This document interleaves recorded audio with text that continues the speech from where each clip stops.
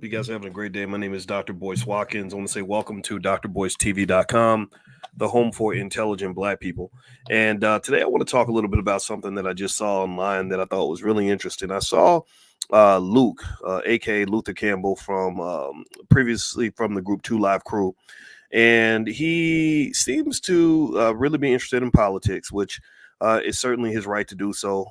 He's OG status in hip hop, and he's somebody that I'm sure has something to say, and I think it's worth hearing. But as you notice, he's become quite political lately. He's gained a lot of opinions when it comes to who we should vote for, and seems to be concerned that we're not all sort of jumping in line to support Kamala Harris. And again, that's his right. But at the same time, it's also our right to resist if we feel compelled to do so. I'm not telling you not to vote for Kamala. I'm just saying that I think that there's space for some sort of resistance on not letting anybody tell you what you should do with your vote. I don't believe anybody has a right to do that. I don't even believe I have the right to tell you who to vote for. I certainly don't have that right. And I want to just start the conversation there. Give me a yes. First of all, let me know you can hear me. Let me know. Can you guys hear me okay? Give me a quick okay. What's up, Max Law, Justin Pender, Jermaine Trusty? I see you. Let me know if you guys can hear me okay. Let me know my audio is good. Also, give me a yes or no. Do you think that people should have the right to vote for who they want to vote for? Give me a yes. Give me a yes if you agree with me on one fundamental point. Do we fundamentally agree on the definition of freedom? Freedom means do what you want. Freedom means vote for who you feel serves your interest the best. Give me a yes if you agree. If you agree with that, then we can be friends. If you agree with that, then we can have a great conversation. If you agree with that, then there's nothing really to fight about. Do you understand? I believe in making things simple, and sometimes we make things complicated. Massa got us in a cage fight.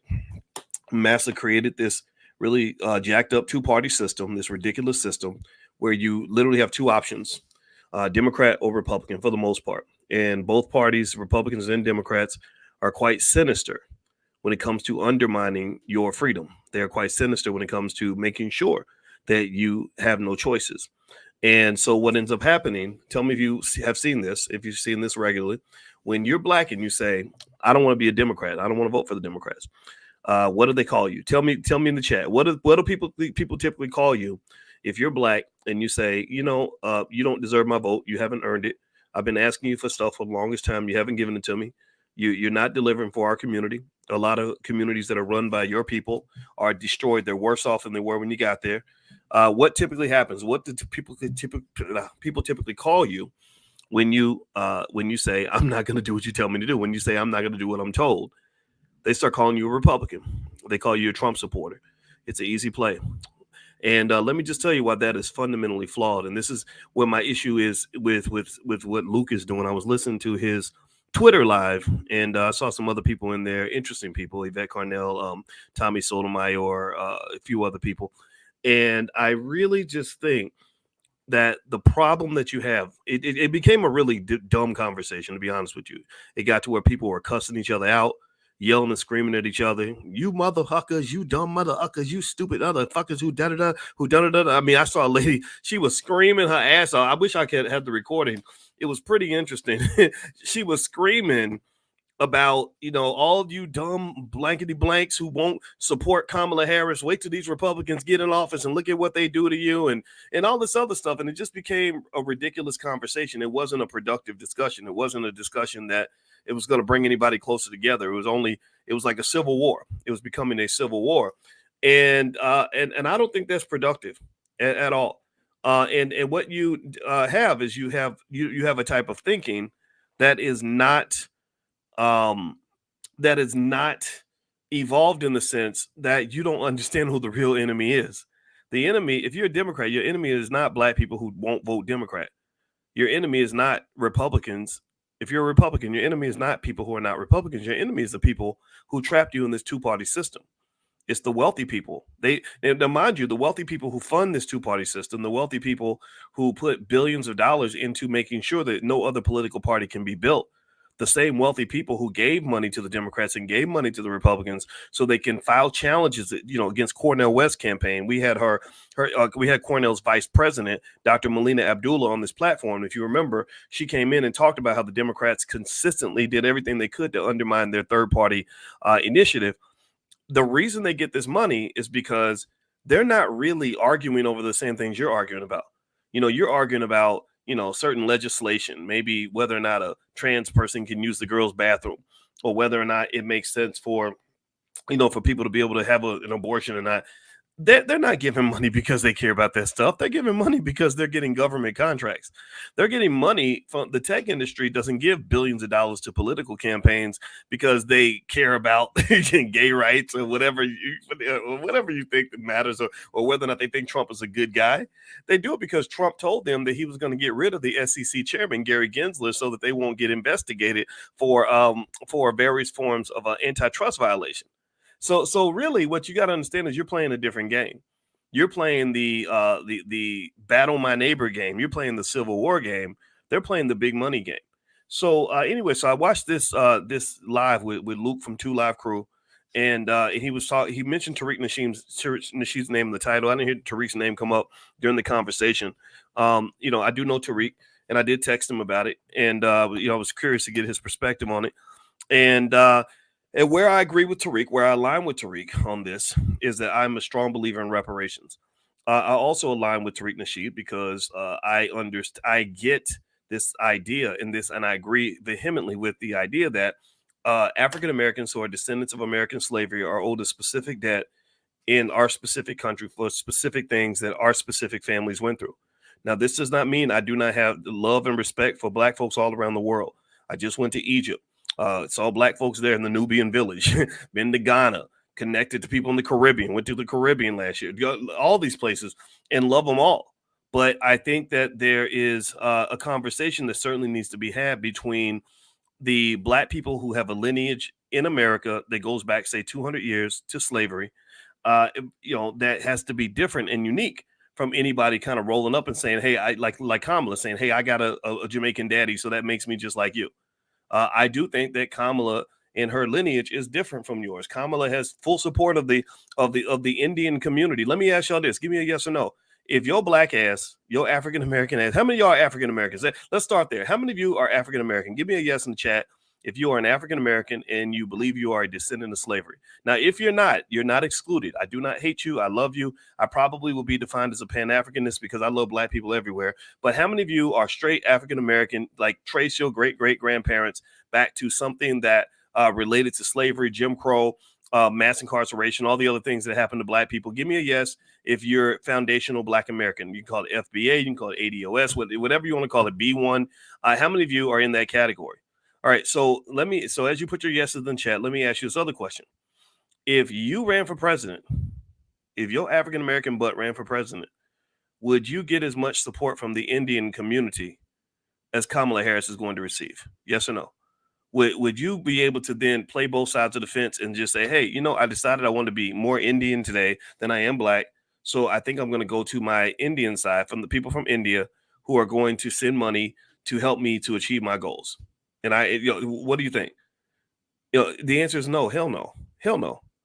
Kamala is not the same as us, and it's not just identity politics. It's not just who she is. It's also what she's going to do, what the incentives are. And she's not lying about it. I mean, she's telling you how committed she is, for example, to Israel. That makes sense. But because Israel has AIPAC, they produce billions of dollars. They're not going to defy the Israelis and the Zionists. They're just not going to, because there's too much money involved. So that's Democrat and Republican, right? So what I'm going to say to you is that this conversation that I saw with Luke, I didn't like it because it was I listened to it for about 15 minutes and I said, man, all these people doing is they getting online and cussing each other out. And what are you cussing each other out about? Democrat versus Republican? Really? I mean, this ain't nothing but a political version of Crips and Bloods. That's what it is. It's gang warfare that's been created by other people.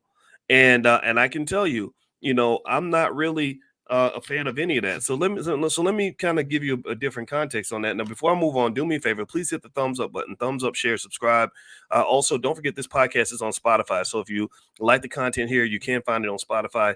Just look up my name, Boyce Watkins. I also give you stock market tips on another podcast I created called Dr. Boyce Daily Stock Market. If you want to know what I believe, I'd rather tell you what I'm for than to tell you what I'm against. Now, if you talk to a Democrat, they'll tell you how much they hate the Republicans. You talk to Republicans, they'll tell you how much they hate the Democrats. I don't want to tell you what I'm against and what I hate. I'd rather talk to you about what I love and what I believe. And here's what I believe. I believe that wealth is the key to Black liberation.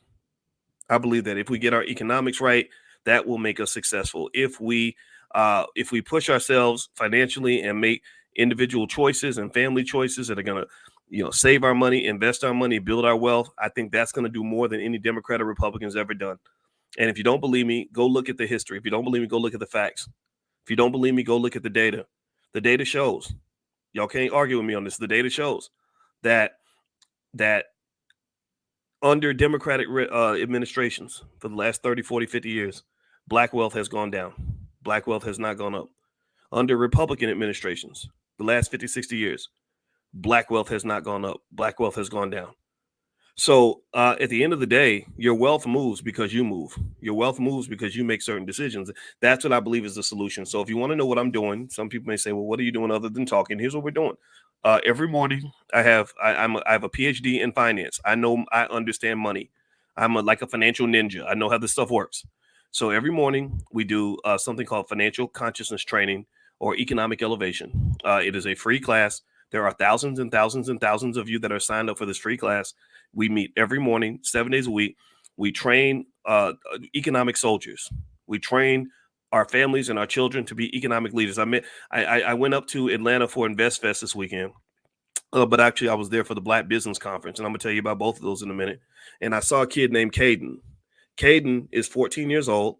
Pay attention now. Listen to me. This is the future for the Black community. Caden's 14 years old. And I said, so you're starting high school? Wow. He said, no, I just graduated high school. I said, what? He said, yeah, I just graduated. And his father, who had been mentoring this kid, told me his son had finished high school. And I said, well, is he going to go to college? What's next? Pay attention. Listen to me. He said, no, because he makes more money than most college graduates. He's already a millionaire. I said, what? And here's the thing. I have been following Caden. Caden is a student of the Black Business School. Caden, he has been connected to us since he was 5, 6, 7 years old. And his parents, they didn't sit around and say, well, boy, you need to be a Democrat. Make sure you show up to your job. Get you a good Black job. And then you get you a good Black job. And then you're going to go to college, son, and go $200,000 in student loan debt. And maybe by the time you're 40, you'll have something. No, his father, who I talked to extensively, told me what his plans was for his kids. Both his kids are killing it. Both of his children are making more money than 90% of the people in this chat.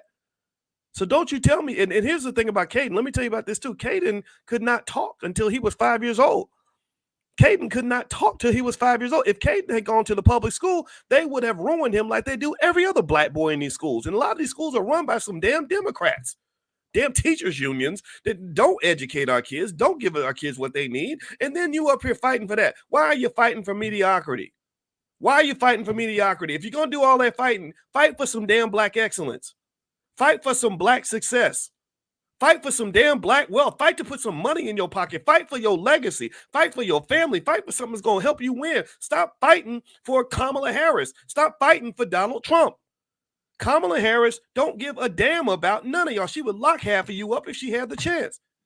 Donald Trump, I followed this man 35 years. He don't give a damn about you either. So what I don't understand is how in the hell we got a civil war fighting over people that ain't gonna never fight for us. Let me just say this. You will never, ever in a million years ever see Kamala Harris in a heated debate cussing somebody out over the fate of the Black community. You will not see that. You will not see that. Yeah, now maybe she'll go to the line for the Israelis, maybe she, so they can have nuclear missiles and whatever, because that's her job. But she gonna do that for you. And Donald Trump show us how he ain't gonna do it. So what are you fighting for? That's my question. And what are you fighting about? It's silly to me. It's as silly as fighting over whether or not you think the Cowboys are gonna beat the Giants. If the Cowboys beat the Giants, Jerry Jones is not gonna send you a check. Jerry Jones don't like you. He don't even know who you are. So you're majoring in the minors. That's what you're doing. When you get in these little civil wars, these little Negro fights, you're majoring in the minors. You're literally fighting and stressing yourself out, giving yourself high blood pressure, raising your cortisol levels over something that ain't gonna make a difference in the damn price of tea in China. So if you want to know what I believe in wealth.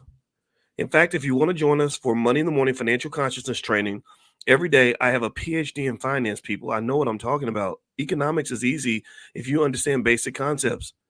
Text the word morning to 87948 and you can join for free. Text morning to 87948 if you live in other countries. Because again, because I defend the descendants of slaves does not mean I hate any black person around the world. I don't hate you. I love you. I love all my black folks in London. I love my black folks in the Caribbean. I love my black folks in South America. I love my black folks in Africa. I love my black folks all around the globe. And some of y'all that are isolated in places like China and Japan, I know y'all everywhere.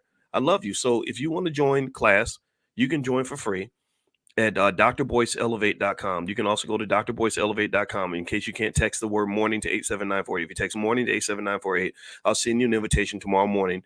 We meet every single day, 10 a.m., 7 days a week, because that's what you got to do to be good at something. If you want to be a great basketball player, you practice every day. You want to be great at football, you practice every day. You want to be great at cheerleading, you practice every day. So we practice every day. We practice our economics every day. That's why we're the best. Anyway, Nat Cole says she's in Portland, Oregon. Wow, that's like being on Jupiter. Portland is a very weird place. But the liberals jacked up Portland, by the way.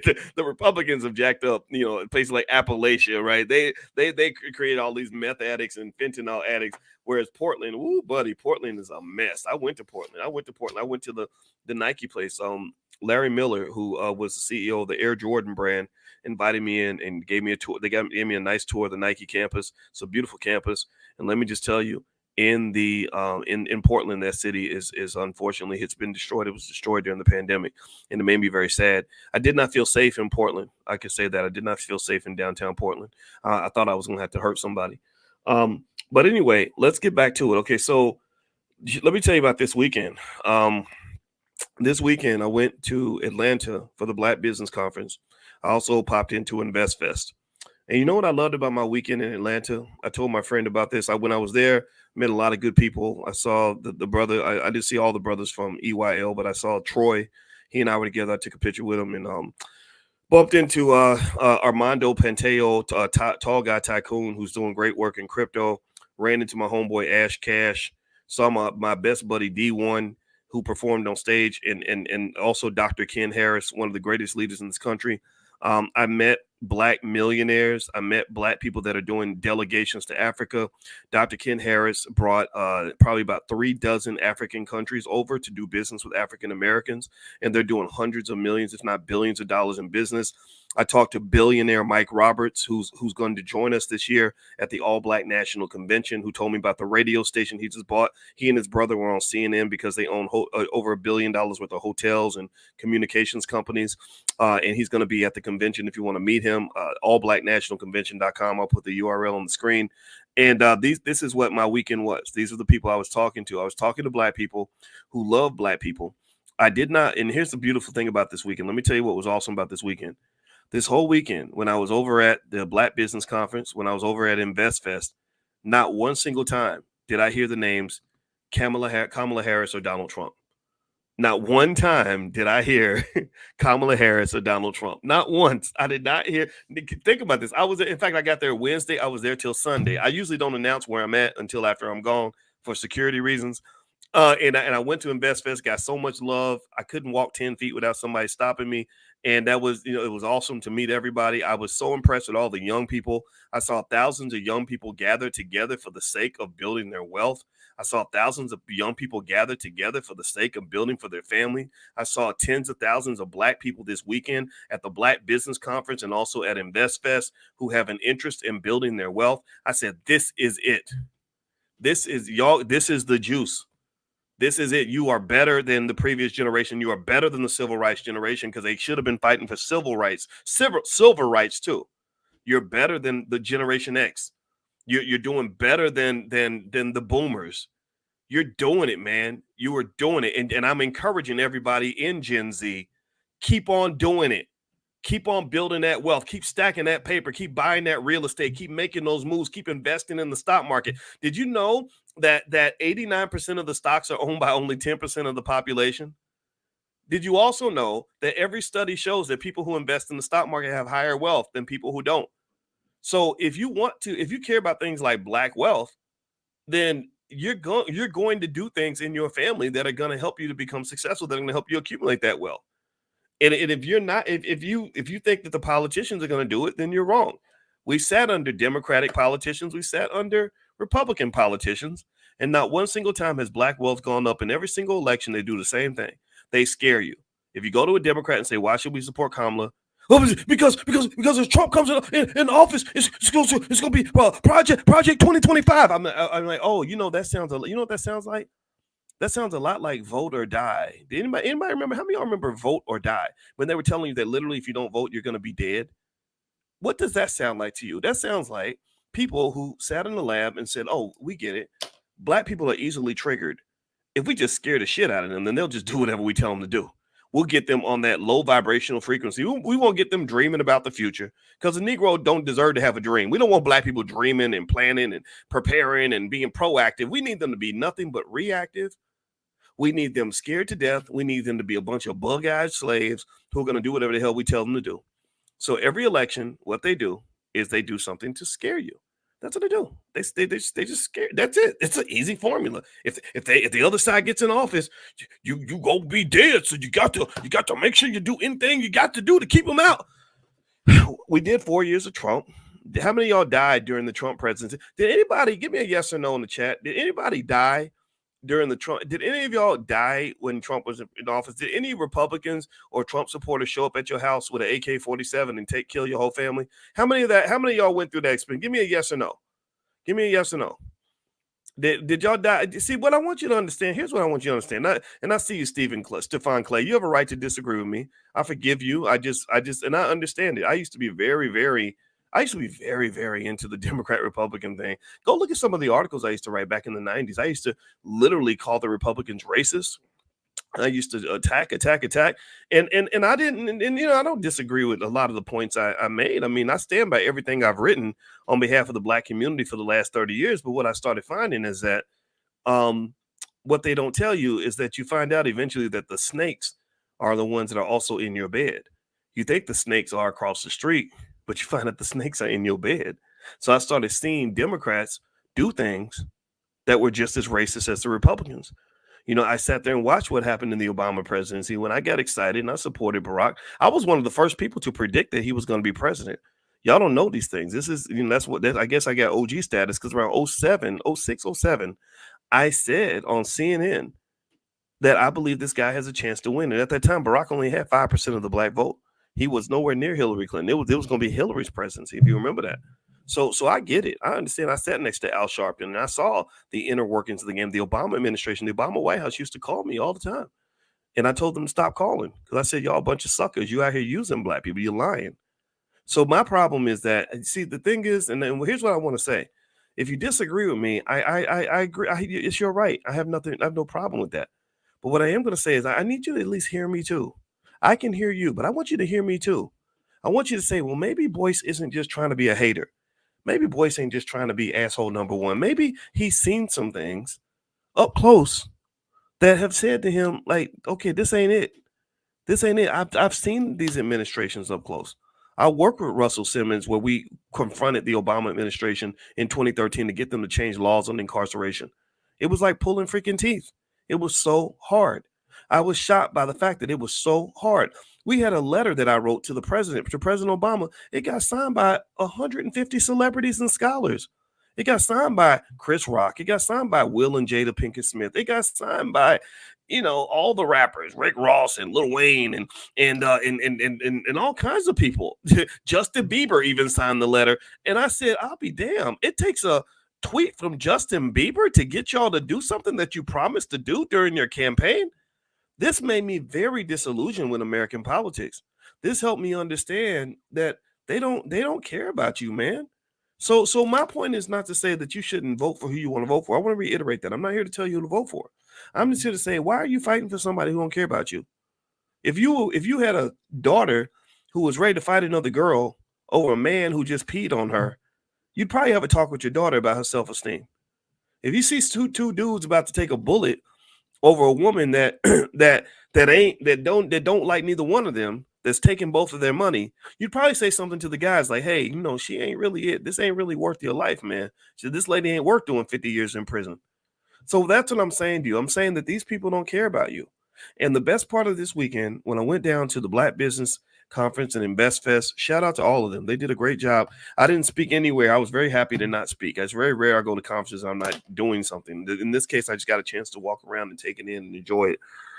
The whole weekend, the best part of the weekend was I did not hear anything about Democrat, Republican. Not one single person got on stage at Invest Fest that I saw or the Black Business Conference and said the pathway to Black wealth and prosperity is to all go out and vote for Kamala or to all go out and vote for Trump. Nobody said that. So that's my position on that. I think that Luther, Two Live Crew guy, he has a right to have his opinion. I respect that. It seems like he's evolved out of hip hop. He's getting more political. I don't know his credentials in this area. I think that, if I question his ability to do that, I think that's no different from if somebody questioned me if I decided I wanted to become a rapper. That I think that would be kind of weird, right? If I decided, hey, you know what, y'all, I'm about to drop an album. It's called Pop Your Coochie Part 2, and I just want to be the new Two Live Crew. Instead of being Two Live Crew, I'm be Two Live Boyce. Instead of being Dr. Boyce, I'm gonna be Two Live Boyce, and I want to do what Two Live Crew did because apparently it must be easy because all you got to do is get some women up there to shake their cooches and in the camera and whatever. And I think Luke would probably question that. He would say, well, you don't really have the skill nor the background to do this. So I think the same thing is true when you see a rapper who decides that he wants to become a political analyst. Do you understand? I know he ran for mayor of Miami-Dade, and I respect that.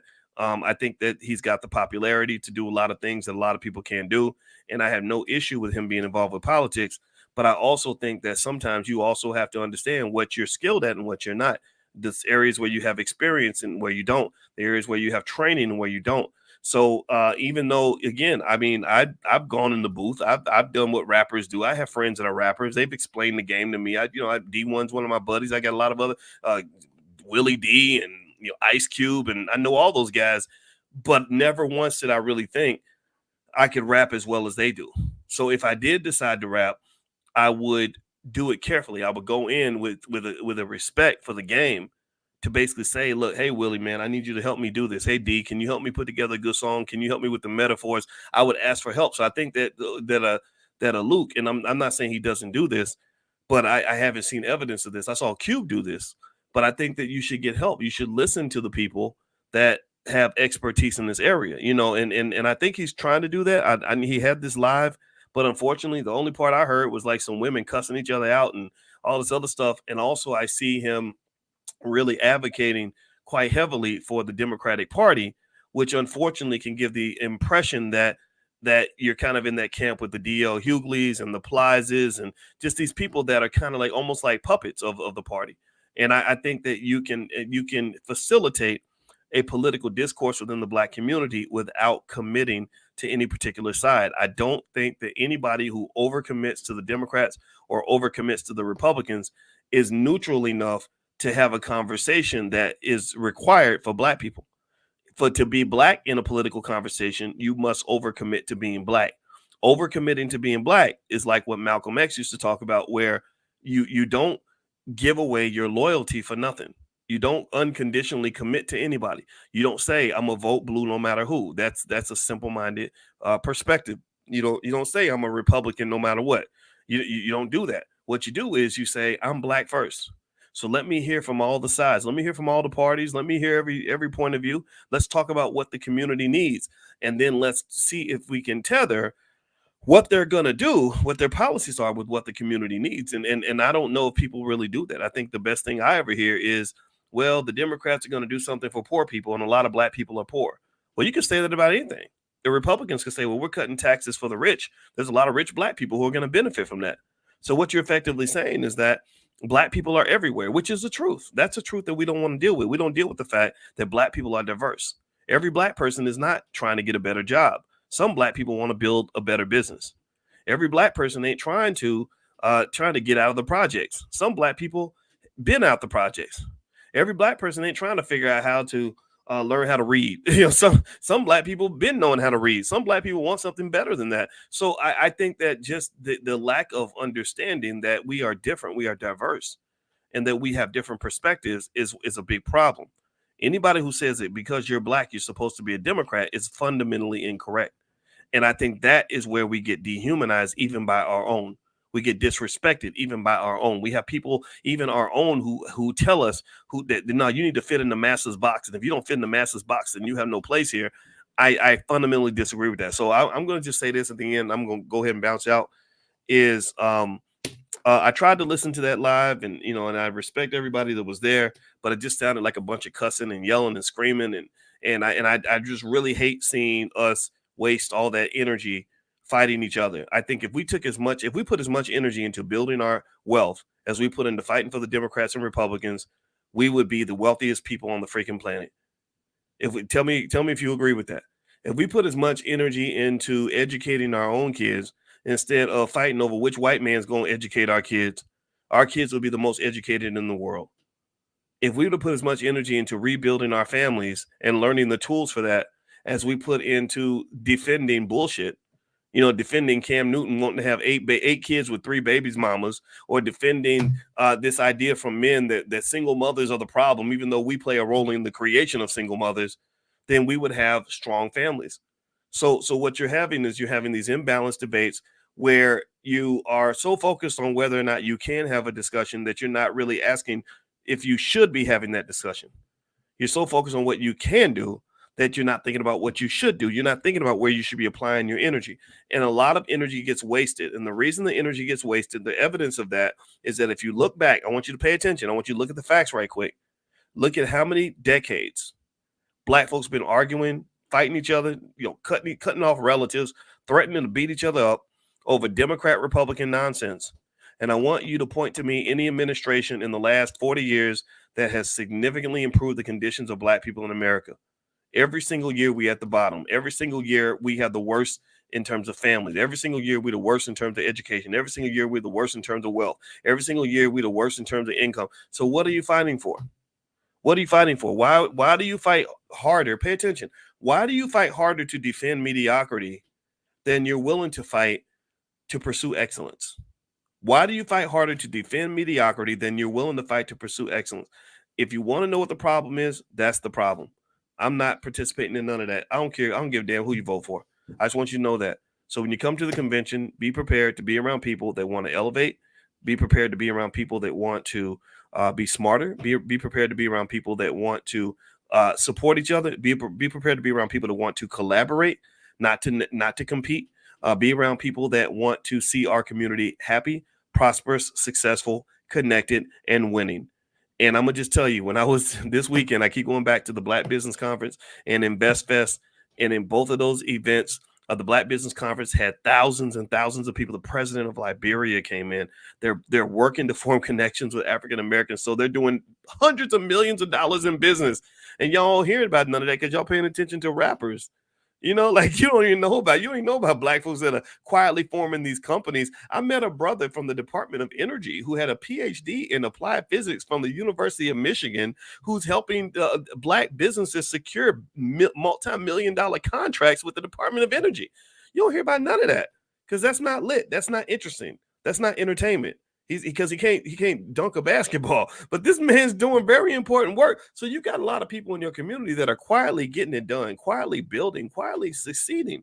And a lot of these folks came from regular, humble beginnings. Stop acting like they were all born with a silver spoon in their mouth. No, they went out and hustled and got them a silver spoon.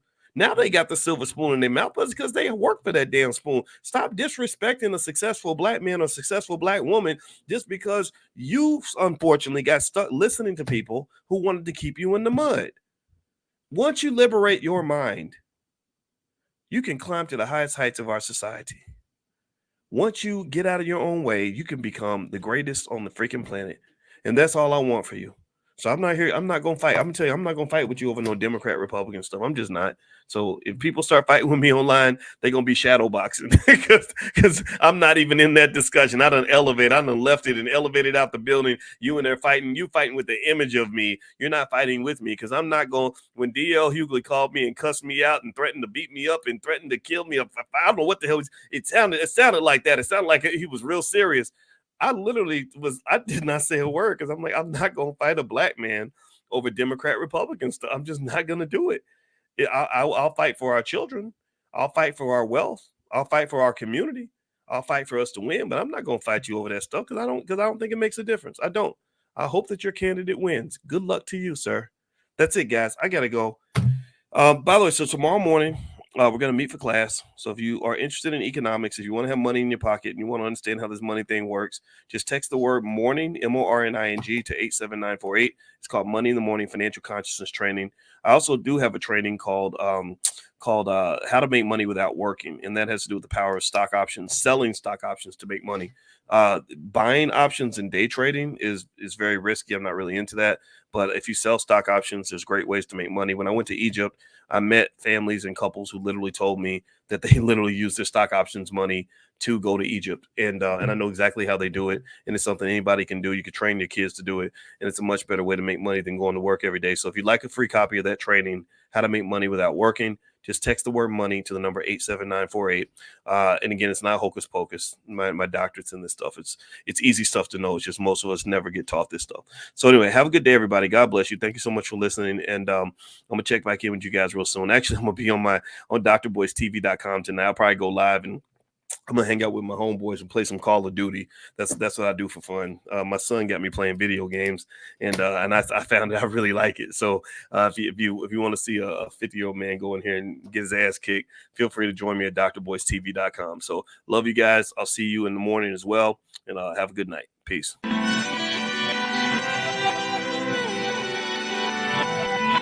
Here we are, clan the isms, cataclysm, great. Our people out here struggling, trying to make it in this state. Everybody out here doing it, but we the ones who late. Now family, we the ones who gotta delegate. Get that money in the power, never be fake. Stick to cosign for 3. What did he say? Create jobs, support our own. Educate the same and buy back your home. Got 3 degrees, triple 10. 3 PhDs, now we on the CNN. DBTV, let's talk about negligence. Ignorance is bliss, but we can turn it to intelligence. Believe none of what you hear, half of what you see. Let's break it down here on Dr. Boyce TV. Growing up, and it led me to where I'm at now. Wow. Okay, so you had a lot of great influences. Yes. That really helped you to get to where you are now, and Yes. and that I find that's usually the case. When somebody accomplishes a lot at an early age, it's because somebody kind of gave them a blueprint in advance. Mm-hmm. Like it's a generational transfer of knowledge and really wealth, because knowledge is a type of wealth, right? Yep. Like I'll tell you an example, man. When I went down to InvestFest recently, and there's this other kid that I just sort of been connected to for a while, named Caden, right? So I saw Caden, and he was 14 years old. And I was like, oh, hey, how you doing, man? I hadn't seen him since he was 7 or 8, but I knew he was in the Black Business School learning business and all that at like 6, 7 years old, right? Wow. And I knew he was awesome. making money. Yeah. And he had the mentorship of his dad's always with him. Everywhere he would go, his dad would be with him, kind of teaching him the ropes and everything. And so I'm like, hey, so how you been, man? He's like, oh, I'm doing good. I said, wow, you're 14, you're about to start high school. That's cool. He said, no, I already graduated. And I was like, middle school? You graduated middle school? He's like, no, I finished. His dad was like, no, we finished high school. We went ahead and knocked that out. And and I said, so where's he going to knock that out? Right. And I said, so where's he going to go to college? And he's like, no, we're not going to do college, because he's already a millionaire. He's already making more money than most college grads, right? And to me, that I thought that was the coolest thing, because it kind of shows like how much untapped potential there is, like, because I'm sure yourself, and I'd like for you to kind of share this with me from your perspective as a young 20-year-old who's about to be 21. Happy birthday, by the way. When you look around and you see other people your age that maybe could be doing something as amazing as what you're doing, but they can't see that in themselves. How do you kind of process that? Like what's that kind of like for you to be so different from other people your age? Yeah, I mean, it's growing up, I always knew what I was doing was different. I know most kids, um, they were going out partying in high school. Like still to this day, I've never been to a real party, a house party or any other type of a function situation. I've never been. It was always the weekends I'm at the racetrack. So I always knew what I was doing was kind of different from most kids, I guess. I just didn't know how to. Being young, I didn't know how to handle it. Like, obviously, I want to go out with my friends sometimes, right? But I got a race this weekend in Pennsylvania, so like I can't do it. And sometimes it sucks. Sometimes when you go out and win, it's like, okay, like I should have came here. I should never went to that thing. But like growing up now, like and being 20, obviously, and like college ages, like I see a lot of people that are having success, like in D1 athletes or college athletes in general, are having success and doing their own thing, but then they can still go out and still go party. And you know what I mean? Have that work personal life balance.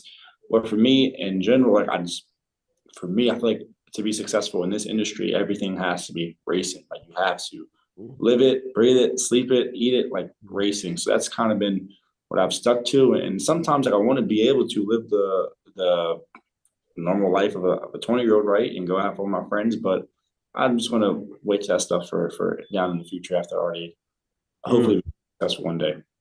interesting. I saw Shannon Sharp, who's won, I think, what, two or three Super Bowls or something like that. And I didn't see his whole conversation about it, but I remember seeing where he was basically he seemed to be making the point that that to be excellent or to be a champion, especially like a world champion or something like that, where you're with the elites, Mhm. you really can't be like this normal balanced person. Everything you're doing is abnormal. Like Michael Jordan was not a normal guy. He couldn't go to the parties like even the other NBA players. He had to be abnormal from them because he's like, no, I want to win championships. I want to be the leading scorer. How does that feel? I mean, how does that go? How do you process that in terms of what it takes to be an elite driver? I mean, it takes a lot of, first of all, it takes a lot of courage for you guys to do what you're Yes. doing, right? And then also you're competing against people that are just damn good at what they do. What's that like for you? Well, for me, it's more on what makes it the toughest. It's more on I say the mental side of things. Like I played every other sport growing up. I wrestled, played basketball, I played soccer, baseball. And like I can wrestling. If I lost a wrestling match, the other guy beat me. I lost. Like I straight up lost. He was faster than me. He had a better move than me. Something simple. But racing, there's a million components from the car that you don't know why you lost this race. Why did the guy Mm. pass you with 2 laps to go? Did you overdrive the car? Did the car just wasn't good? Was the tires going bad in the car? And with that being said, you're racing against 40 other drivers week in and week out, so you're not going to win every race, right? I mean, if you have a 15% winning chances, I mean, you're doing really good as a driver. So for that, it's just the mental side of things of staying strong and staying confident in yourself and your ability to drive. A few years ago, I had to get a sports coach because I just was losing confidence. I wasn't winning as much anymore.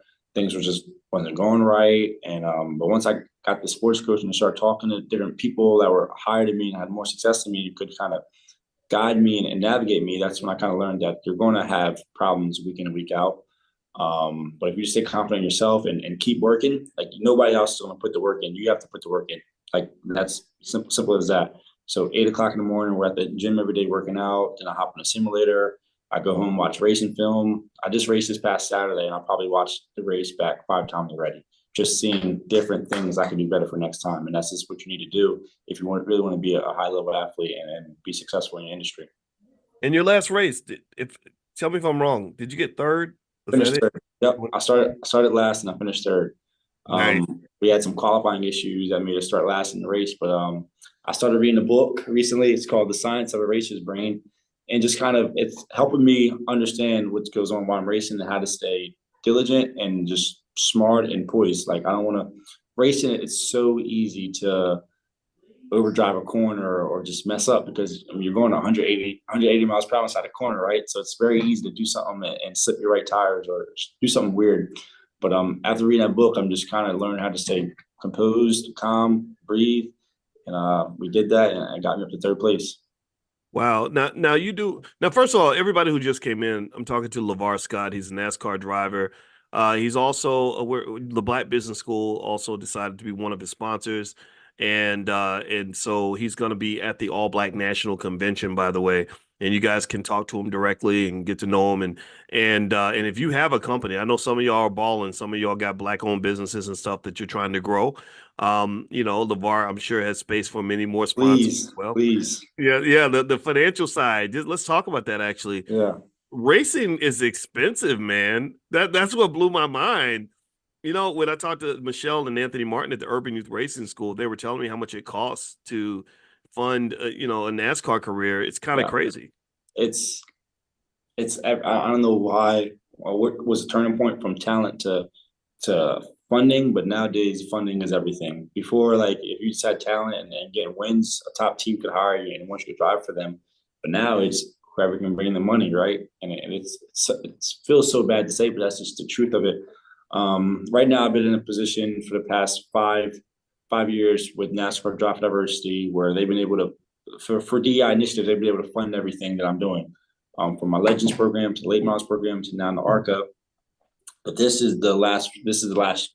Next year will be the last year that I can be inside this program, and after that, I'm kind of going to be on my own funding, financially, to try to find funding to keep racing.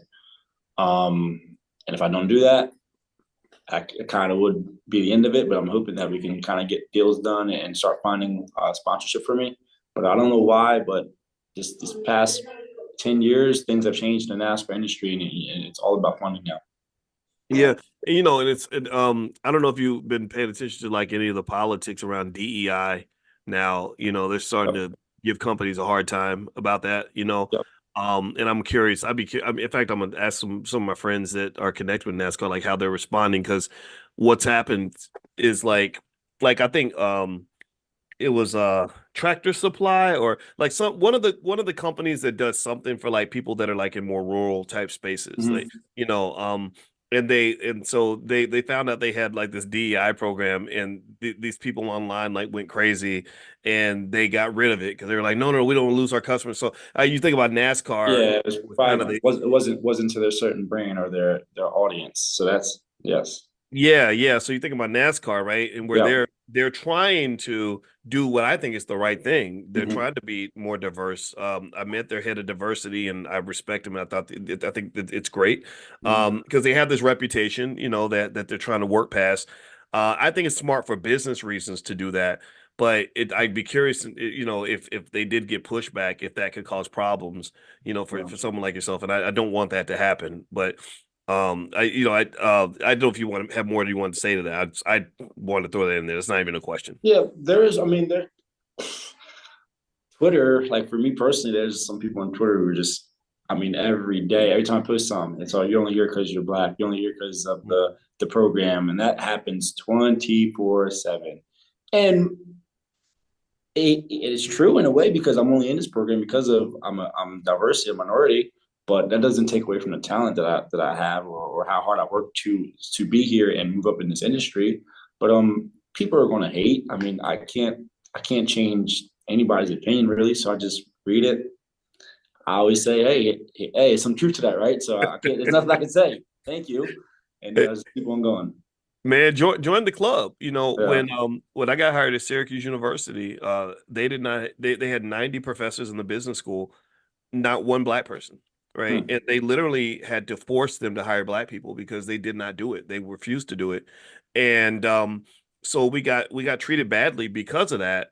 But it was like my thing was like, no, I know I'm good. I know how good I was. I was the top person in my program and all that stuff. So the problem is not me. The problem's with the way you've done things up until this point. Mhm. Because, you and I both know that talented black people didn't just exist in 2024. They've existed for thousands of years. But if those doors are blocked and people are not even allowing our talent to be seen, like you look and think about it, the NBA was all white for a really long time. Yeah. That's crazy now, Yeah. right? Because we know who can dunk that basketball, right? So when they open the door and they bring in the talent, first of all, it's as much of a benefit to them as it is to us. When the NBA became integrated, they elevated. Mhm. You know, I think when racing becomes integrated, it'll be elevated. When golf got integrated with Tiger Woods, it elevated, right? We saw what Yeah. Tiger, right?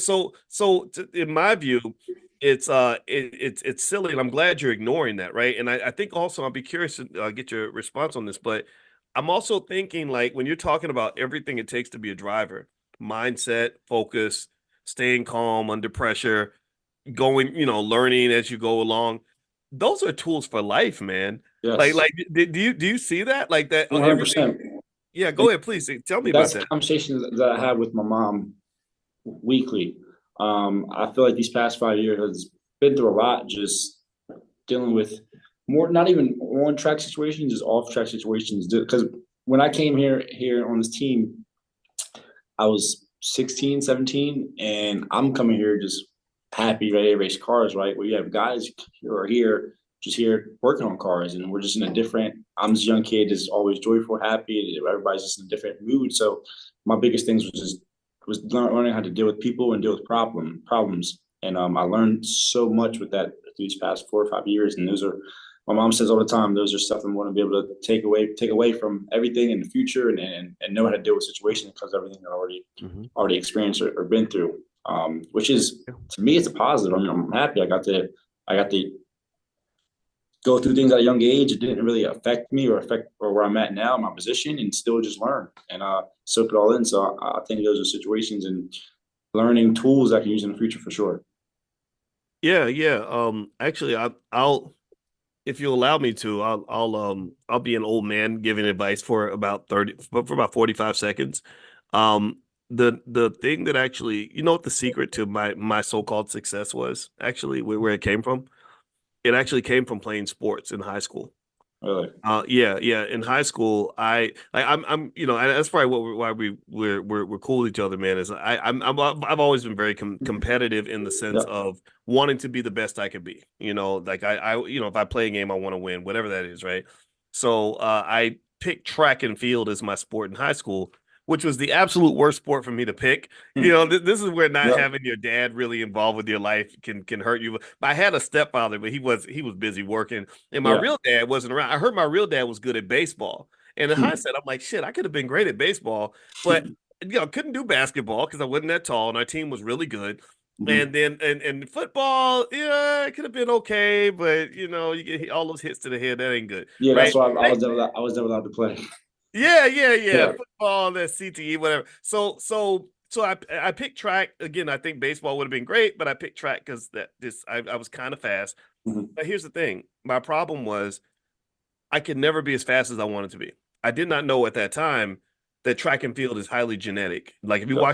if you watch the men's final of the Olympic 100-meter dash, you almost always see nothing but black men in that race. Because we got Yes. certain genetics. Yes. You can only go so you can train your butt off, but you can't be everybody can't be Usain Bolt. Everybody can't be Noah Lyles, right? Yeah. So long story short, I was just painfully mediocre at track. I was good enough to, be in the race, but never good enough to win. Also, I was my dedication to the sport as I became obsessed with just figuring out like how to get faster. I'd read books Mhm. about it, and I did stuff other kids didn't do. Like I would read books, I would practice 3 times a day. I did everything I thought could do, and it Yeah. didn't work. And it was the most frustrating shit ever. Like I remember like literally breaking down in tears one time because my body would not give me what I wanted. But Yeah. here's what was interesting about it that was really powerful, man, was when I got to college, because I couldn't run track anymore, it was like, okay, I don't have any outlet for this competitive energy that I had in sports. So Mhm. I took that energy from sports and just applied it to academics for the first time in my life. I'd never made an A in a class in my life before. I was a terrible student all through school, but here I was 18, I had a baby, which you get 18, you discover stuff like sex and whatever. And so so I had this baby, I'm broke as hell. I'm on this college campus, so I'm thinking, okay, the only option I have in my life is to figure this academic thing out. So I applied what I knew, which was how Mhm. to do sports. And what I didn't know at the time was that sports teaches you a lot of powerful things like how to be consistent, how to set a goal, how to keep going, under Yeah. adversity, how to, teamwork, just a lot of stuff. So I applied all this energy to academics, man. And I just straight to the, I mean, Skyrocket. yeah, the whole time I was in college, I was the undisputed like Michael Jordan of academics relative. Like Because they had a ranking of which black students had the highest GPA. I dominated everyone else for 4 straight years, and I got 2 bachelor's degrees in 4 years. I could have got three. I just didn't want to take the last class I needed. Right, kicked everyone's ass, and then I just sort of yeah, applied it to my doctorate and everything else. And that energy was always there, right? So I think that for yourself, here's what I'm that's going to say awesome. to you, man. Yeah, I think, and I've kind of alluded to this when you and I talk privately, is that when I hear you talk about how much work you have to put in, how much pressure there is, and you respond to the Yes, pressure. You're hungry. I know it. You know, I can see it, and you're gonna be great. That's why I'm invested in you because I believe in you. But even if what, no matter what happens with this, like I want to make sure you take this and understand you've got a multi-million-dollar asset embedded in your soul. Like you are a $100 million, $1 billion commodity right now. And I don't care if you never ever raced again for the rest of your life. Like you take that same level of intensity to hmm everything you do, you're going to dominate. Look at Michael Jordan. Look at yeah, what he did in business. What he did in business yeah. dwarfs what he did as a basketball player. And he was He the best owns basketball player ever. he You see owns a what I race mean? team now. Yeah, Yeah, man. Yeah. So okay. So now thank you for allowing me to, to no, share that. that was good because now things like you said, you took that like a lot of. I don't want to say a lot of the track and field stuff. Yes, genetic. You still got to work hard. But now when you talk to academics, like that's things that are really in your control. It's if you work hard, you're going to get these good grades and smart. And you did that, and look where it took you. So that definitely is saying something. Yeah, yeah. Like I felt like when I was competing in track, I had a Yeah, ceiling and I couldn't break through the yeah, damn ceiling. But once you took the ceiling off, it's like opening up a bottle of Coke where you've been shaking it, and the yeah, Coke can't get out. Then boom. yeah. So let me go back and ask you about this, man. So Michelle and Anthony Martin with the Urban Youth Racing School, when they were telling me about you, and by the way, this is LeVar Scott, who's a NASCAR driver. In case y'all just came in, and he's blessing us today with his time. And also, by the way, I'm going to keep this relatively short because he got stuff to do. They were telling me about things I did not know in Black history, like the Golden Glory sweepstakes, when our people used to have our own racing leagues, and fans and fill up stadiums, and thousands of businesses connected to that. How much have you learned about that, and just some of the great people that came before you, and how does that sort of play into the significance of your role as a black driver? Yeah, a lot. That was kind of the basis of what you just said, or what I know about the how we had our own racing league, and it was all of us, and it was pretty cool. And Wendell Scott, who was the first one African American to win a NASCAR race, that's what really pushed me over the edge to learn more about it and be an advocate for it. When I was growing up, Wendell Scott was the only guy I ever did all my reports on. Like I went to school dressed up as Wendell Scott before it, like in my suit and everything. It was like, yeah, that stuff. It was awesome to see that, and because no, he was the only one at that time doing something big. For me personally, like that is why I'm here. That's one of my biggest roles is to try to bring youth, African Americans inside the sport and show them how awesome the sport can be. I mean, I can't tell you how often I travel to go to Boys and Girls Clubs or go to NASCAR foundations and talk to the kids. I had to go to one in the next few weeks actually. It's very, very, very important for me because growing up, Kyle Larson, who is my guy, races now. If he would have came to my school and said something to me personally, I don't know what I would have done. So, and I'm not Kyle Larson yet. So if I can be that guy and talk to the youth and talk to the kids somehow, I want to be the first person to do that, and I try to do it as often as I can. Okay, so you carry that proudly, like because you got some people that are like, yeah, I'm black, but that's not important. Whereas you Yeah, you you you got to know know who you. you are. It's extremely important, and some people don't know that, and you got to show them. I remember I was in Chicago about a few months ago, and I did like 3 days of touring and just talking to kids, just talking to them, and want to be a part of it. And that stuff it really does mean a lot to me because if that would happen to me, I think obviously having my family and having them as my support to the racing. But if it wasn't for them or seeing people that I wanted to be like one day or achieve the success that they have, I wouldn't have been doing anything I'm doing now. Wow, man, I absolutely love that. I mean, I think, and in case y'all want to know why the Black Business School wanted to support LeVar, and it's LeVar with a V. So when y'all go look him up, make sure. Some people, I saw someone type Lamar. I'll make sure we got to say his name right. Say his name. Um, what if you want to know why we wanted to be a part of what you were doing and support you is because I saw you at it wasn't Talladega, Daytona. Daytona, yes. Daytona 500. Yeah. And so I was watching your race, and it was before, I guess, where the bigger names were racing the next Yep. day, and Yep. and you and your car was out front for a really long time. And I was like, wow, that guy out front, he's really smoking. And then I remember Michelle Martin from the Urban Youth Racing School said, yeah, that's a black guy. And I was like, really? Cool. I'm gonna cheer for the black guy. That's just what I Yeah. do. And you did really well. I don't remember what place. What place did you get? Fourth, sadly. Yeah, yeah, yeah. But And so she introduced me to you, and we were sitting there talking. And whenever I meet somebody that is an athlete or even like a rapper or anybody, I'm always doing like an energy check just to see like what mhm, kind of dude am I talking to? Some people just are terrible, just bad people.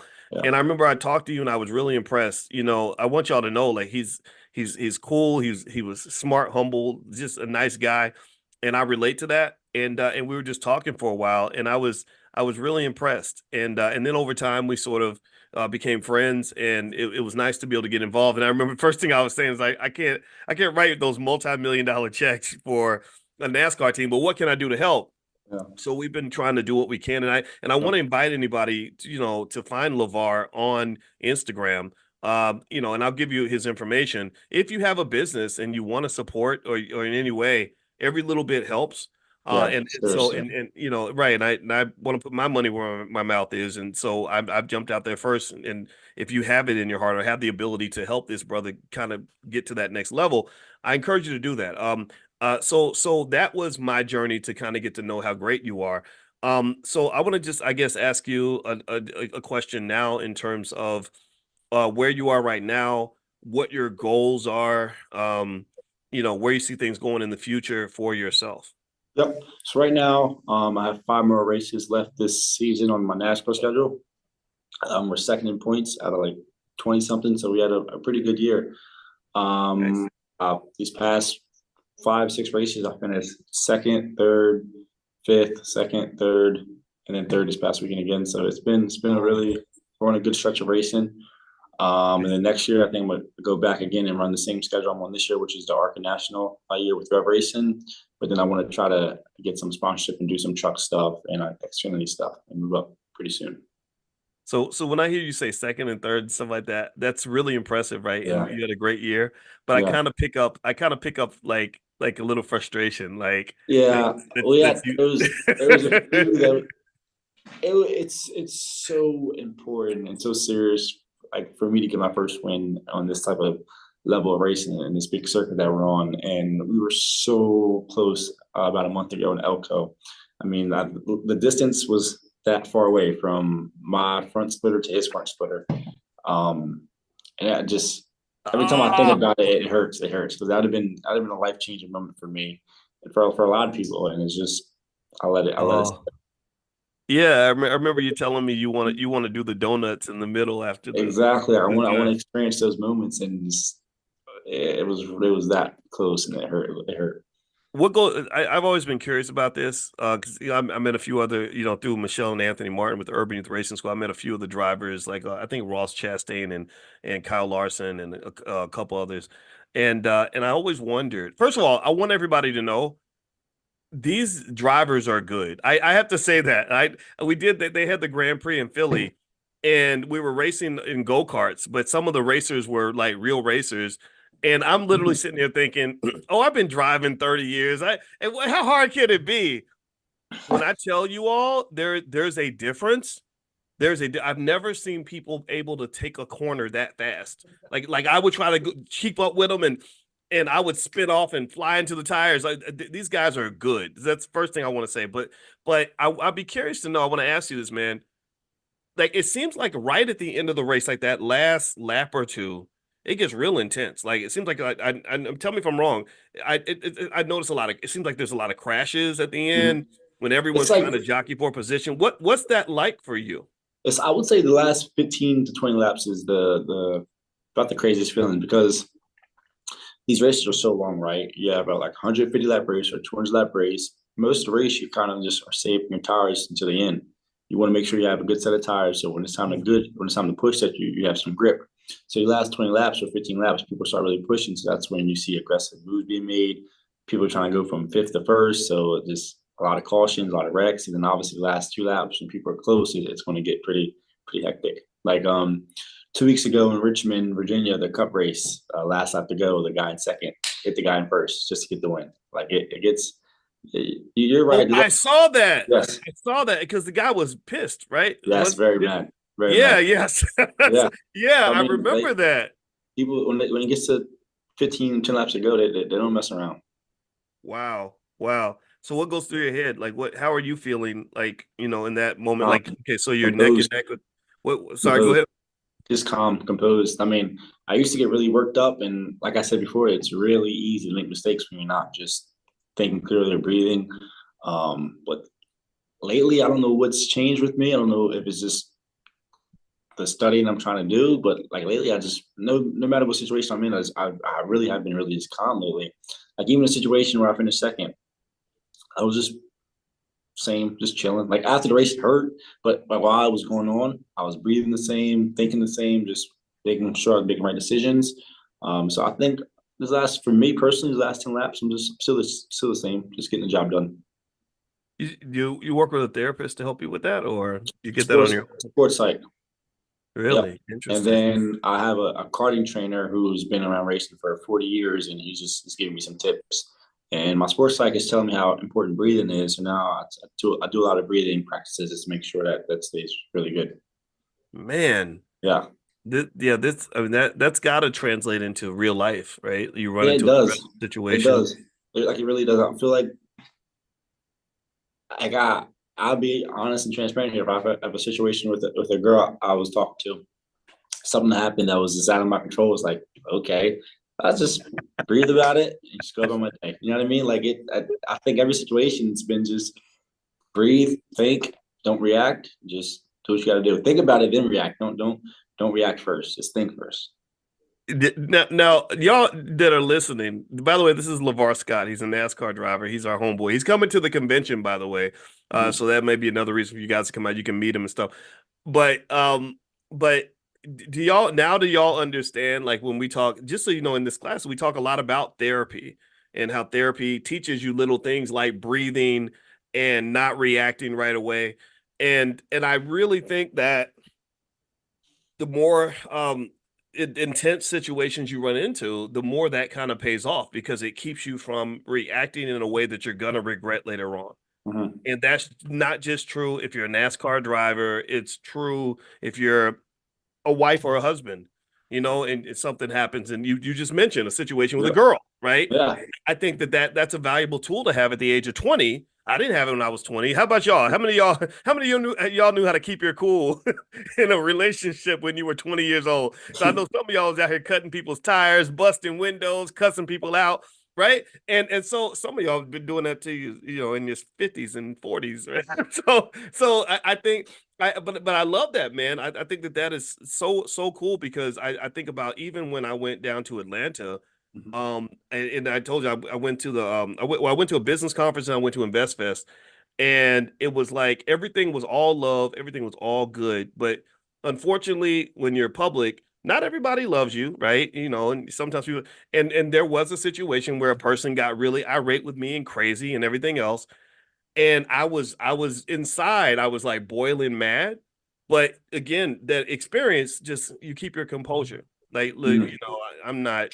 I'm not responding to that. But inside, it's like, okay, boys, we're gonna count to 10, we're gonna breathe, we're gonna use all these Yep. therapy techniques because we're not gonna go out here and do something that we're gonna regret later on.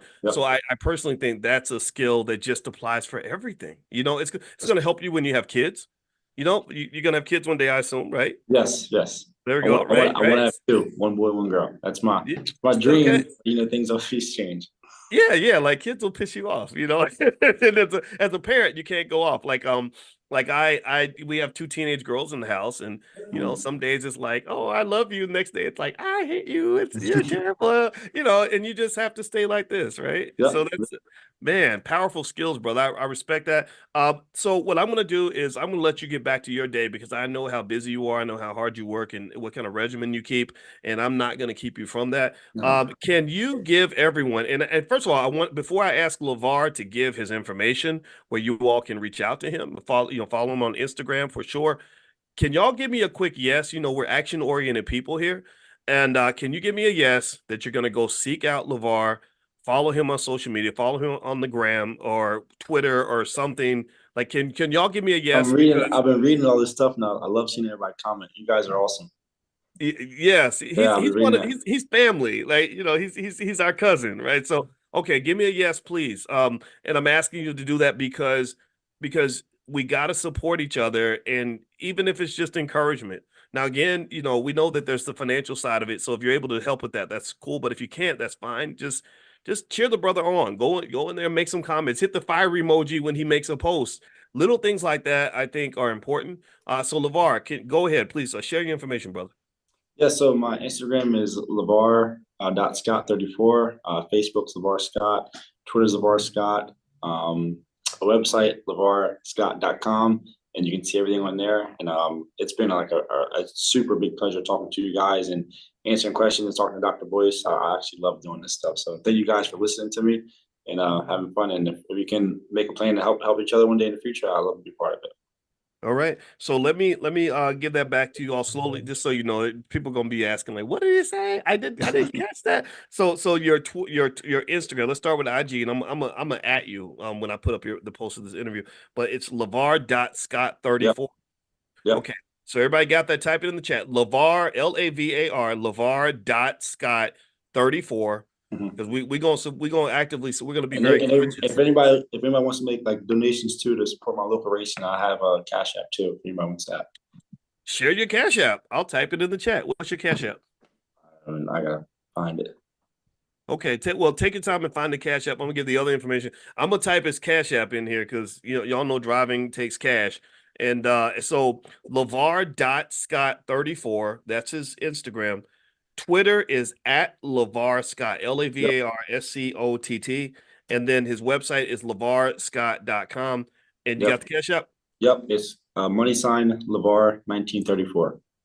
Okay. LeVar 19. Now, why 1934? 19 was for some reason my favorite number growing up. I don't know why. I just once I saw number 19, it was it. And then 34 was Wendell Scott's number. Okay. So I don't know So why, but I always keep a piece of Wendell Scott with me somehow, whether it's one of my race car numbers or just a number on my phone. It's always Wendell Scott. Levar, I love that. somebody said something. It's Levar, Lavar. Yeah, LAV is in Victor, AR. So you said so your Cash App is $ LeVar 1934. Did I say that Yes. right? Okay, cool. All right, so I'm gonna put this in here if anybody feels compelled to send something over in the Cash App. Also, once again, Instagram is LeVar.Scott, LAVAR.Scott34, at LeVar Scott, LAVARSCOTT, LeVarScott.com. I saw somebody put at 19 Keys, reaching out to him. Yeah, I know 19 Keys. I don't have his phone number, but I have met him. And I think anybody, I'd love to see LeVar at Invest Fest or something, on stage. I think that you got to mobilize behind the people that we want to see do great things. Like y'all can sit all day and complain about what's going wrong with some of the youth, right? Like, I can tell you, brother, I know. What makes me happy and sad to see your success is that I think about another kid I know who's your exact same age, Yep. who's in rehab on a fentanyl addiction, right? And another kid who's in rehab on a meth addiction, right? Yeah. And it's the sometimes the culture can take away somebody like think about this. For You sure. take right, you take away a LeVar and you replace him with a drug addict or something. Like that's what they want to do, right? So I think as much as some of y'all might agree with me when we complain about it, I think we got to cheer it on when we see the positive. So I hope you can be involved in supporting in some way. So that's my plea to you. So I would say thank you, Thank man. you. It was Thank an you. honor. Awesome, It brother. was And honor. It was honor for me. Seriously, Absolutely. I love Absolutely, answering man. questions. All right, brother. Well, good to see you, man. And Thank you. everybody have a great day. God bless you. And we will be back tomorrow morning at 10 a.m. Eastern. So don't forget, if you want to get an invitation to Money in the Morning, text the word morning to the number 87948. Text morning to 87948. Secondly, tomorrow I'll send you information if you want to join the estate planning class that I talked about before. I'll share that tomorrow. And then also toward the end of the week, I'll give you guys the offer for the convention that I mentioned that I would give you guys in here only. So all that's going to happen this week. So we'll see you all tomorrow. Have a great day and take care, brother. Good to see either party. In fact, if you had to pick one, what would you say? What would y'all say? Do you think that that the Democrats would be a better alliance? Do you think the Republicans would be a better alliance? Do you think that neither party, both parties? What do you think? And this is an interesting question to me today because Dr. Claude Anderson has actually written about this. He actually, in question number 64 in his book called The Black History Reader, which is at powernomics.com. Everybody should read Dr. Anderson's books. Question 64 literally is, should blacks ally with liberals or conservatives? So I said, oh, okay. Well, since we're in the middle of political season, let's see what Dr. Anderson has to say. Maybe he can provide some insights.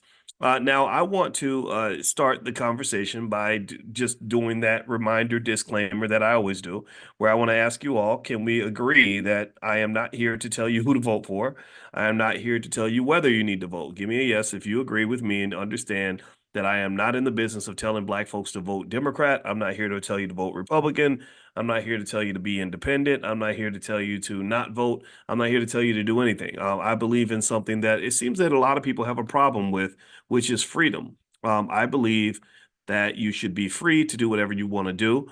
And anybody who has a problem with that, anybody who has an issue with me encouraging black people to do what's best for themselves, should probably, in my view, question their own incentives. Why would you not want black people to do what's best for themselves and best for their own families, unless you either A, want to manipulate them for your own purposes, or B, believe that they are just too stupid to make their own decision?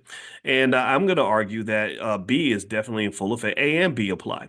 There are people, in my view, who use our community for their own purposes. I do believe that. And also, I believe that there are people who really do believe that we're just not smart enough to understand the gravity and the power of freedom. In fact, did y'all know this, that when they freed the slaves, there were people who were worried, who said, these were liberals now. There were liberals who said, well, why would we free them? Because they wouldn't know how to be free. They don't know how to live without our help. They need our help. We're like their parents. They're too dumb to know how to make their own decisions. So because they're borderline animals. So why would we let these people be free? We'd be hurting them. In fact, we're helping them by keeping them under our guidance, under our tutelage, and under our control. This is a real thing. So really, I'm going to say that I think A and B are in full effect, that there are people who just believe that we're just not smart enough to make our own decisions. And I vehemently disagree with that, obviously. And or B, they want to use us. I think that there are people who use us. They've done this consistently. There are Democrats who use us. There are Republicans who use us. It sort of happens across party lines. If you let somebody use you, they're going to use you. Politicians are the ultimate pimps. In fact, they really, really, really need to be on the street corner because they are damn good at what they do. And I'm just going to tell you, it's if you are not awake, then they will be happy to rock you back to sleep. So anyway, give me 1 second here. All right, so what I'm going to do is I'm going to read from Dr. Anderson's book, and I want to remind everybody that if you want a copy of my book, which is The 10 Commandments of Black Economic Power, or any of my other books, or autographed copies, if you want copies of my wife's books or our financial flashcards for kids or workbooks, everything's on sale, 60% off today. Today only, if you go to drboycebooks.com and use the code word morning123, it's all one word, morning, MORNING, morning123. Somebody type morning123 in the chat, all one word, and it's drboycebooks.com. You can get 60% off. And I think there are actually a few more All Black National Convention passes on the platform. So you can actually get a discounted pass. Feel free to, take advantage of the opportunity. All right. So tonight's question that we're going to cover in Dr. Claude Anderson's book is should black people form alliances with Democrats or Democrat or Republican parties. Okay, and I what I noticed, a lot of you said no. And yeah, I tend to agree with that. I don't think these alliances are healthy. But what I want to do is I want to read and just kind of let you reflect on the arguments that Dr. Claude Anderson is making in his book, because this is not just a matter of us going by what we feel. I want to encourage you to think. I want us to really stop and process things, as opposed to just having knee-jerk reactions, or doing something because it's popular, or doing something just because it feels rebellious. I want you to really just come to your own conclusion. And at that point, I'm not going to tell you what your conclusion should be. I'm just going to be the one who is going to encourage you to go in the direction that your instinct tells you to go. So I'm not telling you what to think. I just want to encourage you to think, because if you don't, and then these people will use you up and chew you up and spit you out and screw you and everything else. And I think that's what's happening. I mean, Lord Jesus, I don't know if I was more frustrated watching the Republican National Convention or the Democratic National Convention.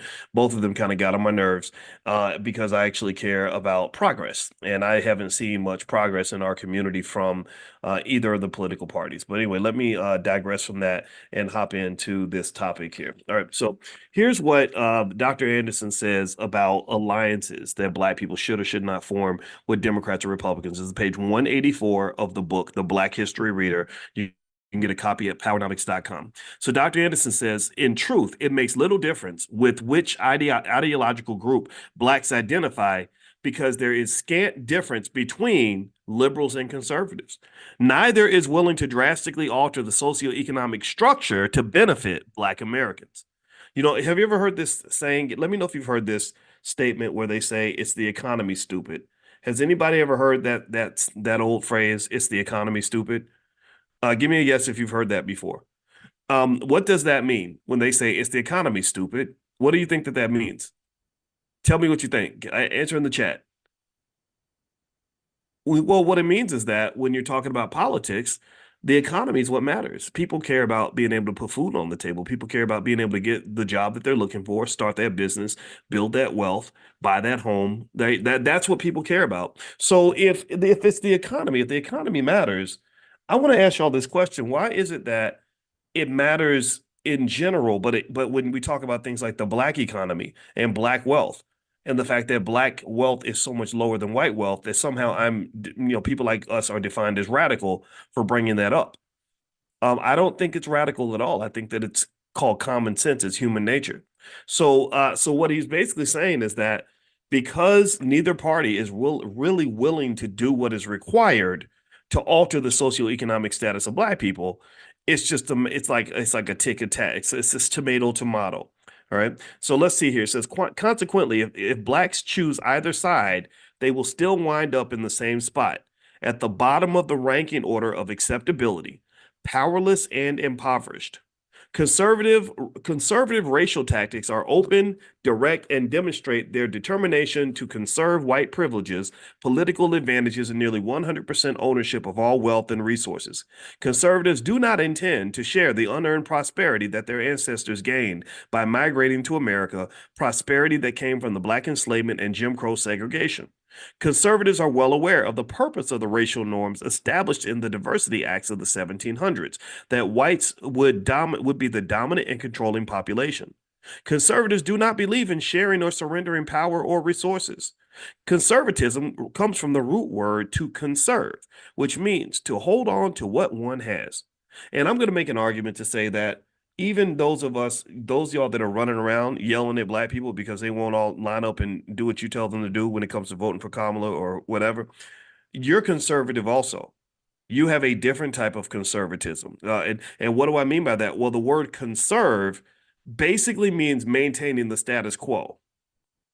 So if you're telling me that I got to go vote for who you voted for just because that's what everybody's doing, and that's what your grandma did, and that's what your mama did, and that's what your daddy did, that's conservatism. That's another type of conservatism. Do you understand what I'm saying? That you're basically saying that changing things is not possible, or it's not appropriate, and that you want me to simply do what you did. Let me know if you get what I'm saying. Give me a yes if you follow the logic here. That's my argument. My argument is that you're dealing with conservatives on both sides of the aisle. you're dealing with conservatives on both sides of the aisle. The only difference is that the white conservative in the Republican Party tends to be conservative in certain areas as it relates to maybe his economics and protecting that wealth and the power, the white privilege power for sure. Whereas the liberal conservative is somebody who simply says, keep doing what you've been doing, the same strategy that hasn't been working, the same people that haven't done anything for your communities. These are the same people that we want you to keep in power. So we're here to conserve the power structure. Just this morning, I brought in Dr. Melina Abdullah, who is the vice president running with Dr. Cornel West. And Dr. Abdullah, we had a long conversation, well over an hour. You should go check it out. And basically, she was explaining how hard the Democrats work to conserve their power when it comes to the political process. They don't want things to change. They don't want the wealth to be redistributed in a significant way. Sure, they'll throw some resources to poor people and things like that. That maybe they're so that's and then mostly though, in addition to that, they'll offer you an abortion if you want one or whatever, right? That's I mean that, and I'm not making that up. That's literally what outside of the DNC, I think they actually had a little makeshift clinic where black women were going in there getting their black babies terminated. Which honestly, I admit that I'm biased against that because I was a big candidate for that procedure. My mother was 16 years old when she got pregnant with me, and they told her that you'd be better off not to have this baby because you don't have any money, and money drives everything. Apparently, there's no value in human life. Apparently, my life didn't matter. It was the fact that she didn't. If she'd had an extra $3,000 in the bank, then they wouldn't have said that to her. Do you understand? So by the so really, my life only came into existence because I had a mother who basically said, "No, my child's life matters to me more than this amount of money that you think that I don't have." Right? I'm here talking to you right now because my mother, in a long time ago, understood that Black Lives Matter. She understood that this baby inside her body was supposed to live, and again, I'm not here to tell anybody what they should and shouldn't do. I know it's a complicated process. I'm not judging you. Please don't let me make you feel bad. But I'm going to just tell you that that when we get to the point, pay attention now. I'm saying this as a finance professor. When you get to the point where you're deciding the difference between life and death of a child over how much money the mother has in her bank account, that is when money has become your God. That is where money has become your God, because I don't think anybody has ever marketed that procedure to masses of wealthy white women. I don't think they'd look at somebody with $100,000 in the bank and say, "Oh, you can't afford to have this baby." They'd say, "No, you can afford to have a child." Now they might say it's your decision at that point, right? But if you're poor and you're struggling, and let's say the father's not around, like my father wasn't there. My father was gone. I think he was gone like very early. I didn't even know the man. Then that can become an economic conversation, which is interesting because here I'm a finance guy, but that conversation is very disturbing to me. I'm not, but again, I don't feel like I have the right to judge you. I'm not judging you. I promise you I'm not. But what I'm saying is I'm very uncomfortable with the idea of us concluding that a child should or should not be here because of money. And just to tell you a personal story, there was a lady that I knew, and I didn't even know her that well. And she was gonna have her fourth or fifth child or something, and she had a husband, and she told me she was gonna get the procedure and terminate the child, and I didn't even know this lady that much. She probably I don't know, but I said, I wasn't trying to judge. I just said, so why are you doing that again? And she said, well, because we can't afford the health insurance. Health insurance is expensive here in Mississippi. And I said, and so you're telling me that if you could afford health insurance, you would go ahead and go through with it? She said, yeah, I would. And I literally at that moment, I kid you not, because sometimes God talks to me. I'm not no pastor. I don't ask me to come to church because I'm not coming. But God talked to me. God said, if the difference between this child living and dying is a few $100s, boys, you better go ahead and write that check. So I did. I said, well, if I pay your health insurance, would that help? Would that make a difference? And she said, well, yeah. So she went and talked to her. I said, but talk to your husband about it. I don't want him to think I'm trying to hit on his wife.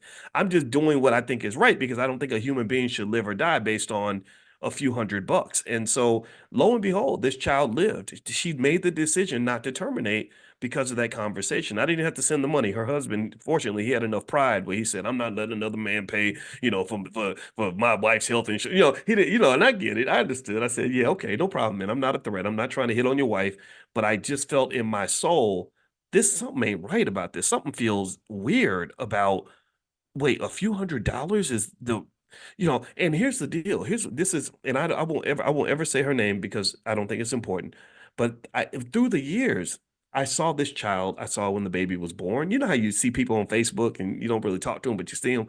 I saw when the baby was born. I saw when the baby turned 1, when the baby turned 3, when the baby went to kindergarten, when the baby went to elementary school. Now the baby's like 11 or 12 years old.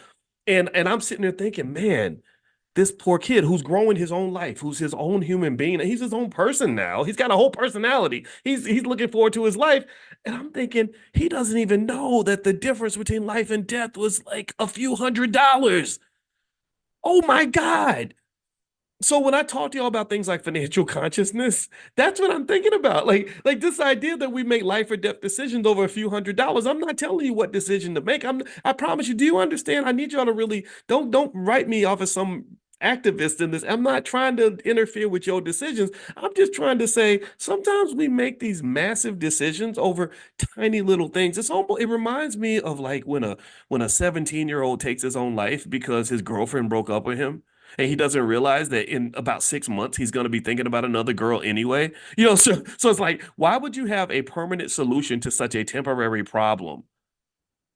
My mother being a poor black woman in Louisville, Kentucky was a temporary problem, but never letting me live was a very permanent solution. You never know, baby. I could have been the only child she could have ever had. Me and my mother have had 53 years of an amazing life together. I paid off her house. And to just know that a couple $100s or a temporary situation could have changed things so drastically bothers me. And one of the appeals I'm going to make to intelligent black people is to say, I need you to just make sure you at least look at the big picture. When you make decisions, decide what you want to do, but let's start looking at the big picture instead of the small one. I talked to my buddy D1 today. D1 is a great rapper, and he's first off, let me tell y'all, he's gonna come in next week. D1, we got to clap for him because actually he just released his new album. I forgot what it's called. I think it's called Loaded. And it's literally right now on Spotify, the number 2 album on earth behind Eminem, by the way. So just let's clap it up for him. And I'm super proud of him, super happy for him, and he deserves it. So he and I talked for a little while.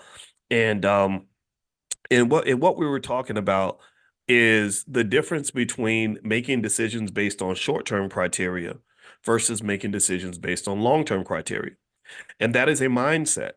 And that is really an investor's mindset. If you look at people that made money from things like gentrification, they were thinking long term. They started planning for gentrification in the 1970s, 1980s. They didn't start on Tuesday and then expect to make money by Friday. Do you understand? So what we were talking about is in terms of politics. One thing that's really interesting to me is it's not so much that I have people telling me, oh, you got to go vote for Kamala or the Republicans are going to destroy the country and Project 2025 and all. I don't have a problem with people believing that. I don't have a problem with people going to the DNC. I don't have a problem with any of that. What I have an issue with is short-term decision making versus long-term decision making. What's weird to me is that I can point to you and show you that every election there's always some sort of threat that is created that is designed to scare you into the voting booth every single time. Go look at it. Y'all remember when Diddy had shirts on that said "Vote or Die"? Like if you don't vote, you're going to die. And I'm gonna be honest, I didn't vote and I ain't dead yet. I didn't die. Or when they told you that a Trump presidency was going to be the end of the world and that they were going to enslave black people and Trump supporters are going to show up in our neighborhoods and kill us all with machine guns. I saw 4 years of Trump. I survived it. I saw 4 years of Biden. I survived it. So what's interesting to me is if you are not a conscious person, if you can't see, remember, consciousness is leveling up. Consciousness is where it's like going from driving a car to being in an airplane. Consciousness is where you can see far and you can see wide. A low vibration is where all you see is what's right in front of you. Well, a conscious person says, okay, I'm going to look at the bigger picture. I'm going to think about what's happening right now for sure. But I'm also going to think about, well, what does America look like 10 years from now, 15 years from now? A conscious person is a person who says, yeah, I got to go get a job maybe right now to go pay some bills.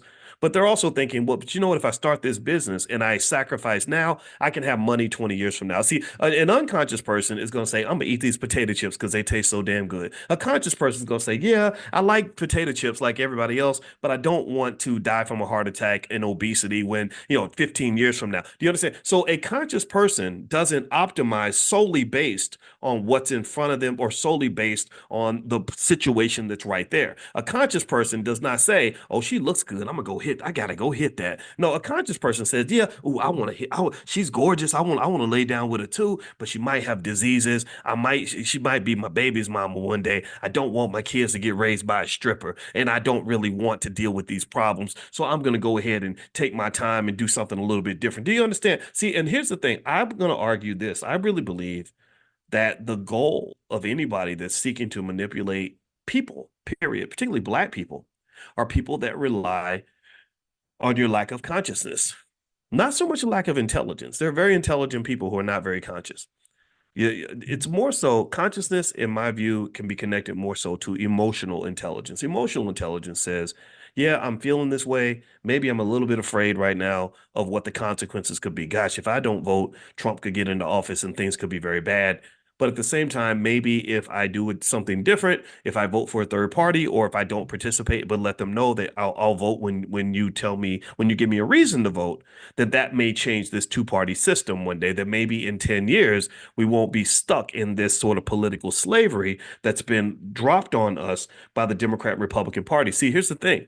You're in the middle of a civil war. You're in the middle of a civil war. Fortunately, it's not violent yet. It could get violent. I saw a lot of violence during the Black Lives Matter protests. I saw violence on January 6th, right? It could get violent, right? You saw Trump get shot at. You've seen people on the right get violent as well, right? So you're in the middle of a civil war. And the interesting thing about the Civil War is that unconscious people are the ones who see the Civil War and they pick a side. They spend their time being mad at the people on the other side of the Civil War. But then the conscious people are the ones who can rise above the Civil War, look at both sides fighting, and actually have their bone to pick is not with the left, it's not with the right, it's with the bastards who created such a fucked up system, excuse my French, that you have to choose between the lesser of two evils. Those are the people I have the issue with. I don't have the issue with my Republican friends because I understand why you're a Republican. Maybe you can't support something like abortion. I know a lot of Christians who say I'm not crossing that line. I understand I don't have an issue with my liberal friends. I understand. Trump is kind of an SOB. I understand why you don't like the guy that much. And I can understand why Kamala, honestly, she is presidential. She looks more presidential than Trump, to be honest with you. I'm not voting for her, but she does. So I get all that. But what I don't like is how we have to pick these sides. And then what happens in a civil war, you got to be careful about, is that civil wars cause people who should be friends to have to become enemies.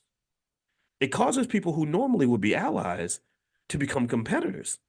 Like I told you about the unfortunate weird phone call I got from D.L. Hughley, and where he's talking crazy to me and everything else, which was very strange to me. I did not say a word. I just sat there and said, what the hell's wrong with you? And I'm sitting there thinking, I'm a black man, you're a black man. I'm sure we have something to talk about other than this bullshit politics that you want to talk about. I'm sure that there's something in common that we have where we could form an alliance and work together rather than sit here and fight over a political party that doesn't give a damn about either one of us. They probably wanted both of us to be aborted before we were born. They wanted both of us to be in prison. They wanted both of us to be dead. They wanted both of us to be uneducated. They wanted both of us to be unemployed, marginalized, disrespected, disregarded, and thrown out to trash like a lot of other black men in this country. So I'm trying to figure out for the life of me why I got black men and black women who are literally trying to fight me over Democrat Republican stuff when there's so many other things we should be fighting for.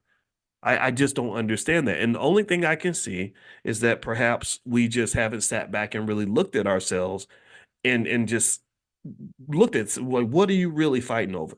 What's really going on? Now, let me go ahead and start reading some of this to you. And let me text the guy who's delivering my food. And uh let me I'm gonna see if we can bring it to my room. to my room. If he can't bring it to my room, I just tell it to bring it to the front desk because he brought the food really fast. I'm in a hotel right now. I can't say what city I'm in because everybody be trying to be nosy and stuff. Anyway, so let me read what Dr. Anderson says here. All right, so let's see. All right. So what Dr. Anderson says is that neither party is willing to drastically alter the socioeconomic structure to benefit Black Americans. Consequently, if Blacks choose either side, they will still wind up in the same spot, at the bottom of the ranking order of acceptability, powerless and impoverished. So then Dr. Anderson also says conservative racial tactics are open, direct, and demonstrate their determination to conserve white privilege. We talked about that. Conservatives do not intend to share the unearned prosperity their ancestors gained. We talked about that. Conservatives are well aware of the purpose of the racial norms established in the Diversity Acts of the 1700s, that whites would be the dominant and controlling population. Conservatives do not believe in sharing or surrendering power or resources. When Black Americans have never had more than 1/2 of 1% of anything of value in the richest nation on earth and suffer from a disproportionate share of social pathologies, what do Black conservatives think that they are conserving? Food stamps, public housing, welfare, or criminalization? Conservatives will sink a Black boat while liberals will attempt to comfort Blacks as the boat sinks to the bottom. You understand? So he says the conservatives will sink your boat. The liberals will pat you on the head like a little puppy while your boat is sinking. They'll make you feel better. They'll tell you Black Lives Matter and how much they love you, and watch your boat sink to the bottom. Tell me if you get what I'm saying. Give me a yes if you agree with that statement. So in fact, somebody compared liberals and conservatives by saying that liberals are like the uncle, the really nice uncle that keeps promising you he's going to take you to Disney World, but he never does. And the conservative uncle is the one who never tells you he's taking you to Disney World, but he goes every single year and tells you that he's leaving you at home. He doesn't even promise you that he's taking you. But either way, you ain't going to Disney World. So let me keep going here. Liberals espouse diversity and multiculturalism without understanding. Uh-oh, that's my food. Hold on, right back.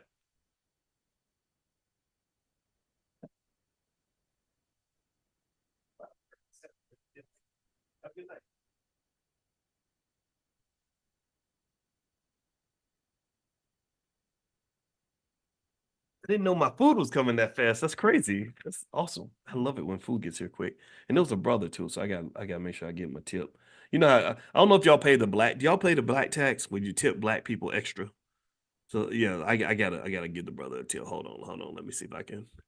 Yeah, I can't find it. I can't find the right point in the app. Anyway, let me quit messing around. Let me focus in. Focus, boys. And my ADHD kicks in sometimes. All right. So here he says liberals espouse diversity and multiculturalism without understanding how these terms came about or how they were used against Black Americans. Inside of broad terms like minority, diversity, and multicultural, Blacks are either downgraded or totally excluded. Even those leading the Black civil rights movement did not seem to understand the political correctness of diversity caused liberals and the public in general to turn a blind eye on the unaddressed needs of Black Americans. By the way, I did leave it. In case you're wondering about the tip, I saw some of you were asking about that. I already gave him a 19% tip, but since he was Black, I was going to give him like extra. So let me see. Actually, let me rate the order. Okay, since y'all pushing me on it, let me go ahead and take care of the brother. So I'm gonna give him a thumbs up, and I'm gonna edit his tip. I was gonna leave him with $11.09. Now he's gonna get $15.84. Y'all happy now? Y'all happy? Or y'all gonna give me more shit? All right. So anyway, let me get back to it. All right. So in a society that no longer chooses to deal with race, wait, let me go back here. Hold on. Even those leading the Black civil rights movement did not seem to understand that the political correctness of diversity caused liberals and the general public to turn a blind eye to the unaddressed needs of Black Americans. So they thought they were doing the right thing. They thought they were helping Black people with all this diversity talk, but we kind of got drowned out in that discussion, right? They got to the point where they would start using these broad, ambiguous terms like multicultural and stuff like that, and then somehow Black people end up at the bottom of the barrel. I don't know if y'all saw this or not, but this year MIT, last year they had 13% Black Black freshmen in the student body. I think this year they went down to 5%. So literally the number of Black students in their freshman class dropped precipitously, mainly because of the Supreme Court issues and stuff like that. So let me keep going here. So moving on, he says, in a society that no longer chooses to deal with race, diversity forces blacks to compete with all of these fabricated minorities that liberals have added to the pot in a kumbaya effort to share the wealth with everybody.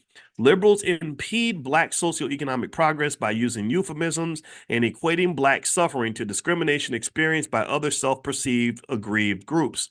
Once these groups are created, they are offered to both the private and public sectors as a menu from which to select for affirmative action and other preferential treatment programs.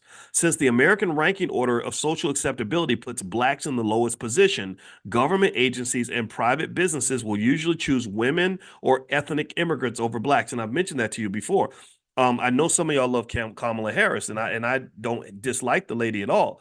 But remember that if you look at most of the leading black people in America, most of them are not African Americans that are descendants of slavery.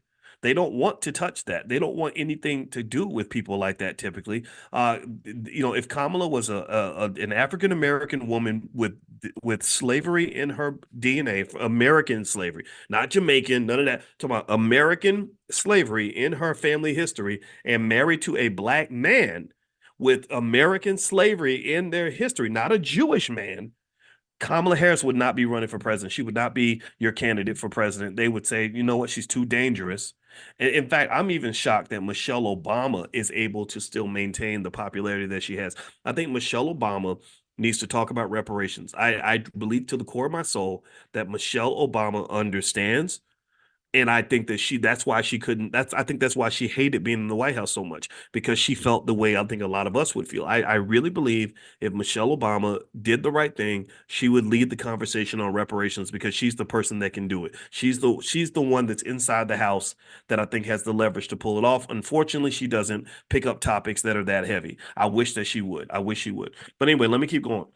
So moving on. Let's see here. So it says here on page 185 of the Black History Reader, this is Dr. Claude Anderson's book, powernomics.com. That's his website. Liberals impede Black socioeconomic progress by using euphemisms and equating Black suffering to discrimination experienced by other self-perceived aggrieved groups. Once these groups are created, they are offered to both the private and public sectors as a menu. Okay, I mentioned that.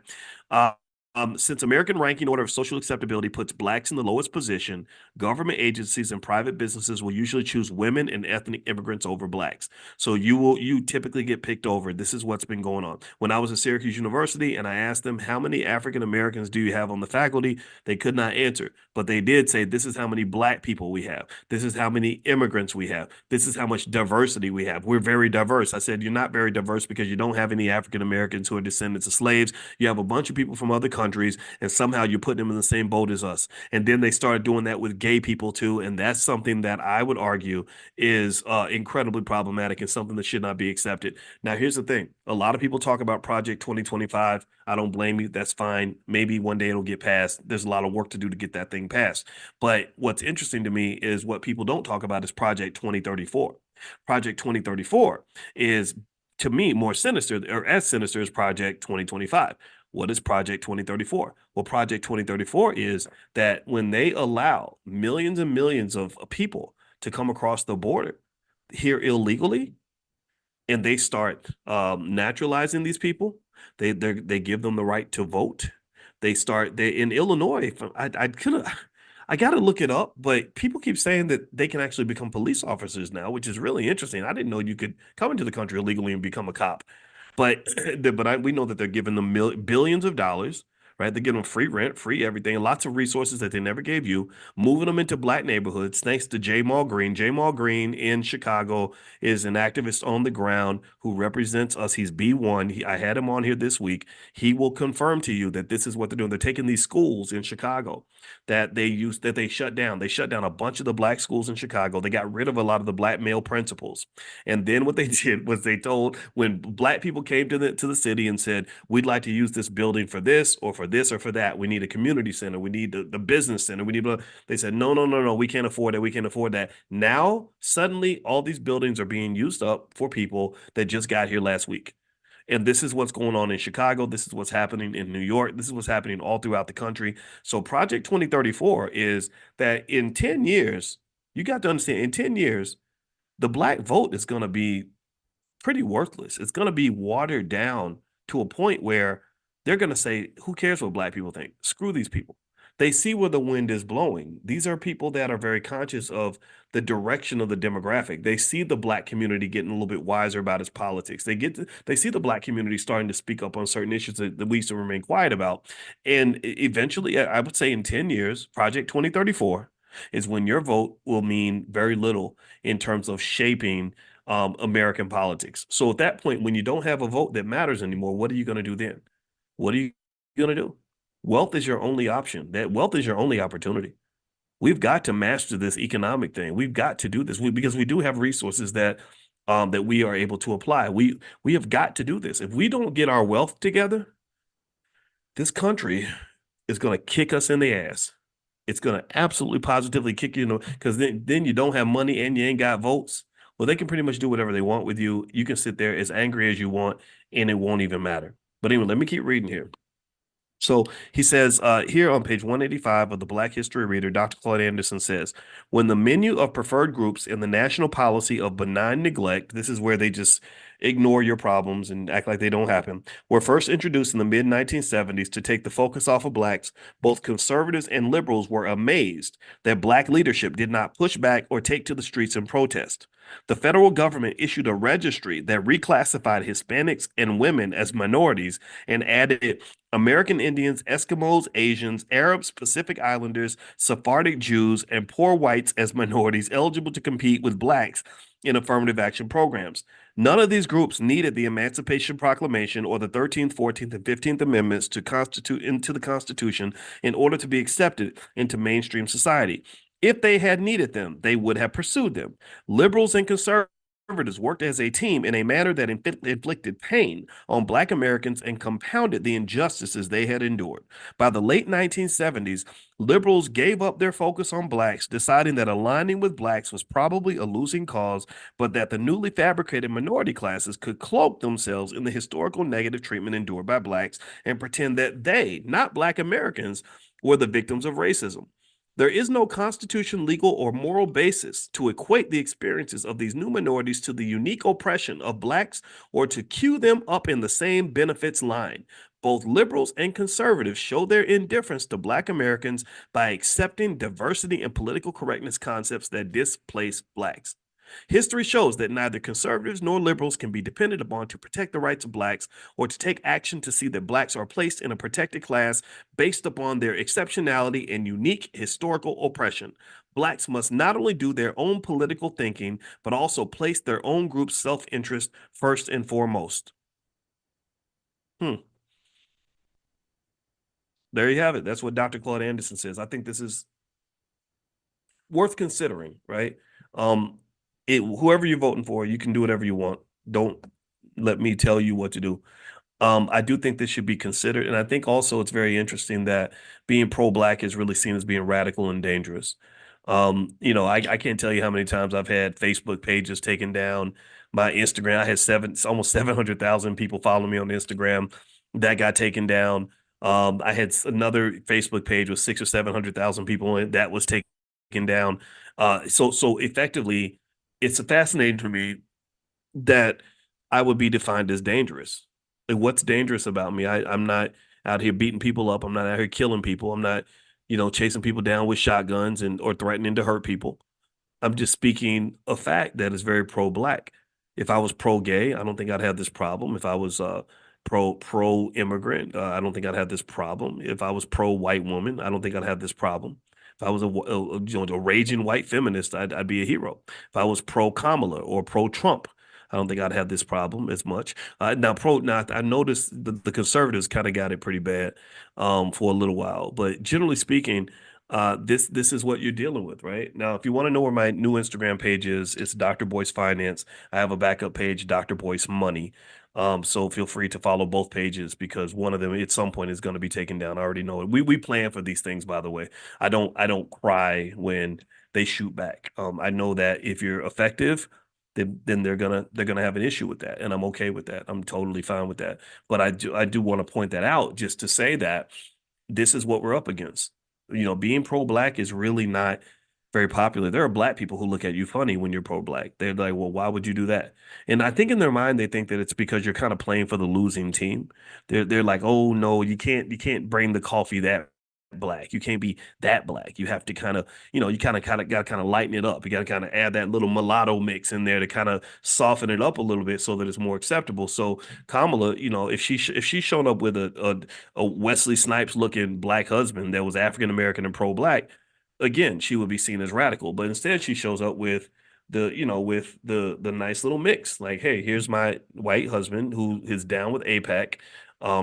That shows that we're safe. These are our signals to show that, hey, yeah, we got just enough blackness to get the right to get the vote, but we're not so black that we're going to disrupt anything. So ultimately, what I would say is that when you're talking about politics, I don't have a lot of faith in the Democrats or Republicans or anybody to really change the condition of Black Americans. I think that it comes down to very simple ideas. It comes down to you and us committing to basic things that we can do. Like I talked to Dr. Abdullah today, and she has a background, that's really, really good. I mean, I encourage you to go check out her interview. But we're not the same, right? We're not exactly the same, but we respect each other. And I learned from her today. I wanted to hear her point of view. And one area that we talked about was revolution and just kind of what revolution kind of looks like. And she talks about dismantling institutions that exist, right? Because there's some institutions we have to deal with no matter what. And I do agree with that to a point, but I do think that certain institutions are institutions we think we have to deal with, but we really don't. Like, for example, she mentioned that her child goes to school, so she's got to deal with the school system. And I'm gonna just tell you, as an educator, you don't need a school system to educate your child. You don't. You really don't. I mean, you need somebody to give a damn enough about their kid to spend time with him. That's what you need. The child just needs a guardian. They need a mentor. They need a parent. That's what they need. But the reason they don't have a parent is because you off at work. So you're allowing one institution to control your child because you're off serving another institution. Do you understand? So they got you both institutionalized, and then you both end up losing. So the smartest people in our community, I'm gonna tell you, the smartest people in our community are the people from groups like the Nation of Islam and the Hebrew Israelites, they're not perfect, but they do get certain things because they understand. Like, you don't have to send your child to that public school. You just got to make sure mama or daddy or the community is available to give them an appropriate education when they're not at school, right? You can't have the child not learning anything, but you don't necessarily need them in a space where they're going to be abused, mistreated, and miseducated.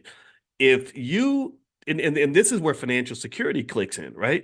If we're talking about wealth, like, again, this is a longer term project. This is not something that gets fixed overnight. But if you let's say that our goal, remember I told you guys about Project 2070. Project 2070 is where I believe that B1 people can be the most economically intelligent group of people on the planet.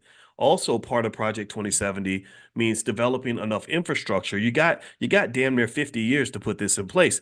You have enough infrastructure so that financial security is just a fundamental tenet in every black family. Every black family's got a couple 100,000, in today's dollars, a couple 100,000 liquid in stocks and real estate and everything else. So they don't have to go to work. See, what you got to understand is that if you have a couple $100,000 liquid, you don't have to work for anybody. You don't.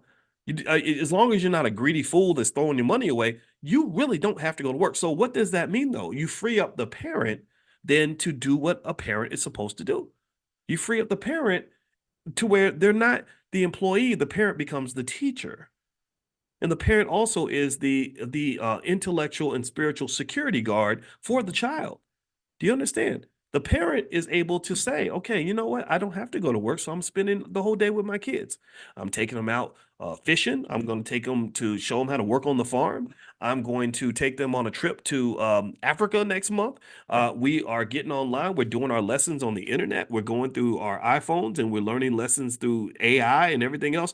You have all the knowledge right there in your house.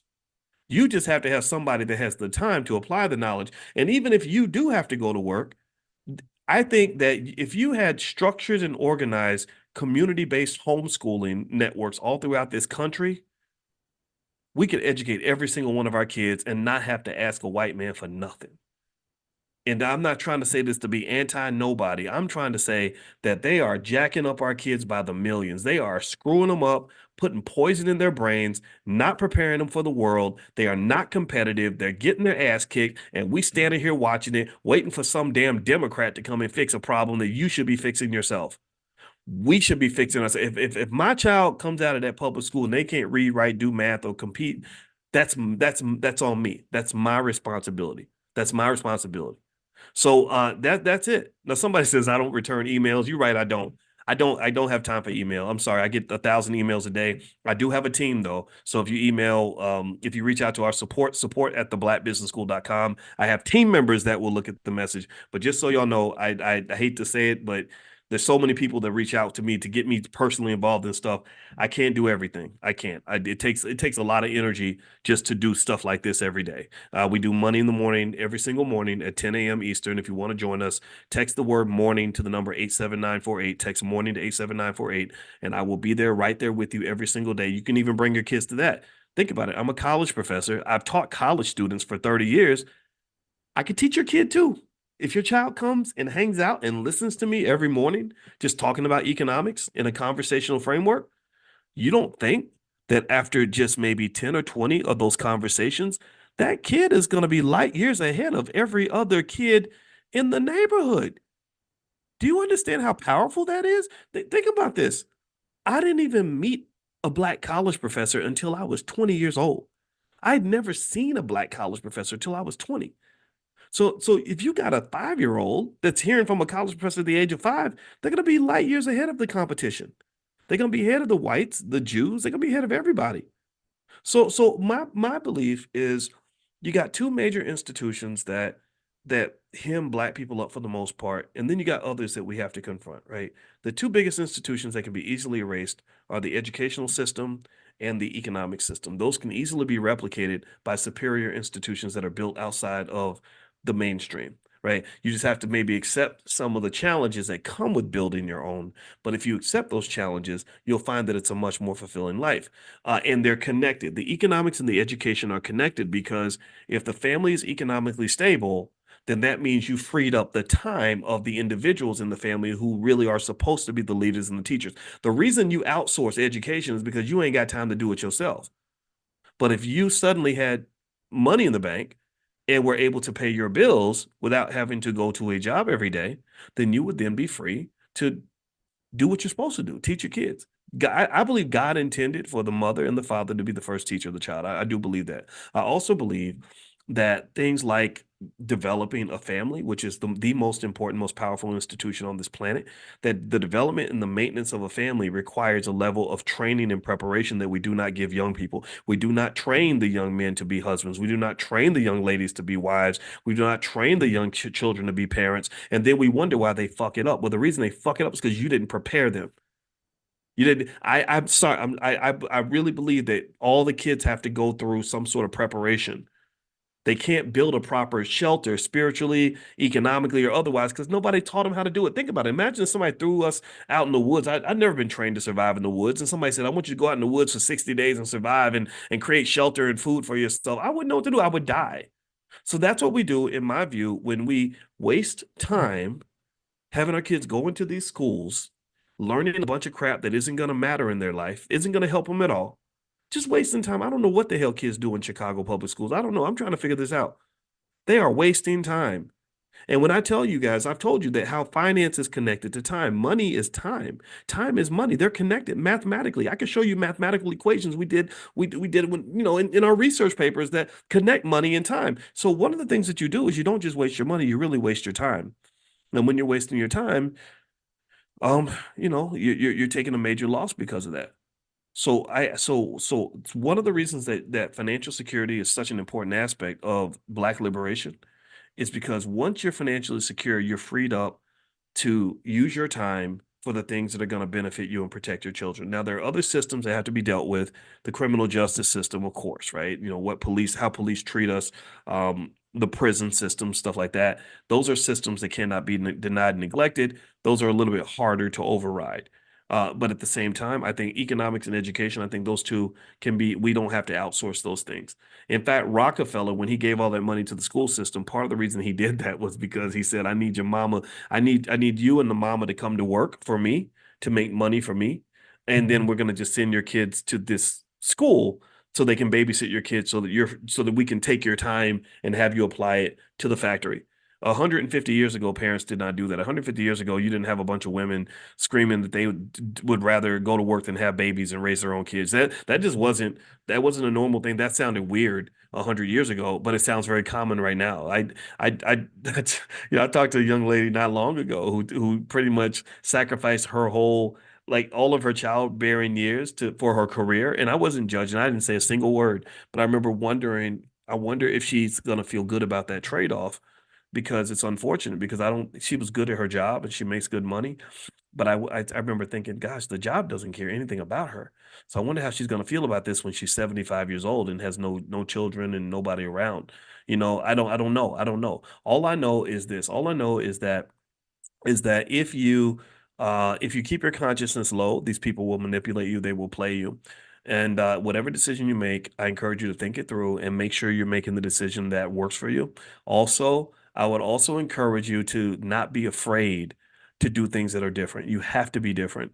You have to do things that are different. You got to be, relentlessly radical when it comes to achieving at least your own liberation, because it's really only after you liberate yourself that you can liberate others. If you don't have the courage to liberate yourself, then how the hell are you going to liberate other people? So let's liberate each other. We can do this. Okay. All right. So I'm gonna go eat my food actually. So I'm not gonna keep us for too long today. Next week, I see with Dr. Anderson, his question 65 is Black exceptionalism the unused key to Black empowerment? So we're gonna cover that. He's also got some sections on abolitionist John Brown. So we're gonna cover this next week as well. If you want to be notified when we do the book club meeting, text the word greatness to 87948. Text greatness to 87948, and I'll send you an invitation to the book club. That's on Wednesday nights. And then every single morning, we do Money in the Morning financial consciousness training. We do this 7 days a week because I'm serious about us elevating our economic thinking. So God bless you guys. I hope you have a great day. And my book is called The 10 Commandments of Black Economic Power. And you can get an autographed copy of my books as well as our financial flashcards for kids and financial workbooks.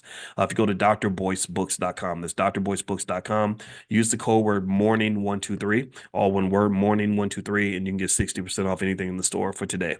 Was in the 5 a.m. club this morning. Clap for me. I made it to the 5 a.m. club. You guys know it's not even a 50-50 for me. Most days I'm in the 6:30 or the 7 a.m. club, but I did get up at 5:04 a.m. 5:04. I thought about 5:04 because isn't that the area code of New Orleans? And my friend D1, he's a great rapper out of New Orleans. And he has this song that says, "Y'all ain't ready for that 5:04." So apparently the 5:04 is a source of pride, and shout out to everybody from the 5:04 because I got up at 5:04 this morning.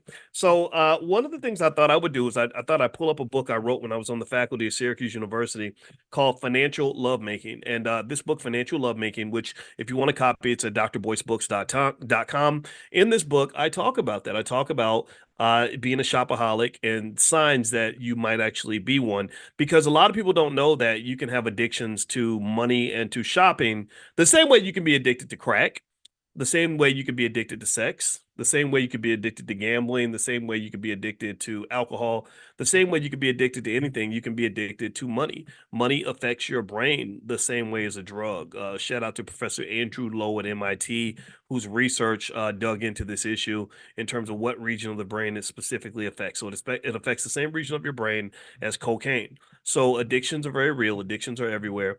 And so shopping addiction is a very real thing, and also gambling addiction. That's another type of addiction in terms of financial psychology that you want to be really careful about. You want to warn your sons in particular because now they've legalized sports gambling, and which I think is just terrible. I wish they hadn't done that because now they're really encouraging young guys to dig into gambling. And I say young guys because they don't really aim for young women as much because young women are not as susceptible to sports betting. But the young guys, I think like between the ages of 22 and 36, Oh, you're toast. Because the thing is, when you're young, I guess the testosterone, we think we're invincible. We think nothing bad can happen until it happens. Until you're making 60,000 a year and you got $400,000 in debt, and you're trying to figure out how to fix it. And that's a hard thing to fix. It's much easier to prevent a financial problem than it is to fix one. So write that down in your head. I mean, it's much easier to prevent a problem than it is to fix it. So just remember that. An ounce of prevention is worth a pound of cure. So anyway, so what I thought I would do is dig into some of these signs. Like how do you know if you're a shopaholic? In fact, give me a guess if you feel like you've ever seen anybody who was a shopaholic or spendaholic. Give me a guess if you maybe it was you, maybe it was you. Give me a guess if you've ever seen anything where you say, "Gosh, that almost seems like an addiction. That doesn't seem healthy. Something's wrong with that." Give me a guess if you've ever seen anybody in that category. Um, and so yeah, I think it's pretty common, right? It's kind of a big deal. In fact, in America, we have a big problem with spending. They love consumer spending. They love watching consumers spend because consumer spending actually drives the economy. That's how rich people stay rich. That's how the economy keeps roaring. Is they pretty much just have Americans addicted to consuming things from an early age. So anyway, so let me pull this up. All right, so let me see here. All right, so one other thing, let me see. I'm trying to think what else is going on. I know also Cody Ransom is teaching a Black Wall Street class. If you want to join that class on the true history of Black Wall Street, you can go to b1wallstreet.com, be the number one wallstreet.com. Feel free to take a look at that. I'm a believer that we shouldn't have slavery or anything like slavery or taught to us by slave masters. I don't think slave masters are the best people to teach slavery to people who used to be enslaved. And so so it's not just true for slavery. It's true for anything related to Black history. I think Black history and really anything about that comes down to like how to be Black, what Black people are supposed to do. I just don't think that it's healthy for us to have other people teaching us that. I think we should be teaching that to ourselves. So we actually have our own educational institution. We've been doing this for many years, and we teach kids about wealth. We have the Black Millionaires of Tomorrow program where our kids, we have 9-year-olds who know wealth better than most adults.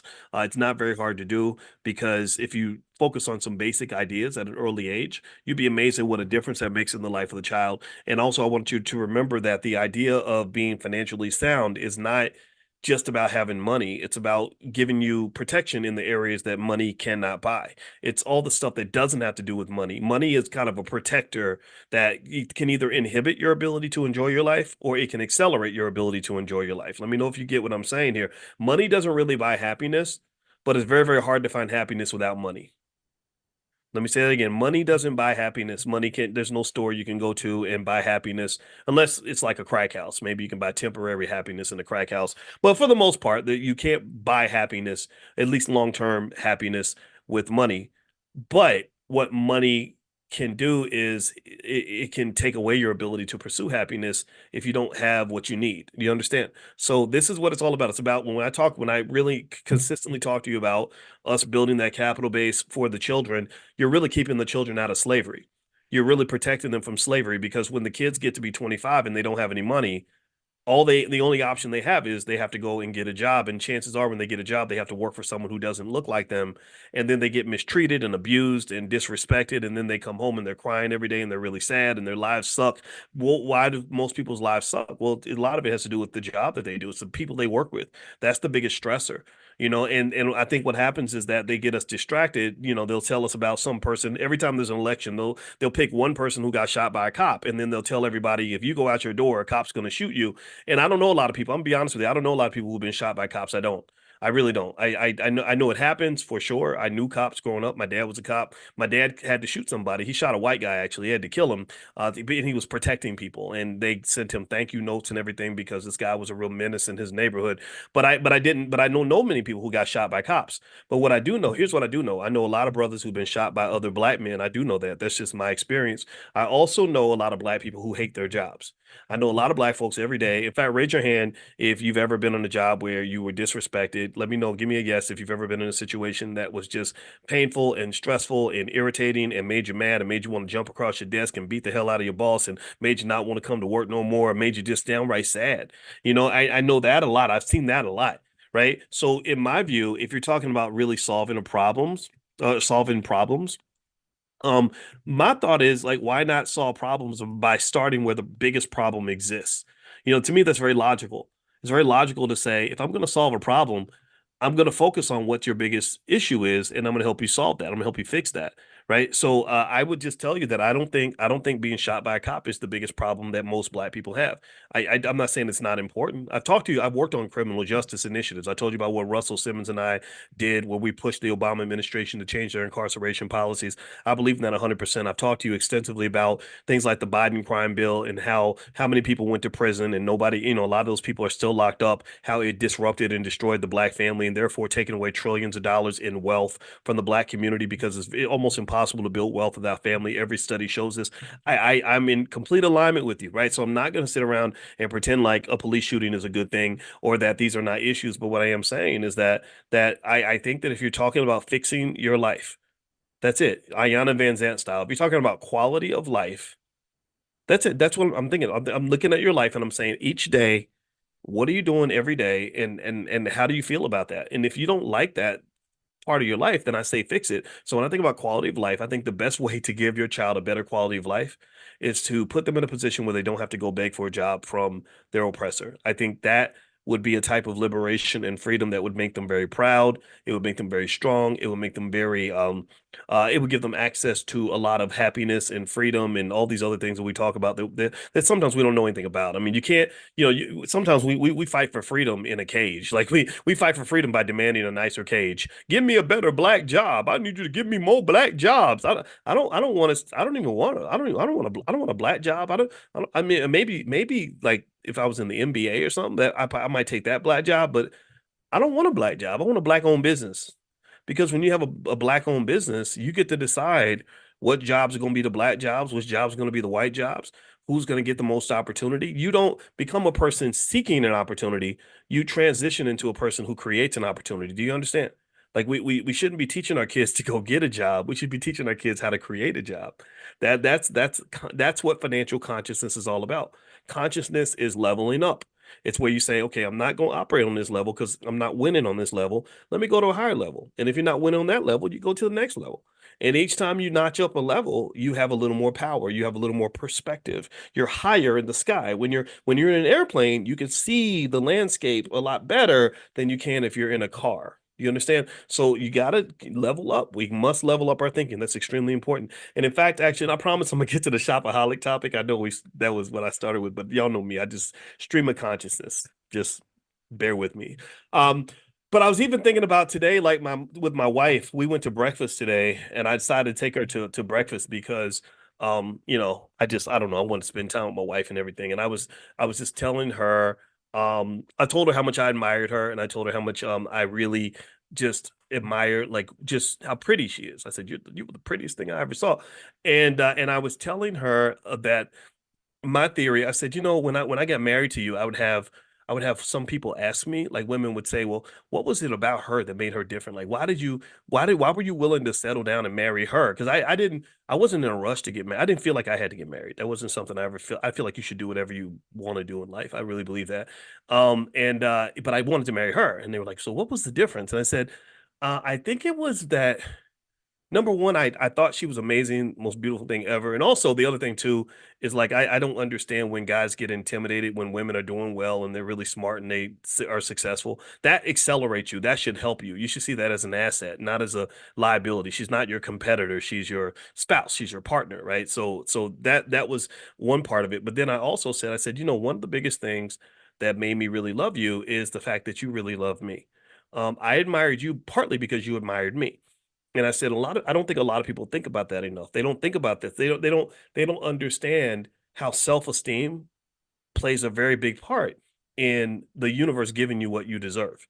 Self-esteem is really important. And so what let me give you an example to make it more concrete because I'm trying to get this thought out of my brain and into my voice so you can hear it and see it and hear where I'm coming from. But anyway, so I said, like I've seen men who will say, I want to date the most beautiful woman I can find. But they don't even consider like, well, does that woman also consider you to be a catch? Like you've decided she's the prize, but does she see you as the prize? Because if she doesn't see you as the prize, then maybe that should affect whether you see her as the prize. Because what happens, I've noticed, is that people tend to fight for the things that they value. Like people tend to sacrifice to keep the things that they really want to have, right? Like for example, I told my wife, I said, like this, the waiter came back and he saw the half a pancake sitting on the table and he was going to pick it up, and I said, no, you give me some time. I want that pancake, right? I said, now if I didn't want that pancake, I would have just gave it up. I would have said, here you go. So what happens sometimes is you'll see sometimes like in relationships where because she's a relationship therapist, and I remember sometimes she might say, yeah, she say, yeah, sometimes I have a client where the husband doesn't even want to come to therapy and he'll just be out in the streets doing whatever, and the wife will be in there like wanting to talk it out and figure it out, and he doesn't even care. And I said, it's because he don't really want her like that. Like I said, a man that really wants you is going to sacrifice for you. That's what I just really believe. Or a woman that really wants you is going to sacrifice for you. And it's not just true for men and women and male female relationships. It's really true for everything. Even if you think about like a job, there's a difference between, tell me if you're following this. If you work for a company that values you, what are they going to do? They're going to pay you well. They're going to be flexible with your schedule. They're going to give you days off when you need them. They're going to give you promotional opportunities. They're going to find out how you're doing. The boss was going to know the names of your kids, right? Do you see what I mean? Like that to me is a great experience. But think about this. So there's different types of ways you go search for a job. Some people search for a job and they say, I want the job that pays me the most money. That's it. Or I want the job that's the most prestigious. And they don't even factor in, well, how are they going to treat you? What are they going to do for your quality of life? If I get a job that's super prestigious and pays me lots of money and they treat me like crap, they stress me out, I'm not sleeping, my blood pressure's up, I'm drinking myself to sleep every night because I'm under so much stress. Well, that ain't the right job for me. That's not the right place for me to be. I'm not supposed to be here. And what tends to happen is when we get more mature and you get past that self-esteem issue that you had when you were young, where somehow you felt the need to be in this space because maybe it validated you, right? You're young and you're like, I want to go work for the White House so I can tell my friends I work with the president, or I want to go get this job so I can tell my friends how much money I make. Then eventually you get to the point where you're like, I don't need that anymore. I don't need a fancy title. I don't need necessarily a ton of money. I just want to be happy. I want to be in a place that values me. So your job criteria, your search criteria changes as you start to accept and respect the idea that you're a whole human being who should be making a decision based on multiple variables and not just one. Do you understand? So I told my wife, so this was we were talking about relationships at that time, but I think this applies to everything because remember, your problem with racism as black people, I would believe, is that you're in an abusive marriage with white America. That's what you are. You're in an abusive relationship where your partner tells you they love you, and but they might punch you in the face every now and then and pee on you or something, R. Kelly style. And you stand there and you accept it because you somehow feel that nobody else is going to want you, and that's what happens. This is what they live. This is how the politicians they get the votes. This is how they get us to give them all our money and all that because it's a self-esteem thing, right? And I told my wife, I said, you know what? I said, part of the reason I love you so much is because of how much you love me. And part of the reason that I wanted to be with you so much is because I could tell you wanted to be with me and you wanted a man like me, which that right there told me, oh, this woman got good taste. Right? She got good taste. Now this was genetic. Her father was a professor like me. So she has this thing. We tend to marry our parents. There's books, there's whole psychology theories about that. This is where the whole broken families problem really emerges, right? When you look at the fact that 76% of all black children don't have a father in the home, and a lot of young children don't have a good relationship with their father, this really shows itself in dating choices and why certain guys might end up as the fathers of your kids and all that. It all requires therapy. It's a deep conversation. But still, though, I told that's what I explained to her. I said, I think that we underestimate the importance of self-esteem and self-respect when forming relationships, whether they are economic relationships, whether they are romantic relationships, professional relationships, any kind of relationship. I believe that you should never in your life spend time or energy on anyone or anything that does not want to give similar energy back to you. I don't believe that we should be giving all of our money away to people who would never, ever do the same thing for us. I don't believe that the people that teach our children are qualified to do so. I don't believe that. I believe we're qualified to do that. I don't believe that a healthy relationship is ever one where you want them up at level 9 and they only want you at level 1. And what happens in those relationships is you get abused. You know, literally, they're crapping on you. They're calling you names. They're disrespecting you because they know you're not going to go anywhere. And you're sitting there doing Jennifer Hudson songs. You know, no, no, no, no way. I'm living without you. I'm staying. I'm staying. I don't want to be free. That's the black people all instead of the black national anthem, that needs to be our new anthem because some of us are out here literally singing Jennifer Hudson songs, talking about you gotta love me. Right. So first off, if a woman ever sang a song like that to me, I would run for the hills. That is a scary song. That means that she's either gonna have you or she gonna kill you. But then second of all, what in the world would make you ever think that it makes sense to behave that way in front of anyone? Where is your damn self-esteem? Where is your self-love? Where's your self-respect? And that's what we do. We are trained. I think we're trained to be beggars. We're trained to sit there. No, no way. You're gonna love me. Like you go, no, no, no, no way. I'm living without you. Right. And we take pride in this. I'm not begging nobody for nothing. I think I don't, and it's not an arrogant ego thing. It just it's a self-love thing. I think that if we practice simply loving ourselves as much as we love white people, we would just move like light years ahead as a community. I really do. I think that we really are in love with their validation. We're in love with their acceptance. We're in love with whatever it is that we think that they can give us, and we don't really love ourselves as much. And so when I so this all spun from the conversation I had with my wife, and I said a good part of the reason that I love you so much that I would fight for you and that I did fight for you is because I had a sense that you would fight for me, that you loved me, that you wanted me.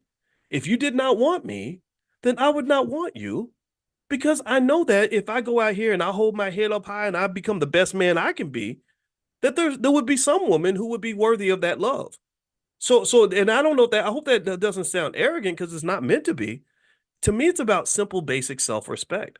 I see people in relationships all the time with people who truly don't care about you. But maybe you picked him because you wanted to be married to a surgeon, or maybe you picked her because you wanted to be with the prettiest girl in the room instead of the woman who wanted you the most. I think that those factors need to be considered in every type of relationship. That's a self-esteem thing. That's just a parting thought. And maybe it's on my mind because I was going to read a little bit from my book, Financial Lovemaking. I hope that's okay. I wrote this book a long time ago. So if I say something stupid in here, just know that I was literally 18 years younger than I am right now. But I'm going to read some of this because there is a section on shopaholics or spendaholics. Actually, I call them spendaholics in the book, and I'm going to read this. And by the way, I just want to remind everybody, in case you just came in, today is the first day of the Black Investors Championship. If you'd like to enter the Black Investors Championship and win the Black Investors Cup, which also comes with lifetime access to the Black Business School for the winner, you can go to blackinvestorscup.com. Or if you get on the text list, I will text you a link that will let you join with the entry fee cut by 40%. I think the entry fee is $69 for lifetime access to all the material because we'll give you training materials on how to invest and things like that to go with it. But we will take 40% off and the price drops to $39. So that link will go out later on today. If you want to receive that in via text, just pull out your phone, text the word morning, MORNING, to 87948. Text morning to 87948. And also, I want to remind you the All Black National Convention is going to be October 25th through the 27th in Lombard, Illinois, right outside of Chicago. It's a very nice suburb, very cool area. I went to visit the Hotel the Westin's, very, very fancy. We have about 60 experts from our community coming in all different kinds of areas with the sole objective of solving problems for our community. Everything from health, physical health, mental health. We have mental health experts, we have relationship experts, we have political scientists, we have economists, we have real estate experts, we have people from groups as diverse as the Nation of Islam. We don't care if you're Democrat, Republican, gay, straight, male, female, young, old, rich or poor, educated, uneducated, as long as you're Black first. So if that's who you are and you want to repair our community and build institutions in our community and build the next generation, then that's the convention for you. It's going to be a lot of fun too. We always have the B1 ball. The B1 ball is a lot of fun. So feel free to go to allblacknationalconvention.com. That's allblacknationalconvention.com. Okay, so let me read this. This is from page 57 in my book, Financial Lovemaking. And I wrote this in 2006 when I was at Syracuse University because I was really fascinated with how love and money are connected. I didn't understand. I never fully processed how me making more money suddenly made me more handsome. I just didn't understand that because I was the same guy when I was a broke graduate student, but when I was making six figures, I noticed a change in terms of how women responded. Like your jokes suddenly are like the funniest jokes ever, and you become like the most interesting man in the world. And it made me study it. It made me just say, wow, this is so crazy. Like you want to sleep with me and you just met me 20 minutes ago. Oh, holy crap, this is nuts. And so anyway, rather than like digging into it in that direction, I decided to study it because that's what I do. I think about things, and I was really fascinated by what I found. I found that my belief, for example, is that it is just fundamentally true that generally speaking, women are more attracted to men who can provide security and various forms of security, right? It might be men who are taller on average are more attractive, men who are stronger on average are more attractive, men who are more intelligent, men who are funnier actually, because comedy or the ability to be funny is a type of intelligence. What else? Men who are more powerful, men who are wealthier, things like that, right? It's not always true, right? Sometimes it's not the case, but on average, that tends to be true. So anyway, here's what I wrote about shopaholics, and I was talking about your financial body, and I asked, do you spend like you have no common sense? And I spelled sense CENTS. Let's see what Boyce said. Remember he said this 18 years ago. When I teach personal finance, I love to use a particular term with my students. The term is spendaholic. I use this term because I see overspending to be similar to any other kind of hyperindulgence. Overeating, using drugs, or drinking alcohol. All of these things can be done in moderation, but there are some who do them incessantly. Americans have a horrible problem when it comes to overspending, mainly because our culture is driven by consumption, credit cards, and many other things that can put us into financial jeopardy. And I remember when I wrote this book, I was doing that summer research visit with the Center for European Economic Research, and that was when the German guy pointed out to me that Americans make less, that we make more money than Germans, but they save 5 times more than we do, and also we spend like crazy. They haven't paid more in taxes. They make less money and pay more in taxes, but they save a lot more than we do because it's a different culture.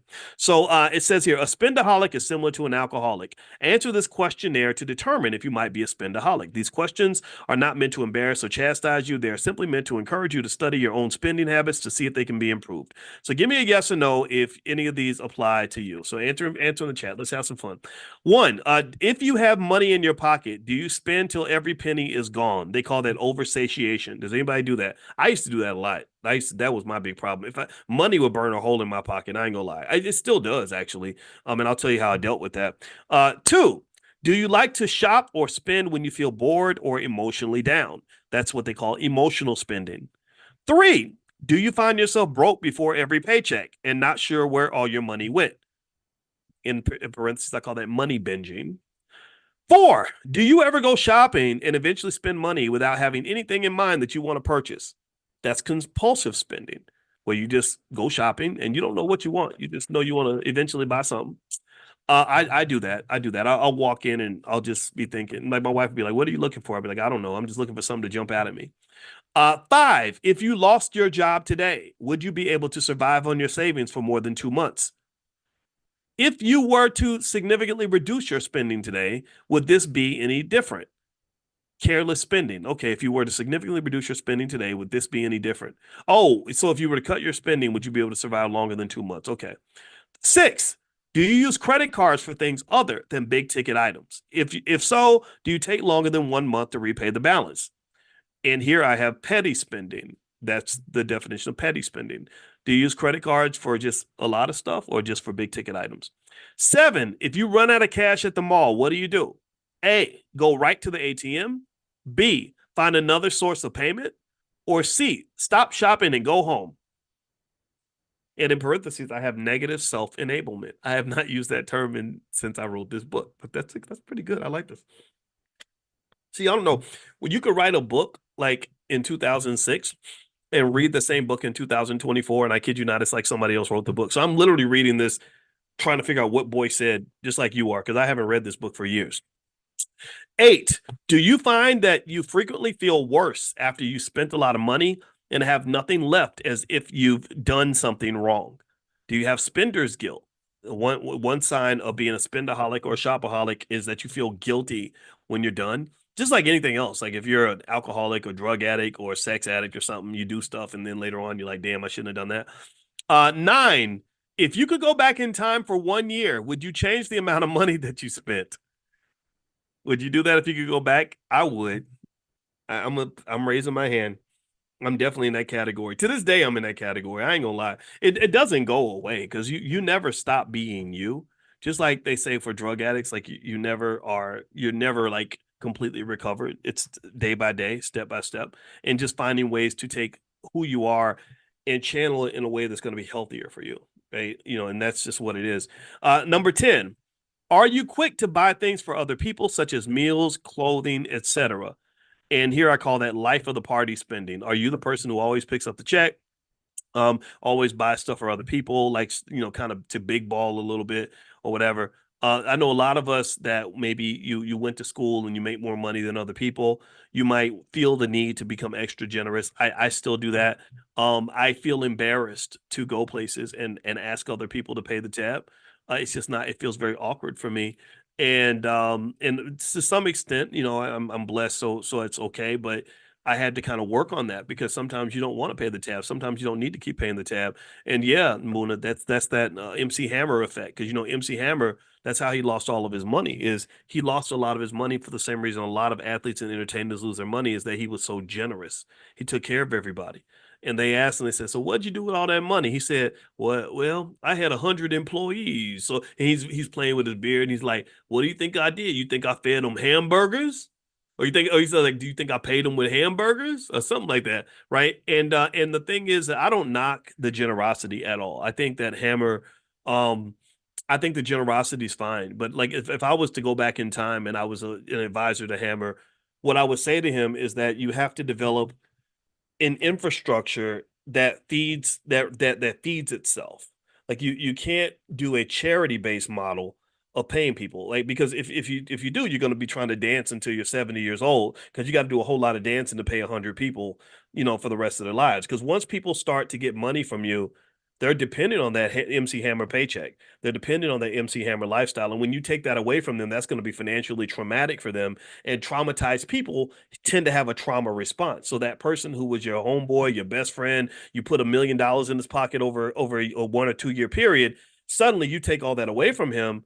Sure, his better self might say, "Well, it's okay, man. You did a lot for me and I appreciate it."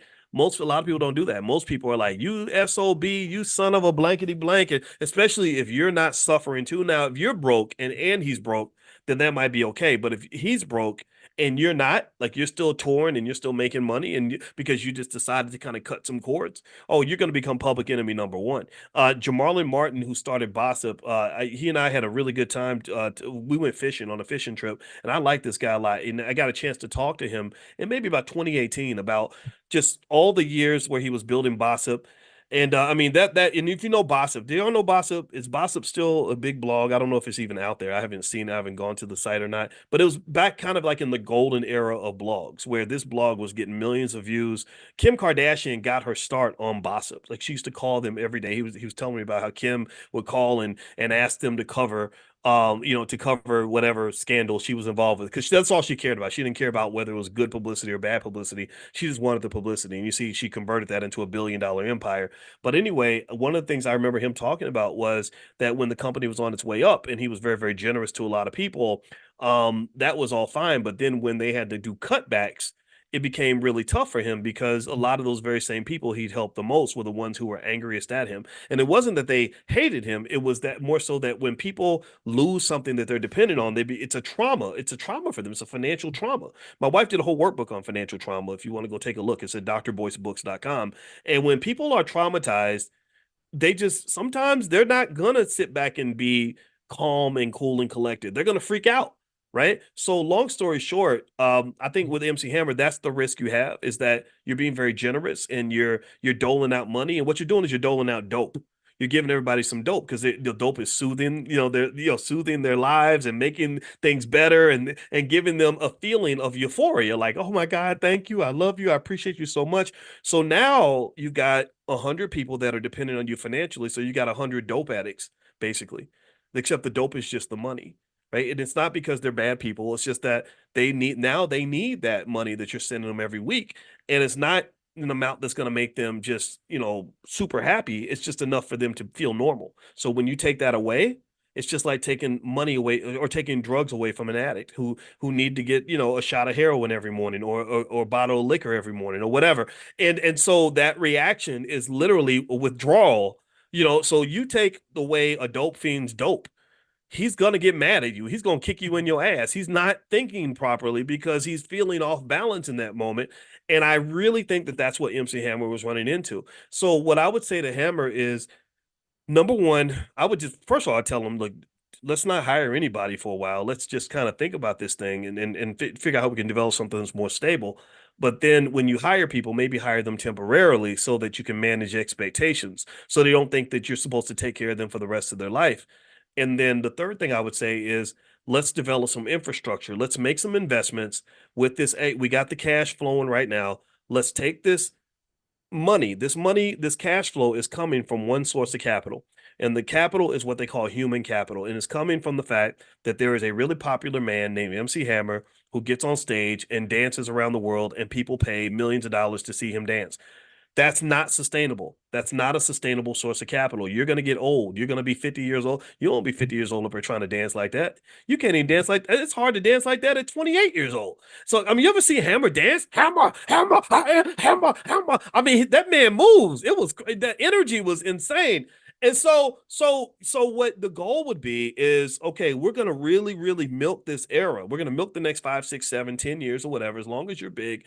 But the whole time we're going to be siphoning this cash into a more sustainable form of capital. We're going to start buying into other types of businesses. Maybe they're movie theaters. Maybe it's just buying shares of stock, right? Or whatever, right? Okay, here, this company called Apple. The stock is $5 a share. We think this company is going to have a bright future. And then years later, Apple's trading at $200 a share. So you're sitting on millions of dollars in capital that isn't going to get tired, that doesn't have to dance, that isn't going to get old. It's just going to sit there and keep paying people forever.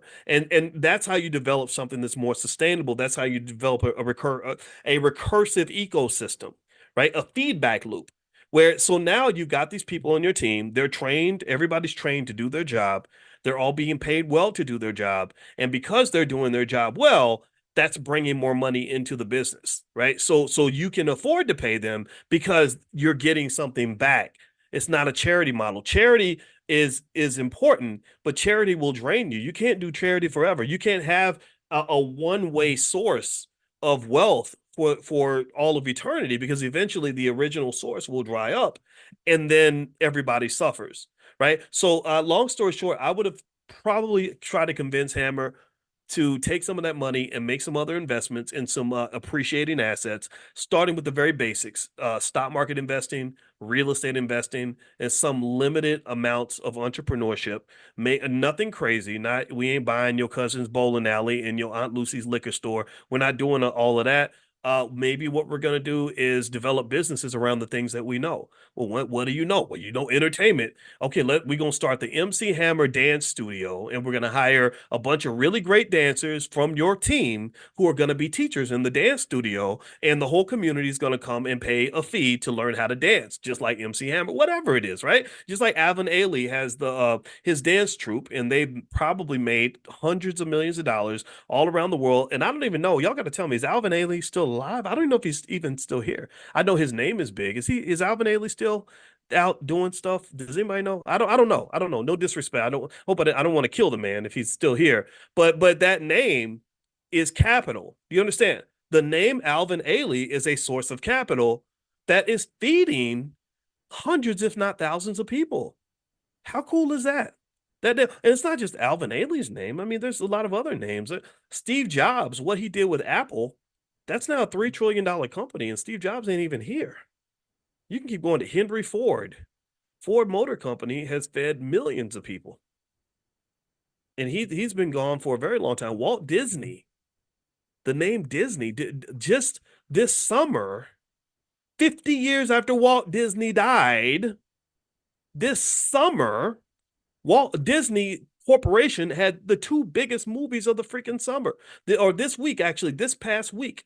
They Wolverine and whatever that is from Marvel Studios was the #2 movie, and #1 was Alien, the movie Alien from another studio, the 20th Century Fox that they own.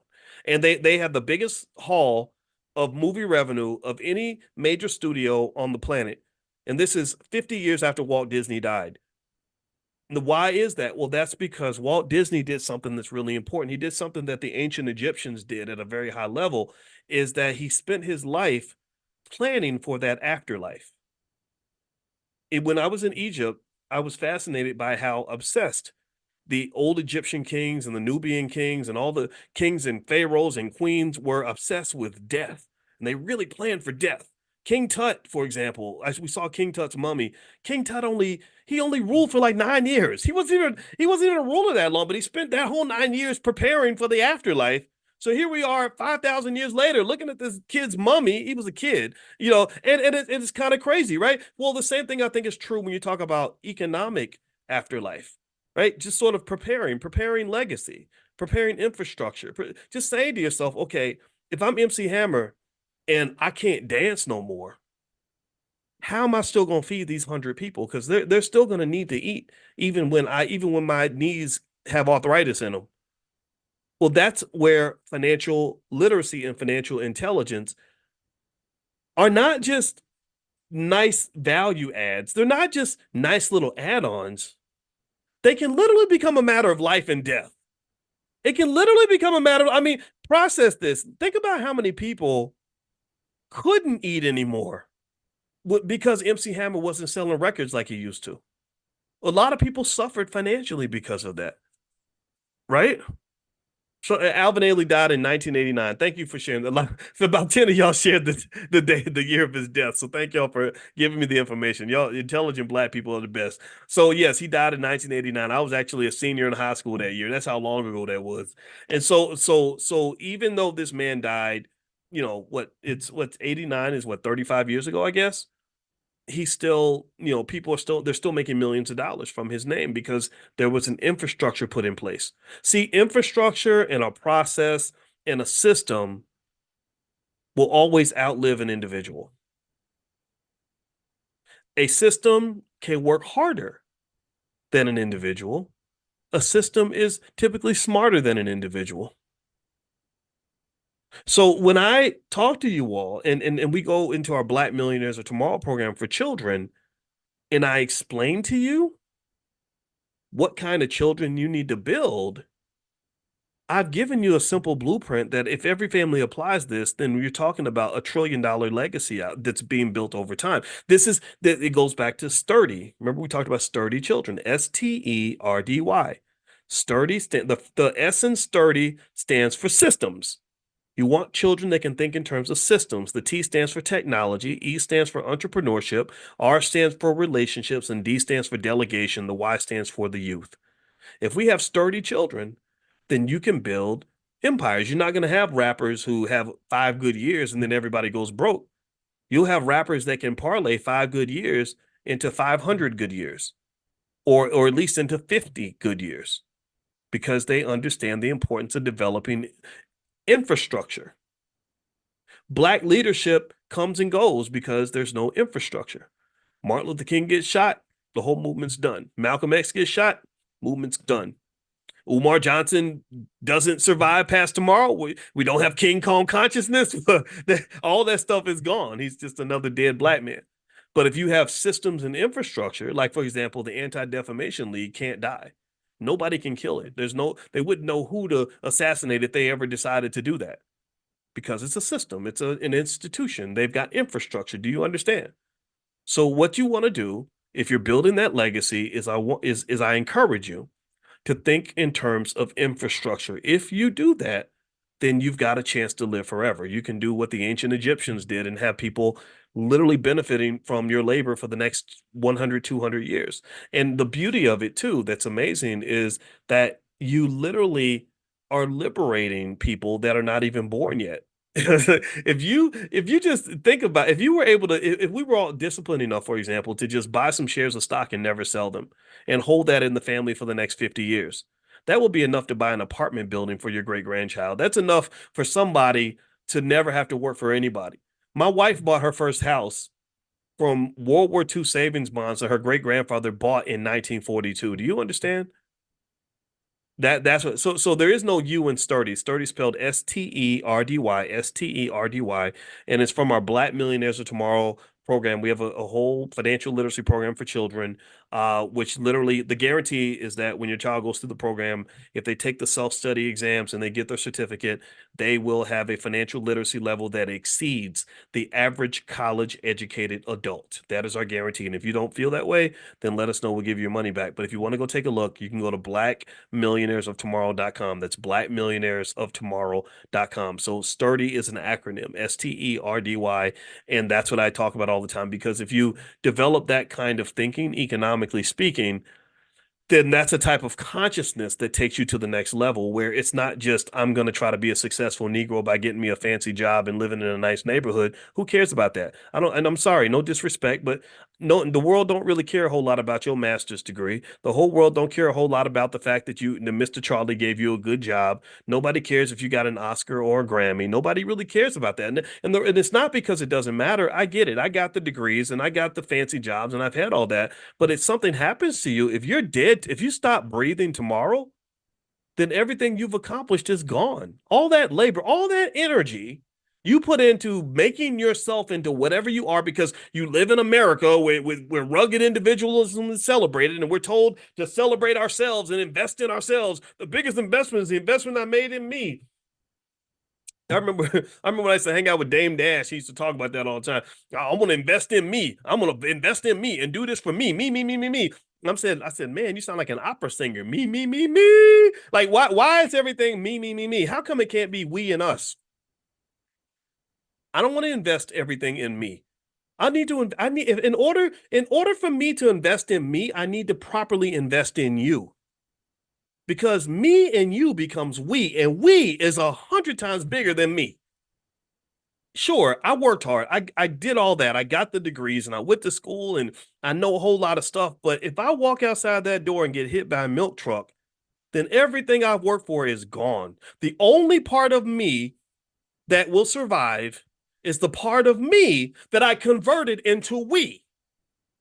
So I know that the we will outlast the me any day of the week. Do you understand what I'm saying? I know that if something happens to me, I'm not worried about something happening to me because we got we. I know that I've been able to, over 15, 20 years, talk to about 10, 20 million people who are going to take something that they learned from me and that it's going to survive. It's a win. It's a win for us. So what happens to me doesn't matter. I don't, when I figured that out and began that process of really pouring into other people as much as I could, and doing the same strategy that I would kind of, would have loved to help MC Hammer sort of do. That was when I no longer had a fear of death. I wasn't afraid of death anymore. I'm not afraid to die because the we has become so big that the me is not that important. Sure, I'm still part of the process. Sure, absolutely. But if I was gone tomorrow, there's certain ideas and principles and philosophies that I know that you all have embraced that you're never going to unlearn. Now your kids know it, your grandkids know it. You've been talking to people about it for 10, 15 years. So me doesn't matter anymore. Now me has become we, and they can't kill that. They can't kill the we. They can only kill the me. So I don't sit around saying, "Oh, what if they come and assassinate me like they did Booker T. Washington, or take me down like Marcus Garvey's." That stuff doesn't bother me. I have a job to do. And I would say the same thing is true for any of you, all of you. A lot of you are super talented. You've got so many great things you've worked on. You have so much knowledge you have so much skill, so much possibility and potential. Try to make sure you turn that me into a we, and don't fall for the me the me philosophy that exists in America, because the me is why so many people are struggling, why so many people are losing, why our country is not becoming the country that it needs to be. If you want to know why China is becoming so strong, it's because China understands this. China says me don't matter. It's the we. We are what matters, not you. You're an individual. So doing everything by yourself is not really gonna get you what you're looking for, because I hate to break it to you, but at some point you're going to die. We're all going to die. And so the best thing we can do while we're here is enjoy the present, really pour into it with reckless abandon, fearlessness. I believe deeply in that. I believe in relentless fearlessness in terms of pursuing whatever purpose you believe God gave you, and then making sure that you're passing that baton so that everything that you have, everything you work for, everything you become becomes something that's bigger than just you. That's consciousness. That's financial consciousness. That's it. I'm done. Um, So yeah, so I finished reading that part from my book, Financial Lovemaking. If anybody wants to go get a copy, you can go to drboycebooks.com. And it's the subtitle of Financial Lovemaking is merging assets with your partner in ways that feel good. So I actually say I want to apologize in advance for any weird or freaky stuff I said in the book. I think I talked about financial threesomes and stuff like that, just trying to be funny. But that was me at 35 years old, so I'm a different man now. So anyway, I hope you guys have a great day. And also a reminder, the Black Investors Championships have started. They start today. So if you'd like to still participate, just get on the text list. I'll send you a link where you can join. And then after today is shut off, we can't take any more entrants. And you can start buying stock right now. The markets are open right now. So go ahead and jump in, start buying your stock. The URL is blackinvestorscup.com. That's blackinvestorscup.com. But if you get on the text list, I'll send you a link where you can join. And it cuts down the price of the fee and everything for you. So feel free to get on the text list. Text morning to the number 87948. Text morning to 87948, and I will send you the link this afternoon. And that's pretty much it. So have a was in the 5 a.m. club this morning. Clap for me. I made it to the 5 a.m. club. You guys know it's not even a 50-50 for me. Most days I'm in the 6:30 or the 7 a.m. club, but I did get up at 5:04 a.m. 5:04. I thought about 5:04 because that's isn't that the area code of New Orleans? And my friend D1, he's a great rapper out of New Orleans, and he has this song that says, "Y'all ain't ready for that 5:04." So apparently the 5:04 is a source of pride, and shout out to everybody from the 5:04 because I got up at 5:04 this morning.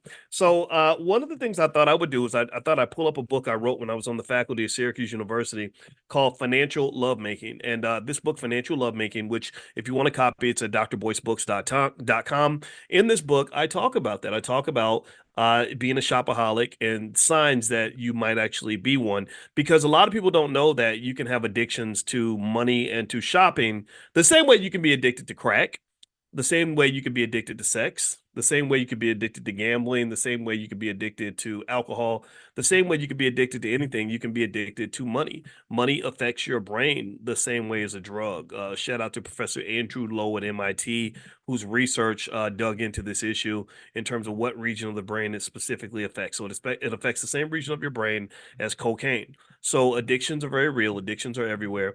And so shopping addiction is a very real thing, and also gambling addiction. That's another type of addiction in terms of financial psychology that you want to be really careful about. You want to warn your sons in particular, because now they've legalized sports gambling, and which I think is just terrible. I wish they hadn't done that, because now they're really encouraging young guys to dig into gambling. And I say young guys because they don't really aim for young women as much, because young women are not as susceptible to sports betting.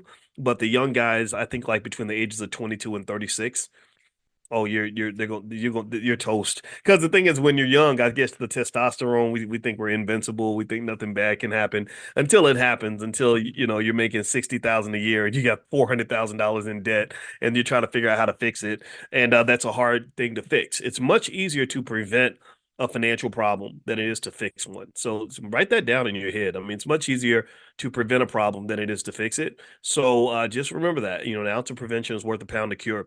So anyway, so what I thought I would do is dig into some of these signs. Like how do you know if you're a shopaholic? In fact, give me a guess if you feel like you've ever seen anybody who was a shopaholic or spendaholic. Give me a guess if maybe it was you, maybe it was you. Give me a guess if you've ever seen anything where you say, gosh, that almost seems like an addiction. That doesn't seem healthy. Something's wrong with that. Give me a guess if you've ever seen anybody in that category. Um, And yeah, I think it's pretty common, right? It's kind of a big deal. In fact, in America, we have a big problem with spending. They love consumer spending. They love watching consumers spend because consumer spending actually drives the economy. That's how rich people stay rich. That's how the economy keeps roaring. Is they pretty much just have Americans addicted to consuming things from an early age. So anyway, so let me pull this up. All right, so let me see here. All right, so one other thing, let me see. I'm trying to think what else is going on. I know also Cody Ransom is teaching a Black Wall Street class. If you want to join that class on the true history of Black Wall Street, you can go to b1wallstreet.com, be the number one wallstreet.com. Feel free to take a look at that. I'm a believer that we shouldn't have slavery or anything like slavery or taught to us by slave masters. I don't think slave masters are the best people to teach slavery to people who used to be enslaved. And so so it's not just true for slavery. It's true for anything related to Black history. I think Black history and really anything about that comes down to like how to be Black, what Black people are supposed to do. I just don't think that it's healthy for us to have other people teaching us that. I think we should be teaching that to ourselves. So we actually have our own educational institution. We've been doing this for many years, and we teach kids about wealth. We have the Black Millionaires of Tomorrow program where our kids, we have 9-year-olds who know wealth better than most adults. It's not very hard to do because if you focus on some basic ideas at an early age, you'd be amazed at what a difference that makes in the life of the child. And also, I want you to remember that the idea of being financially sound is not just about having money. It's about giving you protection in the areas that money cannot buy. It's all the stuff that doesn't have to do with money. Money is kind of a protector that can either inhibit your ability to enjoy your life or it can accelerate your ability to enjoy your life. Let me know if you get what I'm saying here. Money doesn't really buy happiness, but it's very hard to find happiness without money. Let me say that again. Money doesn't buy happiness. Money can't, there's no store you can go to and buy happiness unless it's like a crack house. Maybe you can buy temporary happiness in a crack house. But for the most part, that you can't buy happiness, at least long-term happiness with money. But what money can do is it can take away your ability to pursue happiness if you don't have what you need. Do you understand? So this is what it's all about. It's about when I really consistently talk to you about us building that capital base for the children, you're really keeping the children out of slavery. You're really protecting them from slavery because when the kids get to be 25 and they don't have any money, the only option they have is they have to go and get a job, and chances are when they get a job they have to work for someone who doesn't look like them, and then they get mistreated and abused and disrespected, and then they come home and they're crying every day and they're really sad and their lives suck. Well, why do most people's lives suck? Well, a lot of it has to do with the job that they do. It's the people they work with. That's the biggest stressor. And I think what happens is that they get us distracted. They'll tell us about some person every time there's an election. They'll pick one person who got shot by a cop, and then they'll tell everybody if you go out your door, a cop's going to shoot you. And I don't know a lot of people. I'm gonna be honest with you. I don't know a lot of people who've been shot by cops. I don't. I really don't. I know it happens for sure. I knew cops growing up. My dad was a cop. My dad had to shoot somebody. He shot a white guy actually. He had to kill him. And he was protecting people, and they sent him thank you notes and everything because this guy was a real menace in his neighborhood. But I don't know many people who got shot by cops. But what I do know, here's what I do know. I know a lot of brothers who've been shot by other black men. I do know that. That's just my experience. I also know a lot of black people who hate their jobs. I know a lot of black folks every day. In fact, raise your hand if you've ever been on a job where you were disrespected. Let me know. Give me a yes if you've ever been in a situation that was just painful and stressful and irritating and made you mad and made you want to jump across your desk and beat the hell out of your boss and made you not want to come to work no more, or made you just downright sad. I know that a lot. I've seen that a lot, right? So in my view, if you're talking about really solving problems, um, my thought is like, why not solve problems by starting where the biggest problem exists? To me, that's very logical. It's very logical to say, if I'm going to solve a problem, I'm going to focus on what your biggest issue is, and I'm going to help you solve that. I'm going to help you fix that, right? So I would just tell you that I don't think being shot by a cop is the biggest problem that most black people have. I'm not saying it's not important. I've talked to you. I've worked on criminal justice initiatives. I told you about what Russell Simmons and I did, where we pushed the Obama administration to change their incarceration policies. I believe in that 100%. I've talked to you extensively about things like the Biden crime bill and how many people went to prison and nobody, a lot of those people are still locked up, how it disrupted and destroyed the black family and therefore taking away trillions of dollars in wealth from the black community because it's almost impossible impossible to build wealth without family. Every study shows this. I'm in complete alignment with you, right? So I'm not going to sit around and pretend like a police shooting is a good thing or that these are not issues. But what I am saying is that I think that if you're talking about fixing your life, that's it. Ayanna Van Zant style. If you're talking about quality of life, that's it. That's what I'm thinking. I'm looking at your life and I'm saying each day, what are you doing every day, and how do you feel about that? And if you don't like that part of your life, then I say fix it. So when I think about quality of life, I think the best way to give your child a better quality of life is to put them in a position where they don't have to go beg for a job from their oppressor. I think that would be a type of liberation and freedom that would make them very proud. It would make them very strong. It would make them very it would give them access to a lot of happiness and freedom and all these other things that we talk about that sometimes we don't know anything about. I mean, you can't, sometimes we fight for freedom in a cage. Like we fight for freedom by demanding a nicer cage. Give me a better black job. I need you to give me more black jobs. I don't want to, I don't even want to, I don't want a black job. I mean, maybe like if I was in the NBA or something, that I might take that black job, but I don't want a black job. I want a black owned business. Because when you have a black owned business, you get to decide what jobs are going to be the black jobs, which jobs are going to be the white jobs, who's going to get the most opportunity. You don't become a person seeking an opportunity. You transition into a person who creates an opportunity. Do you understand? Like we shouldn't be teaching our kids to go get a job. We should be teaching our kids how to create a job. That's what financial consciousness is all about. Consciousness is leveling up. It's where you say, okay, I'm not going to operate on this level because I'm not winning on this level. Let me go to a higher level. And if you're not winning on that level, you go to the next level. And each time you notch up a level, you have a little more power. You have a little more perspective. You're higher in the sky. When you're in an airplane, you can see the landscape a lot better than you can if you're in a car. You understand? So you got to level up. We must level up our thinking. That's extremely important. And in fact, actually, I promise I'm gonna get to the shopaholic topic. I know that was what I started with, but y'all know me. I just stream of consciousness. Just bear with me. Um, but I was even thinking about today, like with my wife, we went to breakfast today, and I decided to take her to breakfast because I don't know, I want to spend time with my wife and everything. And I was just telling her, I told her how much I admired her, and I told her how much I really just admire like just how pretty she is. I said, you were the prettiest thing I ever saw. And I was telling her that my theory, I said, when I got married to you, I would have some people ask me, like women would say, well, what was it about her that made her different? Like, why were you willing to settle down and marry her? Because I wasn't in a rush to get married. I didn't feel like I had to get married. That wasn't something I feel like you should do whatever you want to do in life. I really believe that. But I wanted to marry her. And they were like, so what was the difference? And I said, I think it was that number one, I thought she was amazing, most beautiful thing ever. And also the other thing too is like I don't understand when guys get intimidated when women are doing well and they're really smart and they are successful. That accelerates you. That should help you. You should see that as an asset, not as a liability. She's not your competitor. She's your spouse. She's your partner, right? So that was one part of it. But then I said, one of the biggest things that made me really love you is the fact that you really love me. I admired you partly because you admired me.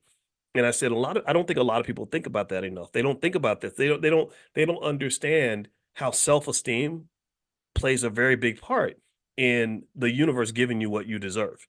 Self-esteem is really important. And so let me give you an example to make it more concrete because I'm trying to get this thought out of my brain and into my voice so you can hear it and see it and hear where I'm coming from. But anyway, so I said, like I've seen men who will say, I want to date the most beautiful woman I can find. But they don't even consider like, well, does that woman also consider you to be a catch? Like you've decided she's the prize, but does she see you as the prize? Because if she doesn't see you as the prize, then maybe that should affect whether you see her as the prize. Because what happens, I've noticed, is that people tend to fight for the things that they value. Like people tend to sacrifice to keep the things that they really want to have, right? Like for example, I told my wife, I said, like the waiter came back and he saw the half a pancake sitting on the table and he was going to pick it up, and I said, no, no, no, no, no, no, give me some time. I want that pancake, right? I said, now if I didn't want that pancake, I would have just gave it up. I would have said, here you go. So what happens sometimes is you'll see sometimes like in relationships where because she's a relationship therapist, and I remember sometimes she might say, yeah, she say, yeah, sometimes I have a client where the husband doesn't even want to come to therapy and he'll just be out in the streets doing whatever, and the wife will be in there like wanting to talk it out and figure it out, and he doesn't even care. And I said, it's because he don't really want her like that. Like I said, a man that really wants you is going to sacrifice for you. That's what I just really believe. Or a woman that really wants you is going to sacrifice for you. And it's not just true for men and women and male female relationships, it's really true for everything. Even if you think about like a job, there's a difference between, tell me if you're following this. If you work for a company that values you, what are they going to do? They're going to pay you well, they're going to be flexible with your schedule, they're going to give you days off when you need them. They're going to give you promotional opportunities. They're going to find out how you're doing. The boss was going to know the names of your kids, right? Do you see what I mean? Like that to me is a great experience. But think about this. So there's different types of ways you go search for a job. Some people search for a job and they say, I want the job that pays me the most money. That's it. Or I want the job that's the most prestigious. And they don't even factor in, well, how are they going to treat you? What are they going to do for your quality of life? If I get a job that's super prestigious and pays me lots of money and they treat me like crap, they stress me out, I'm not sleeping, my blood pressure's up, I'm drinking myself to sleep every night because I'm under so much stress. Well, that ain't the right job for me. That's not the right place for me to be. I'm not supposed to be here. And what tends to happen is when we get more mature and you get past that self-esteem issue that you had when you were young, where somehow you felt the need to be in this space because maybe it validated you, right? You're young and you're like, I want to go work for the White House so I can tell my friends I work with the president, or I want to go get this job so I can tell my friends how much money I made. Then eventually you get to the point where you're like, I don't need that anymore. I don't need a fancy title. I don't need necessarily a ton of money. I just want to be happy. I want to be in a place that values me. So your job criteria, your search criteria changes as you start to accept and respect the idea that you're a whole human being who should be making a decision based on multiple variables and not just one. Do you understand? So I told my wife, so this was we were talking about relationships at that time, but I think this applies to everything because remember, your problem with racism as black people, I would believe is that you're in an abusive marriage with white America. That's what you are. You're in an abusive relationship where your partner tells you they love you and but they might punch you in the face every now and then and pee on you or something, R. Kelly style. And you stand there and you accept it because you somehow feel that nobody else is going to want you. And that's what happens. This is what they this is how the politicians they get the votes. This is how they get us to give them all our money and all that because it's a self-esteem thing, right? And I told my wife, I said, you know what? I said, part of the reason I love you so much is because of how much you love me. And part of the reason that I wanted to be with you so much is because I could tell you wanted to be with me and you wanted a man like me, which that right there told me, oh, this woman got good taste. Right? She got good taste. Now this was genetic. Her father was a professor like me. So she has this thing. We tend to marry our parents. There's books, there's whole psychology theories about that. This is where the whole broken families problem really emerges, right? When you look at the fact that 76% of all black children don't have a father in the home, and a lot of young children don't have a good relationship with their father, this really shows itself in dating choices and why certain guys might end up as the fathers of your kids and all that. It all requires therapy. It's a deep conversation. But still, though, I told that's what I explained to her. I said, I think that we underestimate the importance of self-esteem and self-respect when forming relationships, whether they are economic relationships, whether they are romantic relationships, professional relationships, any kind of relationship. I believe that you should never in your life spend time or energy on anyone or anything that does not want to give similar energy back to you. I don't believe that we should be giving all of our money away to people who would never ever do the same thing for us. I don't believe that the people that teach our children are qualified to do so. I don't believe that. I believe we're qualified to do that. I don't believe that a healthy relationship is ever one where you want them up at level 9 and they only want you at level 1. And what happens in those relationships is you get abused. Literally, they're crapping on you. They're calling you names. They're disrespecting you because they know you're not going to go anywhere. And you're sitting there doing Jennifer Hudson songs. No, no, no, no way. I'm living without you. I'm staying. I'm staying. I don't want to be free. That's the black people all instead of the black national anthem, that needs to be our new anthem because some of us are out here literally singing Jennifer Hudson songs, talking about you gotta love me. Right. So first off, if a woman ever sang a song like that to me, I would run for the hills. That is a scary song. That means that she's either gonna have you or she gonna kill you. But then second of all, what in the world would make you ever think that it makes sense to behave that way in front of anyone? Where is your damn self-esteem? Where is your self-love? Where's your self-respect? And that's what we do. We are trained. I think we're trained to be beggars. We're trained to sit there. No, no way. You're gonna love me. Like you go, no way. I'm living without you. Right. And we take pride in this. I'm not begging nobody for nothing. I think I don't, and it's not an arrogant ego thing. It just it's a self-love thing. I think that if we practice simply loving ourselves as much as we love white people, we would just move like light years ahead as a community. I really do. I think that we really are in love with their validation. We're in love with their acceptance. We're in love with whatever it is that we think that they can give us. And we don't really love ourselves as much. And so so this all spun from the conversation I had with my wife. And I said, a good part of the reason that I love you so much that I would fight for you and that I did fight for you is because I had a sense that you would fight for me, that you loved me, that you wanted me. If you did not want me, then I would not want you because I know that if I go out here and I hold my head up high and I become the best man I can be, that there would be some woman who would be worthy of that love. And I don't know if that I hope that doesn't sound arrogant because it's not meant to be. To me, it's about simple, basic self-respect. I see people in relationships all the time with people who truly don't care about you. But maybe you picked him because you wanted to be married to a surgeon, or maybe you picked her because you wanted to be with the prettiest girl in the room instead of the woman who wanted you the most. I think that those factors need to be considered in every type of relationship. That's a self-esteem thing. That's just a parting thought. And maybe it's on my mind because I was going to read a little bit from my book, Financial Lovemaking. I hope that's okay. I wrote this book a long time ago. So if I say something stupid in here, just know that I was literally 18 years younger than I am right now. But I'm going to read some of this because there is a section on shopaholics or spendaholics. Actually, I call them spendaholics in the book, and I'm going to read this. And by the way, I just want to remind everybody, in case you just came in, today is the first day of the Black Investors Championship.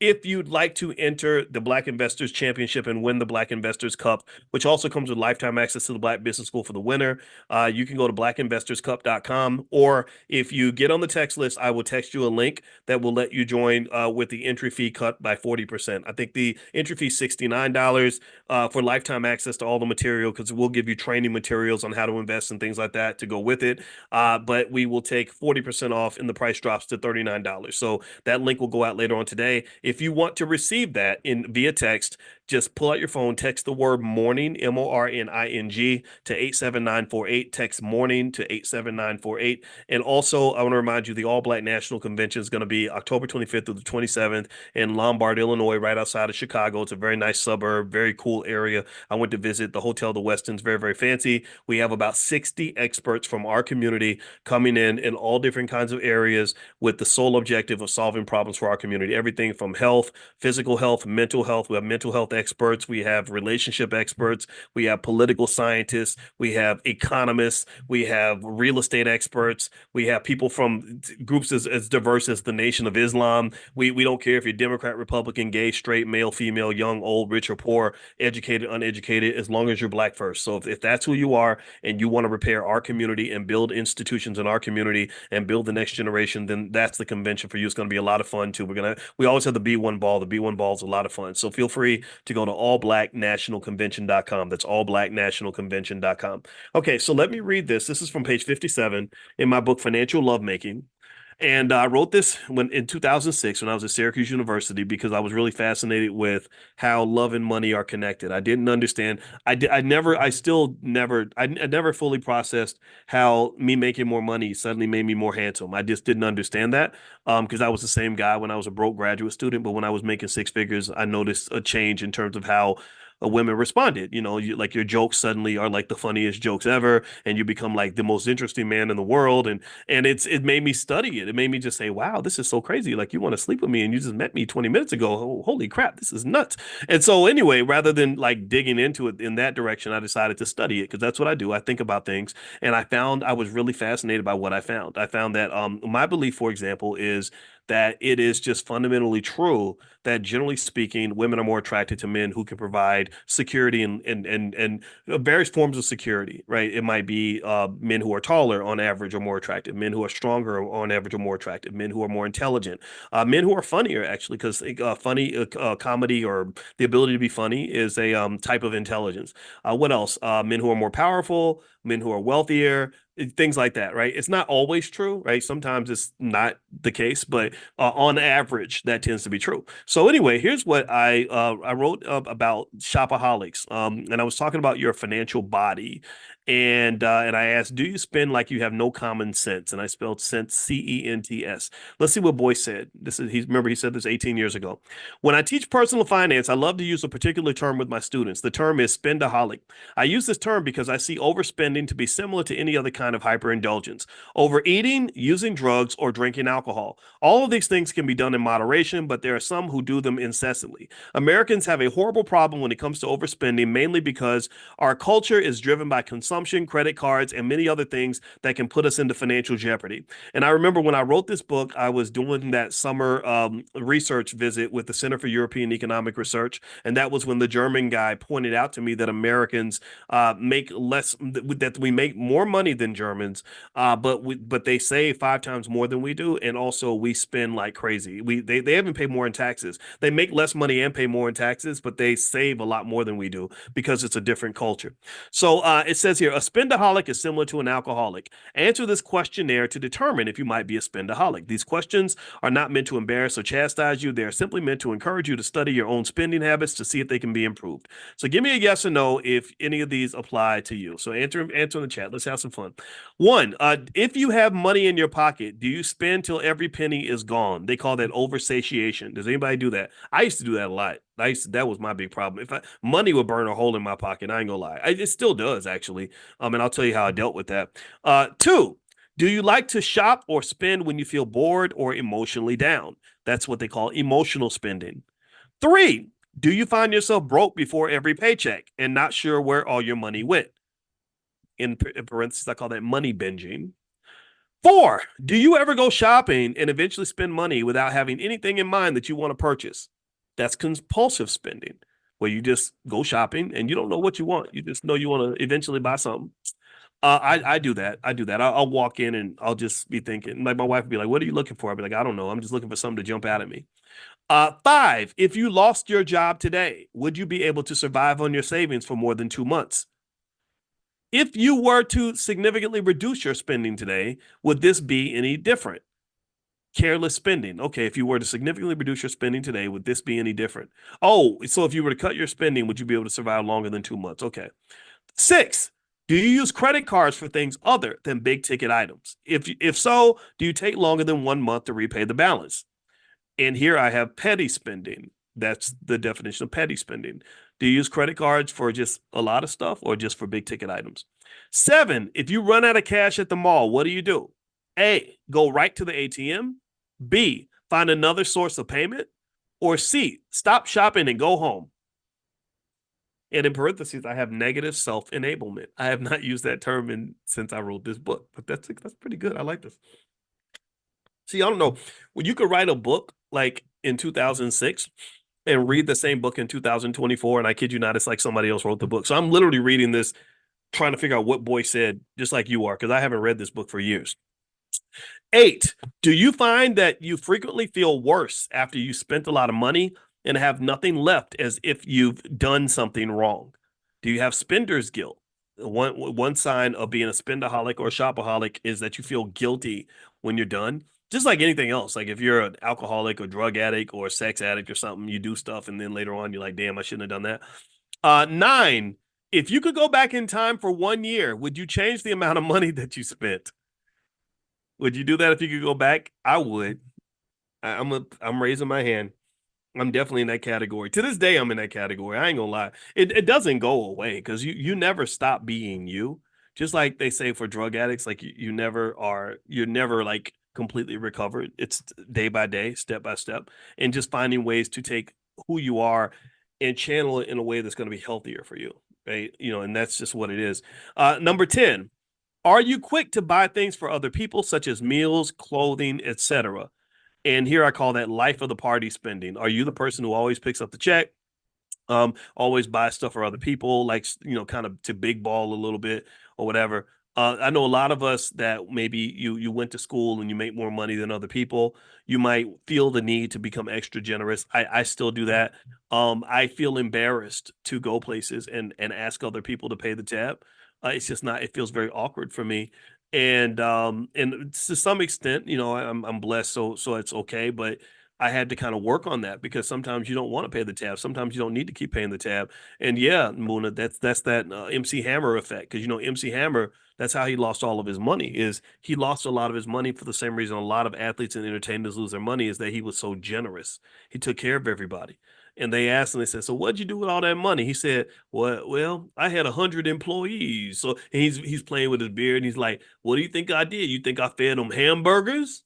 Or you think, oh, he said, like, do you think I paid him with hamburgers or something like that, right? And the thing is that I don't knock the generosity at all. I think that Hammer, um, I think the generosity is fine. But like, if I was to go back in time and I was an advisor to Hammer, what I would say to him is that you have to develop an infrastructure that feeds itself. Like you can't do a charity based model of paying people. Like because if you do, you're going to be trying to dance until you're 70 years old because you got to do a whole lot of dancing to pay 100 people, for the rest of their lives. Because once people start to get money from you, they're dependent on that MC Hammer paycheck. They're dependent on that MC Hammer lifestyle. And when you take that away from them, that's going to be financially traumatic for them. And traumatized people tend to have a trauma response. So that person who was your homeboy, your best friend, you put $1 million in his pocket over a 1 or 2 year period. Suddenly you take all that away from him. Sure, his better self might say, "Well, it's okay, man. You did a lot for me and I appreciate it."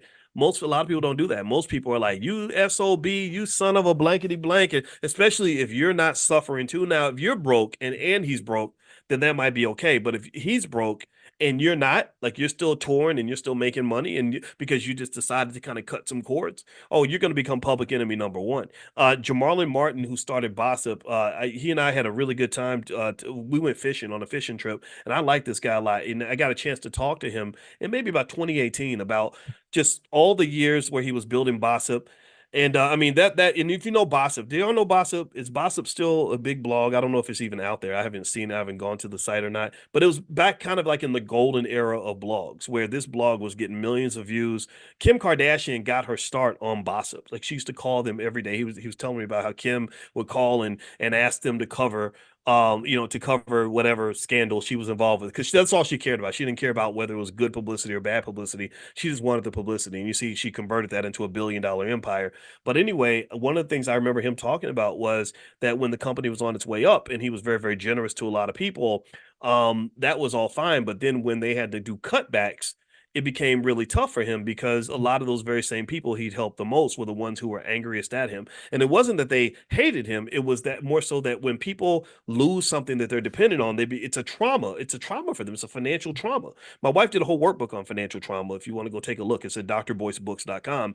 And when people are traumatized, they just sometimes they're not gonna sit back and be calm and cool and collected. They're gonna freak out, right? So long story short, I think with MC Hammer, that's the risk you have is that you're being very generous and you're doling out money, and what you're doing is you're doling out dope. You're giving everybody some dope because the dope is soothing, they're soothing their lives and making things better and giving them a feeling of euphoria, like, "Oh my God, thank you, I love you, I appreciate you so much." So now you got 100 people that are dependent on you financially. So you got 100 dope addicts, basically, except the dope is just the money, right? And it's not because they're bad people. It's just that they need that money that you're sending them every week. And it's not an amount that's going to make them just, super happy. It's just enough for them to feel normal. So when you take that away, It's just like taking money away or taking drugs away from an addict who need to get, a shot of heroin every morning or a bottle of liquor every morning or whatever. And so that reaction is literally a withdrawal. So you take the way a dope fiend's dope, he's gonna get mad at you. He's gonna kick you in your ass. He's not thinking properly because he's feeling off balance in that moment. And I really think that that's what MC Hammer was running into. So what I would say to Hammer is, number one, I would just first of all, I tell him, look, let's not hire anybody for a while. Let's just kind of think about this thing and figure out how we can develop something that's more stable. But then when you hire people, maybe hire them temporarily so that you can manage expectations, so they don't think that you're supposed to take care of them for the rest of their life. And then the third thing I would say is, let's develop some infrastructure. Let's make some investments with this. Hey, we got the cash flowing right now. Let's take this cash flow is coming from one source of capital.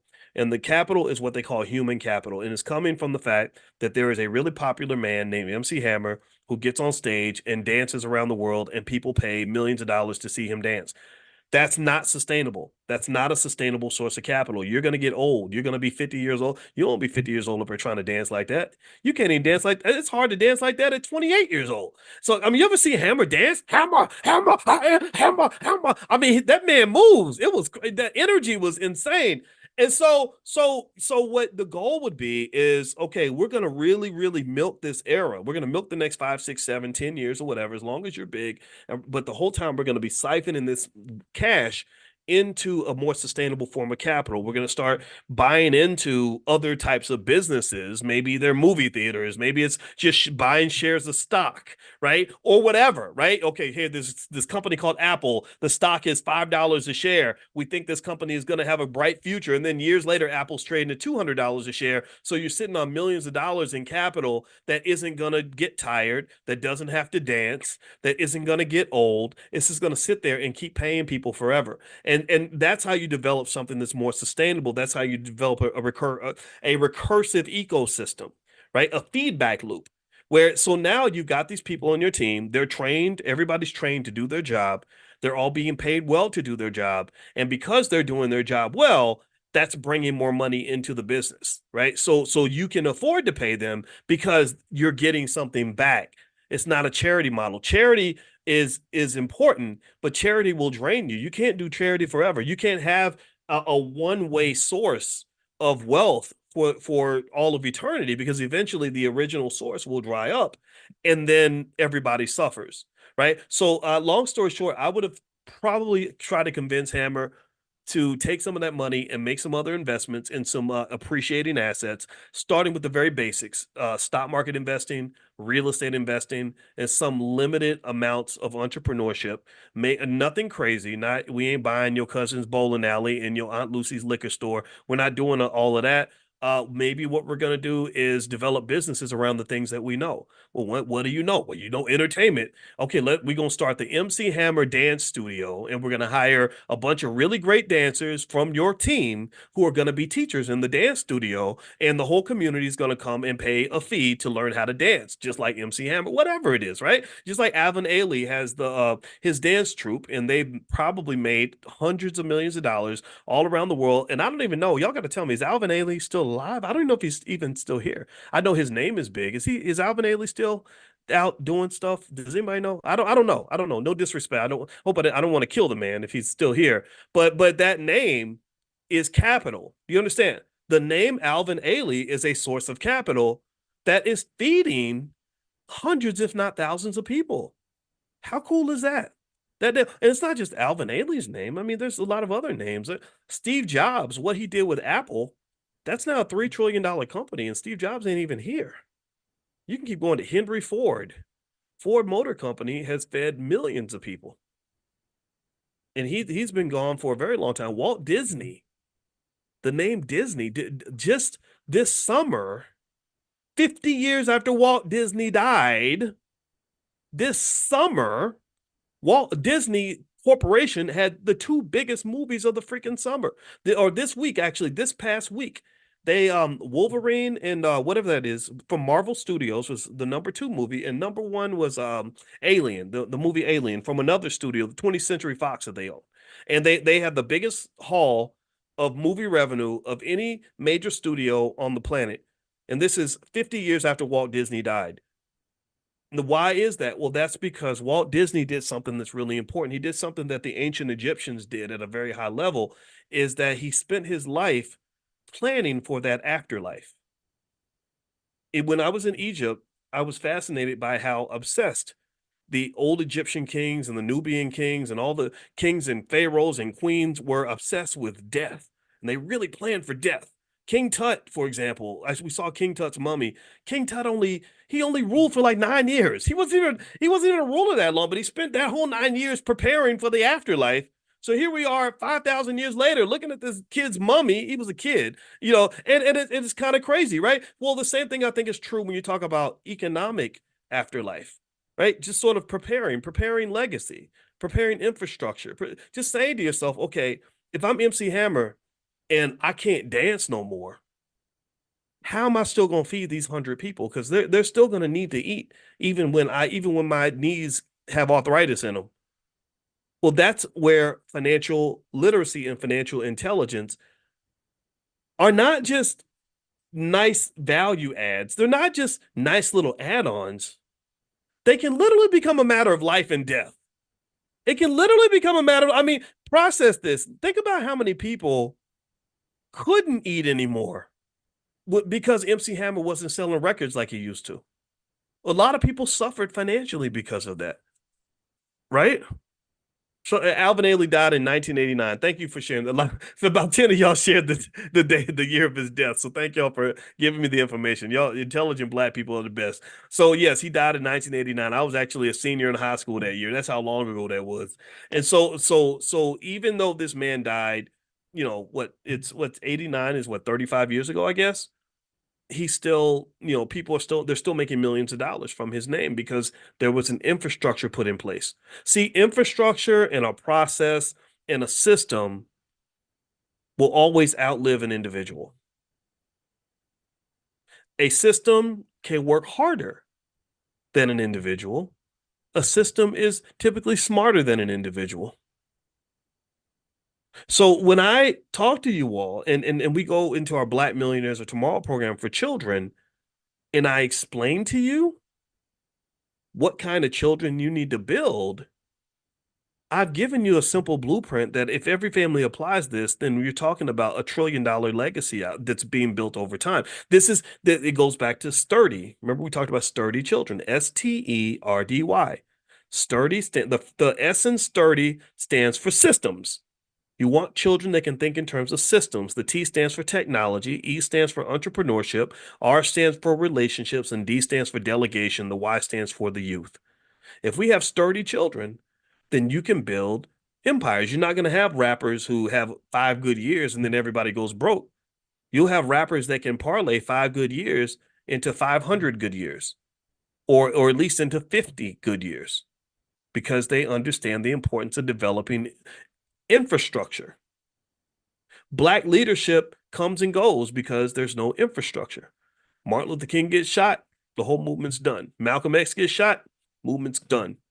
Umar Johnson doesn't survive past tomorrow. We don't have King Kong consciousness. All that stuff is gone. He's just another dead Black man. But if you have systems and infrastructure, like for example, the Anti-Defamation League can't die. Nobody can kill it. They wouldn't know who to assassinate if they ever decided to do that, because it's a system. It's an institution. They've got infrastructure. Do you understand? So what you want to do if you're building that legacy is I encourage you to think in terms of infrastructure. If you do that, then you've got a chance to live forever. You can do what the ancient Egyptians did and have people literally benefiting from your labor for the next 100, 200 years. And the beauty of it too, that's amazing, is that you literally are liberating people that are not even born yet. If you just think about, if you were able to, if we were all disciplined enough, for example, to just buy some shares of stock and never sell them and hold that in the family for the next 50 years, that will be enough to buy an apartment building for your great-grandchild. That's enough for somebody to never have to work for anybody. My wife bought her first house from World War II savings bonds that her great-grandfather bought in 1942. Do you understand? That's what so there is no U in sturdy. Sturdy spelled Sterdy,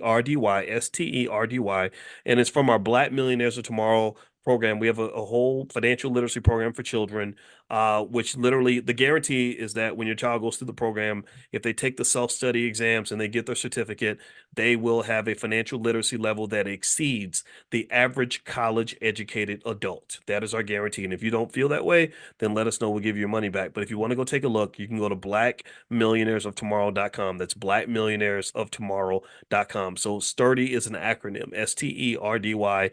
And that's what I talk about all the time, because if you develop that kind of thinking, economically speaking, then that's a type of consciousness that takes you to the next level, where it's not just, I'm going to try to be a successful Negro by getting me a fancy job and living in a nice neighborhood. Who cares about that? I don't, and I'm sorry, no disrespect, but no, the world don't really care a whole lot about your master's degree. The whole world don't care a whole lot about the fact that the Mr. Charlie gave you a good job. Nobody cares if you got an Oscar or a Grammy. Nobody really cares about that. And it's not because it doesn't matter. I get it. I got the degrees and I got the fancy jobs and I've had all that. But if something happens to you, if you're dead, if you stop breathing tomorrow, then everything you've accomplished is gone. All that labor, all that energy you put into making yourself into whatever you are, because you live in America where rugged individualism is celebrated, and we're told to celebrate ourselves and invest in ourselves. The biggest investment is the investment I made in me.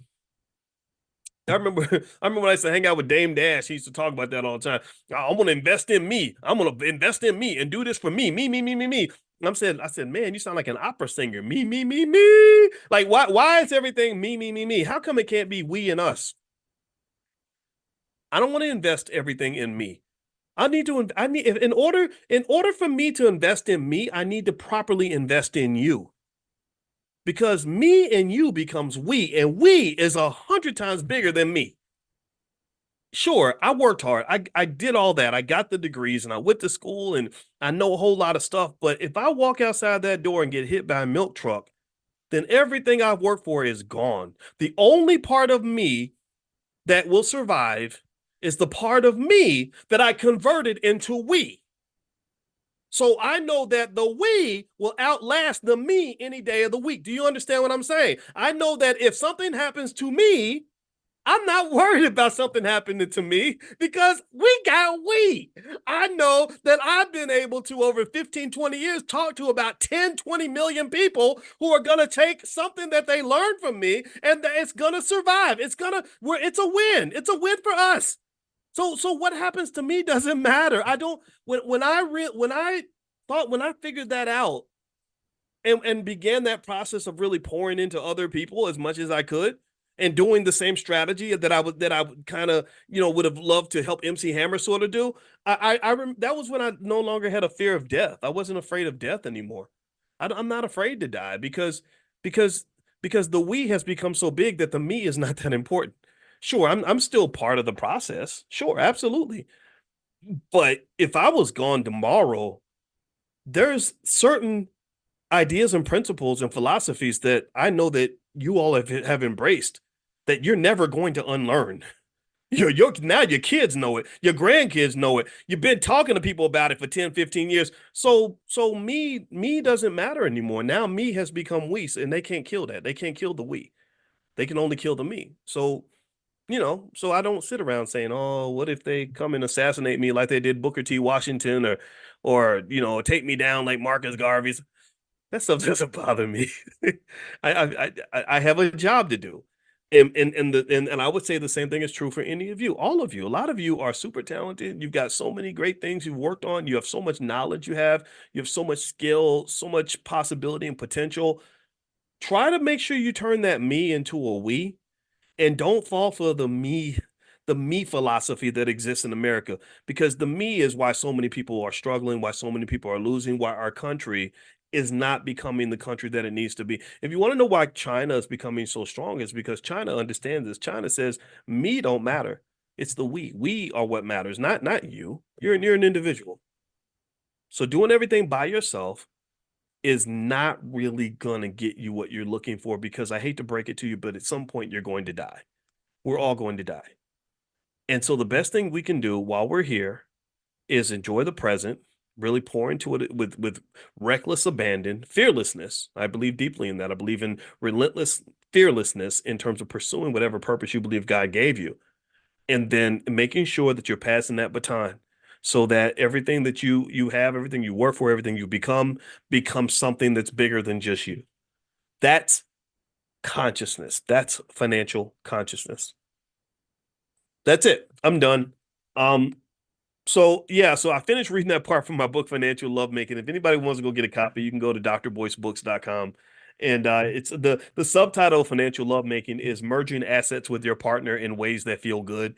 So I actually say I want to apologize in advance for any weird or freaky stuff I said in the book. I think I talked about financial threesomes and stuff like that, just trying to be funny. But that was me at 35 years old, so I'm a different man now. So anyway, I hope you guys have a great day. And also a reminder, the Black Investors Championships have started. They start today. So if you'd like to still participate, just get on the text list. I'll send you a link where you can join. And then after today is shut off. We can't take any more entrants. And you can start buying stock right now. The markets are open right now. So go ahead and jump in, start buying your stock. The URL is blackinvestorscup.com. That's blackinvestorscup.com. But if you get on the text list, I'll send you a link where you can join. And it cuts down the price of the fee and everything for you. So feel free to get on the text list. Text morning to the number 87948. Text morning to 87948, and I will send you the link this afternoon. And that's pretty much it. So I hope you guys are having a great day. Welcome to drboycetv.com, the home for intelligent Black people. My name is Dr. Boyce Watkins, and today we have a very special guest. This brother Jamal Green, who is an activist out of Chicago, who is doing some interesting work. And he's in the middle of some interesting, an interesting controversy right now. So Jamal is giving us the honor of speaking with us today. I want to ask my brother, how you doing today, man? Man, I'm beautiful, man. It's a beautiful day. All right. Yeah.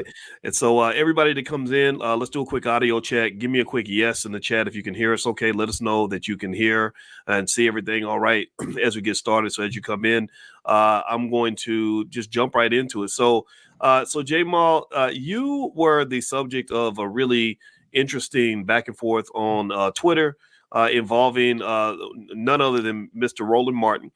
And apparently it looked like some things got kind of heated where Roland, from what I understood, he attacked you on your Twitter page. He came at you first. You did not tweet at him. You did not say anything about him. And then you actually paid him a little visit at a DNC event. Let's just start from the top, man. So what's going on with Roland? What happened?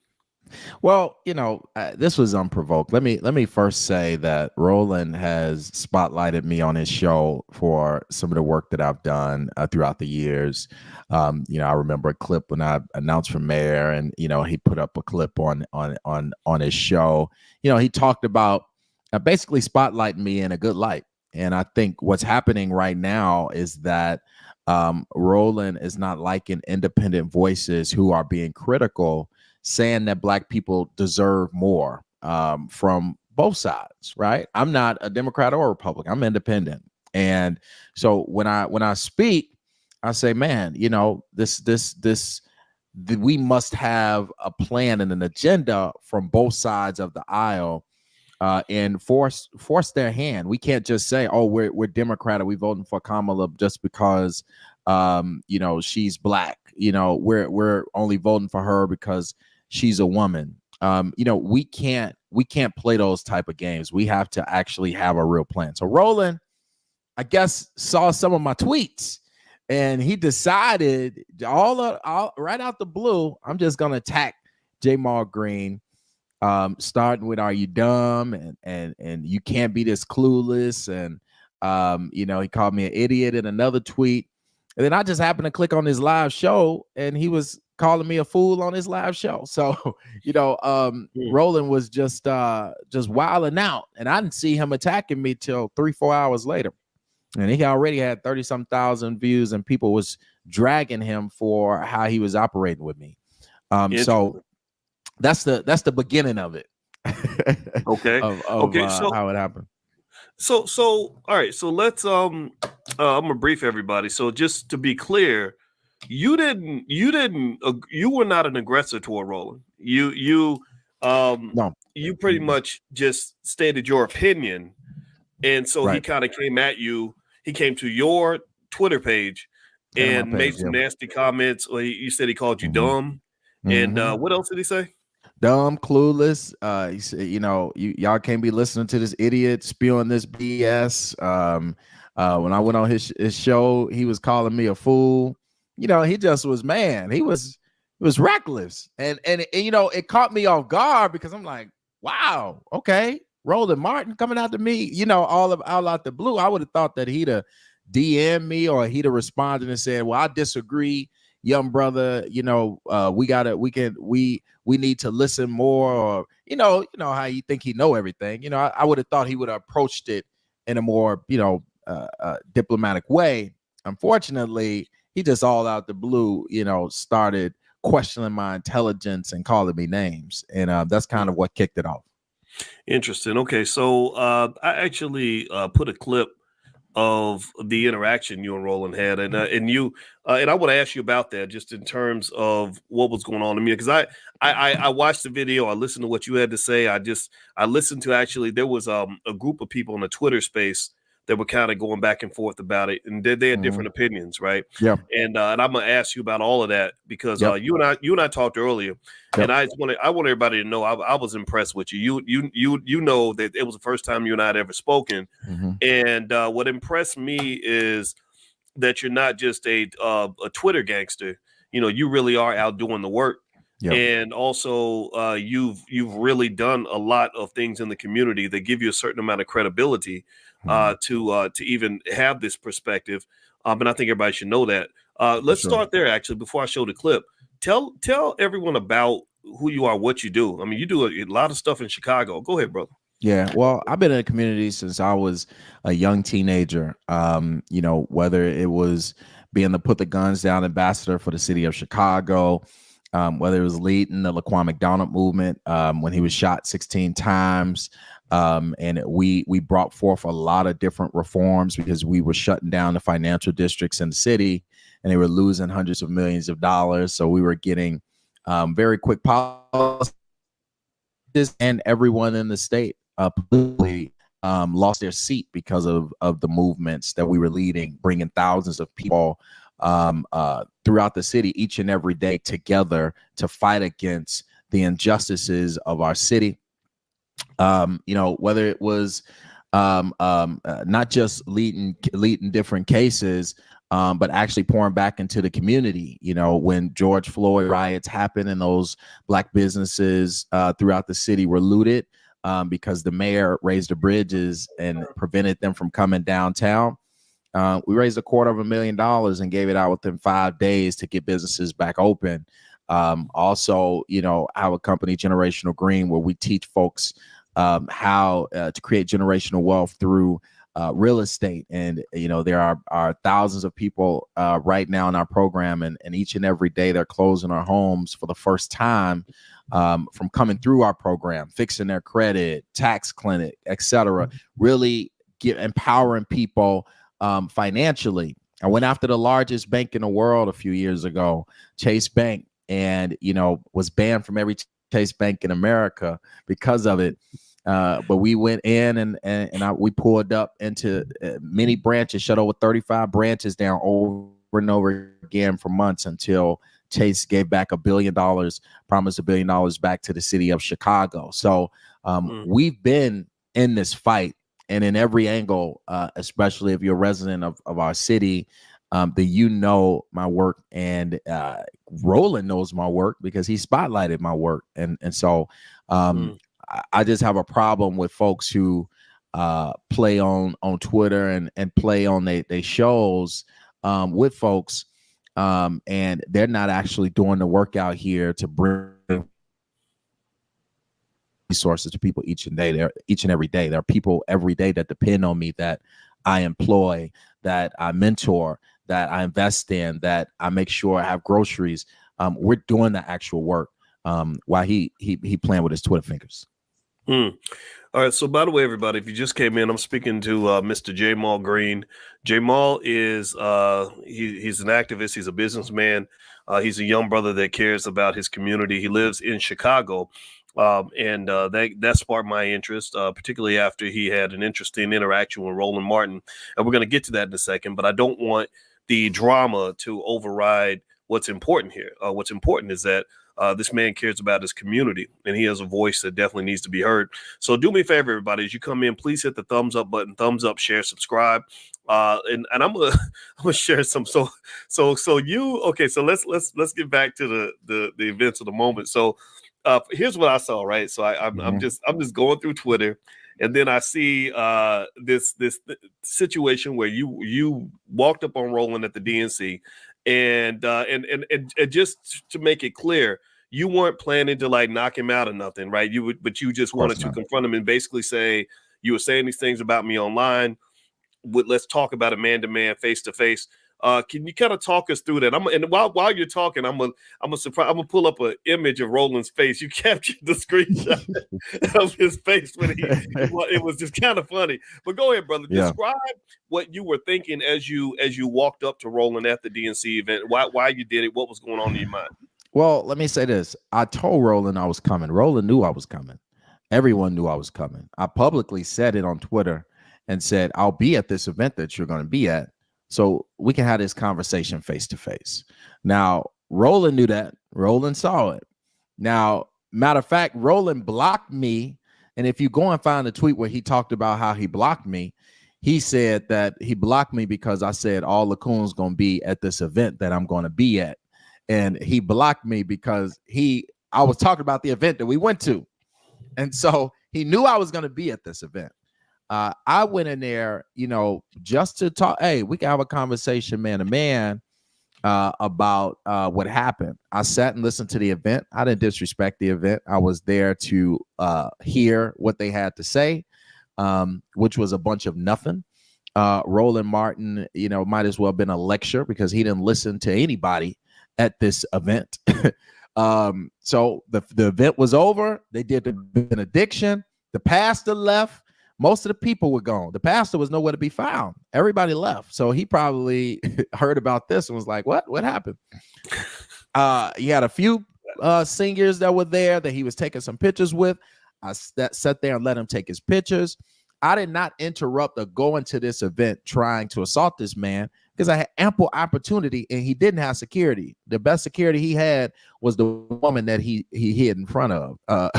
And so, or hid behind rather. So, I waited. He kept saying, wait a sec, or no, give me a sec. And he basically was scared trying to run.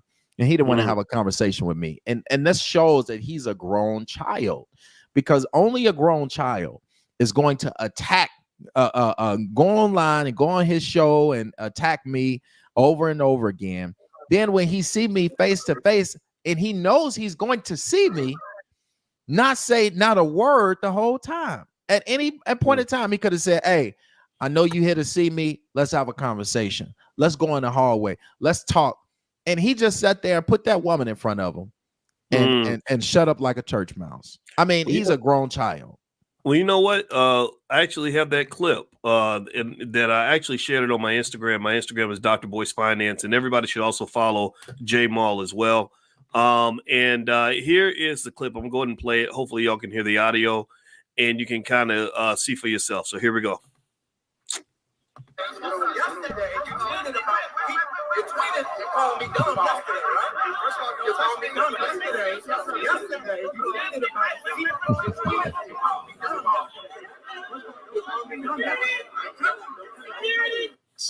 Nope. Okay. Now, what I also shared, and again, I put this up on my Instagram. If everybody wants to check it out, it's also on J Mall's page on Twitter.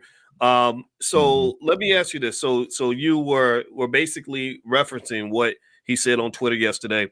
Let me ask you this, J Mall. So if let's say Roland did man up and didn't, the lady didn't call security and all that, and he said, okay, well, let's talk about it. What would that conversation have looked like? What conversation were you looking for in that moment? Well, it depends on how he wanted to operate. I wasn't trying to fight him in there. The conversation is, he could have easily de-escalated this situation and said, man, hey, I know I said some of these things. on Twitter and on my show. I felt that you was wrong when you was criticizing Kamala's plan or whatever he had to say, and we could have had that conversation and we could have been done with it. You get what I'm saying? And we don't have to like each other, but I think that he needs to understand that you can't utilize your platform to just be targeting people and attacking them with the verbiage that he's using. Because he could have easily said, man, I disagree with you because of X, Y, and Z, or come on my show and debate me or anything else. He's too old to be sitting on his platform finding people to attack, because I didn't come for him and I never mentioned him. And so for him to come on my platform and, attack me just when it's unprovoked and just say, oh, you dumb and you're an idiot because you don't agree with me. I think he needs to be more professional as somebody who is his age and somebody who is trying to move forward the Democratic message that he's paid to do. He should be in a way trying to figure out how he should convince me that he's right, not attacking me. And that just shows you when people say the word elder, he's not an elder, because an elder, and why I have many elders, many I talked to today, who would never in their right mind be on their platform calling young people stupid and dumb because they're not agreeing with the elders or with their thoughts. He's just an old fool to me. That's an interesting point you make, because it is kind of awkward, when the young men are showing more maturity than the older men. That's the part that bothers me. You and I talked today, and I told you I've seen Roland behave like a buffoon for many years. I saw the way he tried to bully King Randall when he did, but King Randall, he's a Marine. You can't bully him, and he's doing, King Randall's done more work by the age of 23, 24 than half these fools have done at the age of 50, and what I really don't understand, honestly, is this chaos that happens around election season, where I know what you're fighting for. Because I'm a Chicago guy myself. I'm not born and raised, but I've been here since 2014, man. And I see what you see. I see what's going on with how they're giving more money to immigrants than they're giving to black people. I've seen where when you did that stuff with Chase Bank, where they're redlining the black communities, not making loans and giving them access to money, all this stuff that you and I mean, we see this, and the fact that you're fighting for this and you've got black people blocking you because they're trying to represent some bullshit on the Democratic plantation. That's really something to be outraged about. Like I respect you for not being angrier about it. I like the fact that you kind of brought the conversation forward, and I support that, man. And you and I talked about this today. I told you about that crazy conversation that DL Hughley and I had. DL getting on the phone, cussing me out, calling me names, and act like he gonna roll up and punch, like he really was physically threatening physical violence. And I'm like, first of all, I'm in the gym every day, so if you show, and I know karate, so you show up on me, you better bring your security, because it's not going to end well for you. But then I'm like, why are we even having a conversation like this over some Democrat Republican crap? It's utterly insane. Part to me. Go ahead. It's utterly insane that we can't have independent voices that speak for themselves without people being emotional about their party. I mean, that makes no sense. We black folks have been living projects. People talking about Project 2025. We've been living Project 16, 19 to 2024, because we have never moved to a decent level in America. And the fact that we literally have people who are so tied to the party that a Jamal Green can't criticize or say anything that he believes, that a Dr. Watkins can't say what he believes without them getting in their feelings and just spewing attacks. It's insane. If we don't have independent voices, we are already losing. This is what my mentor told me today, Mr. Paymon Rami. This is what he said. He said, if we have a time where people cannot speak the truth, we've already lost. If everybody was on the same page, then that's a problem. You have to have people that see things differently, to point things out that people can't see, that says, that criticize everyone in an independent fashion and not just leaning towards anyone. If you cannot have these type of voices, then we've already lost. So we gotta do better with allowing these D.L. Hughley and Ricky Smiley and all these fools who get mad at folks for being critical because we want to see more, because we know that we deserve more. That's not a problem for voices to demand more for their people. We should be doing that. So let me ask you this, Jamal. How often do you get called a Trump supporter because you won't line up and vote for the Democrats? You get a lot of those. Of course, you get a lot of those, and that's why I did a video and I said, listen, this is not a Trump response. This is a common sense response. See, here's the thing. It gets less and less because the very people in these communities understand where I'm coming from, because they see it. They walk out their door and they see how much migrants are getting, and they can't even pay their rent. They walk out their door and they can barely eat.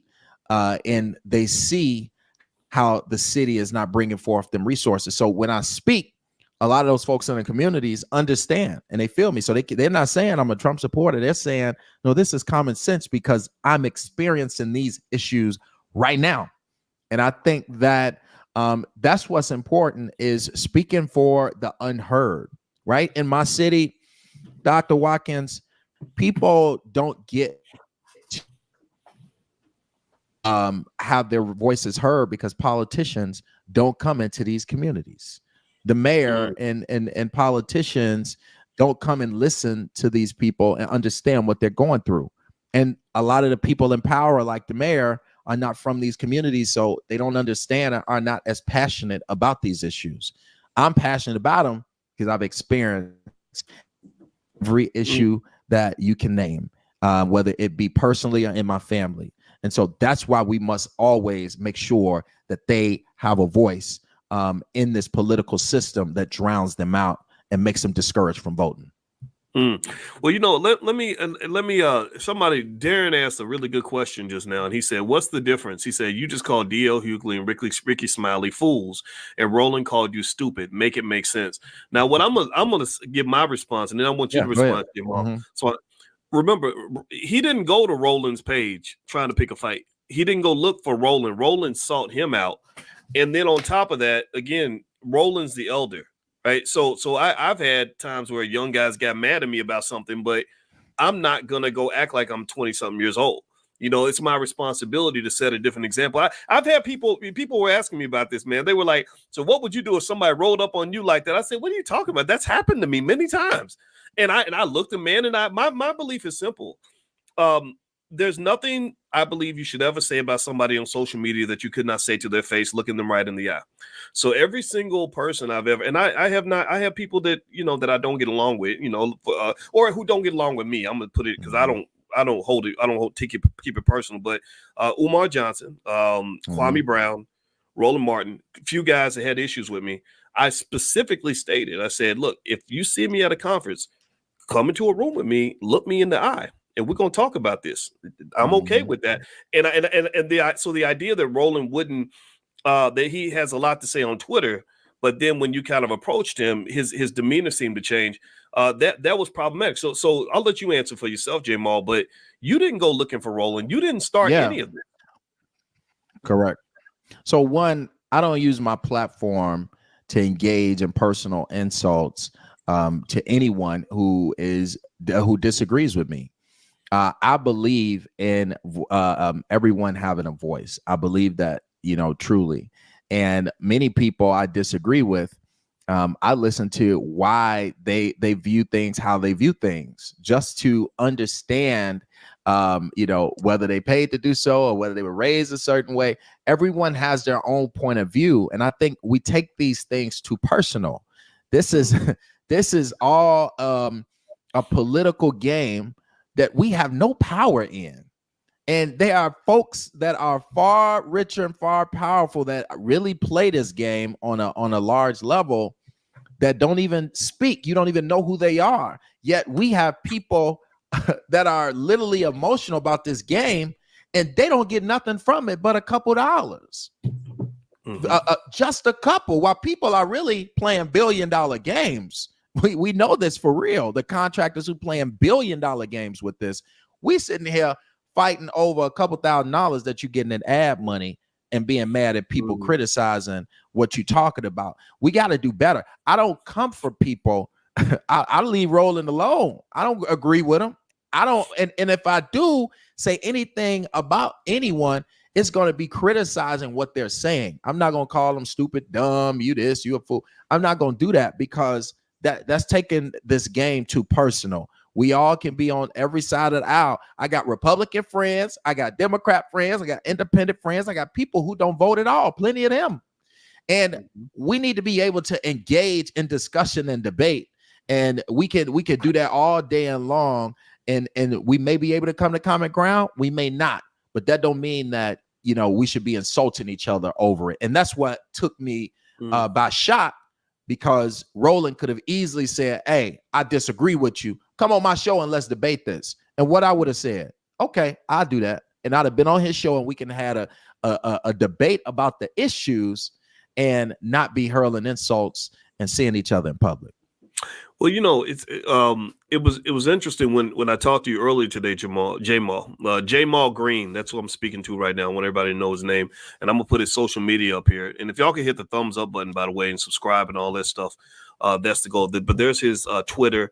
Follow him on Twitter. Hey, Doc, it's JAYMAL on Twitter. Oh, my bad, man. Oh no, you fine. You fine. I'm gonna right now, brother. They gonna find me. I'm not gonna misspell the name of the king, man. You out here doing the work, and I respect that. So let me make sure I spell this man's name right. So thank you for correcting me, brother. I was thinking about JA'MAL. I know. Yeah. So that was what came to mind.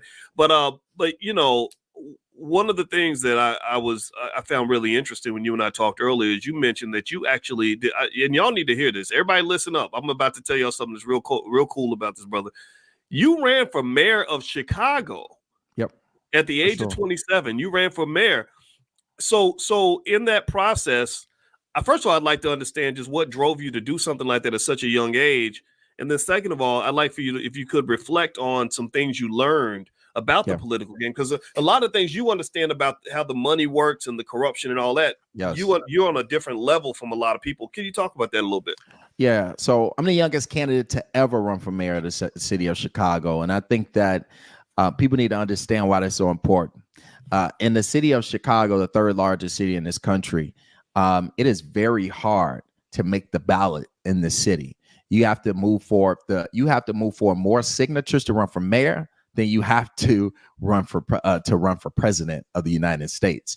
12,500 signatures. So that means that you must bring at least 3 times the amount of signatures. And we had to bring over 30-some thousand signatures just to make the ballot in 90 days. And so this is a very corrupt city. And we were able to galvanize enough grassroots support to really make an impact. And we won every single debate.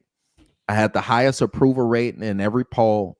We moved forward policies that they are still into this day trying to execute. And we beat 4 sitting elected officials who were in the race. And I think that and everyone who beat me had at least $10 million, and we didn't have one. And what it did is we were able to show that the people had a voice. And while it may be discouraging to a lot of the communities who didn't vote, that I didn't win, that I'm most popular in, they understand the impact that was made and the revolution and the uprising that's starting to happen. I ran for mayor because there is no voice for the unheard in our city. This is a corrupt city. This is if Chicago was a mob ran city for many years. This is not a city where a person that comes from where I come from can be mayor of it. And the only black mayor, real black mayor that we had, true black mayor that we had was here in Washington, who we all know there was suspicion around his death. And now the last 2 mayors, Lori was from Ohio, and Brandon is from Elgin. And neither one of them have ever been raised or frequented the communities of Chicago. They were both outsiders who came into the city to become mayor. So there's never had we've never really had a long-term or just, even a mayor for 5 years who actually was from our neighborhoods. And I think that it was important to make sure there was a voice in this race that actually knew the actual issues, that was good on policy, that understood finance and understood how to empower the people.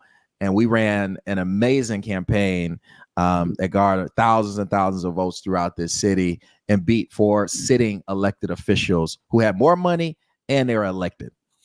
Wow. Well, you know what? I see you winning a lot of elections in the future, man. I think it's great that you have your finger on the pulse of the problems of the city. The corruption is huge. You were talking to me earlier about, and I'd like for you to address some of that. What's going on in terms of the migrant issue? I've never been against immigration legally, of course, but sure. If you look at what's going on with illegally, it's crazy. And for everybody that warns me about Project 2025, I bring up Project 2034, and Project 2034 is, in my view, and they don't call it this, but Project 2034 is that they allow so many people into the country, they fast track them to citizenship, they give them the right to vote, and then your black vote is worthless. Your black vote is completely diluted because you can't have enough babies to outpace the number of people that are coming across the border every year. And what's fascinating to me, J-Ball, is it seems to me that they've got us voting against our own interest, like literally voting in a way that's going to destroy ourselves. Yes. Can you kind of speak to that in terms of what you've seen on the ground in terms of what's going on with the migrant situation in Chicago? It is definitely happening. Right here in Chicago, as you know, over 7, 8 million people have come across the border over the last few years. And it's a alarming number because it hasn't been that way in years because Biden, signed some orders that allowed for folks to claim asylum a little bit easier than when Trump was in office. And so they have been flooding the border every year of Biden's term. It at least been 1.2 million to 2 million people per year. And so the reason for that is because one, we've always, destabilized region. We know what America does in our foreign relations and what we do to other countries. We know that, which is why we know people always try to come to America. But what has happened is a lot of folks have taken advantage of the asylum seeking orders. Carlos, no, right? I saw that comment. Let me distract you. It's kind of funny. He's a comedian. Go ahead, brother. Go ahead. But what we've had was millions of people that are utilizing the law for their benefit. The new, because they're able to come over, claim asylum, and then go into sanctuary cities and receive all of these resources. And what's happening is they're making phone calls saying, "Hey, you need to get to the border and make it here." And that has really driven a lot of folks over the border. And then what happened is the Republican governors who were forced to take care of them in Texas and Florida and other cities, what they've done is they said, listen, we got millions of migrants coming into our states, and we got to take, because the federal government is not, people not understanding, federal government is not expending majority of these expenses. The states and the cities are. And so it'll be a different situation if the federal government was paying for this, but they're not. They're giving a very small percentage of incentives and resources to cities who take on folks who come across the border. And so what's happened is the governor said, hey, I'm sending these folks to sanctuary cities since y'all love these policies so much, which was a brilliant plan. And whether Democrat or Republican, I think would be a brilliant plan in my view of putting mayors to the test to say, since y'all sanctuary city, then y'all can have them because we spending a lot of money over here. And that's what's happened in Chicago. Our mayor has welcomed them with open arms. And he has taken money from the COVID fund. We still had COVID dollars left over. He took he took tens of millions of dollars from the COVID fund. And you know, now we're at $1 billion deficit in this city right now. And so over the next couple months, they're going to be raising our taxes because we have spent city dollars, hundreds of millions of city dollars on this crisis. And now we're in a deficit. And now the city is going to raise our taxes because they are taking care of them. When they come here, they get shelters. We're spending over $1 million in shelters each and every day. We're spending millions on food. We gave a $125 million contract to feed them and put $17 a day to feed them 3 times a day. The state has a program to give them 6 months of free rent up front. And so they've spent over $50 million in free rent for the last 18 months. The county is spending money on county care for health care. The city is spending money on child care and transportation to transport them around to school and to stores and to watch their children. We are literally pouring billions of dollars. We're well over $1 billion over the last 12 to 18 months. Almost we're at least at $2 billion that we have spent on this crisis, while yet people in these communities have been begging for resources. 20,000 homeless youth, veterans that are homeless. We have been begging for the buildings that are vacant in our community to be turned into something, but they use those buildings for shelters for the migrant situation. When you see what has happened in the agenda that is unfolding, and then on top of that, our governor has signed a bill to allow immigrants to be police officers, to allow them to have driver's licenses. And so there is an agenda here. And that if Black people don't understand what's at stake, if Black people don't build economic power and rebuild Black Wall Streets and build political power so that we can have voices in these seats, if Black people don't start to buy land and buy homes and really take heed to what's going on, we will not have economic power or political power in this country. And if you think the racial wealth gap is large and keep getting larger, it is going to be the largest it has ever been over this next decade. Wow. Well, you know, it's interesting. I'm really proud of Black Chicago because we're one of the few cities that's really gone out of its way to say this is BS. You know, you're doing all this stuff right in front of our faces. You know, these are resources that you've denied us for many, many years. Now you're giving it to people who just got here. That's not going to fly. And I don't see the same level of outrage in other major cities. New Yorkers are fighting a little bit too. Yeah, they're fighting. So I almost feel like, but Black. Oh, go ahead, please. Please say, brother. You know, I want our listeners to be educated on this piece right here. Because it started in Chicago when a lot of this agenda happened. And guess who was the culprit? The top political, financial guru, Rahm Emanuel. Rahm Emanuel, when he was mayor, I want y'all to look this up. Y'all can look it up while we're talking. Go look up 2011, Office of New Americans. The Office of New Americans was created in this city in 2011. We were the first city to do so. That office was the same office that they started piloting in other cities. And Joe Biden, 8 days into office, created an Office of New Americans on the federal level 3 years ago. And so I want y'all to understand that the agenda for Office of New Americans in our city and nationwide is to coordinate all of the departments to enhance the lives of folks who come here. Now, when they created the Office of New Americans, I said, well, why we don't have an Office of Black Americans?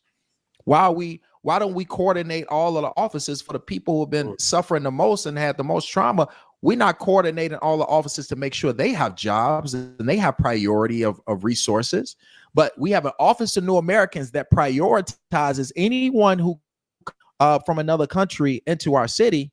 It is all of the departments in our city must coordinate efforts to make sure they have housing, to make sure they have jobs, to make sure they have stipends, they get a priority of resources because of this Office of New Americans. And now it's on the federal level with a $150 billion budget. Go and look and read these PDF plans. You can look them up on Google. We should have our own office for people who have suffered here, ancestors that have suffered here, the folks who have been in these communities. They've been redlined They've got no justice for being redlined all these years. The home ownership rate has never increased for Black folks. We've been at 40% since FHA was created. We have literally still the racial wealth gap has continued to increase. But you mean to tell me you don't have an office of Black Americans for folks who are actually have been suffering here and been treated terribly by their government and by the financial institutions to coordinate an effort to enhance their lives? That's the slap in the face. And I want people to go and educate and read the Office of New American. Try to read it. Wow. Well, everybody who's listening, I'm speaking with Jamal Green, and Jamal Green is he was brought to my attention after what happened with Roland Martin, and you guys could go check out that video. It's online, but I want to move past that because this man is far greater than just one incident. And the reason I invited you in here, man, is because I wanted people to know about all the work that you're doing and also hear your side of the story in terms of what happened with Roland. I mean, and of course, Roland and I haven't talked since he got mad at me in 2011 or something. He sent me a big old long text message because he was pissed off at me, and I just said, "Okay, I can't tweet that much. My thumbs get tired."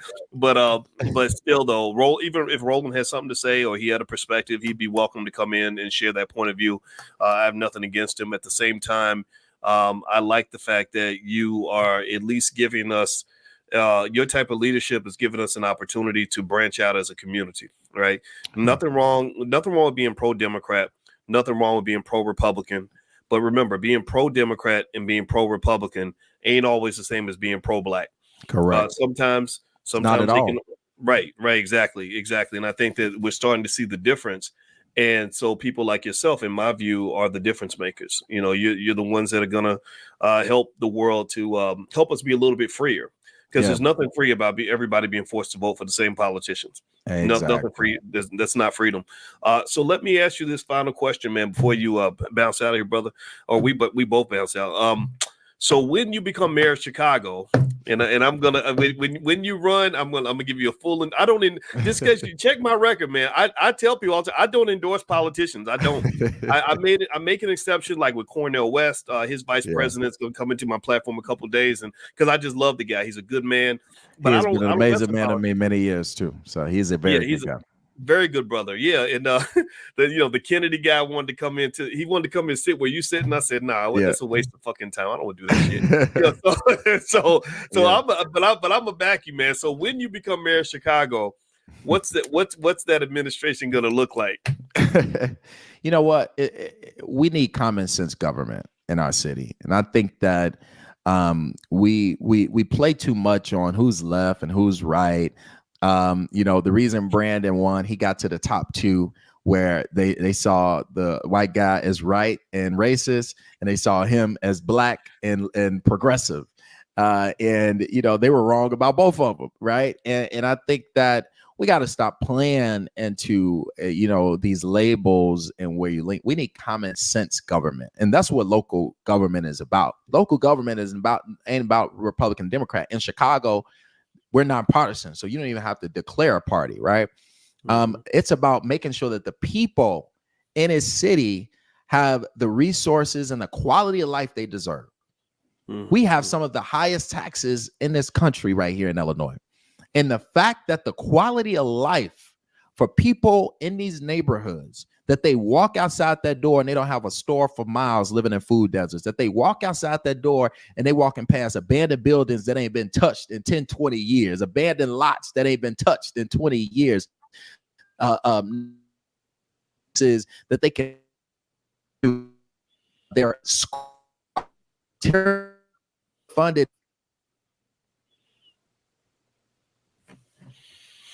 Oh, looks like the Illuminati got him.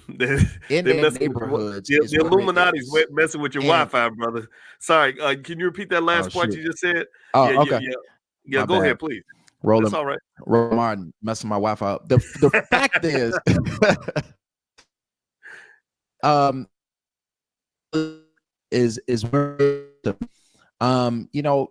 is insane. Folks need to be empowered to rebuild their communities. And I believe that, number one, which is why I presented the plan to have the first public bank in Chicago where it can actually focus on the neighborhoods that have been disinvested the most, which is why I said if you develop a city property a lot within a year, that you can get a 10-year tax freeze. We should make it easier for businesses to open up within 60 days. We got to empower those people in the communities who've been here to rebuild their communities. And I think that's important, and because the economic agenda is the most important agenda. Because you go in Lincoln Park, they got 75% plus homeowners that own their properties. You see a totally different story. You see mass development. You see business, thriving business corridors. You see the best neighborhood schools. We got to duplicate that all across the city. And that's going to be making sure that folks can do so economically. And that's what the mayor of Chicago needs to do. Yes.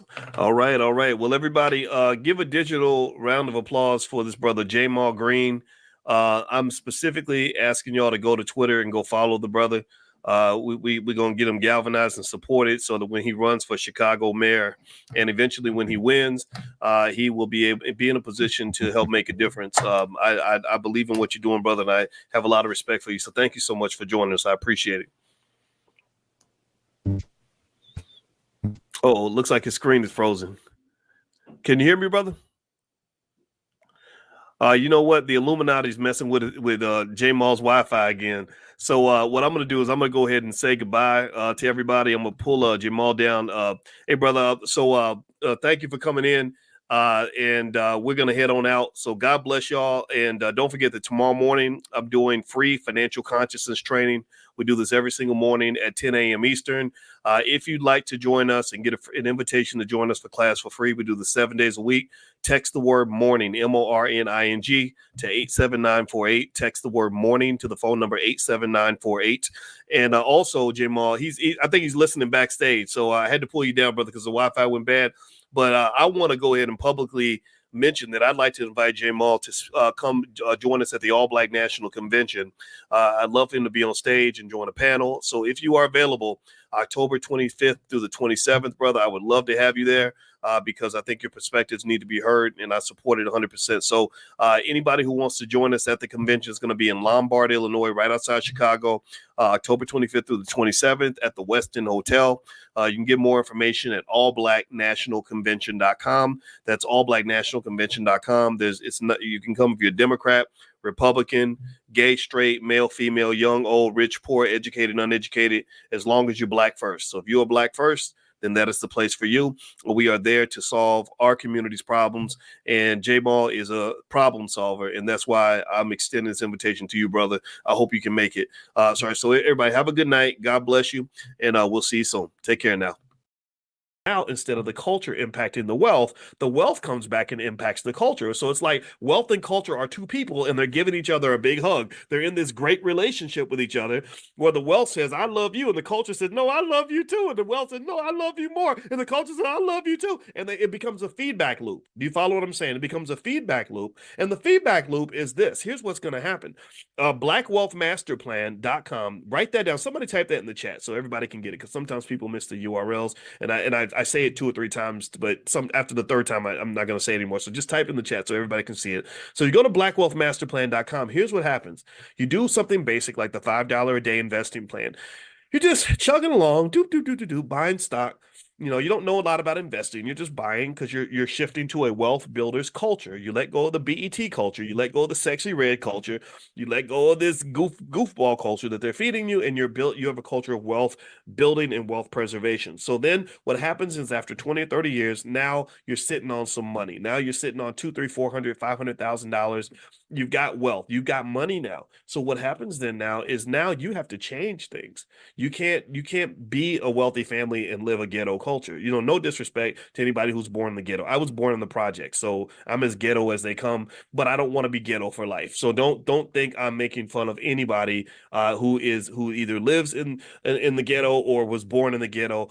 I'm just saying I don't want you to stay in the ghetto. So I hope that that's okay. I hope I can say that without being accused of being elitist. I'm not being elitist. I'm just saying I don't want to embrace I'm not trying to make love to the negative parts of your life or the trauma. Sometimes we hug the trauma. We like the trauma. We keep it close because we feel like that's a part of being black. There's nothing about being black that's connected to the pain that you're going through. Being black should mean that you're happy, prosperous, successful, and connected. So anyway, with that being said, once you have this wealth, once you got this money, and you're doing better than everybody else, you're doing better than most black people you know, you're doing better than most white people you know, well, then at that point, it changes things. You can't really, you're not, it,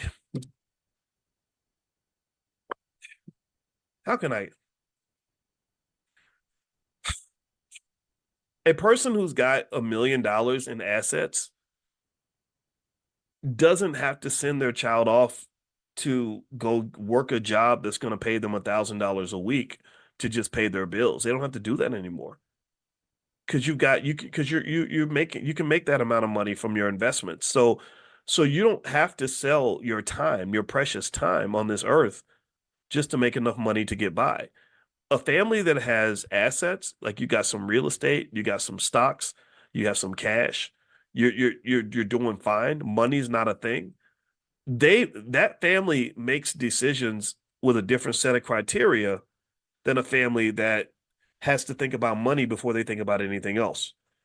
What's happened is that wealth, the building of wealth, naturally elevates you to a different frequency. Not that you're better than anybody else. That's not true. We know a lot of terrible people who are very wealthy. Sunday. I'm sorry, it's not Saturday, it's Sunday. Oh my God, man, I've got the days off. I'm still actually overcoming that cold I got from Egypt, from the trip to Egypt. So I came back from Egypt with some souvenirs and a little bit of a cold spell, but I'm better now. I'm pretty much back and I'm about 92.4%, not 92.3, I'm about 92.4%. And also tomorrow is a really big day, Andre from Dallas. It's a big day because tomorrow is the start of the Black Investors Championships. You guys may know about the Black Investors Championships, where we compete for the Black Investors Cup. And the Black Investors Cup is a competition that we created in the Black Business School that is looking for the best Black investor on earth. And hundreds of you have entered the competition. We cannot take any more contestants. We unfortunately we have run out of spots for this competition, which starts tomorrow morning. But if you are in the Black Investors Cup, you can log in at blackinvestorscup.com and you can then hop in and go ahead and start picking your stocks tomorrow. And after 6 weeks, we're going to go look and see who made the most money. And the winner will get the Big Black Investors Cup mailed to your house. You'll also get free lifetime access to any course you would like in the Black Business School. That means you could take our stock market class, you could take our stock options training, you could look into our real estate training, you can do whatever you want to do in the Black Business School. And then also I'll bring you on the platform to allow you to be a part of the platform, to tell everybody what you did and why you were so smart and what you and your family accomplished when it came to investing. So anyway, James Keller, how are you? I see you. Give me a quick yes in the chat if you can hear me okay.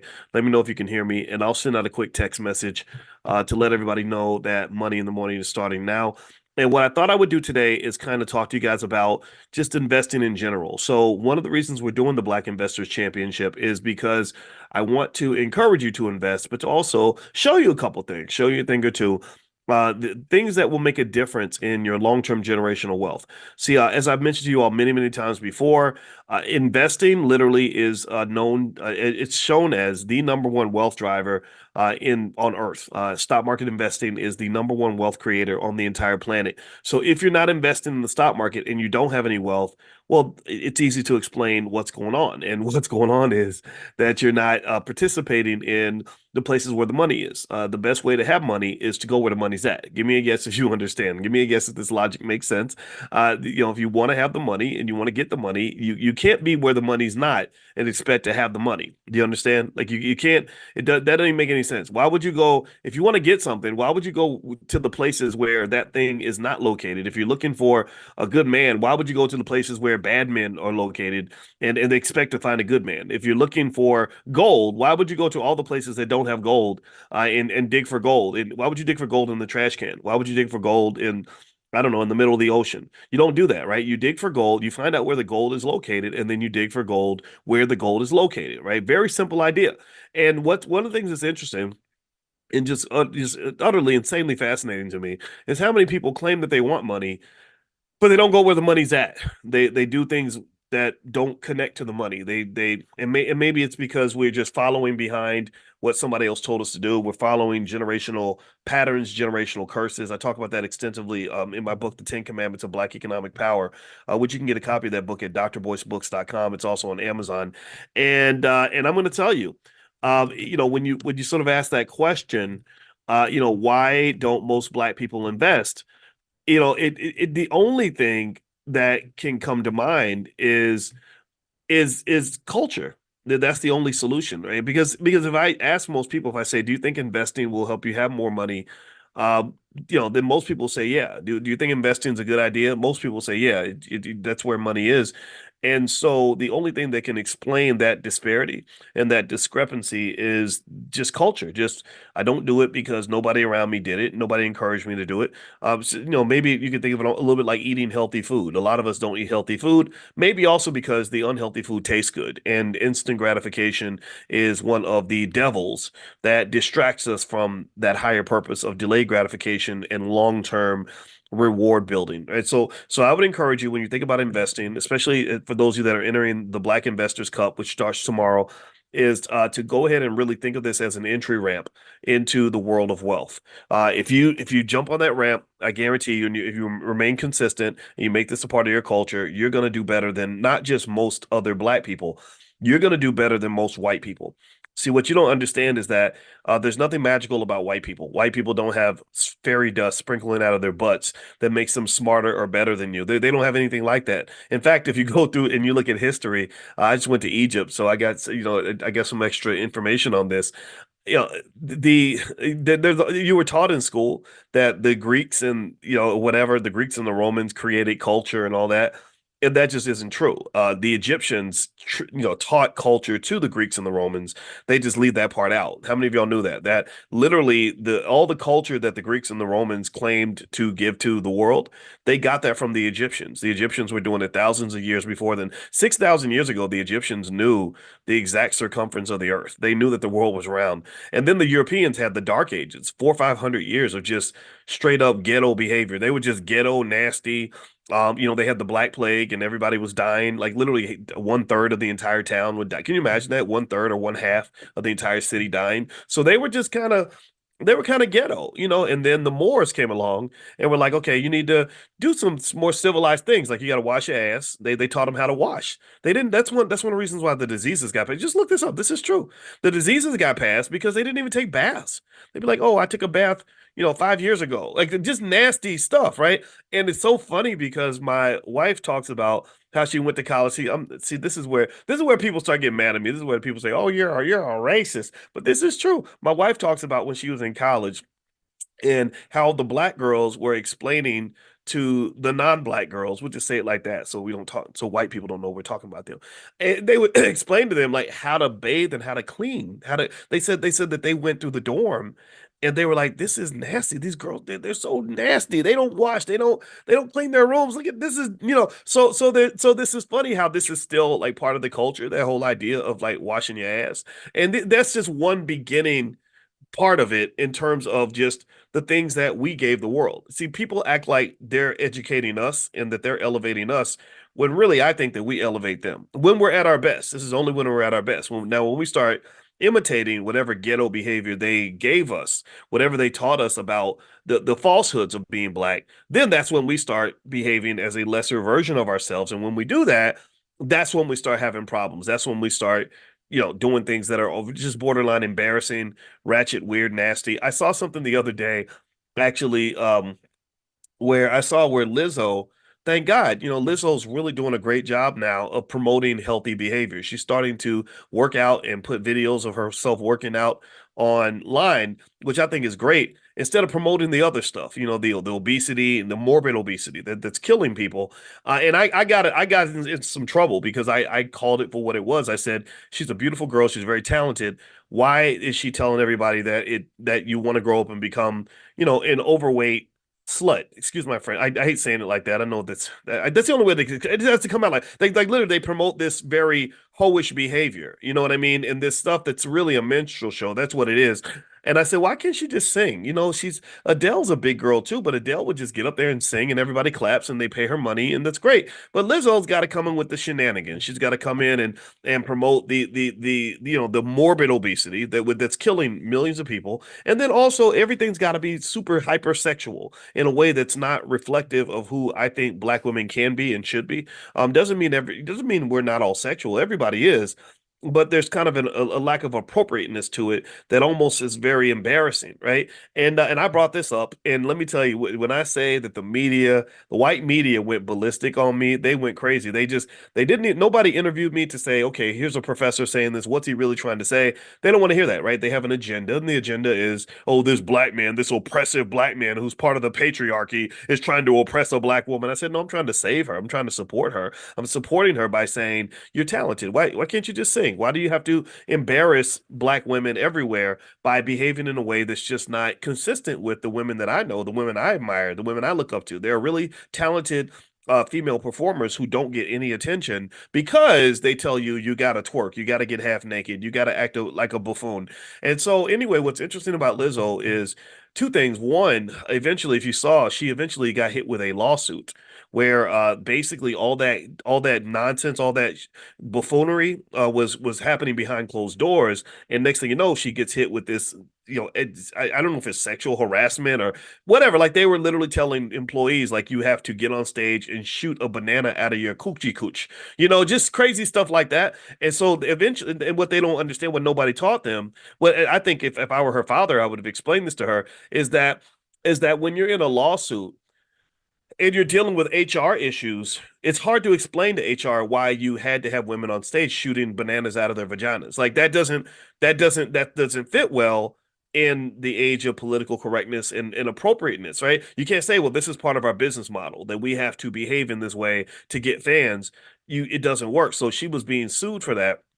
And then the second thing was I saw that she started to promote the healthier behavior, healthier lifestyle, which I think is great. And it's kind of interesting because now she gets that backlash from people who say, no, no, no, we liked you when you were a big, when you were promoting the idea of being obese and sexually irresponsible. Like we don't like you anymore because you're not behaving like the clown that we wanted you to be. And I think that's what's interesting in terms of America. This is kind of a wealth thing. This is a wealth issue because this is how we're trained to go get money.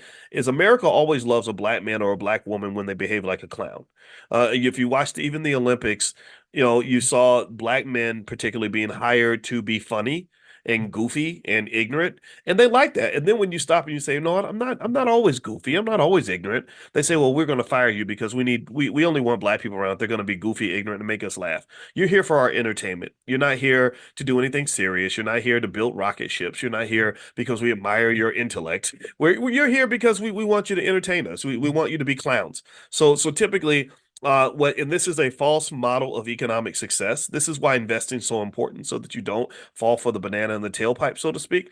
Is that typically black men in particular tend to get the most money if they are doing one of three things: if they are dribbling basket, if they're playing a sport, rapping, or if they're telling jokes. If you're funny, if you can rap and entertain them, calling yourself the N word and rapping about killing other black people, or if you yeah, if you make them laugh, play a sport, or can bust a rap, then you're gonna make lots of money. And then what happens is that because people form false associations with money, because you live in a capitalist society that falsely trained you that all money is good money, that making money is all that matters, that the more money you make, the better you are, the more successful you are. They measure success solely on your economic outcome, which is a very dangerous idea.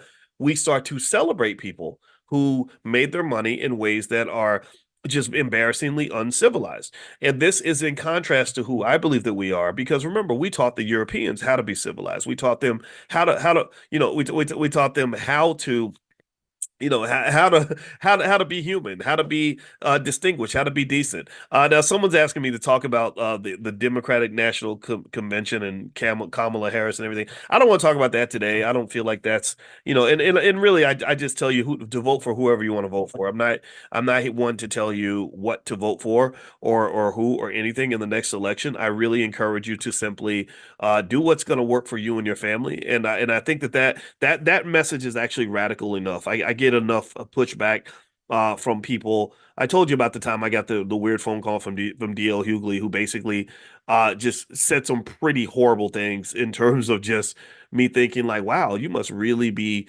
concerned. You must really be feeling guilty about what you're doing because you're really mad at me right now.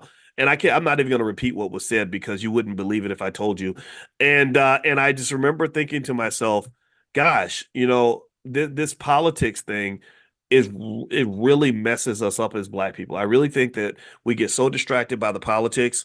And what's fascinating to me is that there's not much evidence to say that if you care about things like Black wealth, if you care about things like Black wealth, there's not much evidence anywhere that you can find to say that our wealth levels tend to improve based on who we vote for. There's just not any evidence of that. So one of the things that I believe as a mathematician is that when you're looking for a solution to a problem, you you go where the solution is.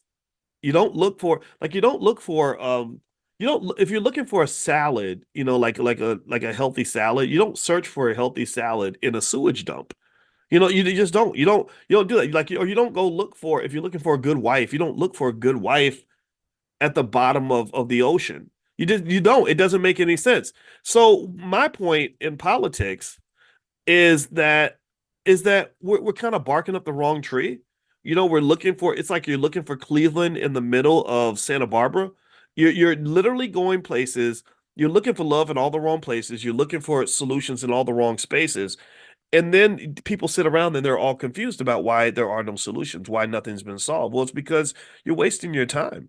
Again, I'm not here to tell you. I told you guys I never tell anybody who to vote for. That's not my job. I just don't I'm like I'm just I literally honestly ask like show me evidence, and the formula is so simple.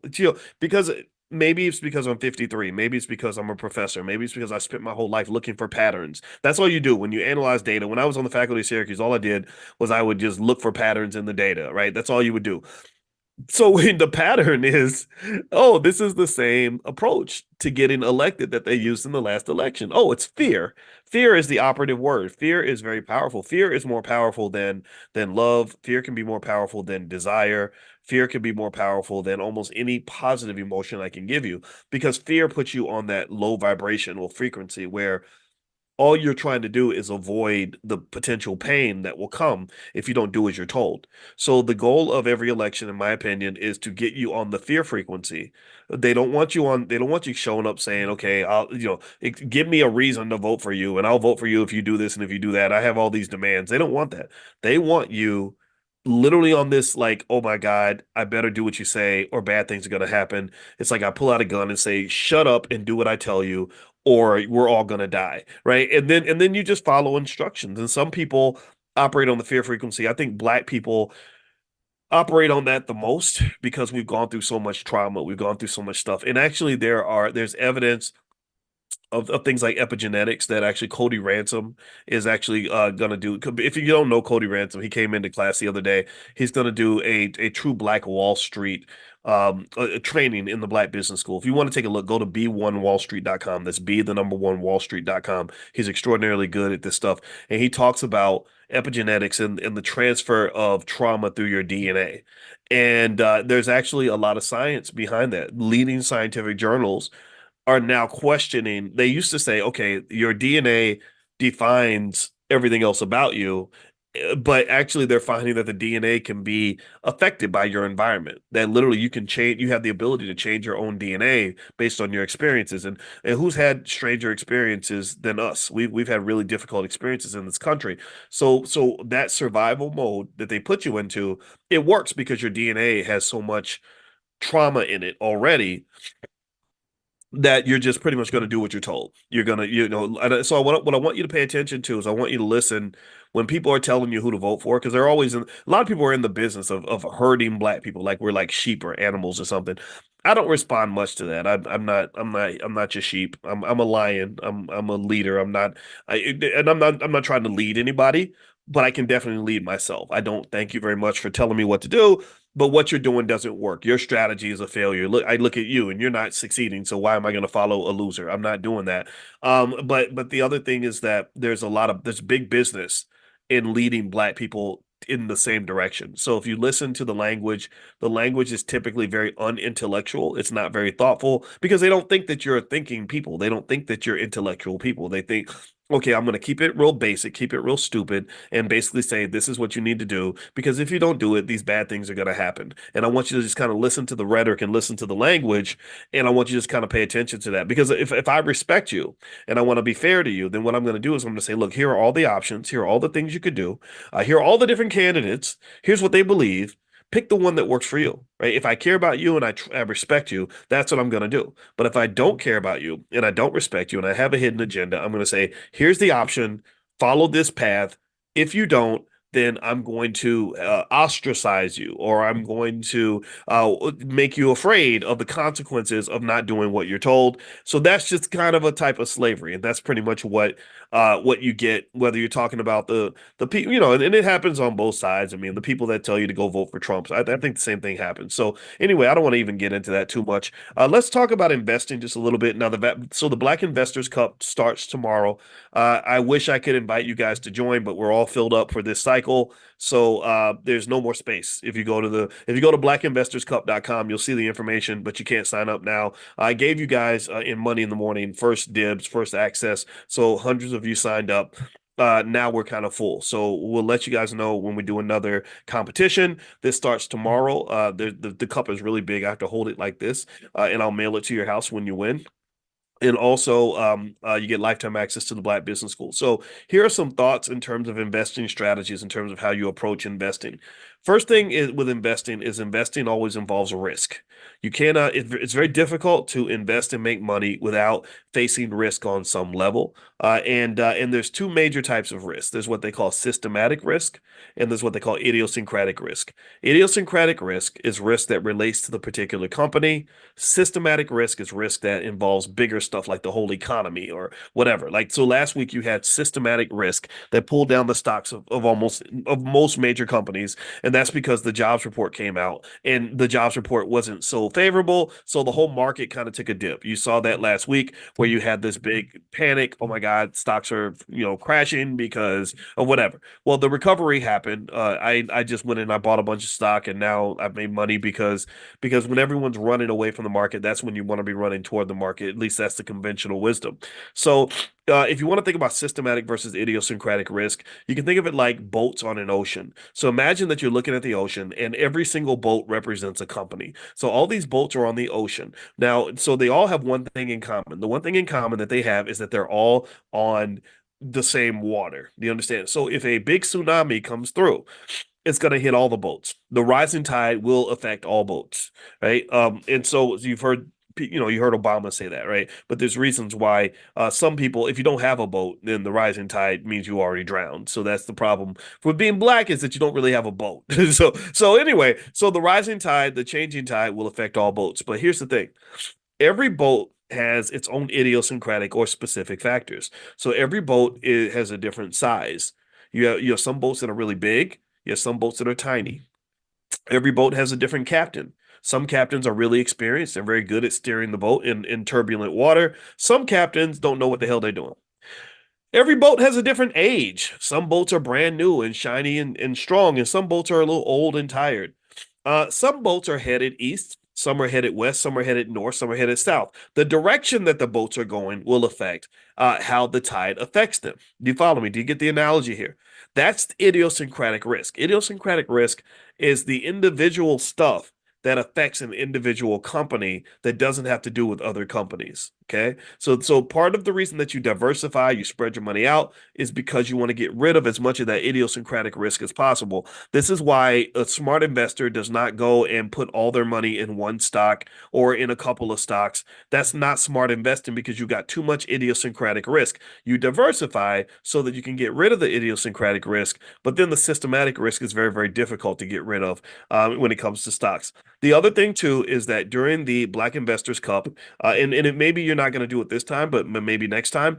I would encourage you to dig in and to start researching the companies that you're looking at, right? So use this as an opportunity to kind of get an idea of what you're getting into. Here's the thing, the research does not help you predict the movement of the stock price. So make that clear. Like the research does not tell you what stocks are going to go up and which ones are going to go down. So don't believe any of that stuff. I know people on the internet are going to disagree with me, but then after they disagree, I want you to ask them, do you have a doctorate in finance? And they'll probably say no. And that means that maybe at the very least, you might want to hear what I have to say. I'm not telling you not to listen to them. I'm just telling you that there is a difference, right? I teach experts. I've taught people who have PhDs now. So there's a different level of analysis. There's a different level of depth. You're talking about, spending 6, 7 years studying stock market investing 10 hours a day. Like that was my life, right? And then another 13 years of doing nothing but research on stock market investing. I was a workaholic. I would work 12, 13 hours a day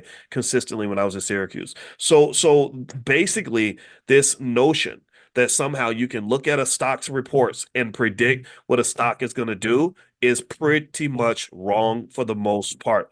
There are some things that you can predict over time. So, for example, the $5 a day investing plan, which you can find at blackwealthmasterplan.com. That's blackwealthmasterplan.com, which is totally free. The $5 a day investing plan does typically work. It's worked all throughout history. This is something that has worked consistently like clockwork. It's a diversified portfolio where you're consistently buying a certain amount of stock over a long period of time. And then voila, after 10 years or less, really, you have more money, more wealth than most people. After 30 years, you're booming. At 30 years, you're talking about generational wealth. You're talking about passing down a multi-million-dollar empire. You're literally shifting the culture of your whole entire family. See, what I want you to understand is that culture impacts wealth, but wealth impacts culture.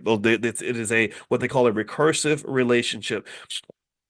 So a lot of times wealth does not grow because we have bad culture. I write about that in my book, The 10 Commandments of Black Economic Power, that if you look at Black culture and what is presented to us as Black culture, it's just not wealth related. It's not, it doesn't create strong families. It doesn't create businesses. It doesn't create strong economics. But then what happens is that if you break away from that culture and you start to embrace a culture of building, a culture of wealth, a culture of unity, a culture of family, a culture of wealth preservation, then what happens is that the wealth starts to grow. And then what you find is that it becomes a full circle process. Now, instead of the culture impacting the wealth comes back and impacts the culture. So it's like wealth and culture are two people and they're giving each other a big hug. They're in this great relationship with each other where the wealth says, I love you. And the culture says, no, I love you too. And the wealth said, no, I love you more. And the culture said, I love you too. And it becomes a feedback loop. Do you follow what I'm saying? It becomes a feedback loop. And the feedback loop is this. Here's what's going to happen.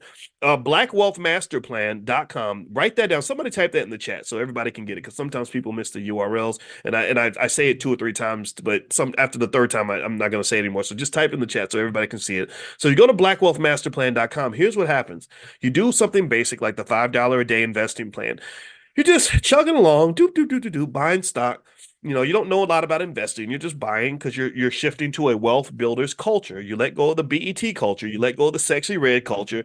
You let go of this goofball culture that they're feeding you, and you have a culture of wealth building and wealth preservation. So then what happens is after 20 or 30 years, now you're sitting on some money. Now you're sitting on 2, 3, 400, $500,000. You've got wealth. You've got money now. So what happens then now is now you have to change things. You can't be a wealthy family and live a ghetto culture. No disrespect to anybody who's born in the ghetto. I was born in the project, so I'm as ghetto as they come, but I don't want to be ghetto for life. So don't think I'm making fun of anybody who either lives in the ghetto or was born in the ghetto. I'm just saying I don't want you to stay in the ghetto. So I hope that that's okay. I hope I can say that without being accused of being elitist. I'm not being elitist. I'm just saying I don't want to embrace I'm not trying to make love to the negative parts of your life or the trauma. Sometimes we hug the trauma. We like the trauma. We keep it close because we feel like that's a part of being Black. There's nothing about being Black that's connected to the pain that you're going through. Being Black should mean that you're happy, prosperous, successful, and connected. So anyway, with that being said, once you have this wealth, once you've got this money, and you're doing better than everybody else, you're doing better than most Black people you know, you're doing better than most white people you know, well, then at that point, it changes things. You can't really, you're not, it, how can I, a person who's got $1 million in assets doesn't have to send their child off to go work a job that's going to pay them $1,000 a week to just pay their bills. They don't have to do that anymore because you're making, you can make that amount of money from your investments. So you don't have to sell your time, your precious time on this earth just to make enough money to get by. A family that has assets, like you got some real estate, you got some stocks, you have some cash, you're doing fine. Money's not a thing. That family makes decisions with a different set of criteria than a family that has to think about money before they think about anything else. What's happened is that the building of wealth naturally elevates you to a different frequency. Not that you're better than anybody else. That's not true. We know a lot of terrible people who are very wealthy, but it changes your criteria for decision making. Do you understand? If you look at the extreme, when I remember hearing 50 Cent and Will Smith talk about how money affects their thinking, and Will was like, yeah, he said when you get to the point where you can buy whatever you want, then you start changing what you think is important. Because when you're struggling, when you're on that struggle frequency, that's where they want to keep you. They want to keep you on the struggle frequency because what you don't understand is that keeping you on the struggle frequency is a type of slavery. They keep you caged like an animal because they want you to stay on the frequency of an animal. And the that struggle frequency is that every decision I make, it's not a multivariable, it's not a multivariate decision. It's not something where there are other factors that are driving the decision making. The number one variable is money. Which one is going to make the most money? Or I want to do this and do that. Well, I can't because I don't have enough money. Or what am I going to do? Am I going to do this or do that? Well, I got to do that because that's going to pay me the most money. Do you understand? So money just kind of becomes this abusive partner in this relationship where every time you're trying to decide what your next move is going to be, every time you're seeking happiness in your life, the money barges in and says, "Oh, hell no, get out, back up. I'm making the decision right now." That's what money does. That's what can happen. That's the power of money. See, there's not just power in having money. There's power that comes with the lack of money, and that power can be very oppressive.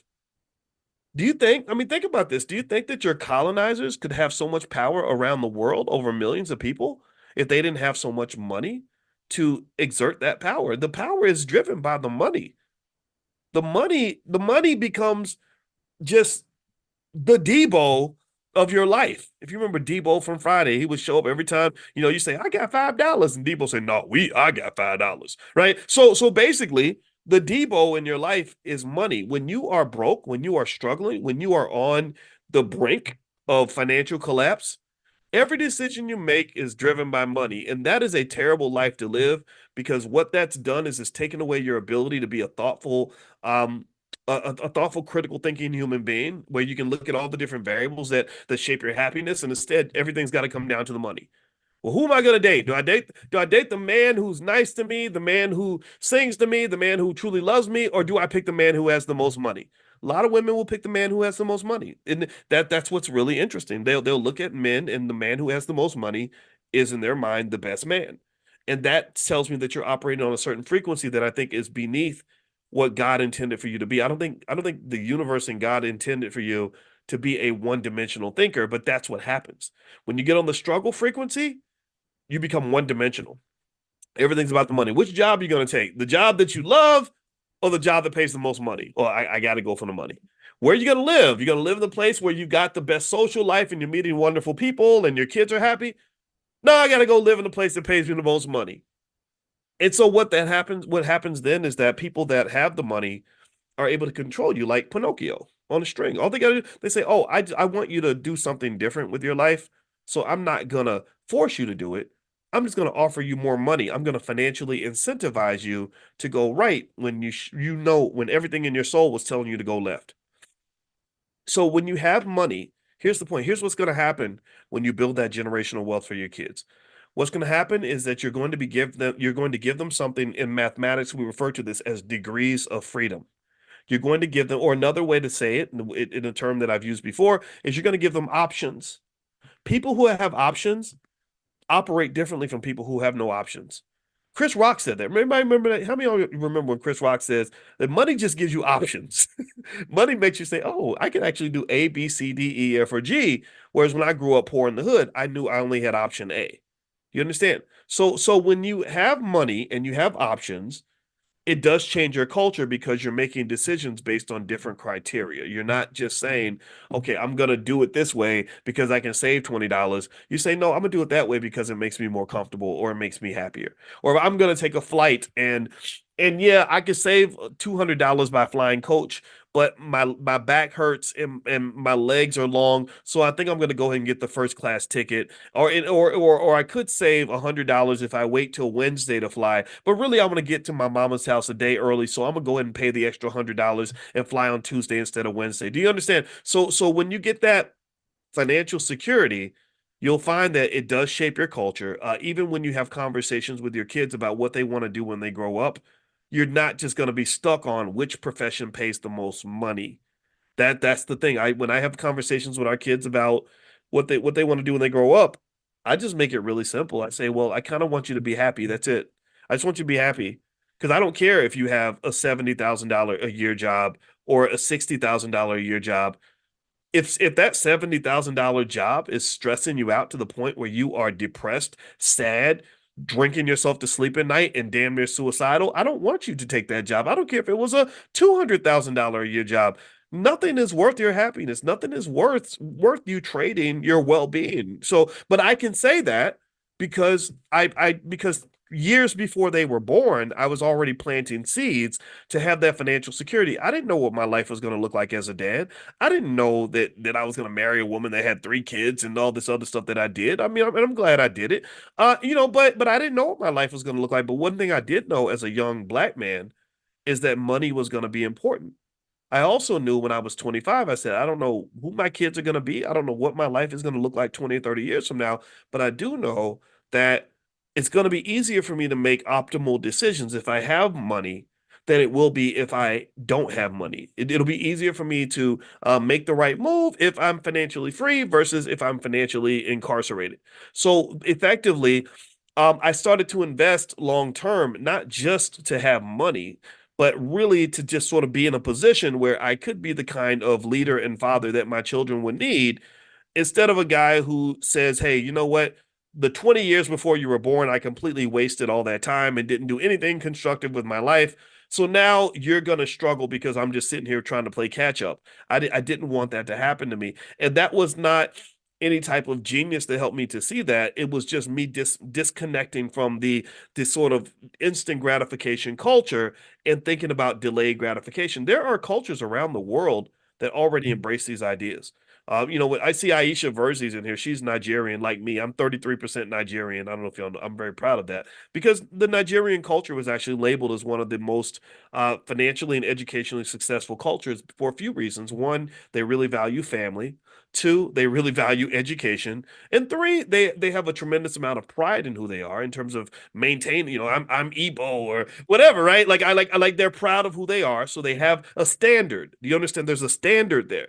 And the problem that you have as African Americans that you really got to fix is that they don't give you any standard. They don't. Tell me if I'm lying. Tell me, do you agree with me? Think about this. They don't give you any standard that comes with being black and African American in terms of traditions that you have to uphold, structures that you have to maintain, institutions that you've got to protect. Like they don't give you any of that. It's like, well, you just a lowly Negro and you ain't nothing until white people decide they want to invite you in and give you a fancy job. And then we start walking around all proud, like, well, I'm doing better than you because the white man gave me a $80,000 a year job and he only gave you a $40,000 a year job. And it's kind of beneath us. It's kind of pathetic, honestly. It's kind of embarrassing. Right. So my question is, what's the standard? Do we have a standard? And if we don't have a standard, how do we get those standards?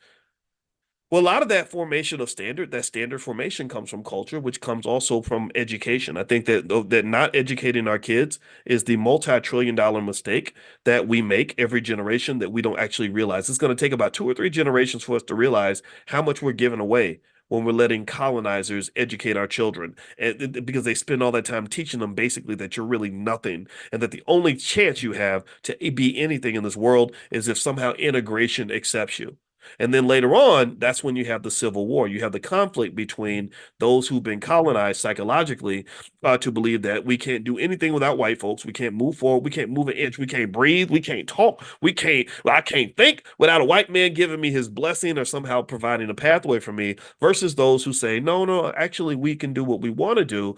Why are we sitting around bowing and praying to these other people when they're no better than us? They're no different from us in terms of what we can accomplish. And so then that's when you have the Civil War. That's why you have these issues with these elections, which again, I don't tell people who to vote for, but what I do have a big problem with is when people tell me that the only way I can actually survive as a black man is if I do what this politician tells me to do. And that's when I just get off the boat and I say, screw you, to hell with you.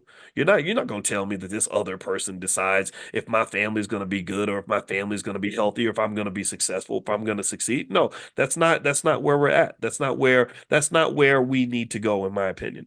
So what you're going to find, circling back full circle to the point I was making earlier, what you're going to find is that once you start building wealth, it's going to really shift your culture because it's going to shift the variables that matter when you're making critical decisions in your life. It's going to affect what kind of relationships you form. It's going to affect when and how many children you have. If you have children and money's not an issue, that's going to be a different decision than someone who has kids and says, gosh, I have to abort this baby because I can't afford it. I'm not nothing against that. I'm not judging your choices in that area, but I am saying that it is kind of unfortunate that when you get on that struggle frequency, you have to make these really heavy decisions based on money, just solely based on money. And that kind of makes me sad. I don't want you to live that kind of life. I want you to live a life where you're free to explore all the dimensions of who you are, all the dimensions that are going to make you healthy, whole, and powerful without money kind of always deboing into the conversation and saying, no, no, I am the sole determinant of whether or not you can date that guy. I'm the determinant of whether or not you can live in that city. I'm the determinant of whether or not you can take a day off next week.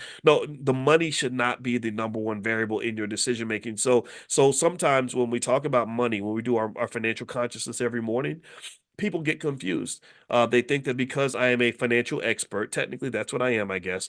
They think that I believe that money is everything, that money is the most important thing in the world. And one of the biggest things I learned about money is not just the power of money, but that the real power of money. Pay attention now. The real power of having money is to get to the point where money has no power. Do you understand? Do you follow what I'm saying? I want to say that slowly so everybody gets it. The real power of money, the real power that comes from understanding money is when you can get to the point where money has no power. And that is what you call financial freedom. Financial freedom. What is financial freedom?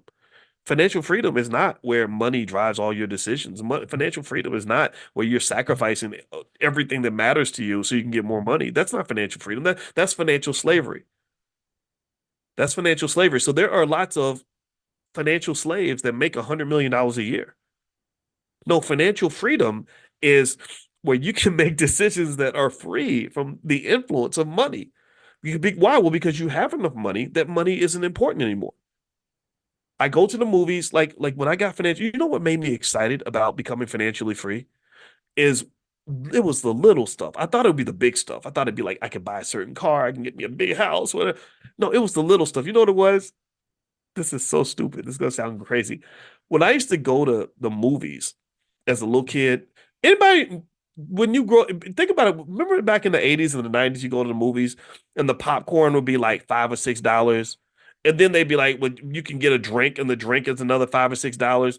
And you could go to the movies and you after you bought your ticket, you couldn't really get what you wanted at the concession stand because you'd end up spending like $60 or $70. And don't take a girl with you to the movies, then it's gonna be $100. Or if you got kids, then it's impossible. You can't you got to be real thoughtful. You got to be like, well, which popcorn can I take 2 ounces out of the popcorn, or I got to pick between the popcorn and the Twizzlers.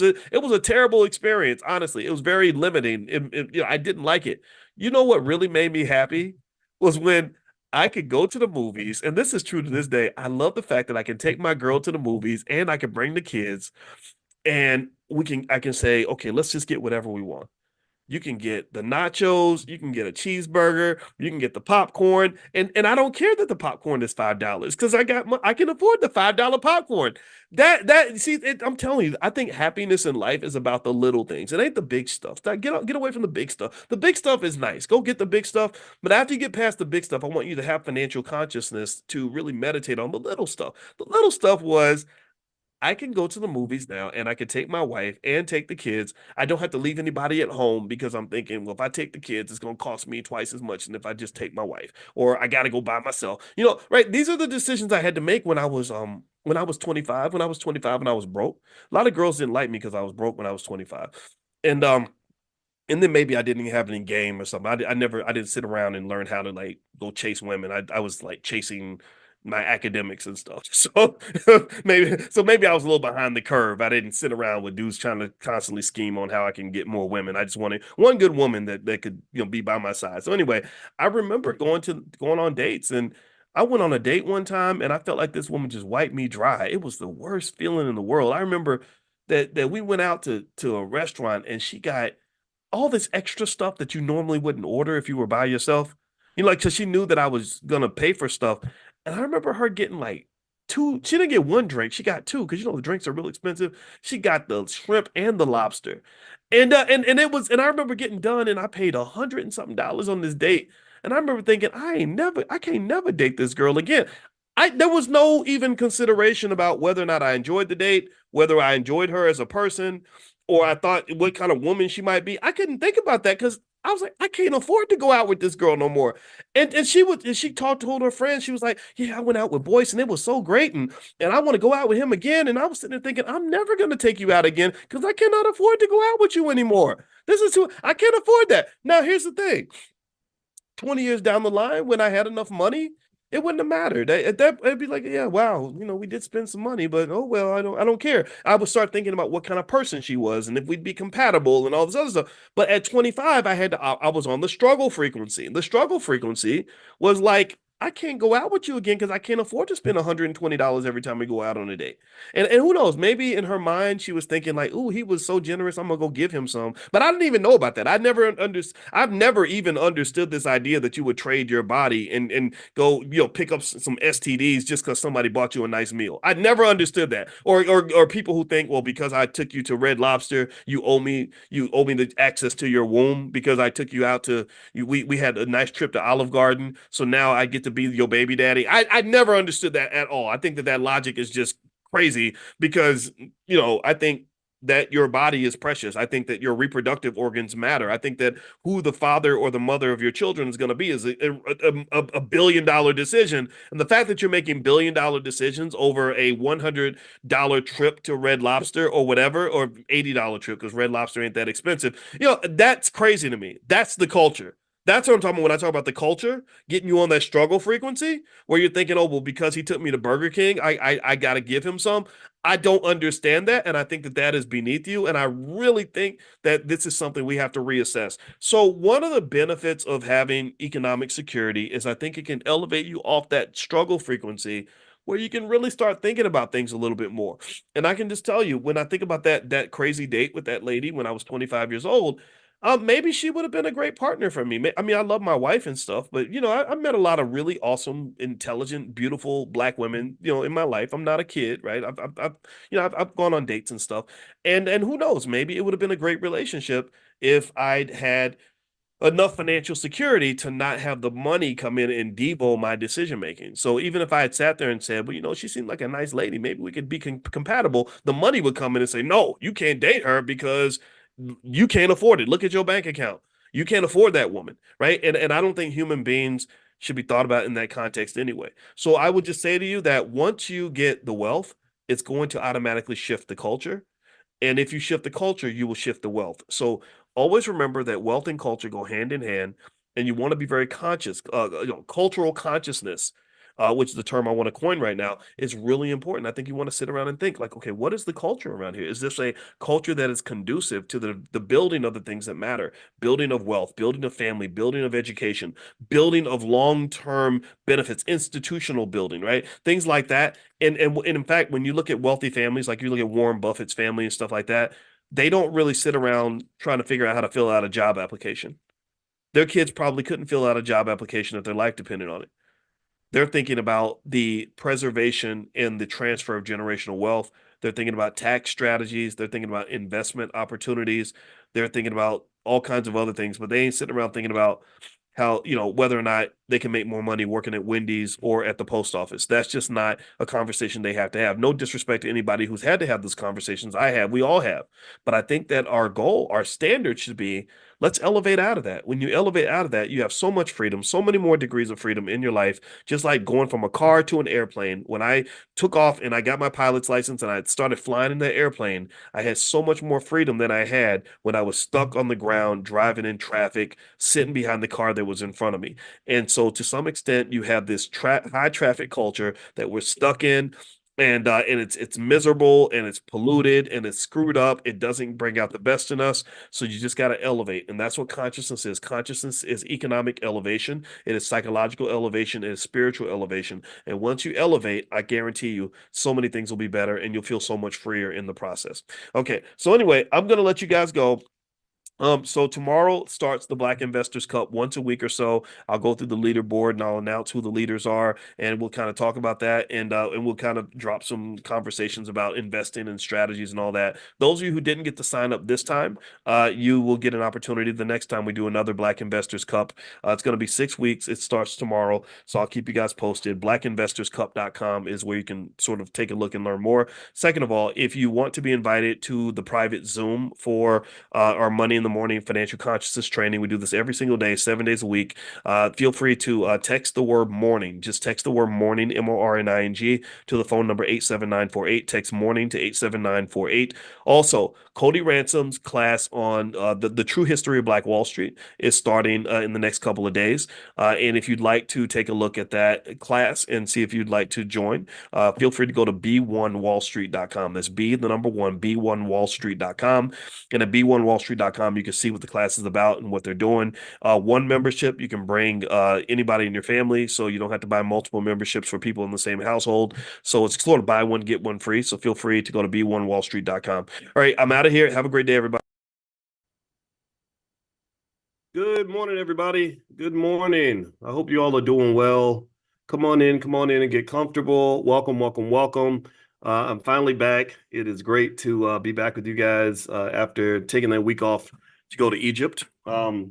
It has been really tough. I missed you, hopefully as much as you missed me. I assume you missed me. I hope you missed me, because I missed you too, and I really did. And this trip to Egypt was transformative. I'll tell you guys all about it.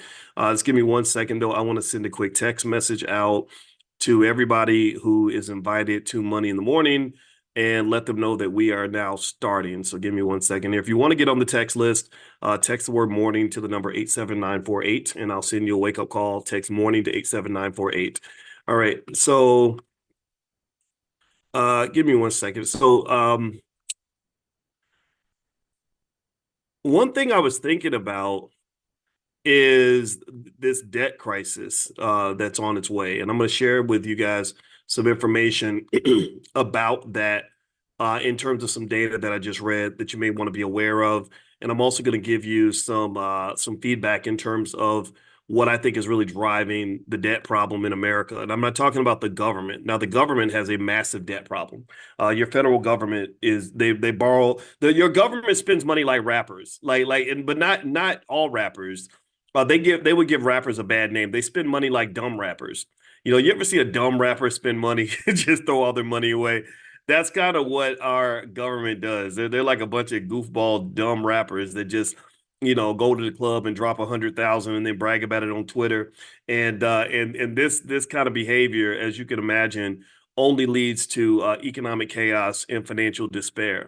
In fact, one of the things that makes me very sad about it is that we don't necessarily internalize and understand just how bad the culture is when it comes to our economics, just how much negative, toxic, unhealthy culture we've been given. But the part of the reason that your culture, your financial culture is bad is partly driven by the fact that the people who are teaching you the culture are not very smart. So it's really ironic, in fact. BET, who really, every year they do that goofy BET award, and they say this is the culture. We're doing this for the culture. This is the culture, and to do it for the culture. And I'm like, but if you look at Paramount Global, the company that owns BET, the parent company of BET, their economic culture is terrible. Their stock is garbage. Their company has been a complete train wreck for many, many years. So even the people that are feeding you the culture have a bad economic culture. Do you understand? So if the teacher don't know what they're doing, if the teacher is messed up, then the student's going to be messed up. So basically, one of the things that I was looking at this morning as I was on the treadmill, I always tell you guys my goal is to be in the 5 a.m. club. And sometimes I fail. I probably fail about 50-60% of the time, to be honest with you. I try every day though. You can't never give up on yourself. I was in about the 7 a.m. club. And the reason for that, sorry, I'm trying to grab a book because I want to lift my microphone up. I was in the 7 a.m. club, and the reason I was in the 7 a.m. club is because when you come back from a trip to Egypt, your schedule's all backward, right? So like last night, most people slept 6, 7, 8 hours. I probably slept 2, but in the afternoon, most people sleep just a couple hours in the afternoon. I read. Let's see. I slept like 7 hours on the airplane, so I'm just all backward and everything. So if you see me, if you follow me on my Instagram is Dr. Boyce Finance, and I have a backup Dr. Boyce Money that you can follow. If you see me posting at weird hours, just know it's probably because I'm still in Egypt. Now, someone says, "What is on your shirt?" It says "Because we're black," and and I made this shirt because I feel like. In fact, that's a good thing to bring up. I'm trying to grab a book to lift my microphone. So give me a second.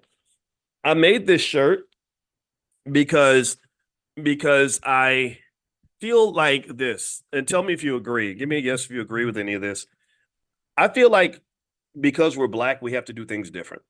Because we're black, we can do things different. Give me a yes if you agree that being black means we have a uniqueness and a power that's unlike anybody else. And really, even more specifically, I think African Americans have a uniqueness and a power that our ancestors blessed us with because of what they went through. Tough experiences create tough people, and very few people around the world have gone through what we've gone through. Very few people. There's nobody else on the planet who can say that they survived the Middle Passage, where half the slaves died. Very few, no other people on the planet can say they survived the slave dungeons. If you've ever been to Ghana and seen the slave dungeons, it'll immediately make you so sad. I like you. It's the spirituality there is very, very deep. If you walk through that point of no return, things like that, you feel the energy of the slaves and how horrible they must have felt, knowing that they're never going to see their families again. Nobody else on earth can say they survived 100 years of Jim Crow. Give me a yes if you agree. And nobody else can say they survived the war on drugs, where they were putting crack cocaine in the black community. Literally, I mean, deliberately destroying families at the absolute highest levels. Give me a yes if you agree. Nobody else can say that they survived the Biden crime bill and mass incarceration, where it was a Hitler level suicidal, genocidal extermination of black families and black people and black men and black women. Give me a yes if you agree. And look at this, we still standing. We still shining. We still on top. We still, some of us are still winning. Some of us ain't winning. Some of us are struggling. And I understand why they're struggling. I mean, a lot of people will be struggling after that, but some of y'all winning. I went to Egypt this week with 50 intelligent black people, and a lot of them were winning. A lot of them have hundreds of thousands of dollars in their investment accounts. A lot of them have strong families. I remember Kendall and Karen Green. Their son is, I think all their children graduated from top institutions. I met a young sister who went to Cornell, and and there was a young lady who was finishing her master's degree that was on the trip, 23 years old, and just a lot of other people that are just doing really well. Paris Williams and her uncle Larry. Paris is a therapist. Her uncle Larry is a businessman in New York. So so there are some of us that are just really shining and just absolutely killing it.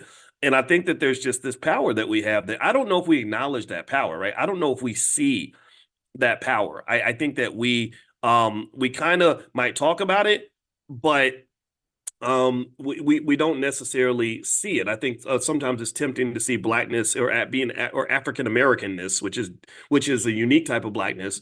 It's easy to see that as a liability or as a problem or as this undiagnosed, untreated trauma, which it is sometimes.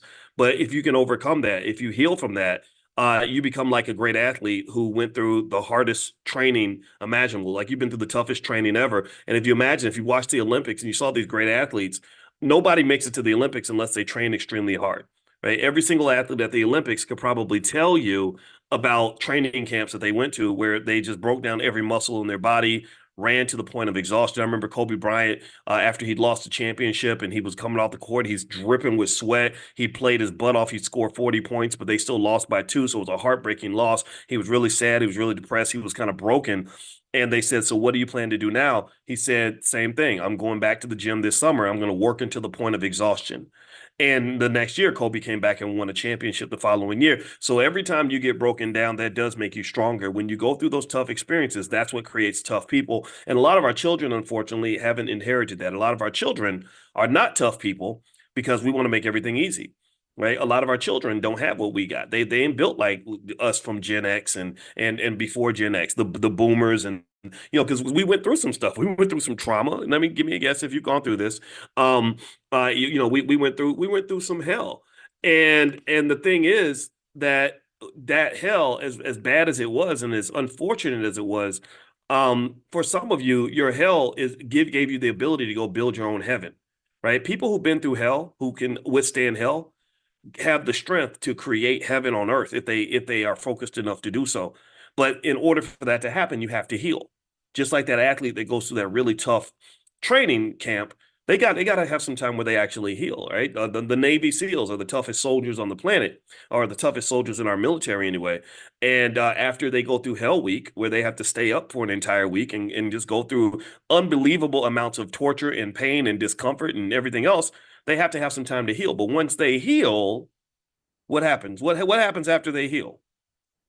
Tell me, answer me in the chat. What happens when they heal? Give me a yes if you agree that when they heal, they come back as a pack of badasses. they ain't scared of nothing. They are tactical as hell. They are capable. They are the most capable soldiers in the entire military. They are a notch above everyone else because they went to hell and then they healed and they came back and they gained the ability to manifest their own reality. Right. So I argue my belief, and this is one of the reasons why I think that this is something I actually agreed with. I heard Kamala Harris talk about reparations. She's actually brought up trauma, undiagnosed, untreated trauma in a recent interview. And I thought that was funny. I said, somebody in her camp been listening to us because this is the only place I think where we've actually used those specific terms. She used those specific words. She said, undiagnosed, untreated trauma. And give me a guess if you've heard me say this 10,000 times, where I've said your number one problem as a community is undiagnosed, untreated trauma. How many of y'all have heard me say that? Right. So that lets me know, Kamala, if you hear this, I know y'all watching. It's okay. You can watch and learn. I applaud that. I commend that. I support that. Just back it up. Make sure that we can still expect payment though. Make sure that whatever you say, you can say whatever you want to say and do what you want to do with this. It's free. There's nothing exclusive about what I'm sharing with you. I just need you to make sure somebody signs that damn check. I need you to make sure that the check gets written for reparations, and because reparations is to repair, and repair isn't just healing and therapy. Repair is financial repair. Writing that damn check. Right. I don't want to go to big cities and notice that 100% of the buildings are owned by people who are not black. Those skyscrapers, some of those skyscrapers should belong to us. Some of those institutions should belong to us. These billion-dollar universities y'all built on our backs and excluded us the entire time. Some of that belongs to us. So here's the thing. Here's the thing about reparations. Since you guys know, in case you don't know, in case you're new, what I do every morning is we do financial consciousness training where I literally do a stream of consciousness. So in hopes of helping you to elevate your economic consciousness. So literally wherever God tells me to take the conversation is where I go. So if it seems like I just go, wander in different categories, just know that I was like that when I was 5 years old. I was the kid that would get up and wander. My wife made a funny video of me in Egypt where she said somebody always wanders off from the group, and she showed me off wandering, and I'm looking at all the Egyptian statues and all that. That's what I do, right? So I'm wandering now. But here's the thing. Let's go back to reparations. A lot of people talk about reparations in the wrong way. One way that they talk about it in the wrong way, and in fact, Kamala and her team, if they're interested in this conversation, they need to have the right conversation. Two things that they need to change. Number one, they need to stop talking about it as if nobody studied it already. First thing that politicians always say when it comes to reparations is we need to study it. We need to form a committee that we can have the committee in session for the next 10 years and sit around and try to figure out the effects of reparation or the effects of slavery, the effects of Jim Crow. That's nonsense because that's fundamentally disrespectful to the people who dedicated their lives to studying the effects of slavery. I mean, you can go to Francis Cress Welsing and other individuals, John Heinrich Clark and Dr. Claude Anderson and many others who have who've done extensive amounts of research on the effects of slavery, the effects of Jim Crow. So that, unfortunately, that is a delay tactic that politicians might use, and that's something that I want you to just be on the lookout for. We don't need no delay. The quicker you write the check, the sooner we can get this behind us. But of course, that getting them right to check is a whole nother conversation. Second thing is, here's another piece to this reparations thing that breaks down why you're having the wrong conversation. Is everyone talks about reparations as if we're asking for money from the government. Okay, everybody talks about it. It's like, well, how can the government pay reparations? They're $35 trillion in debt. How can the government pay reparations? Because they have to get the bills passed through Congress and they have to do it. Oh, okay. Yeah, I get all that. The government owes a certain debt. There are things the government can do. For example, Ice Cube's contract with Black America, which was very, very good, by the way. He consulted with lots of scholars on this contract, including me. Ice Cube and I talked many times, and I respected his approach to this. He's smart enough to know what he knows, but he's really smart. He's really smart enough to know what he doesn't know, and that's what I love. Like, so for example, if I wanted to become a West Coast gangster rapper, I wouldn't go in the studio and try to bust an album. That would not work for me. I would go to my friends who are great rappers like D1 and Killer Mike and some other friends that I have, David Banner, whoever, and or even Kanye. I'd even call Crazy Kanye. We sat on the phone for many hours and I would say, hey, I need to make a good album. Can you help me do that? Because that's your wheelhouse. That's what you're good at. So what Ice Cube did was Ice Cube didn't try to become a reparations expert overnight. He went and he talked to numerous scholars directly, personally. He did this and they built this amazing thing called the Contract with Black America. And I love it because it's a beautiful blueprint in terms of what the Black agenda is. So whenever you hear somebody say, well, there is no Black agenda, Black people need an agenda, why don't Black people have an agenda? Just politely point that person because, forgive them for they know not what they do. They're not, don't get mad at them because sometimes you get mad because sometimes you be like, why are you so ignorant? What the hell's wrong with you? Just say, hey, the Contract with Black America talks about great solutions from everything from policing, how, policing can be done better, all the way down to things like little things that can make a big difference, like interest-free loans to any Black person that pays their rent on time that wants to go and buy a house. Or maybe if you are a renter, how those consistent rental payments, which shows a great payment history, can be added to your credit score. So your credit score can be high so you can go get access to capital, which is an incredibly important part of what the wealth building process. So the Contract of Black America is an excellent Black agenda. And one thing I would say to Kamala and her team, and I speak to Kamala and her team, I talk about the Democrats more than I talk about the Republicans, not because I love Republicans, but because the Republicans are not the ones who are asking for the Black vote at a 90% level. The Republicans are not the ones who get angry when you don't vote for them. They don't say, well, what's wrong with you? And why aren't you going with the crowd? And why aren't you doing what you're told to do? The Democrats are the ones who expect the vote. So the people who expect my vote are the ones who owe me something, right? The ones who get the Black vote, in my view, are the ones who owe you something. It's just like if you go to work every day and you work at a factory and you work 50 hours a week at a factory. Let me know if you're following this analogy. Give me a yes if you're following this. I know I'm talking fast. If you go to work at a factory and you work at that factory for 40 straight hours and they owe you $3,000, and then let's say you go down and you say, hey, man, where's my money at? And they say, well, why are you harassing me about money? And you say, well, because I work for you and I did something for you. You're supposed to give me my money. And then imagine if they say, well, why aren't you asking the guy down the street to give you $3,000? How much did he give you? He didn't give you nothing. That would make no sense. You'd be like, but I didn't work for him. I didn't do anything for him. He doesn't. Why am I going to ask for the money from the person I didn't work for? I want the money from the person I did work for. I gave you something. So you owe me something, right? So this is why I might talk about the Democrats more than the Republicans. If the Republicans were getting 90% of the black vote, oh, believe me, I'd be talking about them all day long. But I talk about the Democrats because I don't know what I do for the Republican. I've never voted for the Republicans. I don't. I mean, again, if you become president, sure, you're supposed to govern everybody. But the first thing about politics, if you want to understand it from a logical standpoint, is it's quid pro quo. It's like we take care of the people who gave us the money to get in office, and we also take care that we keep promises to the people who gave us the votes. Those people are top priority, not the people that don't like us, right? So anyway, with that being said, though. Here's one other piece of the reparations conversation that's being done completely wrong that needs to evolve, and that is they need to stop talking about reparations as if it's just a check from the government. The government certainly can be and should be involved. The government certainly should be and can be involved financially and legislatively. The government can do amazing things, just like they sent the $100 billion to Israel and Ukraine. You can ship $100 billion to the black community. You can ship $100 billion to the people that have helped you, not the Ukrainians that don't even give a damn about you. The same way you've probably spent $150 billion or more on illegal immigrants who broke the law and broke into the country by sliding through a fence in the southern border. You can do the same thing for the people on the south side of Chicago or parts of Philadelphia and other communities who have been loyal to you, who've been consistently voting for you and supporting you for the last X number of years. Give me a yes if you agree. Give me a yes.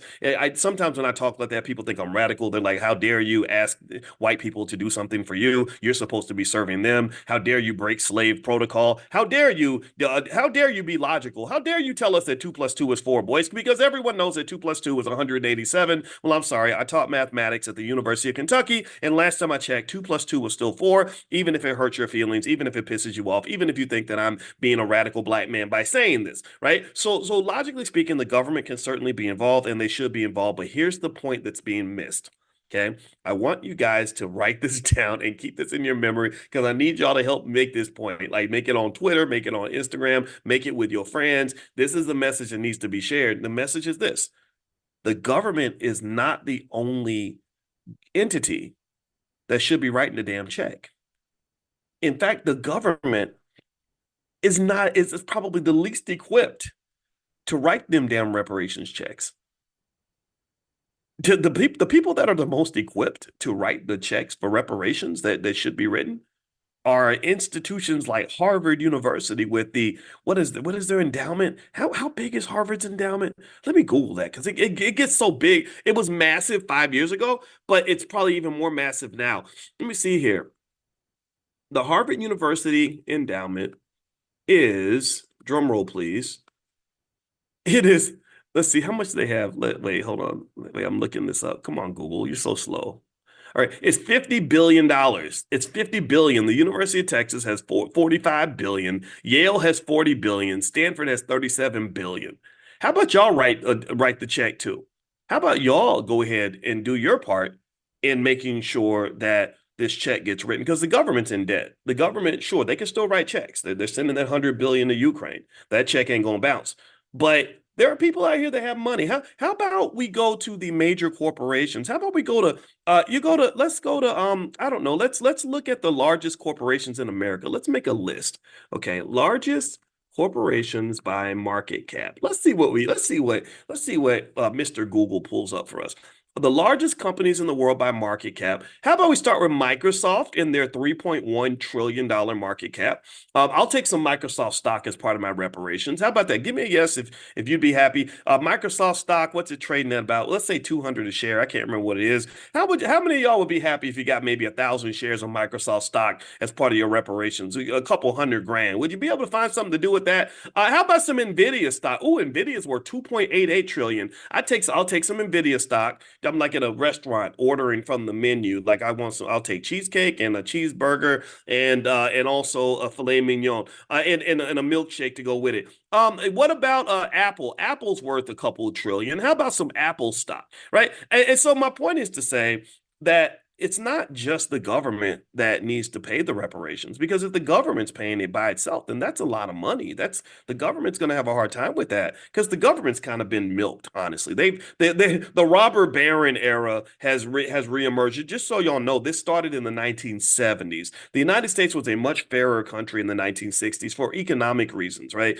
Economically speaking, America was a great society in some ways because you had enough of a balance in terms of making sure that you allow rich people to get rich, but you still took care of your workers. Back in the 60s, somebody could get a good job with Ford and they could work 30, 40 years, they could retire, get a nice pension, live a good life, buy a couple cars and a nice house with a white picket fence, get married, let the wife stay at home if she wants to take care of the kids, or the husband stay at home. I'm not here to get into that debate. Or whatever it is you choose to do, you had a better society back then. So what happened was the Republicans kind of said, wait a minute, hold up, wait, we need to reverse the direction of this society. The country's getting too liberal and we don't like this civil rights stuff and we don't like all this Martin Luther King and anti-Vietnam War stuff going on. So they started actually using their wealth to really try to sort of do a government takeover, basically. And so you started having these individuals that shared ideas that actually propelled people like Ronald Reagan into the White House,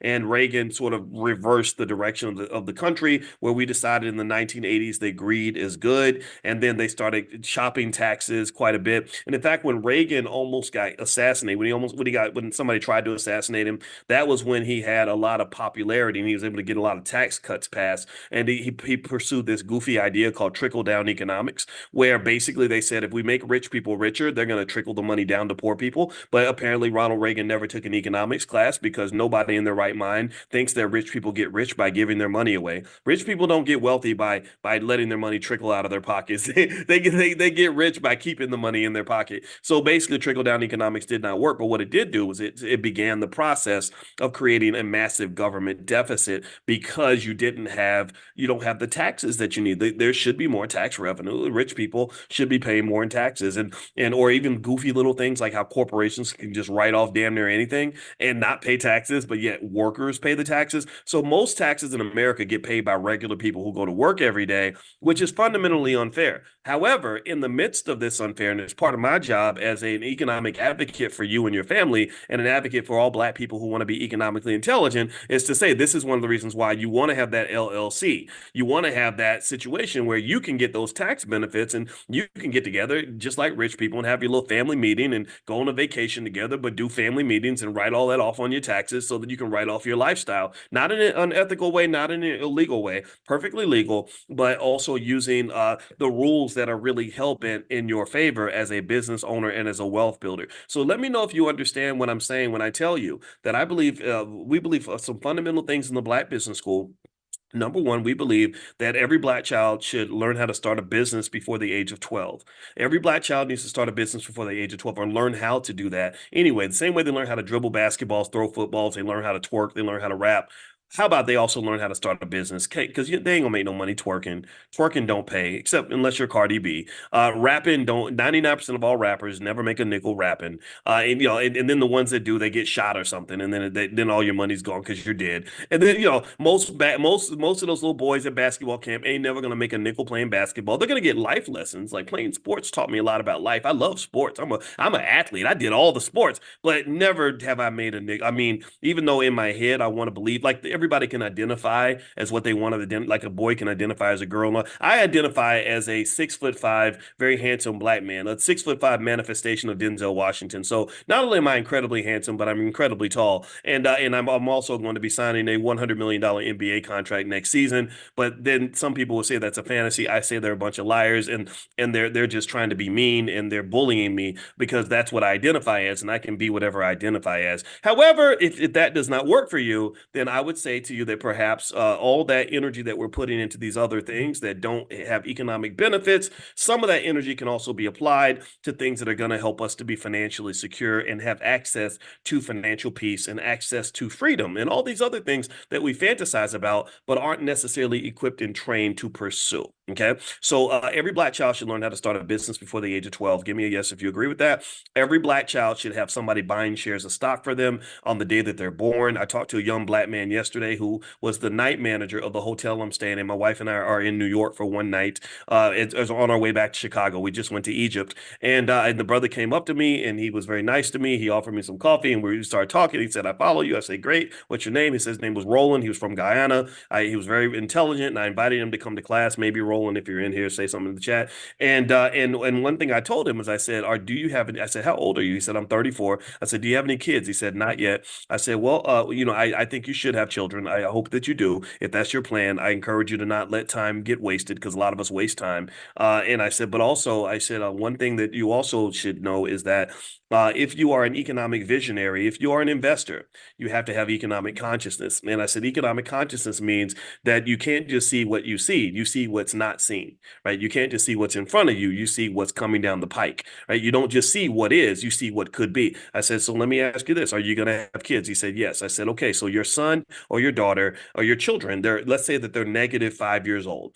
All right. So you're 34. Let's say you have your first child at 38 or 39. So your child is negative 5 years old. So that means that in 30 years, that child is going to be 25 years old. So I said, now the biggest thing in finance, the biggest wealth builder in the history of the world is actually time. When I would do mathematical equations in my doctoral program to analyze how much money grows over time and compound interest and all that, the biggest variable was always time. So, in the community, it's not that we waste our money. Wasting our money is a fraction of the reason that our wealth doesn't grow. But the biggest thing that we waste is time. So I said, look, don't waste time. I said, right now, invest for yourself, build your wealth. He's going to Invest Fest. I said, yeah, I'm going to pop in there too because I got to go down for a couple other things. The Black Business League, Ken Harris is having his convention. I'm speaking there. The Revolt is doing something, and I got invited to participate on that. So I said, okay, sure, why not? And so I figured, why not stop into Invest Fest? So I'm gonna stop in because I respect what those guys are doing. I love the energy behind it. I think it's exactly what we need. And I said, so when you're doing all this stuff and you're investing, you're buying real estate, all that, you're building a capital base. That capital base is like a car. It's something that you can use while you're young. You can live your life and do your thing and have fun and live your best life with this wealth. But you must preserve it and you must protect it, just like you preserve and you protect a car. Just like you take your car to get tune-ups and oil changes and all that, you have to preserve your wealth. Why? Well, because at some point when your unborn son, who's negative 5 years old, is 25 years old, he's going to wake up one day and say, Dad, I need money. He's going to say, Dad, damn, these white people, they're mean to me because I'm black.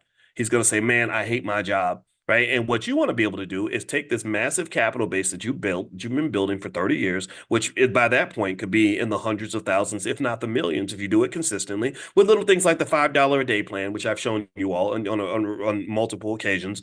And so then you can transfer that to him. And then next thing you know, your son is free. Next thing you know, your son can live his best life. Your son doesn't have to sell himself into slavery.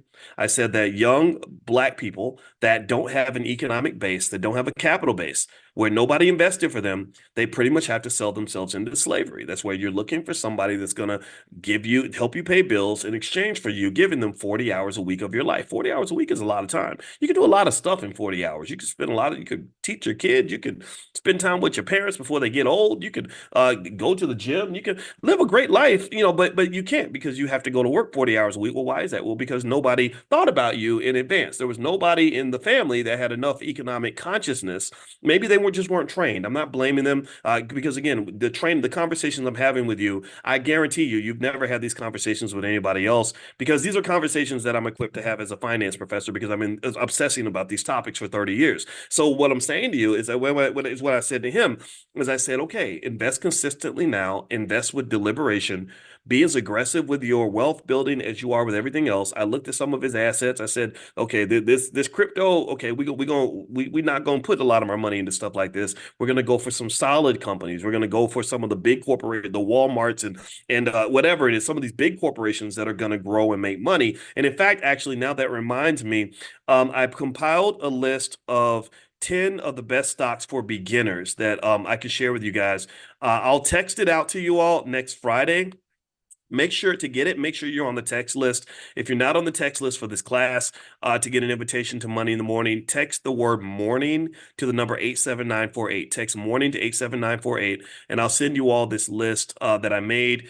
It's a list of the top 10 stocks for beginners that I think is a great place to begin, because I know a lot of you are afraid to invest. A lot of you are, and don't worry about the cost of the stocks, Darlene, because there's something called oh gosh, not partial investing. Why am I losing my words right now? It's somebody put it in the chat because I'm trying to find the right word. It's yeah, it's fractional shares. Thank you, Natasha. I was like, why can't I find the word? Fractional shares. So you can buy $5 of Nvidia. You can buy $5 of Microsoft. You can buy $10 of Apple. So never ever think that the price of the stock is the price you have to pay, because that is not true. Okay. You can buy fractional shares. Okay. So don't ever think that, don't say, well, that stock is $300. I can't afford that. That's not true. Okay. So anyway, there's that link. I put that link in the chat if you guys can see it in the Zoom. And so feel free to take a look at that. And also, if you didn't see it for whatever reason, just text the word morning to the number 87948, and I'll send that to you. And you can take a look at that. Maybe that's a good place to get started. So long story short, talking to this black man, and I hope he doesn't mind me sharing his story. It made me think about things that I wanted to share with you guys, that like literally, if he starts now and just doing basic things, tiny things, like puts as much energy into investing for the family as he puts into whatever else he's doing in his life, as much work as he puts into going to his job every day, the work you put into paying your cell phone bill every month, the work you put into paying your car note every month. Well, you know what? He's going to have plenty of wealth to pass his children. And the thing is that that's very serious for black people. It's more serious for black people than it is for white people. Not because I dislike white people. If you're white, don't get scared.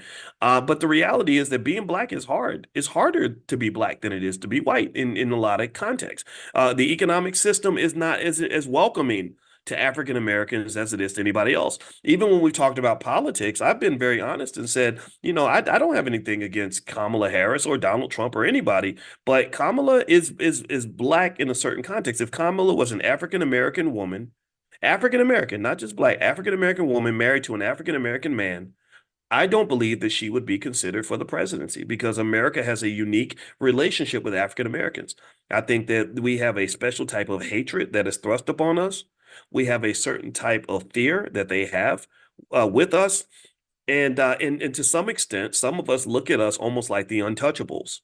We're kind of, in India, where you have the untouchables, just the people that are like, don't go around those people, because they do this and they do that. And if you want to see what I'm talking about, look at the stereotypes, the racial stereotypes that get pushed around the world about us. The best stereotype we have is that we're great athletes. We can run fast and we can jump high, and people love to see that. They love it when a black person shows up as an athlete. Shout out to LeBron James and Noah Lyles and Simone Biles and all these black people that did amazing things. That's the best that we have. But if you're not an Olympic level athlete, if you're not 6'8", 240 pounds like LeBron, or just this extremely extraordinary athlete like Simone Biles, then you're kind of stuck, because then at that point your only options for acceptance might be it to be a twerking rapper, right? All the rappers, they get up on stage and they twerk and they call themselves the N-word and all that, and there's acceptance for that. And then the third area, especially for black men, is if you are a comedian. If you're a comedian, and like Kevin Hart or the other guys that were there, if you remember that at the Olympics they paid lots of money to Kevin Hart, Snoop Dogg, and the other guy who's not funny at all, the big chubby guy on the SNL, Keenan something. Those three got lots of money to basically make people laugh, right? If they showed up and said, as black men, we want to make a statement on behalf of the black community, and we want to argue that politicians need to help us pursue wealth for the black community, they would have been booted off that stage immediately. Give me a yes if you agree. If Kenan Thomas had showed up and said, I'm tired of playing around with y'all. I'm tired of being your clown. I'm tired of making jokes, because what's happening in our community is very serious, and it's very important that we make a serious stance. So Kevin and I, we're not going to make a single joke. We're going to look at you with an angry black male face, and we're going to tell you right now what we demand. They would have been taken off the air. If Snoop Dogg isn't showing up smiling and chubbing it up, and he does a little sea walk for him, like dance for us, dance, nothing wrong with the crip walk, whatever. It's great. It's a cool dance, but literally that's kind of what he's the jolly old man. That's what he's kind of become, and everyone loves the jolly old man version of Snoop Dogg, but I don't think they'd be ready for a more serious version that was really advocating on behalf of the black community in the way his friend Ice Cube was. Like I didn't ask Ice Cube about this, but I'd be curious to know how he feels if he would personally constantly do exactly what Snoop is doing. Like I wonder, but the smart thing is that these guys don't air their differences in public, and that's why they've maintained a very profitable alliance and allegiance to each other. And I respect that immensely. Shout out to all my friends on the West Coast. All right, so with that being said, let me jump into a couple other things really quickly. One thing I wanted to mention too is this trip to Egypt, and some of you that were on the trip are actually in this class right now. I just want to say I had just, when I tell you that this trip was just transformative, I cannot put into words um how much I just implore you to consider traveling to Africa. That's all I'm going to say on that is, if you haven't done it, I don't think you know what you're missing. There's something that happens when we leave the country where it's almost like you can breathe easier. It's almost like you're just in this different world where a lot of the old rules don't apply anymore, and you kind of get a chance to feel things that you don't feel in the United States. We went to the Nubian village, and as we were there, my wife and I do this a lot. We study the cultures of the places we go. We went to China, we studied Chinese history and all that. And in the Nubian village, so we're learning about all the Nubian kings and just the history of Nubia and Aswan and stuff like that. And I saw the beautiful Nubian children and all that stuff, and it was just really amazing. It was an experience that I would encourage anybody to try to have if you can. And in fact, here is a screenshot. This is on my Instagram. Let me know if y'all can see this. Here's some pictures. I put some pictures on my Instagram from the trip. My Instagram is Dr. Boyce Finance and also Dr. Boyce Money. If you want just money stuff, just go to Dr. Boyce Money. Dr. Boyce Finance, I talk about pretty much everything. Dr. Boyce Money, I stick strictly to money. But we saw these 3,000, 5,000-year-old artifacts and just these amazing kings and queens and people that from the past. And it was interesting. My wife noticed that a lot of the noses were chopped off in a lot of the statues. When we went to a museum in Cairo, and they had these mummies, we literally saw King Tut's mummy, which was kind of cool. A lot of the noses were chopped off on the statues, which y'all know what that's all about, right? I don't have to explain that, I hope. Yeah, because they again, this hatred of Black people has been around for quite a while. And it was just an awesome experience. It was really something that and every single image I'm showing you is like 4 or 5,000 years old. Like I'm talking about like 2,000 years before Jesus kind of thing, right? Which is just unfathomably um old and ancient and everything else. And it's really one of these things that has inspired me to and I've already traveled to a few different African countries. I've been to Nigeria, Ghana, Botswana, South Africa, and now Egypt. But I can guarantee you right now, I'm probably going to go to another 15 African countries in the next 3 or 4 years. Like this is something that I'm going to do. In fact, I'm going to reach out to our travel partner, Jay Cameron. I'd like to do a trip to Ghana in December. And this trip we only took 50 people because I wanted to see the vibe and everything else because I wasn't sure. We've never really done that before. But next time I think we'll invite more of you. So if you'd like to join or if you'd like to be notified when we plan trips, you can pull out your phone, text the word travel to 87948. We created kind of the B1 Travel Club where we're going to learn all about the world. So if you'd like to be a part of that, just text the word travel to the number 87948. And somebody give me a yes after you text it to make sure that you get an autoresponder. And what I'll do is as we find out about these trips and whether or not we're going to be able to set them up, I will text you all and let you all know about this. You guys will be invited first because the other thing about the trip that was really interesting is that there is tremendous value in traveling with people who are like yourself. I never really had a chance to do a big, gigantic group trip with a bunch of like-minded African Americans. And that made a massive difference. Like I remember one couple, Brian and Cookie. I don't have their last name in my head, but Brian and Cookie. Brian had been a firefighter for 20 something years or 30 years, I think. And his wife Cookie was this amazing lady. And I remember talking to them and just talking to everybody. I mean, all the people on the trip. There were young people, older people, male, female, a lot of guys. We actually formed a men's circle while we were there. A guy named Ronald Williams and his daughter Fatima. His daughter Fatima has a PhD from Rutgers University, and she was there, and we all got together and we were sitting there talking as men, and these were just just good men. solid men, the kind of men you're not going to see on TV, the kind of men CNN will never feature, the kind of men that you're not going to see in a rap video. These were, even though we're all familiar with hip hop, whatever, but these were just men who respect Black women, who are bettering themselves, who work hard, who want to improve who they are. And that was the energy, that was the vibe, and I really felt good because I said, okay, so this must say something about me in terms of how I try to carry myself through the world. I ain't no perfect man by any stretch. Where none of us are. But I try to be the person that I really, not just the person I am. I try to be the person that I need to become, right? I'm always thinking like, how do I become the guy, that guy? How do I fill the shoes of that guy that I really want to be? And it's very intimidating, it's very difficult, but it's always like, okay, let's look forward and up. Never look down. We're not going to look back. So we're not going to dwell on mistakes. We're not gonna be a bottom dweller. We're not looking for low vibrational behavior. We're looking for higher vibrational behavior. So we were sitting with these men, and these men were different ages, all the way from the 20s up to Mr. Williams, who I think might be in his 60s, maybe 70s. And just, I think he's like a fifth degree black belt or something, right? So he's really a smart, disciplined man. And we had the best conversation. And all the men were building on each other. And the women, were connecting and everything else. And I just think this is the kind of space that where you can grow and feel okay, not having to be ratchet. Right? You can feel good. Not, like if you don't drink, no one's gonna make fun of you because you don't drink.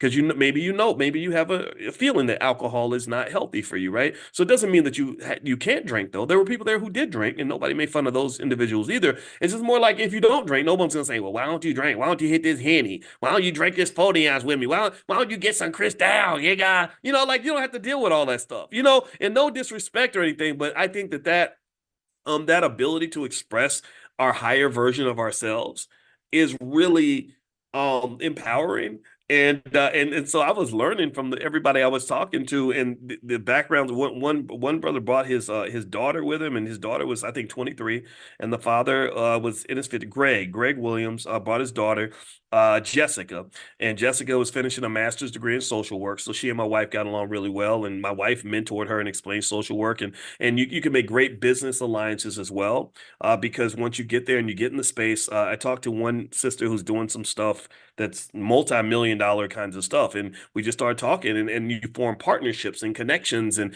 you can work, you just good people, right? So long story short, I would encourage you, if you travel with a group of people that are like-minded, and it will enhance the experience so much. When I think about the trip to Egypt, I realized it wasn't just the experience of being in Egypt, which was amazing in itself. It was the people that I was with, and it was also the people of Egypt as well. The people of Egypt, the culture, it was like a breath of fresh air. I talked to some of the men about family and connection, and just to hear them say, hey, if you're my brother, I am my brother's keeper. If you come in my neighborhood, I'm responsible for you. The way they would talk about family and the women and their children and things like that, like these ideas. When I'm going out on the internet, I'm talking to guys who want to sit around and talk about how much they hate Black women, or how much, raising kids is a pain in the ass, and they want to just go and pleasure seek their whole life. It makes me sad. It's like, damn, like, am I weird? Am I a weirdo because I love my wife? Like is that, y'all are really making fun of me because I really am trying to be a better man? Like, is that, it's crazy. And this really takes me back to the poison that's been sort of sprinkled on us when they disrupt us and destroy our culture. This is what they've made us into. They've made us into a fraction of who we're supposed to be. They've made us into a shadow of our true selves. Who you are, who we've been to this point isn't really who we are by any stretch. Who you might have been to this point is just the version of yourself that you've come to accept based on society's peer pressure or what society told you that you were. So I would encourage you, and this is a consciousness exercise, find that higher level version of you. Find that version of you that wants to be physically and mentally healthy, that wants to heal. Find that version of you that wants to get up and do a little exercise every day and eat better food. right? Find that version of you that wants to read books instead of just watch TV. Find that version of you that wants to connect and collaborate as opposed to, fight and compete. I'm tired of fighting all the time. I don't want to fight other black people all the time. I don't want to compete for supremacy and dominance and chest thump with other black men. I want to give that brother a hug and say, hey man, how do we help each other out? I'm proud of you. I love you. Congratulations, man. That's what I like. I like that energy. Right? Because my competitive energy is saved for my enemies. It's saved for the people that do not want the best for me. It's saved for the people seeking to oppress me. I'm not trying to be competitive with another man who looks just like me. That don't work. No community can succeed if everybody in the community is fighting and competing with each other. There's no football team that can win a game where the wide receiver is fighting the quarterback. That cannot happen. So you got to know the difference between who you collaborate with and who you're competing with. Yes, competition is real. I am a competitor. I will compete all day, but I ain't competing with you. I'm competing with them because they not like us, right? I'm competing with my enemy's way over there. My enemy is not the person sitting next to me. It's not my wife. It's not my kids. It's not another black man. It's way over there. I'm launching missiles way over there because we are in a battle. We are in a war. I do believe that. I do believe that we are in a competition. I think we're in an economic battle. We're in a spiritual competition. We're in a competition. We're fighting for our lives because there are people who benefit from taking things from us and harming us in a significant way. And that's who I'm competing with. But I just don't want to compete. I didn't want to compete with there was not one single black man on that cruise where I wanted to compete with him or on that trip. We did take a cruise. We went down the Nile. It was very nice, by the way. It's really classy stuff. Jay Cameron organized the trip and he's just an awesome dude. And again, Jay is a great guy. And there's not one bone in my body that said, I want to compete with this man. It's like, wow, he's a great man.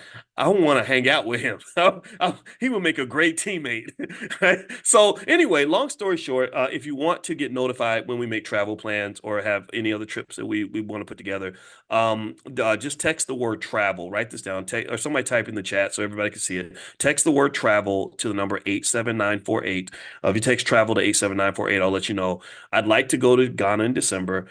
But there are other trips. I know I mentioned I wanted to do something in South Africa and stuff like that. And the cool thing is that Jay Cameron and his group, they like to travel a lot. And so we're partnering with them. And so we can do this all the time. I think that what you will find is that when you're connecting more and more to different countries in Africa, I guarantee you're going to see America so different every time you go. Even on this trip, I mean, I've been traveling my whole life. I've traveled. I've literally for the last 20 years or so been hopping on an airplane almost every week, going everywhere, all throughout the country, all throughout the world. But I can tell you this trip to Egypt, like you're not talking to the same Boyce that you were talking to 2 weeks ago. I guarantee you that much. All right. So anyway, with that being said, there's more I wanted to hit on, and I'll hit on this quickly, but actually I want to go into this in more detail. But we've done 49 minutes, and so I don't want to keep going on forever. But I also want to remind you, if you want to get notified when we do Money in the Morning and come into the private Zoom where you can put your comments right here in the chat, just text the word morning, MORNING, to 87948. Also, if you text morning to 87948, next Friday, I will send you all a list of the 10 best stocks for beginners. So if you're a beginning investor and you don't know what to do, these are 10 companies that are pretty safe. And really with investing, you want to start with safe stuff. You don't want to go chasing crazy cryptos or invest in your cousin's liquor store or buying, or putting money into your friend's blessing loom and all that. That's the type of stuff that causes you to lose money. And I'm more on the conservative side when it comes to investing. The biggest rule of wealth building, one of the biggest rules is capital preservation. Capital must be preserved. And I actually talk about that in my book, The 10 Commandments of Black Economic Power, which you can get a copy of the book at drboycebooks.com. That's our Black Wealth bookstore. So feel free to go to drboycebooks.com. So let me give you a couple of stats I saw this morning while I was on the treadmill that I wanted to share with you that really, in my opinion, were just an alarm bell of where the country is going in terms of debt levels. And so what I remember seeing is that basically consumer credit card debt is going way, way up. A lot of people are digging into their HELOCs in order to finance their lifestyle. So basically HELOCs are home equity lines of credit. And so effectively, what they found is that a lot of car loan debt is continuously going up. I think it went up over $109 billion or something like that this last quarter.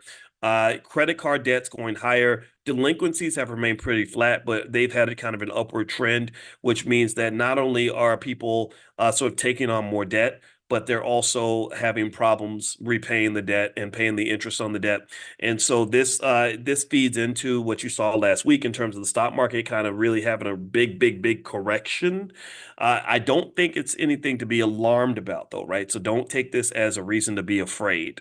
Fear is a wealth killer. So don't let fear drive your decision making. But I just wanted to mention that, and also just sort of say that this also speaks to that bad economic culture that I was referring to, where Americans are pretty much trained to be addicted to consumption at an early age. And so as a result, 70% of America's economic growth is driven by one variable, and that is consumer spending. If consumers started becoming more financially conscious and started to save and invest their money, then the economy actually would shrink a little bit because people would be letting go of their money a little bit less. So I would say that if you want to be smart for your family, you don't want to do what everybody else is doing, because what's happening is consumers are spending their way into debt because America doesn't want to do right by people. I think America doesn't isn't fair to workers. Because again, you had this really high inflation, and yet workers' wages didn't keep up with inflation. And the only way you can maintain a certain level of spending while inflation is going up is through debt. And that's basically what's been happening. But eventually, the foundation of debt tends to crack. And so there are some signs of cracking. So there could be an economic slowdown in the near future. What's probably going to occur is that as that happens, the Federal Reserve is going to step in and reduce interest rates and try to boost the economy back up. Will that work? I don't know, but I think that's going to be a catalyst, a positive catalyst for the stock market, right? So if you're a stock market investor, I think all these things are going to lean in your favor. I don't see any reason why the stock market is going to go south. I just don't see that. Another little factor that I was thinking about this morning that I wanted to share with you is with this Harris Waltz ticket. The guy Waltz, I didn't know that. I think it's Tim Waltz or something. Anyway, they're both very liberal in the sense of wanting to legalize cannabis. And if you recall, a few months ago, I gave you all a list of what I call canna stocks, which are some stocks that are going to benefit if the price or sorry, if cannabis is legalized.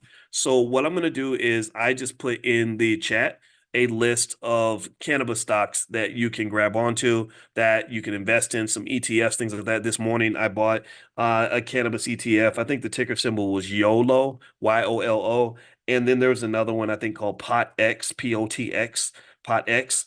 And I didn't buy POTX. I think I bought YOLO. So now, by the way, hold on. I'm gonna pause for a second.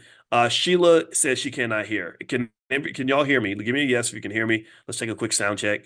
Give me a yes if I'm coming through all right. Let me know if you can hear me. Okay. Okay, so I'm seeing a lot of yeses. Thank you, Elizabeth and Taquana and Sharif and Olivia and Rhonda and April. All right, so I'm sorry, Sheila. So I wish I could tell you that it's on your end, but Sheila can't hear me, so I don't. Maybe y'all can just send, if y'all could text Sheila a little message, let her know to turn her computer up. But anyway, so that's the list that you guys can take a look at, and I'll also text that out to you guys. Text the word morning to the number 87948 if you'd like to receive that via text. If you couldn't get it, maybe you're listening on TikTok or something. And TikTok, I can't put links in TikTok. So if you're on TikTok and you want to get that link, or you're watching the recording later, then just text the word morning, MORNING, to the number 87948. You'll get an invitation to Money in the Morning, and you'll also get that list of cannabis stocks that you can take a look at. Because I strongly believe that with Walt and Kamala, one thing I noticed is that they both kind of have, some leftist ideas, which again is fine. I think there's good ideas on the left, good ideas on the right. Some stuff I agree with, some stuff I don't. I truly don't care about anything other than you, right? All I care about is what's going to happen with you and your family and your wealth. And I really also want you to just do whatever you want to do. And I want you to make money. I'm the money guy, right? I'm the guy that wants you to have more money in your pocket. So I believe that if Kamala and Waltz win the election, which it looks like they might win. I mean, Kamala, she's looking pretty presidential right now. She's probably much more so than Trump right now. Maybe later on it's going to switch. I don't know. But if she wins, then chances are you're going to see legalization. But here's the thing. I think legalization of weed is going to happen regardless. I think that that's just the direction society's going. And so I wouldn't be surprised if Trump did the same thing, you know? And so, because you notice that they both have some of the same ideas, you know, they're both sort of sharing each other's perspectives on certain issues like taxing, you know, waiters' tips in Vegas and stuff like that. So I think that's going to occur. So I think that's could be some easy money for you long term, but it's going to be a long term play. It's not something that's going to happen overnight. All right. So anyway, all right. So that's it. So should we take a break from buying stocks since the stock market will crash? I don't ever take a break because what you're talking about is what they refer to as market timing, and market timing based on most academic research does not work. If you talk to most scholars about market timing and buying, which is basically trying to buy the right stock at the right time, or investing when it's good and not investing when it's bad, and trying to make sure you get in and get out at the right time, that just generally does not work. In fact, they did a study where they said something like if you take the 10 if you take the 10 best days of stock market performance in the last 50 years or so, and let's say that you missed just those 10 days, right? Just the 10 best. If you missed the 10 best days, they said your total return over that time period might be something like 79% or something on your assets. Or maybe it's like 700%. It's something big, right? Something where you're like, okay, I made some money. But they said if you were invested on those 10 days, your return goes up to like 25,000%. I mean, the jump was astronomical. It was insane. Like it went like literally from like something like maybe a few 100%, like 300 or 400% or 700% or whatever the number was. But you add those 10 days back in that you missed because you were trying to jump in and jump out, it goes to 25,000%. So generally, I tend to buy more stock when the market goes south.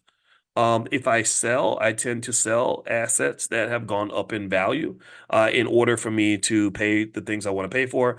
The best way I make money is selling stock options, which is to me just a phenomenal way to generate income. If you want to learn more about what we do with stock options, we are going to have a meeting this week. If you go to Dr. Boyce, Dr. Boyce Prime, Prime, if you go to drboyceprime.com, you can take a look at what we do with stock options. I think you're going to like what you see. It's very, very good. A lot of you are in the Prime program. It's a great way to generate extra income. In fact, the Green family was there and they came up and they said, we used our stock option money to take this trip. And I said, I bet you did. So anyway, so feel free to go to Dr. Boyce, drboyceprime.com, or also you can text the word money to 87948. And I have a free training called How to Make Money Without Working. So feel free to do either one, Dr. Boyce Prime, or text money to 87948. Okay, guys. So anyway, I'm going to get out of here. We've been in here 58 minutes. I hope this discussion was beneficial. I hope we learned something this morning. And I wish you well on your wealth journey. And I will check back in with you guys when I get back to Chi-Town. We're flying back today. And so have a wonderful day.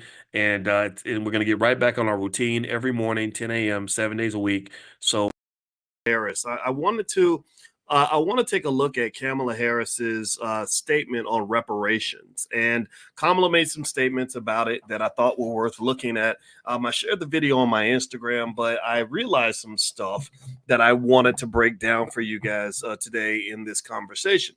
So if you could do me a favor, please hit that thumbs up button. Share, subscribe. Also, give me a yes. Let me know if you can hear me okay. Let's do a quick sound check.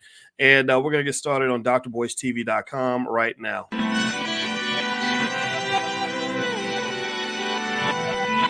Here we are, clan the isms, cataclysm great. Our people out here struggling, trying to make it in this state. Everybody out here doing it, but we the ones who late. Now family, we the ones who gotta delegate.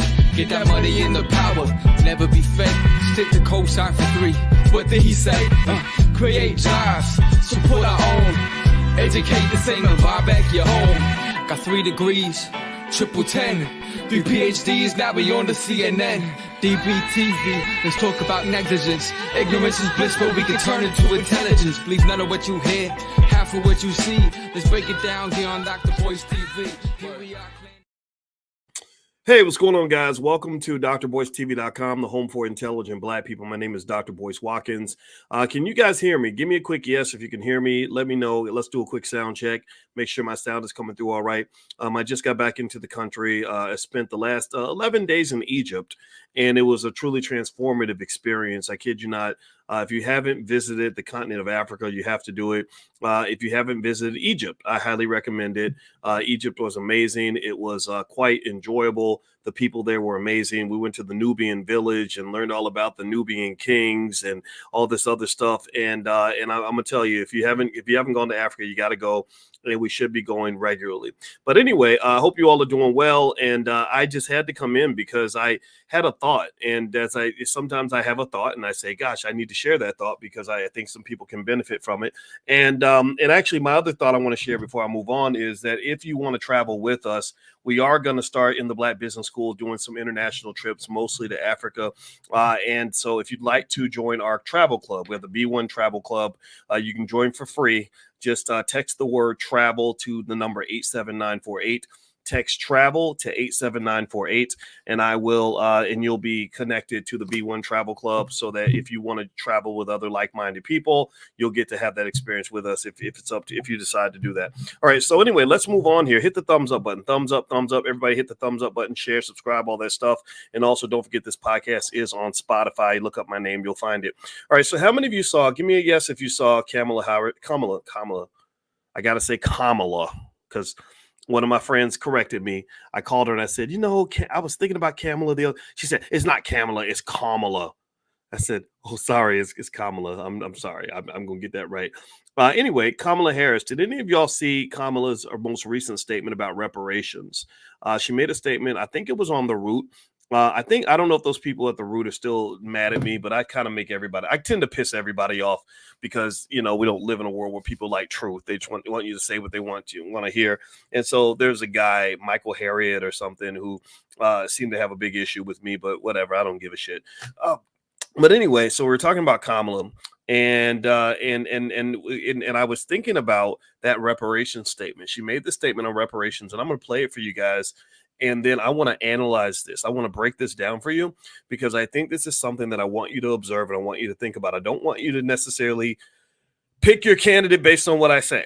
Now, I want to make that clear also. I have to do this every time I talk about this because anytime a Black man does not say what he's been pre-programmed and told to say, everyone instantly accuses him of being a Republican, which is part of the political brainwashing that has really harmed you as a community. It's the brainwashing that's kept you running in place for the last 50, 60 years. If you look at Black quality of life across most metrics, your wealth has not gone up. If you look at Black quality of life across most metrics, Black health, mental and physically, has not improved. If you look at the quality of life across most metrics, the educational outcomes for Black people have not improved. So when you tell me about what you're doing politically and who you're voting for and why it's important for me to do what you're telling me to do, I need you to give me an answer. I need you to explain it to me. And most people can't explain it. Most people get into identity politics. Like, okay, this person is Blackish. They're not African-American, but they're Black enough. Or this person, is a Democrat or whatever. And I don't go into all that. So I want to share this clip while laying out the caveat that I'm not here to tell you who to vote for. This is not an anti-Kamala conversation, but if you're a person here to suppress my vote and to do voter intimidation by telling me that I can't have this conversation, then I say you go to hell because you sound just like the crazy Republicans who also have done everything they can to keep Black people from voting. Are we good? Do we agree that everybody can do what they want to do? Give me a yes in the chat if you agree with that. All right, so let me share this.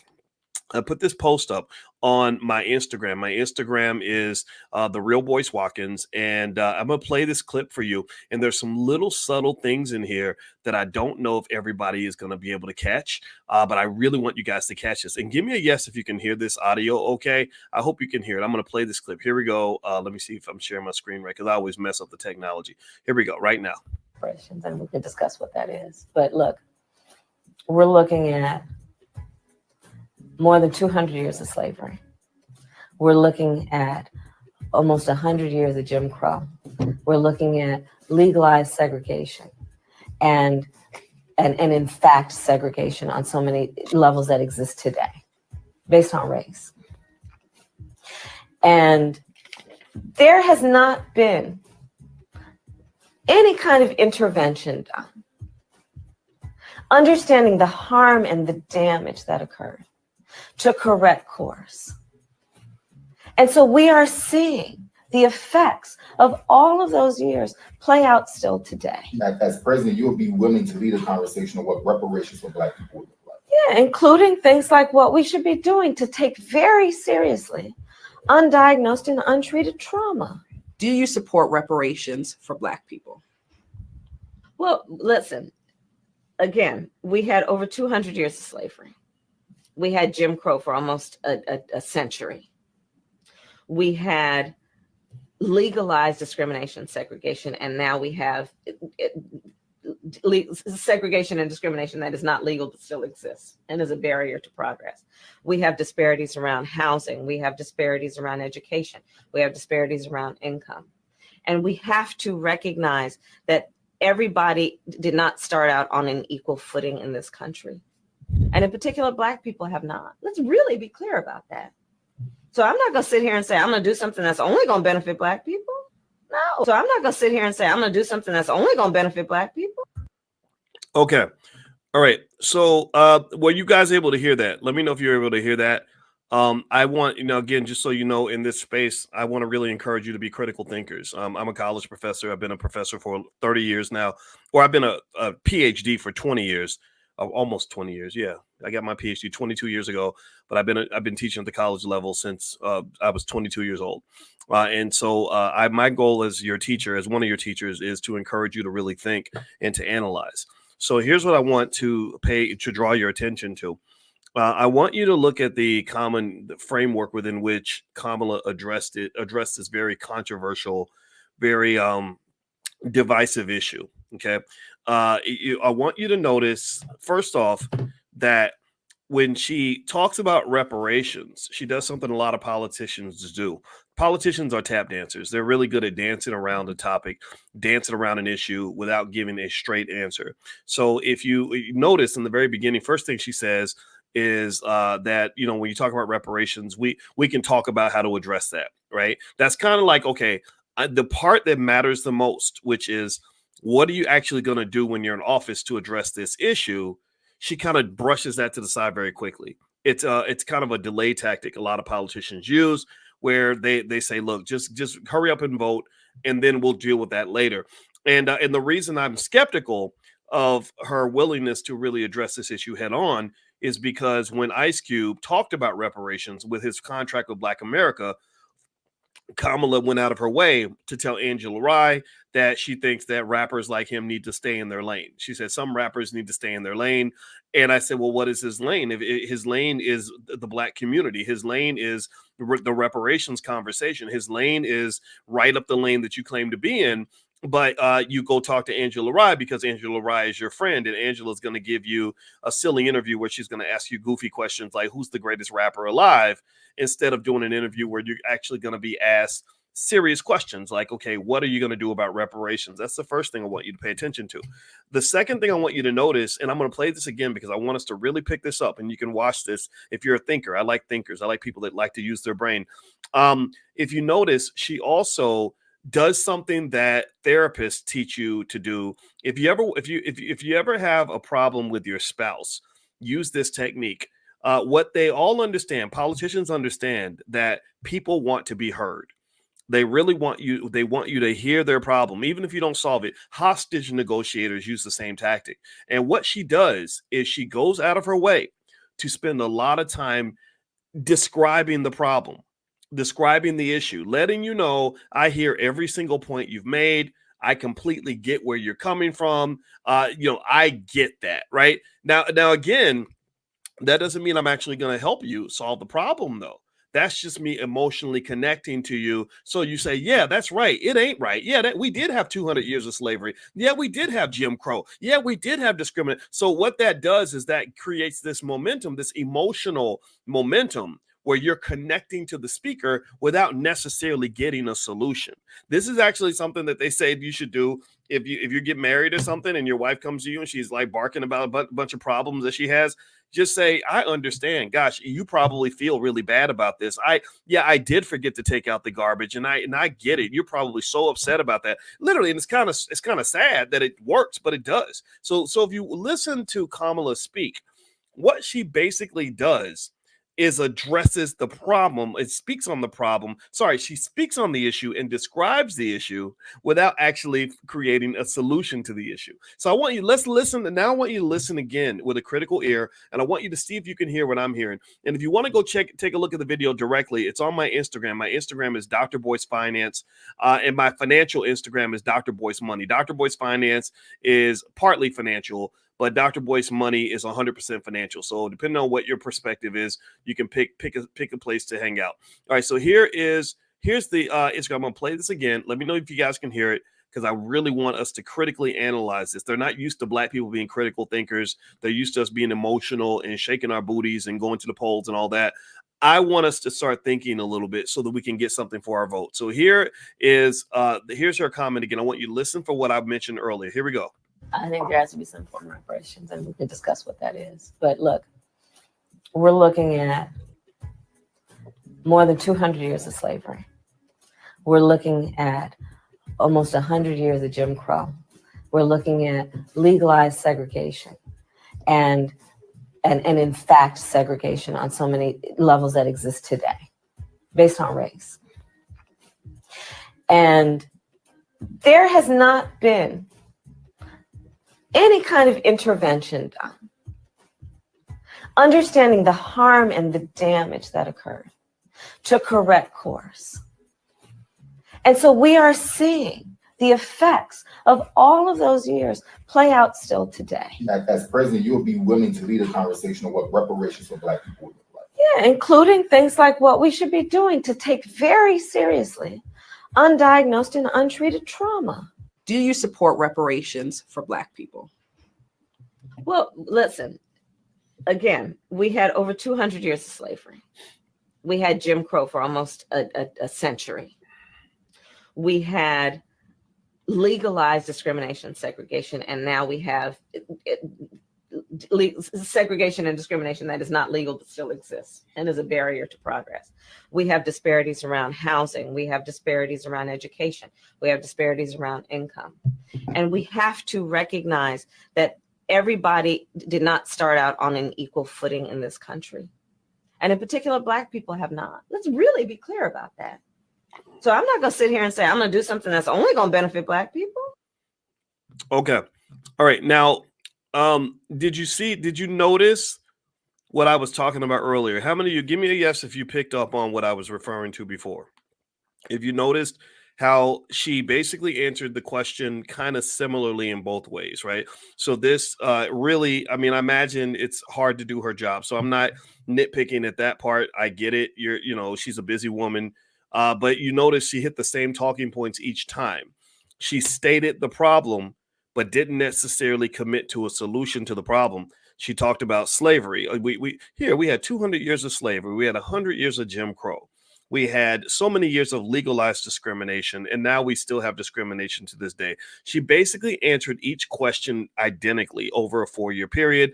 The answers shifted slightly because I think that they are feeling that the wind is shifting in the Black community. I think that they know they've got their researchers. I remember when Obama got elected, I used to get a call from some guy in Obama's office who used to try to get me to do certain things and to say certain things on behalf of the White House. And I just told him, no, thank you, because I said, we're not here to work for you.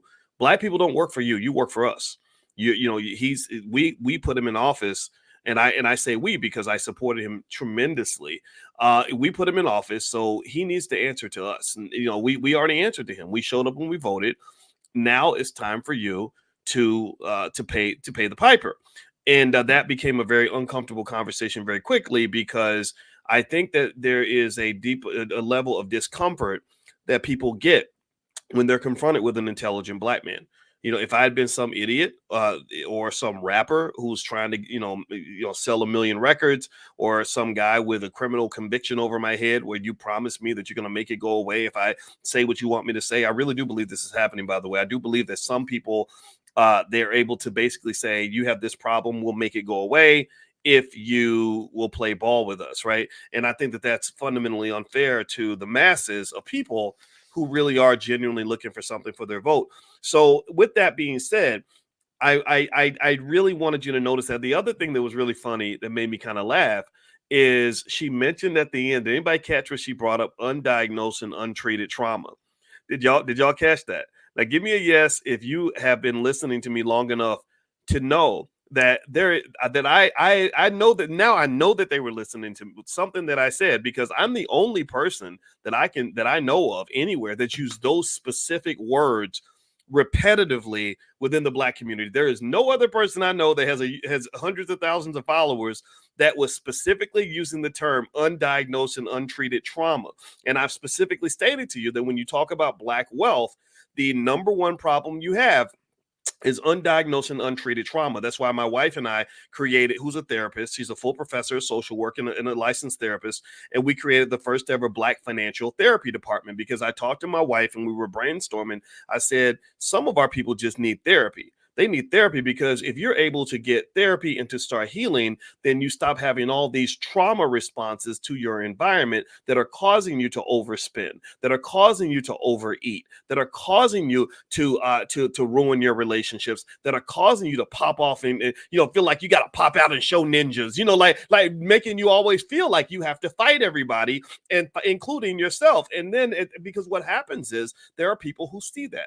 There are people who see that you are a group of people that have gone through a lot, and you are itchy, and you're uncomfortable, and you're kind of being poked at and prodded constantly, and so you have a lot of trauma responses. So the first thing they do in every election is they say, okay, let's trigger the traumatized people and scare the shit out of them, so they'll all feel like they have to run to the polls and vote to save, because we're saving them from something bad, right? Oh my God, Project 2025 is coming, y'all got to run.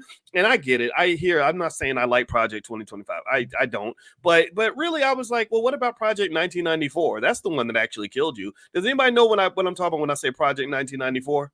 Project 1994 was called the Biden crime bill. And in the Biden crime bill, that exterminated millions of Black families. Like, y'all still ain't recovered from Project 1994. And y'all ain't recovered from Project 1985. Project 1985 was when they took safe, wonderful neighborhoods like South Central Los Angeles, and they dropped drugs and guns in those neighborhoods. So next thing you know, you got 12-year-olds running around with AK-47s and all this crack in the neighborhoods, where mothers stop being parents to their babies because they want to get high every week. And then another project that you still haven't recovered from is Project 1965. Project 1965, or whatever year it happened, it was basically when Defense Secretary McNamara created something. He called it Project 100,000. This is a real thing. Project 100,000 was when they said, okay, we're having this problem with this thing called the Vietnam War, and nobody wants to fight because nobody wants to get shot. So the only people we can trick into going out here and going into infantry and getting shot up is on behalf of our nonsense, for whatever reason we're fighting in this war, are Black men. So they went to the hood. They said, our goal is to go recruit 100,000 Black men to go and fight in this war. And we're going to lie to them. We're going to tell them all that we're going to give them great jobs. We're going to tell their mother, oh, your son will be fine. He's going to come back. He's going to be an outstanding member of the community. He's going to make good money. And so a lot of young men signed up for this, and they didn't know what they were getting into. They were being tricked into being thrown right into infantry. They weren't given any skill. They didn't get taught all the things they thought they were going to get taught. They came home in a body bag, or they came home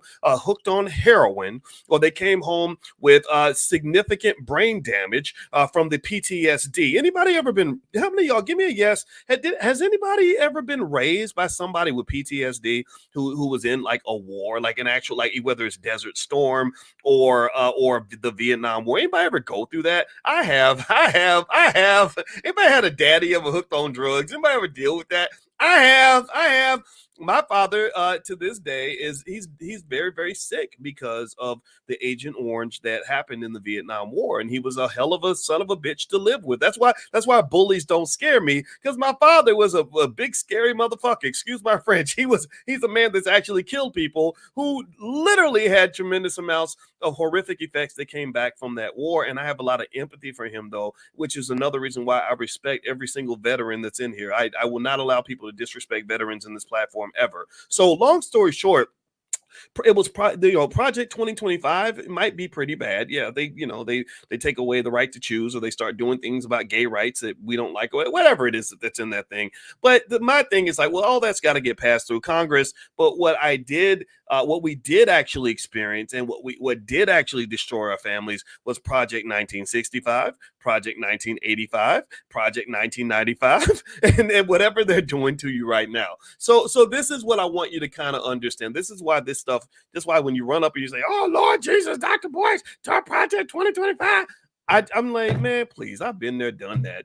You ain't never been through nothing, now have you? Anyway, let me stop talking. Let me stop being facetious. Do me a favor, hit the thumbs up button, thumbs up, share, subscribe. I'm not going to keep you long. Also, just a reminder, tomorrow morning we're going to do financial consciousness training. That is a free class where every morning I teach you guys the art of economic elevation. The class is 100% free. It does not cost you a nickel. You don't have to pay money. You just have to pay attention. As you guys know, my background, I got my PhD in finance from the Ohio State University, and my goal is to make our people, B1 people, Black first people, the most economically intelligent group of people on the earth. So if you want to know who I'm voting for, if I'm a Democrat, Republican, I know people try to put you in a box. I can't be boxed up. I'm too complex for that. I believe, but one area where I can be put in a box is that I do believe that wealth and understanding wealth is the key to power. And this is why I give a shout out to my friends over at running InvestFest. I've met those brothers one time. They seem like great guys, and I love what they're doing. So I'm actually going to pop in and just say hi and to everybody there, because I'm doing something with Revolt in Atlanta that weekend. And also Dr. Ken Harris is hosting the Black Business League, which, by the way, everybody should look up Dr. Ken Harris as well as the Black Business League. They're actually doing some of the most impactful work in terms of building Black businesses that I've seen anywhere. It's very structured, and they're actually forming delegations that go back and forth to Africa to do millions of dollars in trade with Africa. So it's pretty profound, pretty powerful stuff, and this is the stuff that I believe in. So anyway, all right, so let's keep going here. So with this thing with Kamala, and I'm gonna play this video one more time, and then I'm gonna let you guys go for tonight. One of the other things that I noticed in her statement was not just that she stated the problem. She spent more time stating the problem than she spent stating the solution. Okay, so in order to avoid really having to commit to a solution, I believe that they told her, look, just restate the problem, state the issue, let them know that you hear them, let them know that you know what they're feeling, but avoid actually committing to doing anything. And so that's what she does, right? She mentions slavery, then she mentions Jim Crow, then she mentions discrimination and all that. And then she gets into the second interview, the one she did with The Root. I noticed a shift in her response. Again, because things have kind of changed, I noticed that she started to kind of pocket reparations into this, what I would call the big racial disparity bowl, or the big, the big group, the diversity soup, right? Diversity soup. Now, here's the danger of that. This is where you got to be really careful.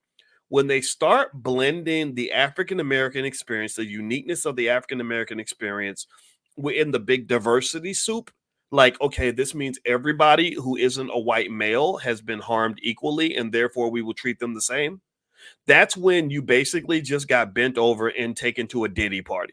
That they're going to screw you so bad, you won't even know where it hurts, because they're going to screw you everywhere with that.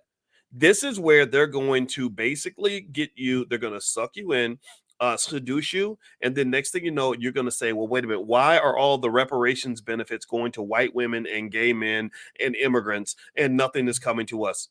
That one of the biggest areas where we fell for the banana in the tailpipe as Black people, let me know if you know what I'm talking about. Dr. Claude Anderson, the author of Powernomics, powernomics.com is his website. Everybody should own his books, by the way.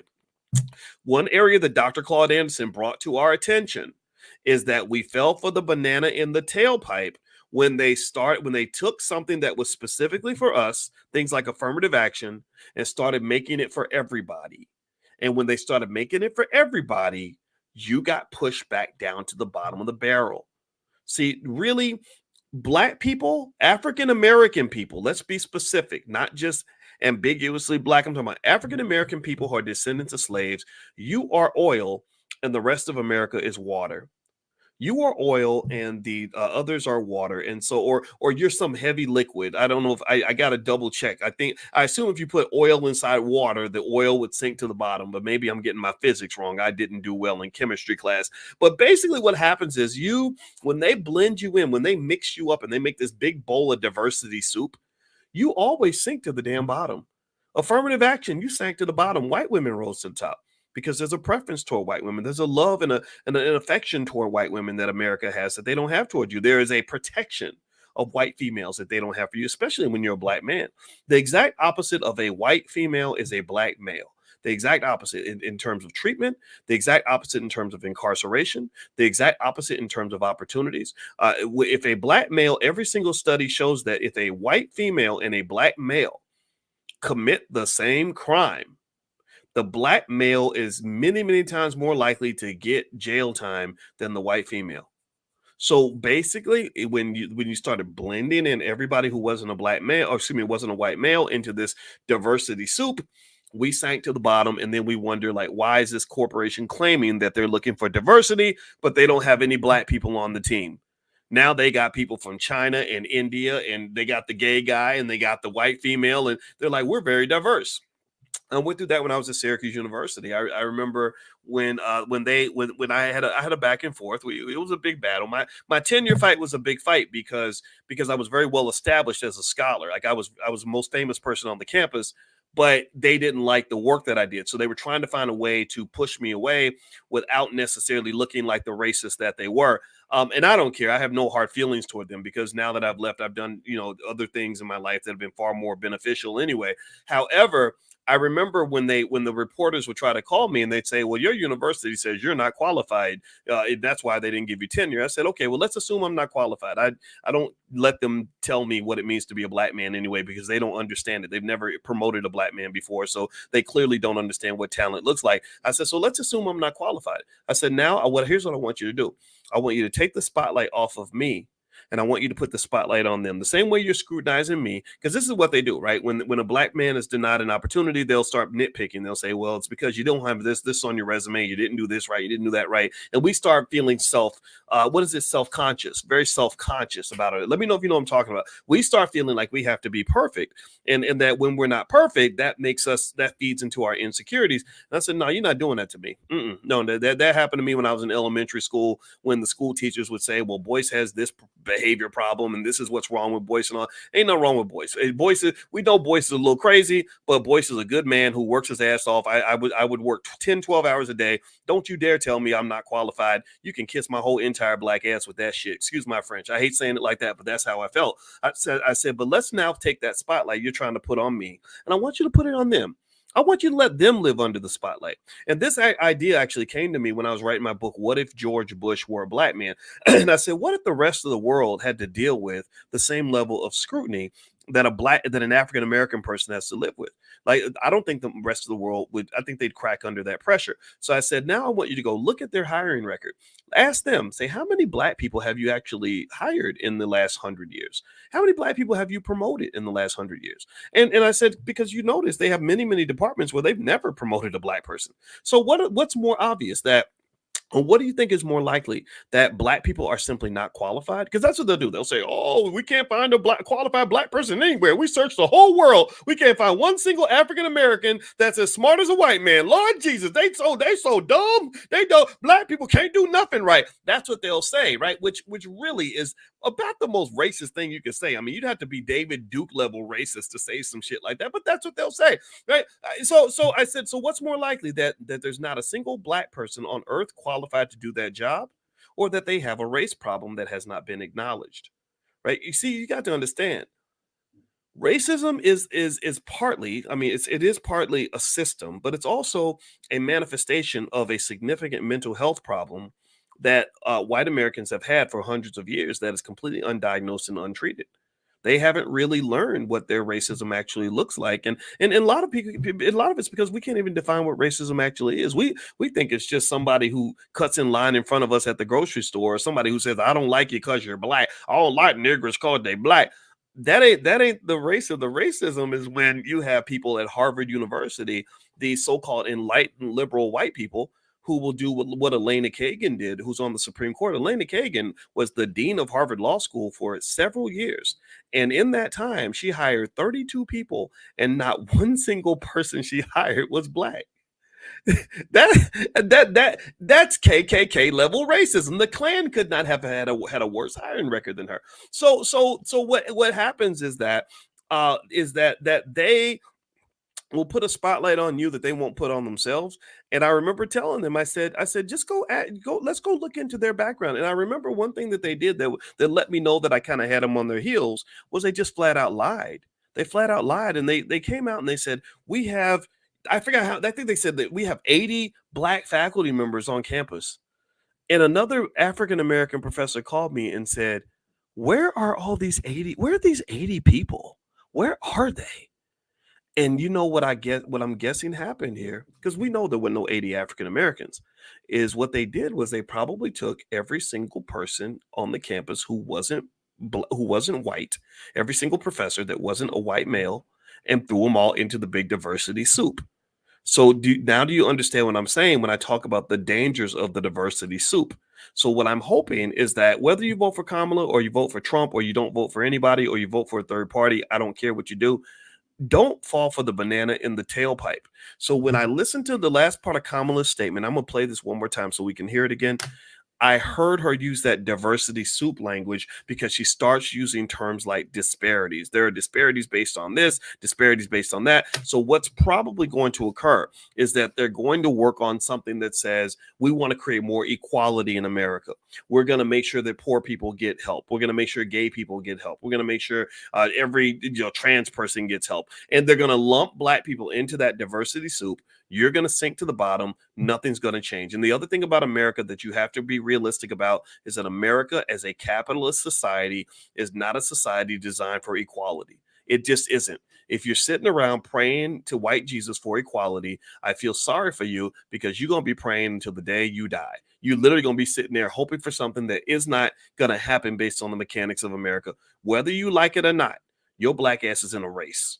Whether you like it or not, you are in a competition. Whether you like it or not, you're going to have to pull your pants up, put your big girl draws on, and fight this battle. If you can't fight, that means you're going to have to be the ones who bring your families back together. If you ain't ready to fight, you're going to lose. You're going to have to be the one that get your money up, get your wealth up. You're going to be the one that's going to have to educate your kids. You're the one that's going to have to clean up your community. You're going to have to do the work. If you ain't ready to do the work, then the work will not get done. And so I want to make it clear. Look, I will never, ever back down from the reality that these politicians owe us. They owe us. I'll never back down. I talked to you guys about reparations this morning. I said, not only do the politicians owe us, the corporations owe us, the universities owe us, every institution in America owes us, the real estate developers owe us. The government, the $14 trillion debt doesn't just need to be paid by the government. It needs to be paid by any person in America who has been able to profit significantly from the existence of this nation and has been allowed to profit in a way where black people have been excluded.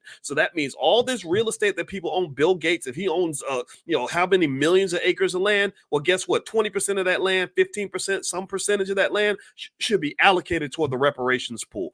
That's the kind of reparations situation that would actually make sense. I don't know if that's ever going to happen, but I will never back down from that. Just know my message ain't going to change. I might be an asshole, but at least I'm going to be a consistent asshole. I promise you that. Now, what I'm going to do is I'm going to play Kamala's video one more time, and I want you to listen for the diversity soup conversation toward the end. It's really, actually, I think it's in the part where she's talking in the first interview, because that's the one she did in 2024 with the Root.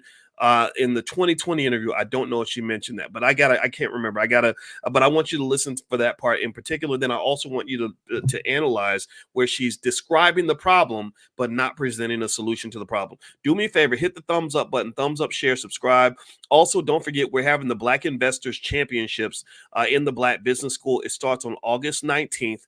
The winner will receive a lifetime access to any class they want in the Black Business School. And also, you will get the Black Investors Cup, which I will mail to your house, and it's a simple competition.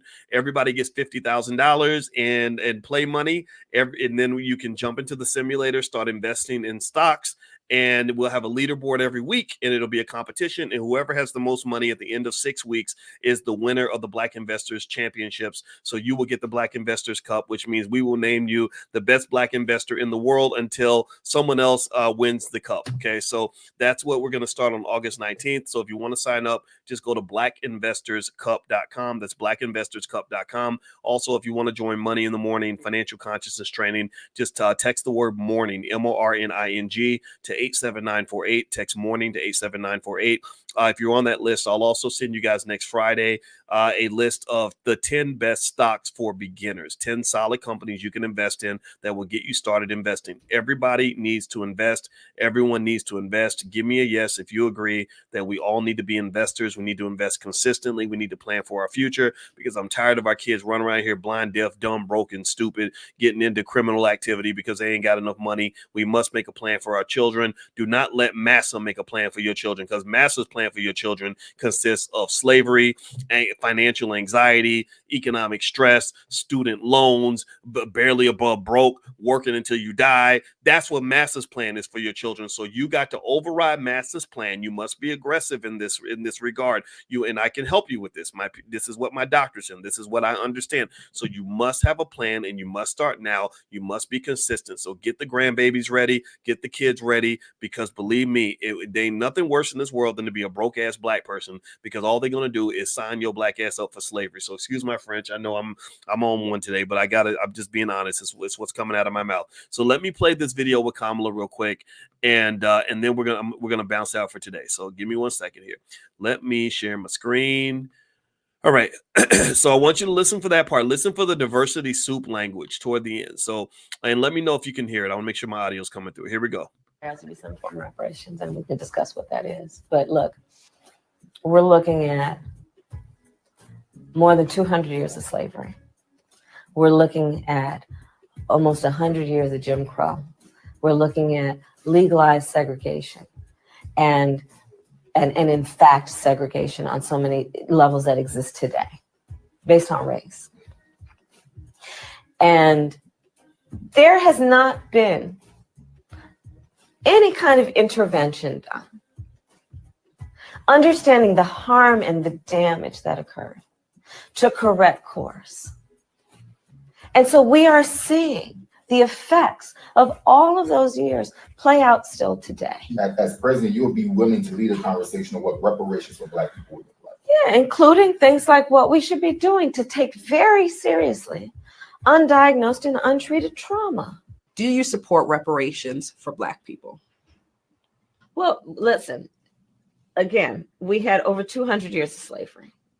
We had Jim Crow for almost a century. We had legalized discrimination, segregation, and now we have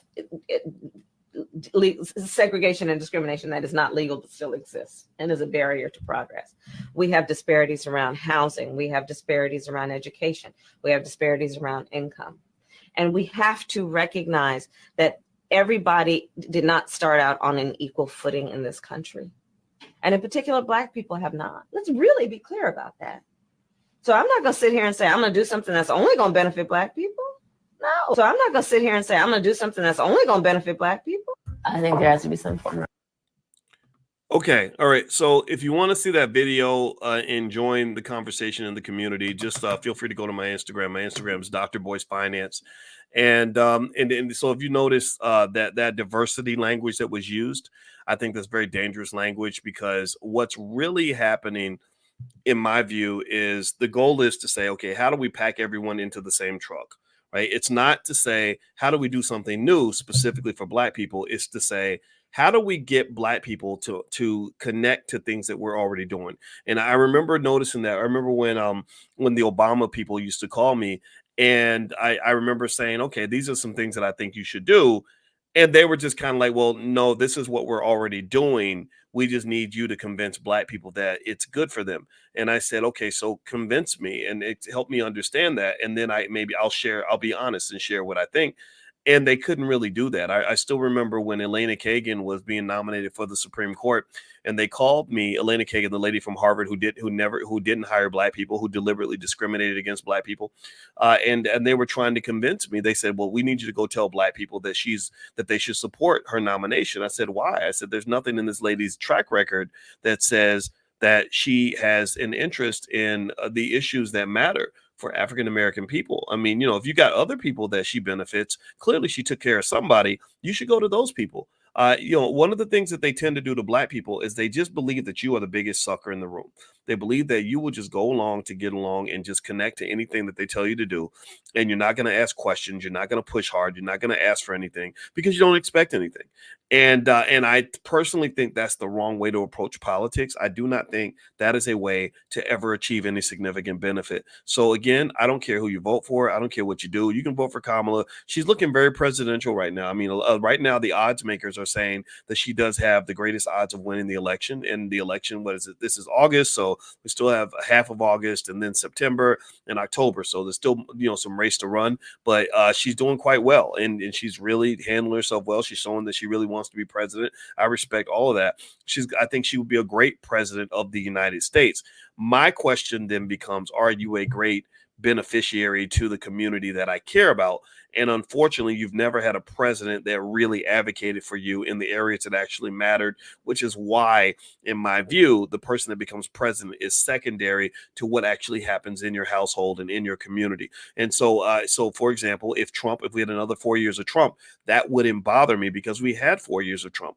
The black people that I know who were building their wealth under Trump were richer after he left office than they were when he got there. The black people I know who were educating themselves under Trump were doing better educationally after he left than they were when they got there. It wasn't because of anything Trump did. It was because of something that they did.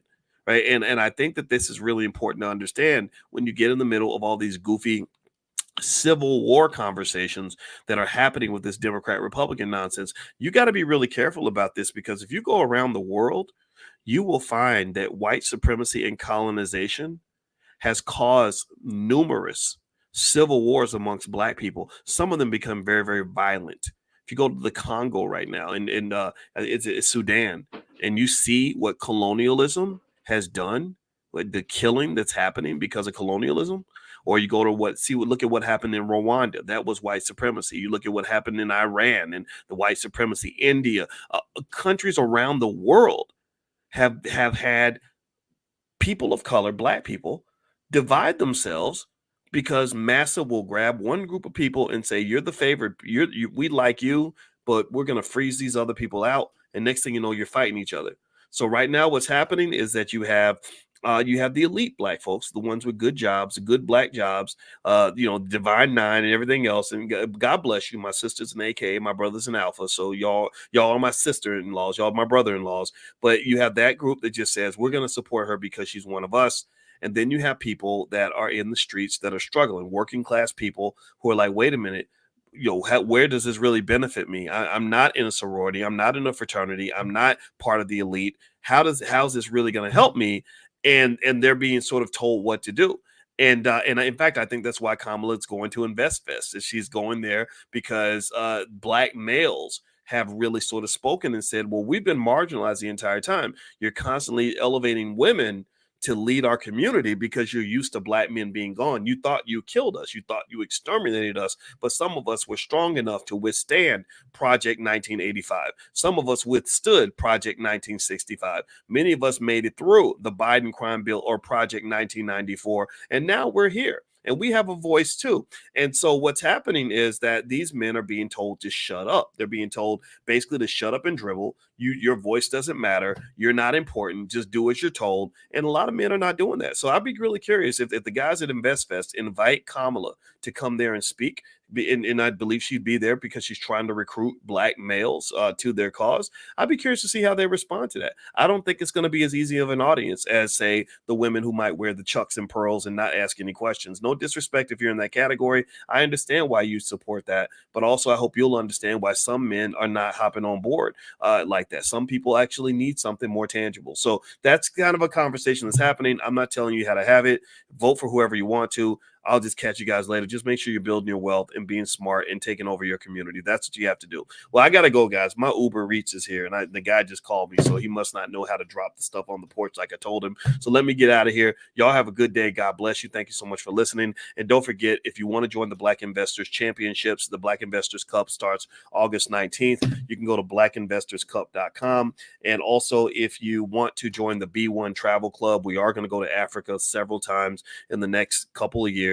If you want to join travel as a group, it's so much fun. We just got back from Egypt today, and I'm going right back. I'm going to Ghana and South Africa. We're doing all of that. So if you'd like to be a part of that, just text the word travel to the number 87948. Text travel to 87948, and I will let you guys know when we schedule the next trip. So have a good day, everybody. God bless you. Thank you so much for listening, and I will talk to you guys soon. I'll see you guys later. Peace.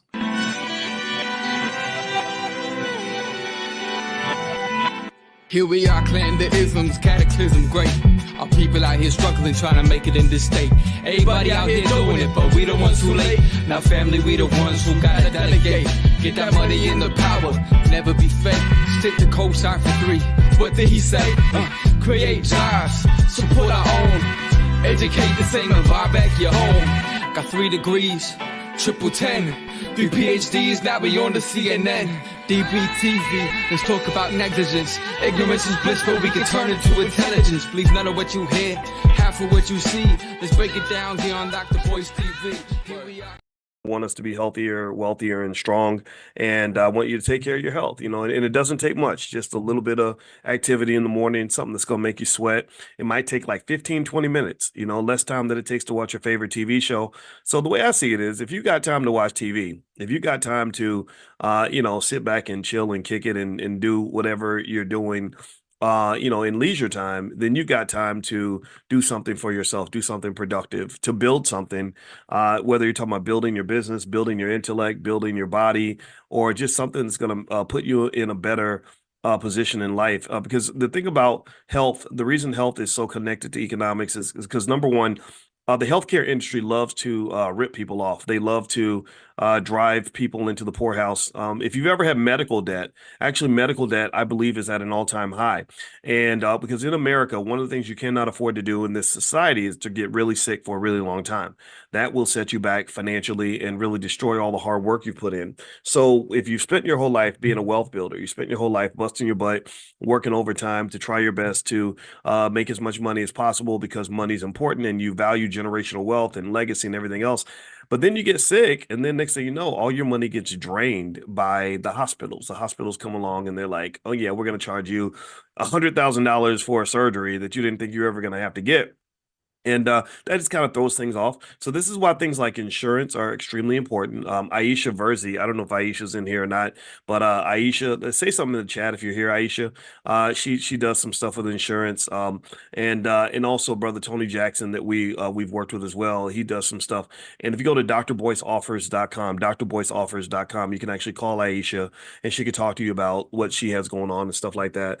And I can just tell you that overall, as I get, I'm 53 now, and it's funny. It's like I'm really appreciative and grateful that I started the habit of exercising early. I used to be captain of my track team in high school, and I used to run every day, and we would work out so hard that we would sometimes vomit after practice. It was really traumatic, and but the good thing is it got me in the habit of working out on a regular basis. And one thing I have found, and this is a little tip for anybody that's under the age of, say, 40, though, if you start getting in the habit of working out while you're young, it's going to make a big difference when you get older. Like anybody who's over 40, has anybody noticed like how sometimes when you have friends, you might have had a friend in high school that was like the hottest thing in the world. They looked real good in high school, looked real good in college.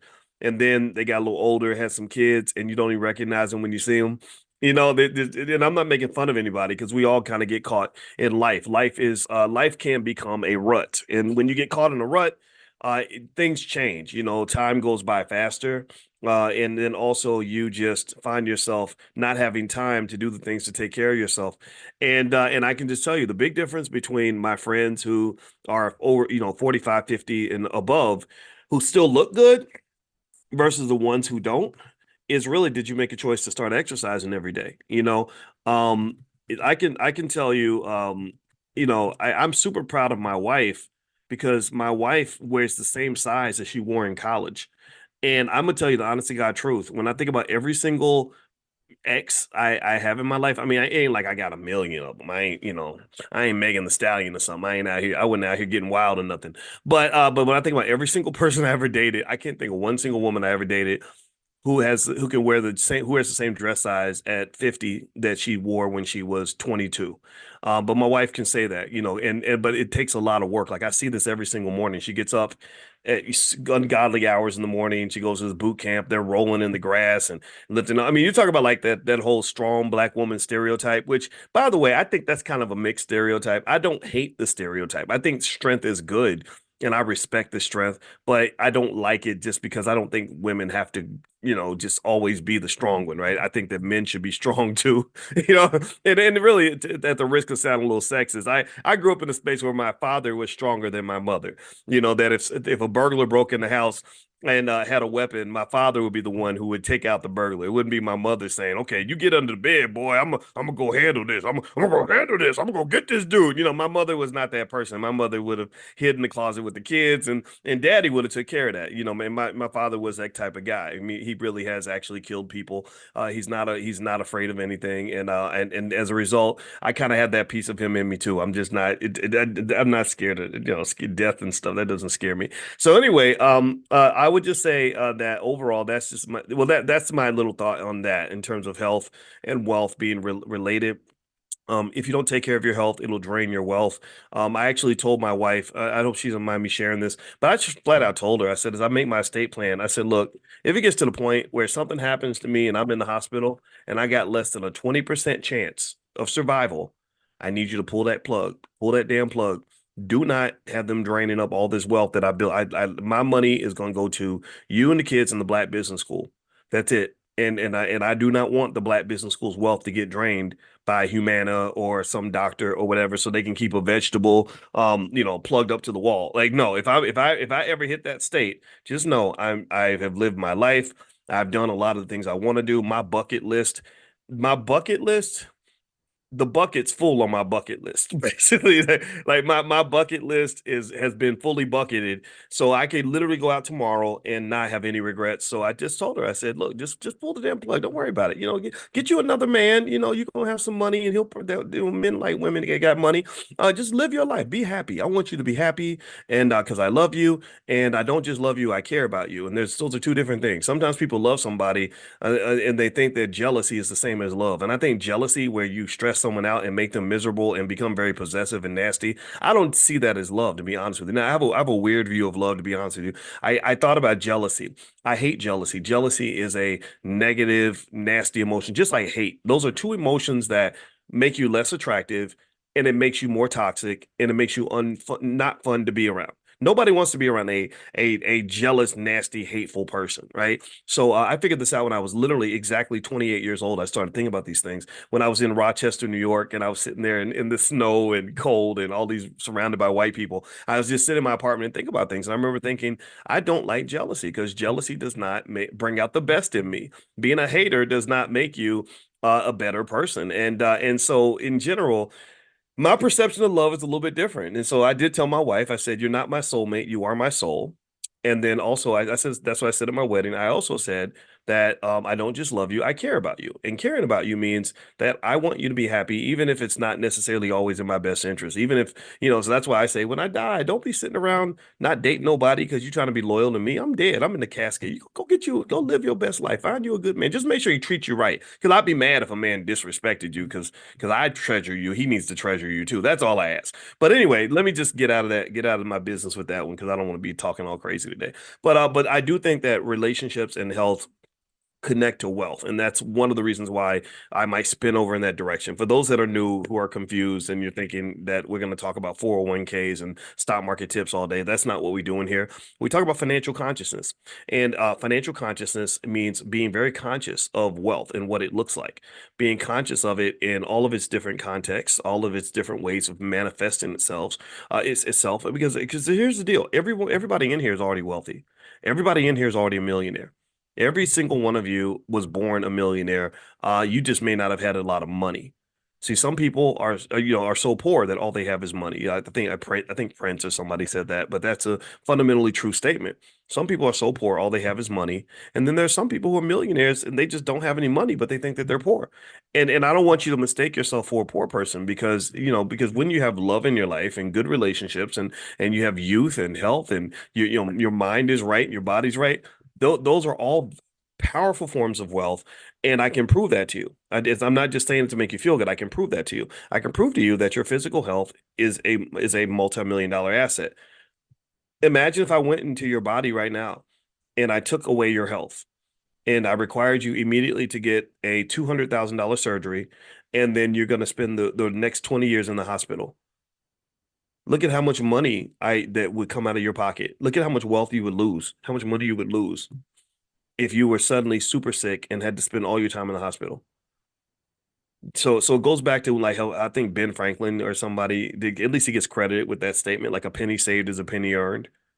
So literally, your health protects you from at least a several $100,000, if not multi-million-dollar financial liability. So that's a type of wealth. Your health is a form of wealth. You wouldn't sell your health to me for $10 million. Like if I said, I'll give you $10 million, but I'm gonna give you cancer, most of you would not take that deal. But unfortunately, cancer has become so prominent that a lot of people are getting it. But those of you who don't have cancer or are cancer free, you wouldn't take cancer for $10 million. I hope you wouldn't. Not if it was an incurable cancer that was going to require multiple surgeries, a reduction in your quality of life, and possible death.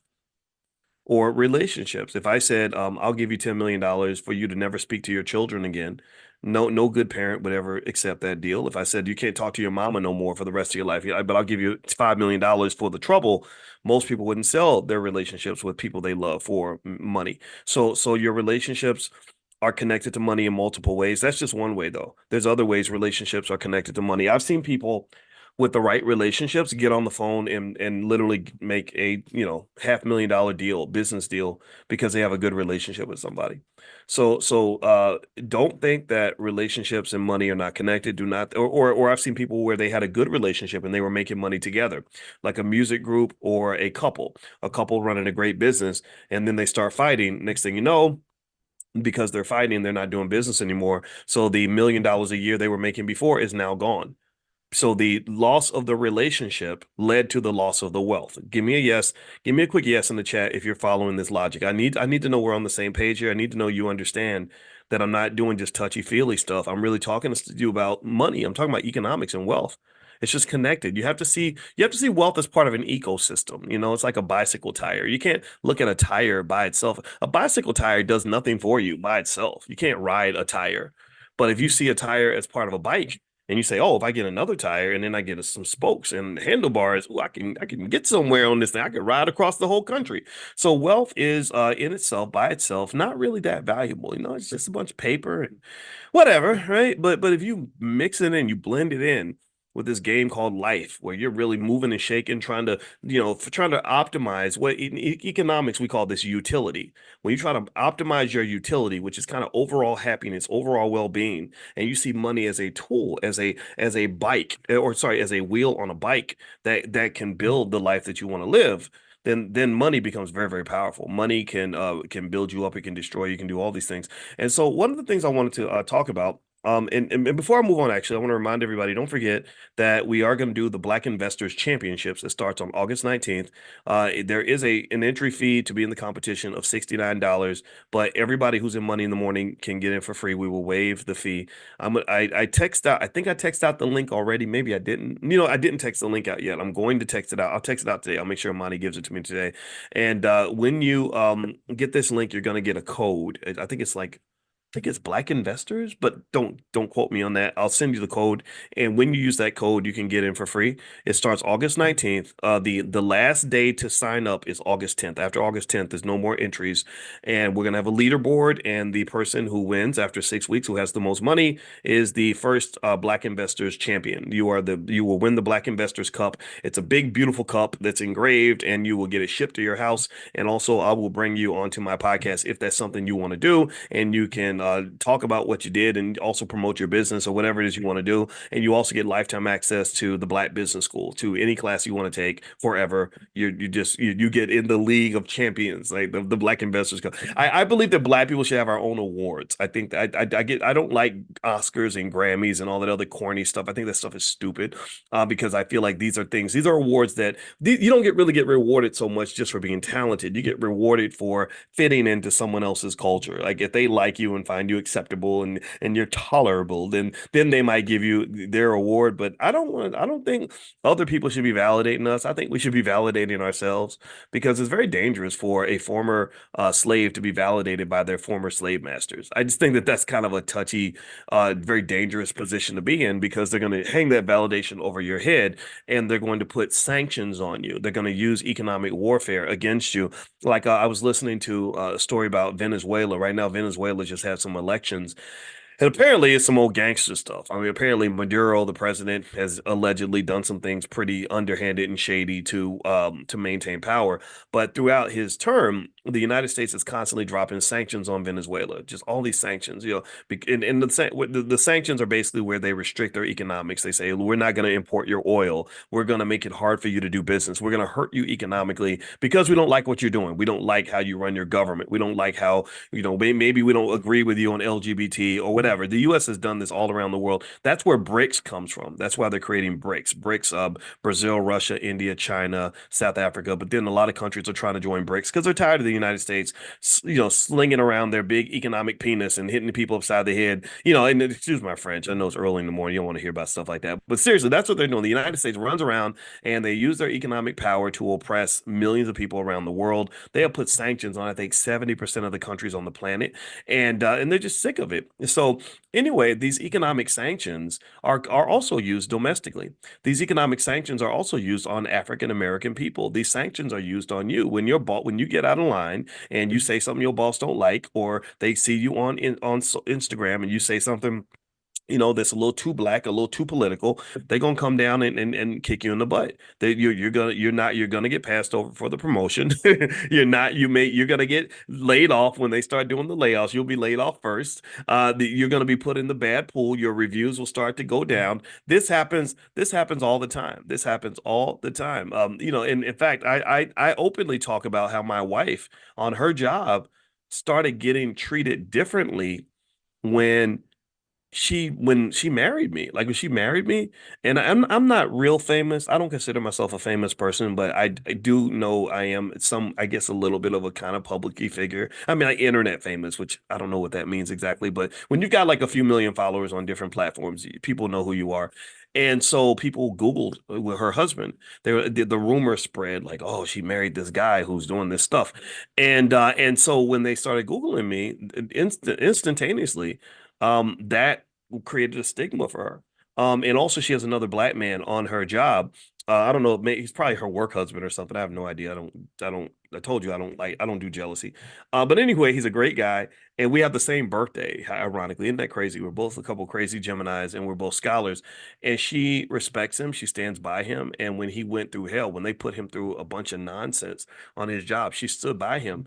And because she stood by the black man, the penalty started to spill over on her. They were like, okay, you're not one of us. We thought that because you were this cute little light-skinned black woman that you were going to basically kind of integrate into the system, because they don't hire African Americans. The university she works for does not have one single African American on the entire faculty. They have hundreds of faculty members, not one single African American male. They do not hire African American male. I think she's the only African American female. They might have had two.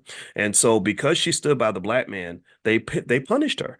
And this is the real racial dynamic. Nobody talks about this, and people are scared to discuss it. They think it's maybe makes me radical to bring this up, but it's real. There is a difference, and this goes into the politics, right? The politics of signaling, like, hey, I'm safe. I'm safe. You don't have to put sanctions on me. I'm safe. I'm gonna support your agenda. Look at my husband. Look at my wife. Look at who I married. That's a signal that I'm safe. But you married this, hardcore black man who's talking all this, this racial stuff.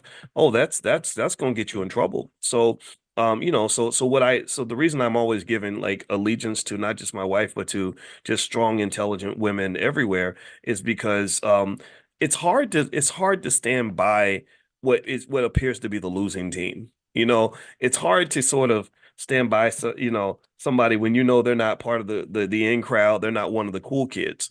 And I'm not one of the cool kids. I'm not mainstream. I'm not, I'm not some guy that's accepted by America. Maybe 50 years from now they'll understand where I'm coming from.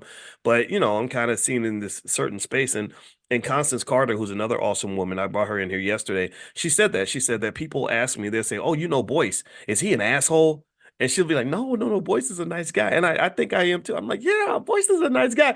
And she said that people just will think that because I will say things like, you can't tell me who to vote for. Why are you making me vote for the same people over and over again? I have a right to do whatever I want to do. Or I'll say, we need to build wealth. Nobody's helping us build wealth. Everybody's leaving us behind. And people think that that is just so crazy for a black person to truly advocate for black people, or to advocate for himself or herself or their family or the community. I mean, I just really think that we have to analyze this and think about, like, what does this say about our society? I'm not a radical kind of guy, really. I'm just a dad who loves his wife, who works hard every day, who has a real PhD. I didn't cut corners. I got my doctorate from the Ohio State University. Go Buckeyes. And that's it. And I just get up and do my job every day for the people I care about. And there's nothing radical about that. I think the only thing that makes that radical is that there are some who are just very comfortable with seeing black people in a subordinated position. I think there are some who are just comfortable, they maybe be more comfortable with me if I showed up as a rapper with a liquor bottle in one hand and a joint in the other one, making jokes and being goofy and everything else and being ignorant. That maybe that makes people more comfortable. I have no idea. But I will say this. One thing that's interesting too is yesterday I did a podcast episode and I was talking about, did anybody see, how many of you, give me a yes or no if you saw the clips from the Kamala Harris event in Atlanta, where she brought in Megan the Stallion. Did anybody see that? Megan the Stallion was performing, and it was really interesting. She was on stage and she wasn't dressed like she would normally dress at a concert. She was kind of wearing the blue, and it was a nice suit that she had on, but she was like twerking. Like, that's her thing. That's her trademark. She's got it. There's probably in a contract somewhere. If you appear anywhere in public, you must twerk at some point. It's required. So she's up there twerking and everything else. And there was a lot of controversy about that. I think a lot of people felt like it wasn't necessarily the best look, and not just for one party or the other, but more so in terms of the relationship between politicians, and the black community. That there are so many other representations of black women that could have been selected, other than a young lady who you know is known for presenting an image that's a little bit stereotypical. We got enough twerking out there, and I asked some hard questions. I kind of said, well, when you go see Taylor Swift and all the white people, are you going to have Taylor Swift up on stage twerking? Is that what Taylor's going to do? When you go see Adele, and Adele is endorsing you, is Adele going to twerk? Is she going to bend it over and body yada yada? Like, is Adele going to do that? Like what white woman? I'm serious. I'm curious. I'm really trying to figure out which very popular white woman can you find that is as famous as Megan the Stallion. That's right up there at the top of the pile of hip hop. As famous as Lotto, as famous as Sexy Red, as famous as Cardi B, that is going to be doing that. That's as famous as him. Now, Cheryl mentions Miley Cyrus. I don't consider Miley to be in the same category, to be honest with you. And I'd be willing to pay $1,000 to anybody who finds Miley Cyrus at a Kamala Harris political event on stage twerking. I'd like, just show me one clip. Just send me one clip.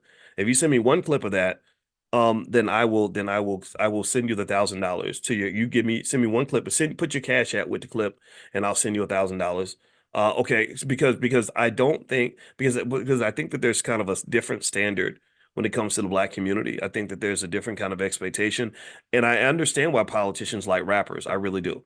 I understand it, because politicians want to be popular. They want to get votes. That's the bottom line. And I've mentioned to you all the economic relationship between politicians and their backers. Politicians have two types of backers. They have the people that give the money, and they have the people that give the votes. And one dominates the other. The people with the money are far more important than the people who give the votes, because you need the money to get the votes. You can have the votes, but the votes won't necessarily get you the money. You can't, because you can't get the votes without the money. The money is how you get the votes. The money is used for marketing. That's what most of that political money is used for, is to buy votes. Now, see, let's see, someone mentioned Keisha and Iggy Azalea. See, I don't consider those to be on the same level as Megan in terms of popularity as Megan and Cardi and stuff like that. So again, I think that there are definitely white women out there that twerk, right? You know, because we set trends and everybody copies that. But the thing is, I don't see anybody as famous as a Cardi B or Megan or a Sexy Red who is also showing up at political rallies doing this, right? So it's I think I just think it's different. I really do. But here's the thing. So with politicians, you raise the money, you serve the people that give you the money. The money drives everything, and then the money is used to go buy the votes.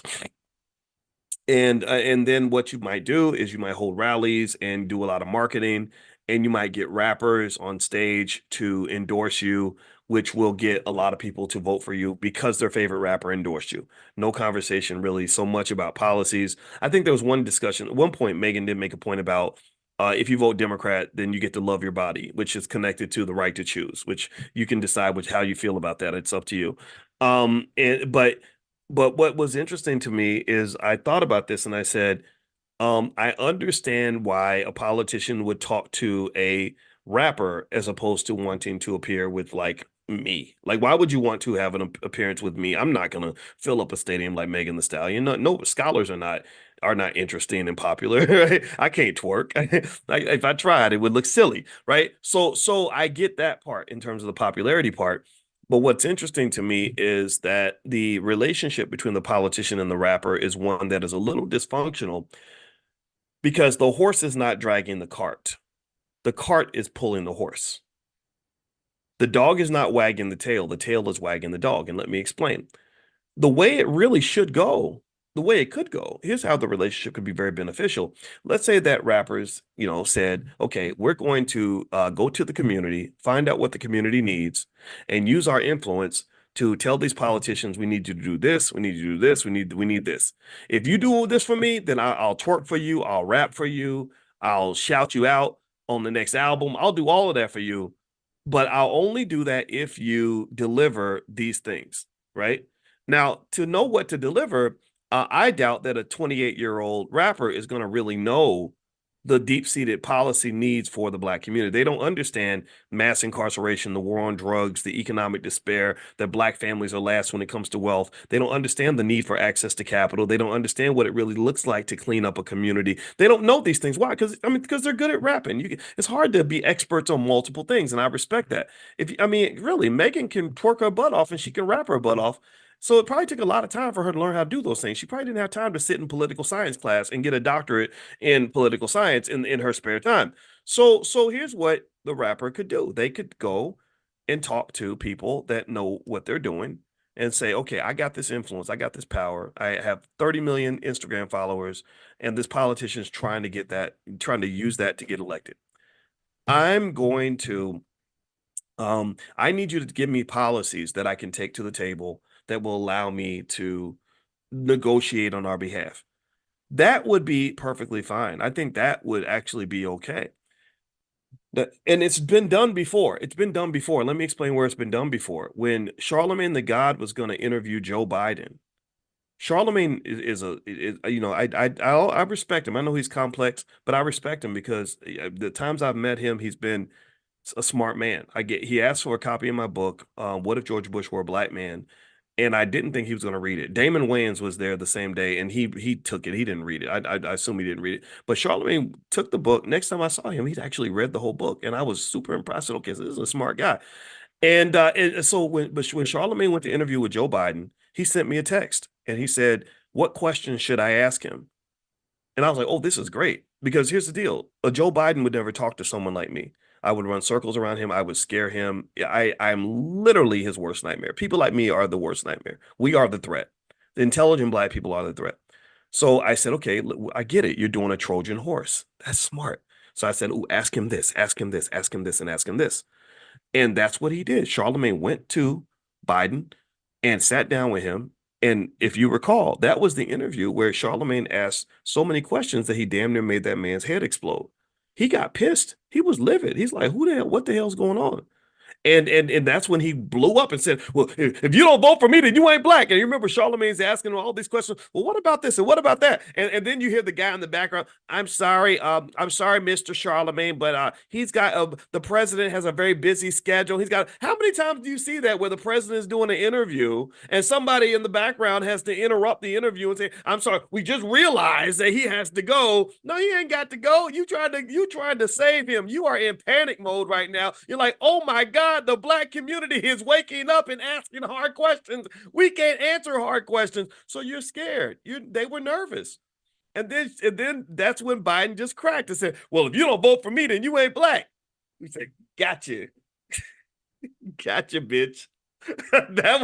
I remember thinking, yes, touchdown. This is what it looks like to work together. This is what it looks like to work together. And I've seen other people do it very, very well. Ice Cube did it better than anybody. Ice Cube, he before he was legendary to me as an artist because he's just been a great artist. He's made movies. He's got the big three. I love all of that, but there's nothing I've ever respected from him more than the way he handled his political intervention. The thing Ice Cube did when he made his contract with Black America is he went to all of the experts he could find in the Black community and got them to write policy, which is exactly what our Black PhDs and lawyers and everybody else needs to be doing. Y'all need to be writing some damn policies and then using the celebrities to deliver the message to the politicians, because the politicians won't talk to any Black people other than the entertainers and the athletes. So if you are an entertainer or if you are an athlete and you really have that access and you really care about Black people, then you will let people play their position. You will go talk to those people. If you want to understand, don't sit there and pretend to be an economic expert, T.I. Go talk to an economic expert. Don't sit there and and talk about what's going on with Black families. Go talk to somebody there are people who study this for a living. There are activists who are in the field doing the work. But they can't get the ear of the politicians because the politicians only listen to people who made albums or played in the NBA.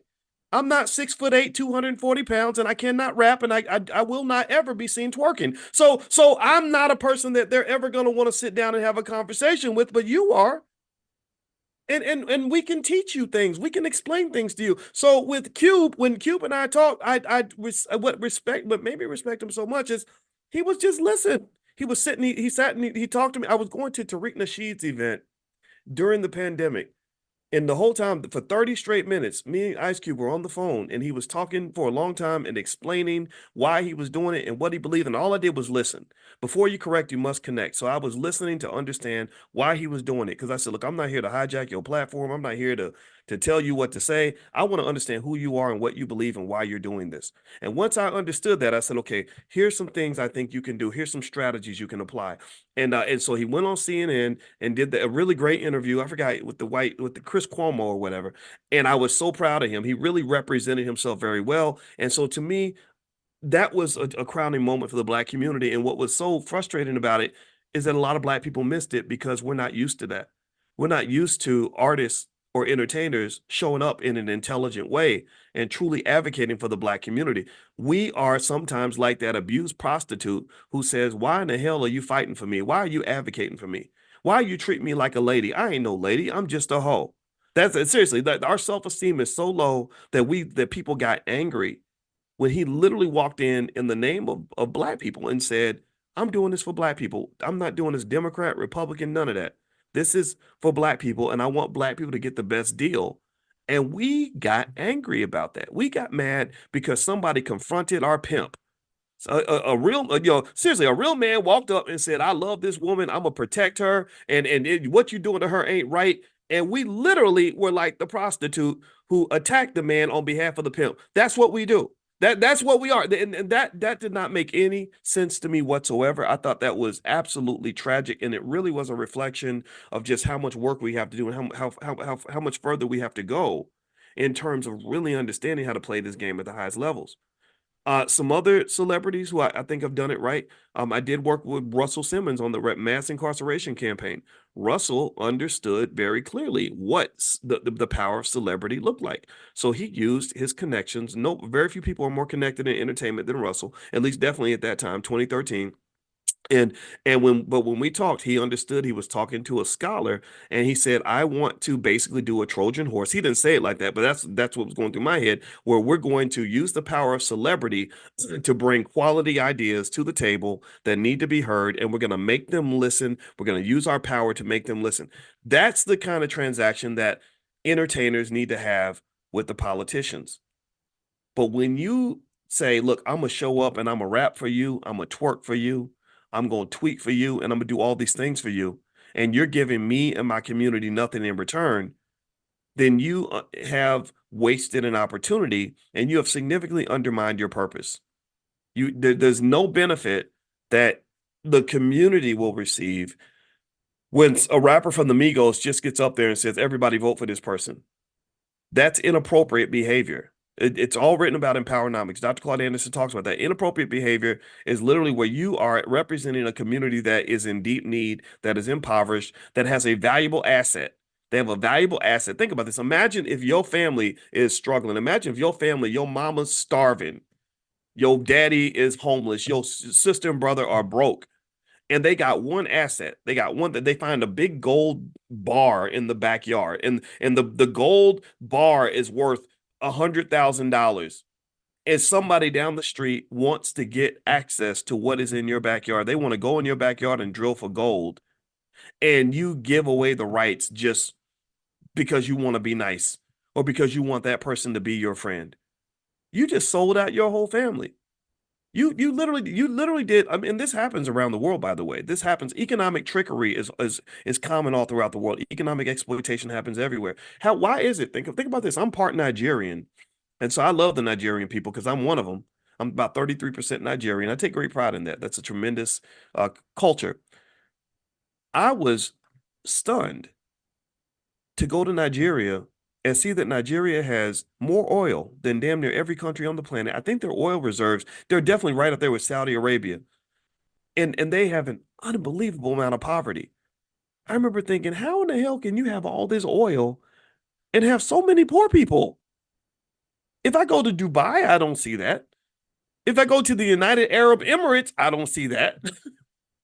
I don't see this in Saudi Arabia, but I can see this in Nigeria. Well, this comes back to um how the game is played differently in different spaces and how you need to really play this game in the right way. So when I talk about hip hop artists meeting with politicians, I don't have anything against that as a principle. What I don't like about it is when you're giving something away and asking for nothing in return. At that point, even your adversaries don't respect you. Your adversaries are like, damn, wow, I didn't know it was going to be that easy. And also, if you notice, it's interesting, right? The politicians love the rappers until the rappers start asking hard questions. See, they love Megan the Stallion. But then, if you remember, I forgot who it was. I want to say it might have been Kamala and some other people. Well, Ice Cube needs to keep his mouth shut. He needs to stop talking about. He needs to rap and stop talking about politics. Oh! You want them talking about politics when they're repeating what you told them to say, but you don't like them talking about politics when they're really advocating for the people that they represent. That's what you're really saying. You're saying, I want you talking, but you better only talk when I tell you what you're allowed to say. And that is incredibly inappropriate behavior. If you are a person who is concerned about the oppression of Black people, then you cannot support these ideas and also be concerned with the oppression of Black people because you're contributing directly to it. I can tell I got data to support this. You can't show me where all this voting that we do has ever made a big difference in terms of quality of life for African American. It just hasn't. You were dead last in wealth in 1955. You're dead last today. That's nothing's changed. Your families are actually worse off than they were in 1955. You have far less marriage. Your children are unsafe. Little girls get molested by their mama's boyfriends. The kid, your sons are running out in the streets, getting shot up every single day. Chicago, they had 109 shootings in Chicago in one weekend, July 4th weekend. The same weekend they had the NASCAR race. And I met up with well, actually I didn't get to meet him, but I went down to the NASCAR race, and LeVar Scott was there that week. LeVar is the black NASCAR driver that we support in the Black Business School. And that weekend, 109 people were shot in Chicago, and there was no conversation about it, no talk about it. And I think that what happens is that there are people that just accept the idea that black people are always just going to be at the bottom. They accept the idea that black people will always suffer. They accept the idea that black problems will never be fixed. And I just refuse to accept that, because the solutions to these problems are very straightforward and very, very simple. They are. And to be quite frank with you, I would say that the real solution to solving black problems is you need to stop listening to white people. That's it. And I don't know how that sounds. I know maybe that will sound weird to people or rude, but seriously, just stop listening. Stop listening to white people. And really stop listening to black people who represent white people. Start listening to yourself. That's it. You are a father. You are the head of that household. Listen to yourself. You are a mother. Mothers are the first teachers. Listen to yourself. You are the black leader in your community that you're waiting for. That leader is inside of you. It certainly ain't no rapper on stage twerking next to a politician. Ain't no leadership in that. Ain't nothing. Ain't not, and I hate saying it. I'm not here to beat up on poor Megan Thee Stallion, because I read her bio. She's young enough to be my daughter. I feel sorry for her because she got shot in the foot by her boyfriend. And that to me is not surprising, because that is what happens when you are part of a lifestyle that promotes this sort of irresponsible sexuality and just running the streets and connecting with, like, I'm the type of, I'm old school Southern black man. I'm the type of daddy who would have said, why would you date a son of a bitch like that anyway? This guy, what, you like him because he can rap, but he's a loser. He's a bum. Look at him. Look at the way he's carrying himself. This is not a man that's going to be a good father to your children. Oh, but you think he's cool because he made an album, and okay, yeah, he's got a little bit of money. Remember, I'm an expert on money. I know how money can deceive you. And so you think because he flashed $100,000 on Instagram that that's a great man for you to be with. Well, let me just tell you a little bit about men. And this is what our families are missing. We don't have these honest discussions. We don't have these fathers sitting there telling their daughters, like, look, babe, don't let this stuff fool you. Some of these guys will swoo you out your panties, get you pregnant, and then have you carrying around an STD and a little baby, an abandoned baby, and trying to figure it all out. Like, get you a solid man. The solid men are the men who don't get celebrated in America. The solid men are the men. That's the man who is in the library right now. You might think he's a lame because he's in the library, but I don't see a lame. I see a future millionaire. My mother used to say, my mother used to say when I was little, my mother used to say, she said they call them nerds when they're 10, but they call them millionaires when they're 30. And I remember just holding on to that, and that made me less afraid of people calling me a nerd, because I wanted to do good things with my life. I didn't care about that. But what I realized is that I had to be a courageous nerd. I had to be a bold nerd, because I had to stand up to all of the cool guys who would try to bully or intimidate me because I wanted to sit down with a book instead of run to the club. They wanted to make fun of me because I wanted to love my woman instead of running around being a big hoe. They wanted to make me feel bad because I wanted to plan for my future and grind all night instead of going out and getting into whatever ridiculous shit you're getting into that's going to get you locked up, killed, or turn you into a drug addict. I had to stand up to those guys. And believe me, I told you, I'm the son of Larry Watkins. This man has killed people. I ain't scared of none of y'all. So I stood up in their face. I said, look, I don't care. We can fight it out if you want to, but you're a punk. You're a loser. You're a bum. You're going to ruin somebody's life. Your children are going to be ashamed of you because you're not planning for your future. Because for a man to be successful in America, especially a black man, he's got to be prepared. He must have a soldier mentality, because you are at war, you dumbass. They wanted to kill you before you were born. They were trying to abort. They wanted your mama to abort you. That's how much they hate you. And then they put you in the school system and they didn't teach you nothing because you sat around. Somebody was crazy enough to think that these white folks are really going to educate a black boy to be a black man. They're not going to do that. They want him wearing panties. They want him to be a wimp. They want him to be lost. They want him to be high on dope. They want him to be confused. They want him to be a victim. They're not going to raise a man to be a man. That's why I tell you, seriously, and it sounds radical. People get mad. I do not care. Our black children should not be getting educated by people who don't have their best interests at heart. And the public school system shows you that every single day of the week. So I had to fight. I had to fight people. I did. I had to learn to love myself because sometimes I was by myself. I was alone. I didn't, boys, why don't you drink? You they try to make fun of me because I'm like, I was like, F you, man. Why are you making fun of me because I don't drink? You know how many alcoholics I got in my family? Do you know what alcohol does to men? Do you know how many men there are in prison because of stupid stuff they did at the club, drinking liquor and all? Do you know how many people get sucked in and suckered by the thug culture that gets promoted in hip hop? Do you know how many guys that are 40 years old in prison who are like, man, I got tricked. They made me think that it was cool to do stupid things with my life. Now I'm 42 years old and I figured it out, but now it's kind of hard to play catch up. And I'm tired of black men playing catch up. I just am. It's sad to me. You can't win a race playing catch up.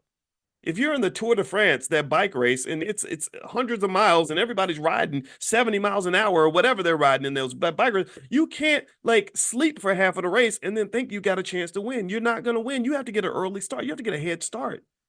So if you want to use a term like head start, to me, head start means giving our boys and our girls a head start on this challenge that occurs in life called being black in America. Being black ain't easy. Being black means you got some obstacles. Racism is very real. The competition really has shown up. The defense is really going to be defending. They're not going to give you nothing. They're not going to make it easy for you. So you've got to be prepared. So the best messages I got in my life were people from my grandmother who told me that you have to be twice as good to get half as much. So when I come in with that mindset, then I got my head on the swivel. I'm prepared. I'm not going around making reckless mistakes and reckless errors because I know that the margin of error is thinner because I'm a black male. I wrote a whole book about that. My book that I gave to Charlemagne, What If George Bush Were a Black Man? I think it's on Amazon somewhere if you want to get it. That's all I wrote about. I wrote statistically. I was on the faculty of Syracuse at the time, and I said, I want you to pay attention to how the margin of error for the black male in America is so much smaller than everyone else. A black male can make the exact same mistake as a white boy on a college campus, but the white boy gets off and gets to move on with his life. The black male ends up spending, the next 30 years in prison and gets vilified by society. That's the difference in your experience. And just knowing these things and accepting that reality, to me, is better than believing in the false reality of this beautiful post-racial integration nonsense that they feed us in school.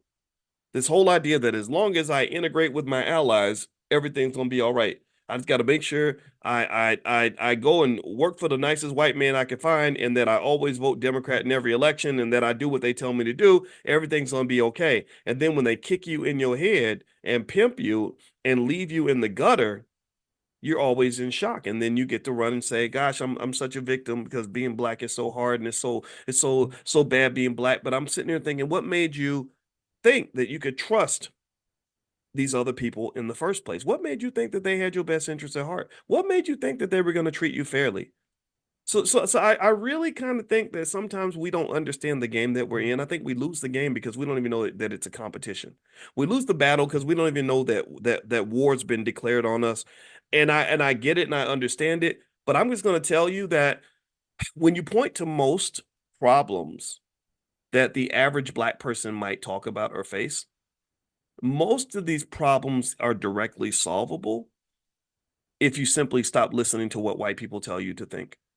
For example, CNN might tell you that the worst thing that ever happened to black people ever was the George Floyd killing. That this whole situation is something we need to put it on murals and compare him to Martin Luther King, and that this is the biggest thing happening in the black community. And I'm not saying that it's not important. I'm not in any way disparaging George or his family. But what I'm saying is I don't consider George Floyd to be any more important than any little girl that got shot by a stray bullet on the south side of Chicago. I don't consider the George Floyd killing to be more significant than the 109 people who got shot in Chicago on July 4th weekend, and none of y'all were talking about it. I don't consider George Floyd's situation to be any more meaningful than the thousands and thousands and thousands of black men and women right now who are being raped in prison right now as we speak. And no one even knows. Nobody hears their screams. Nobody's hearing that man crying in his cell every night because he's in this unbelievably horrible situation. I think all those things matter. And so I don't let other people tell me where my attention needs to be. You got to trust your instincts. So let me sum this up. My wife and I are traveling today, and she just called me. That's why I had to turn my phone off. So because we're going on that trip to Egypt. Um, I'm gonna summarize it like this. If you go back to the central point that we talk about when we talk about economics as it relates to also health, wealth, and relationships, here's what Black people need. This is what will give you a quality life, whether you are whether a Democrat is in office or a Republican. Number one, you must address your mental health. Half our people run right here, half blind, deaf, dumb, and crazy, doing crazy stuff. Trauma responses everywhere. Trauma is massive.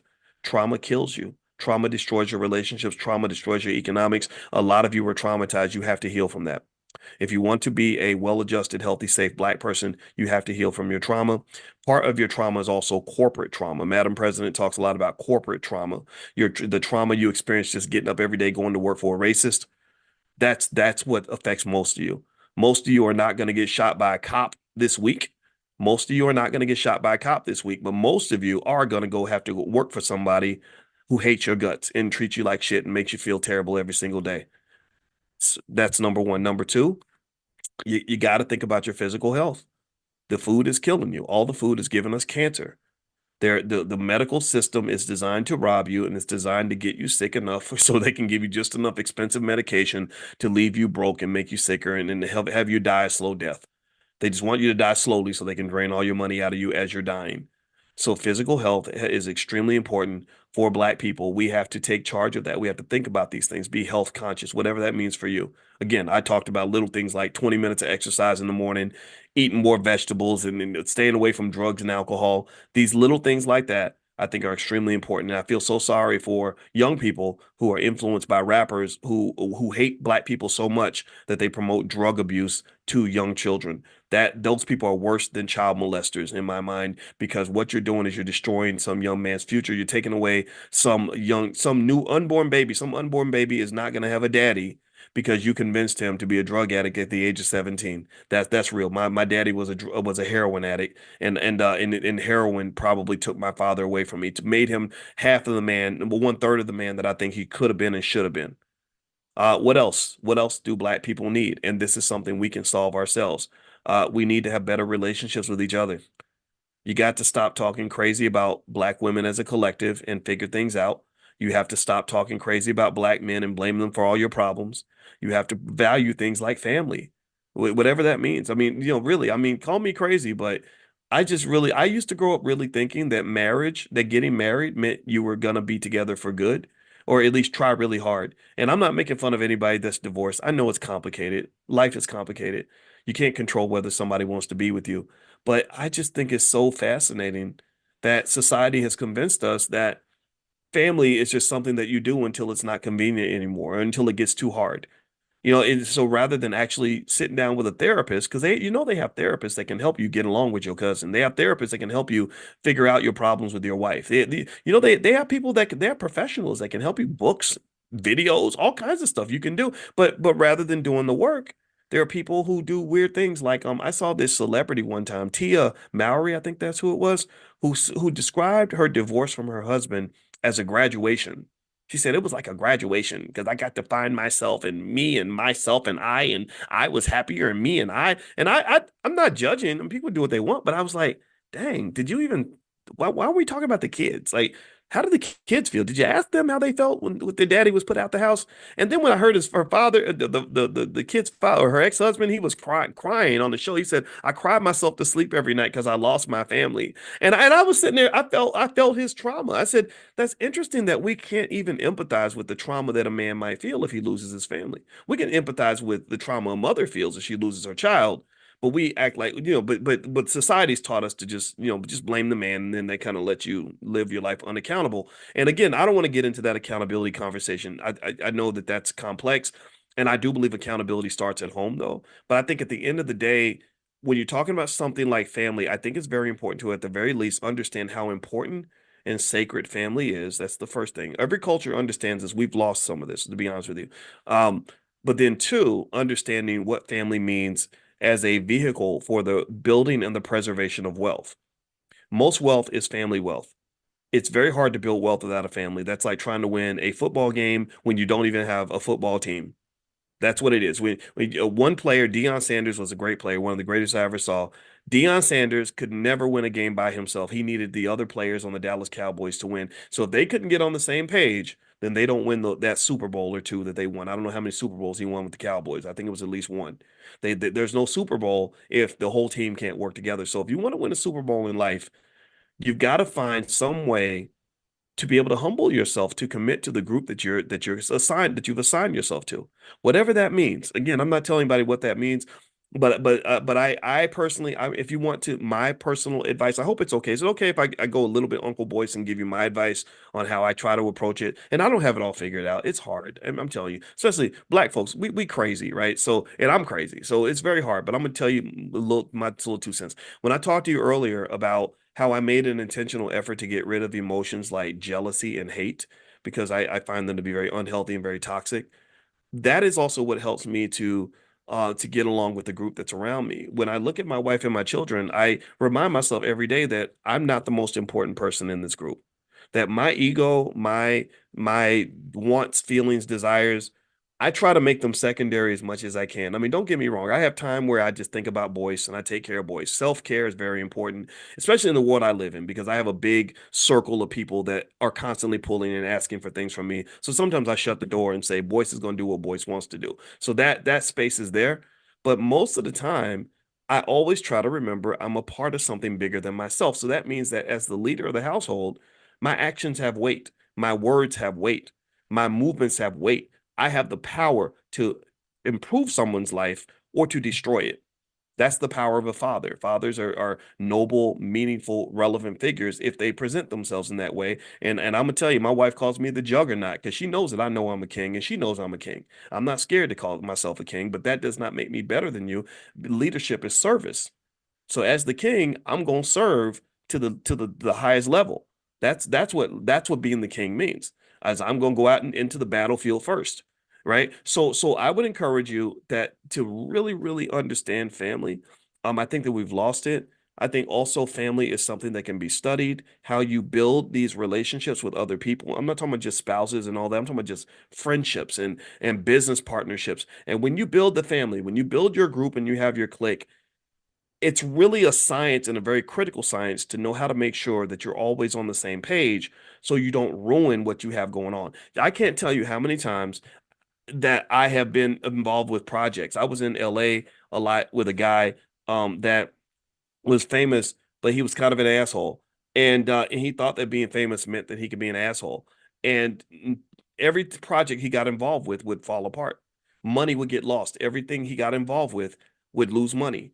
And he didn't understand why no one would want to work with him. And I was thinking to myself, it's because you're such a prick that when you go into a situation and your ego is out front, no one wants to work with you.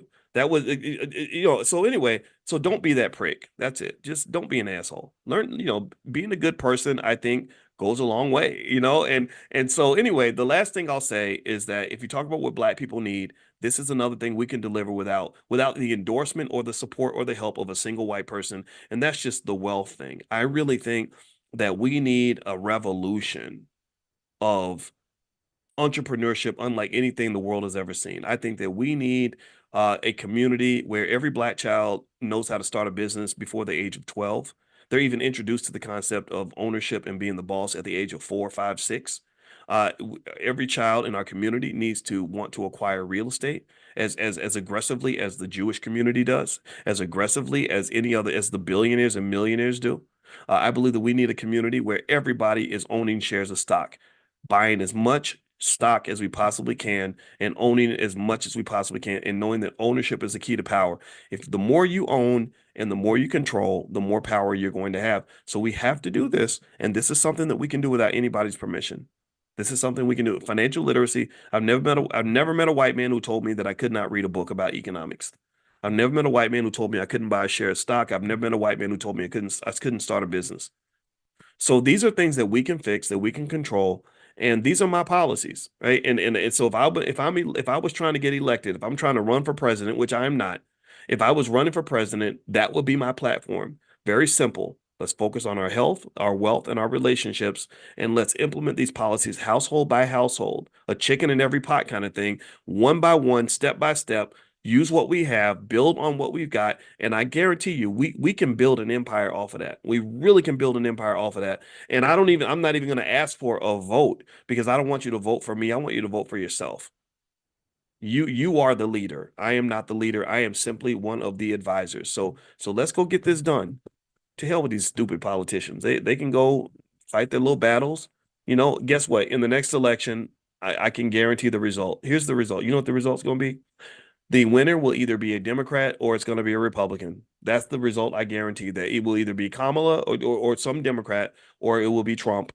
And then also, I guarantee this, that after they are in office for 4 years, the same thing is going to happen. There are going to be black people who are going to be upset because they lied to them. Nothing's going to really change your community. A whole lot of black people are still going to get shot in Philadelphia and Chicago and other places around the country. Black kids are still not going to get educated in public school systems. Black people are still going to be complaining in the next election about the very same things we're complaining about now. We're going to be complaining about our black jobs and some other things, and nothing's really going to change. That's the prediction I have, that every election is going to be just like the last one. And I guarantee you that in the 2028 election, mark my word, there will be some other life or death situation that emerges that is designed to get you to operate on the fear frequency so that you will comply without asking questions, that is designed to just scare you into doing what they tell you to do. So go play that game if you want to. Go participate. It's fine. But after you get done with that, I want you to really sit back and think about your life and just what a quality life really looks like. And from what most black people tell me, a lot of your stress comes from things that relate to your economics. So economics is the one thing. That's the one thing. If we nail this thing, we got it. And everybody ain't got to do it. I'm talking about you. If you nail that one thing, if you and your kids nail that one thing, if you and your grandkids nail that one thing, it don't matter if everybody else doesn't listen. Your family will be solid. Your family will be good. Your family will be in good shape. And I feel sorry for people who don't understand this. They can do what they want, but I want you to win. All right. So anyway, I'm out. Thank you guys for listening. It was great talking to you. If you want to join the Black Investors Cup Championship, somebody asked, how do you join? I will text out the link later. I'm going to text it out today, and I'm going to give you a code. Again, the entry fee will be $69, but you don't have to pay the fee if you are part of Money in the Morning.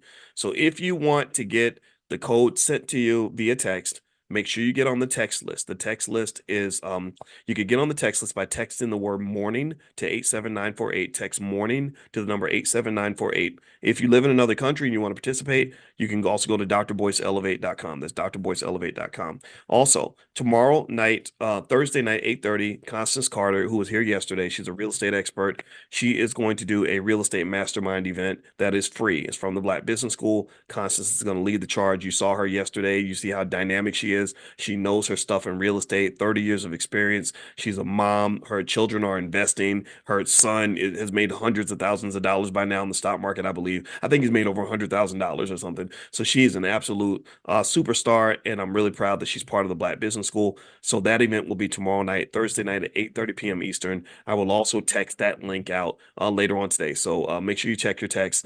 I got to go. We're headed off to Egypt as a group. We're doing a group trip to Egypt. That trip is full, so I can't invite anyone else. I'd like to, but we are going to do another group trip at some point, probably South Africa. So we'll talk about that at the convention, which will be October 25th through the 27th. In Lombard, Illinois, which is right outside Chicago. So if you want to learn about the All Black National Convention, please visit allblacknationalconvention.com. That's allblacknationalconvention.com. All right, guys, I'm out of here. God bless you. Have a great day, and I will see you all tomorrow. Did not get up at 5 a.m. this morning like I I plan to. I think today I decided I wanted to rest a little bit and getting ready for some stuff. Later on today, I'm going to give a speech, and then tomorrow I'm doing special training for those of you that want to understand financial illnesses that you want to avoid. These financial sicknesses and problems that are very common in our society that have an easy cure, have a direct cure. I will actually lay that out for you and explain all that to you tomorrow at 3 p.m. Eastern. If you'd like to join the event and they get access to a lot of other special material, I will share the link with you guys in the chat in a second. Don't let me forget to do that.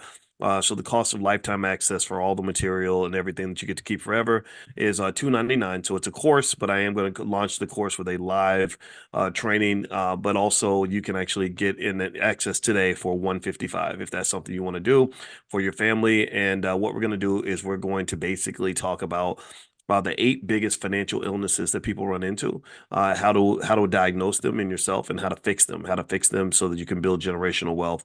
So I'm going to share that link with you guys in a second if you are interested in joining. All right. So also the other thing I want to mention is I'm about to send out the link. I'm about to text that out to everybody who's not here yet. So if you want to be on the text list to get a special invitation to our Money in the Morning sessions to come into the private Zoom, just pull out your phone. You can text the word morning to the number 87948. Text morning to 87948. And those of you that are on the text list, you're about to get a text from me basically saying that Money in the Morning is starting now. We do this every single day, 7 days a week at 9 a.m. Central and 10 a.m. Eastern. So you guys can feel free to come in and bring your whole family. It's totally fine. All right. So anyway, today I want to actually talk about Black wealth and how Black wealth is Black power and just what that actually means. And what I'm going to do is lay out some stats on what you are doing with your money as Black people, and it's going to make you laugh. It's going to some of you are going to find it entertaining. Some of you will find it appalling. Maybe some people will hear these things and they don't care. But I think it's very important to understand that when we talk about things like inequality and unfairness in society and the struggles of being Black, I think it's important to understand the root of the struggle. I think it's important to understand why you're struggling. I think it's important to understand exactly how far behind you are financially, and or if you feel powerless, why you feel powerless. If you get concerned, say somebody gets shot by the police because we don't have the economic power to control our communities, it's important to understand like what happened here, like why don't we have this power, and how could we get this power, right? So after we finish sort of being upset about a problem, I think it's important to sort of diagnose and figure out the problem, right? Let me know if you agree with that. Let me know if you understand where I'm coming from. All right. So anyway, I'm sending out the text now. So if you're on the text list, you will get a text from me in 3, 2, 1, and there we go. All right. So I just sent out the text to invite others in who want to come in to Monday in the Morning. If you want to get on the text list, this class is free. Just text the word morning to 87948. And also I'll give you guys don't let me forget to give you guys the link to the event on Sunday so you can kind of take a look at it and decide if that's something that you want to participate in. It's going to happen actually in a platform I have called the Dr. Boyce Academy.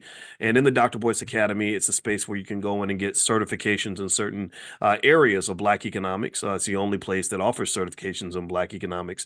And that's something as a college professor that I'm qualified to do.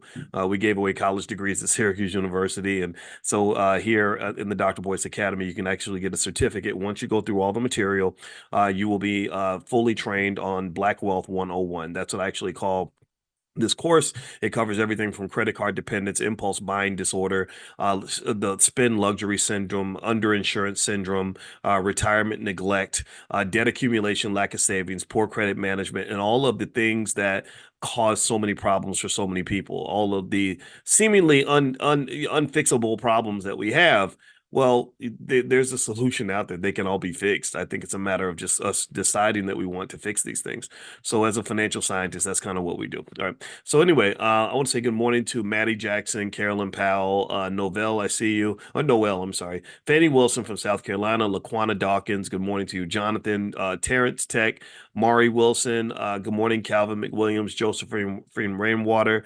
Claudia is in London. I love London, one of my favorite cities in the world. I was just in Europe. I did I went to a bunch. I didn't go to London though. I went to Luxembourg and Basel and Brussels and Amsterdam and Croatia, which was pretty amazing. And so, but at some point, I want to go back to London because I just love London that much. Anyway, so let me go ahead and sort of break down some stuff that you may or may not know about black spending, right? So a lot of people, sort of sit there. And I remember one time I was in a meeting with my brother. And my brother is, I changed his diapers, and so he owes me. And he's my homeboy, and he has been the best business partner I've ever had in my life. If you really want to understand what wealth and fulfillment feels like in the world of business, start a good business with family. If you get a chance to work with family, and I'm talking about your good relatives, not the crazy ones. Um, if you start a business with family and you build those bonds very early, people overlook this as a key to wealth. People don't even pay attention to this type of stuff, but I do because I understand like this is where wealth comes from. If you study the Rothschilds and all the other wealthy families, they see things that other people don't see, and one thing that they see is the value of family. So my brother, I used to change his diapers when he was 13, and we formed a very close bond because of that. I rock him to sleep and all that stuff, which really gave me a whole new set of nurturing skills that most 13-year-old boys don't have. When you're 13, you want to play football, beat people up, and throw stuff. At least I did. I was running and jumping and kicking and fighting and everything else. So that, sort of rocking a baby and changing bottles and all that. That was not natural. That did not feel it did not feel like something I should be doing when I was 13, but I'm glad I did it because it opened up a whole nother side of me. When they say talk about getting in touch with your feminine side and your masculine side, I think that's a superpower. I really do. And so anyway, we formed a bond because of that. And through the years, when I was trying to start a business and I didn't know what to do, I didn't have anybody that would help me. Nobody, because you ain't got no money. A lot of people don't want to work with people who ain't got no money. So, especially on their little harebrained idea, and it's not a real business. It's just your little stupid business, right? And but my brother came and worked with me. He believed in me, and that was really important. That's really important. Having somebody that believes in you really matters. And I think and I would just say, if you marry somebody or marry somebody, whatever you do with your life, don't marry somebody you don't believe in, because it's not going to bring the best out of them, right? If you marry that man, you got to believe in him, you got to support him, and that means believing in people even when they make mistakes. That means really sticking by them even when they do things wrong. You can't just sort of beat them up so badly when they make a mistake that they lose their confidence. It's like a basketball game. If that's your quarterback, that should be your quarterback. If that's your player, that should be your player, even when he misses shots, even when he has a bad game. And if you notice, good coaches do that. Good coaches say, that's our quarterback. We're sticking with him. That means they're willing to go down with the ship if required. Or to some extent anyway. And I don't know if people really understand that, right? So my brother was like that with me. He was willing to go down with the ship. And believe me, I've made a lot of mistakes, a ton of mistakes. And but he always stood with me, and that helped me to always have the confidence to know that no matter what I went through, no matter what I did, no matter whether I did it right or wrong, he would always be there. He wouldn't just say, "Well, gosh, things are going bad and there's not enough money here, so I got to go." What I mean? Like nobody wants to work with anybody like that. You don't want to marry somebody like that, for example.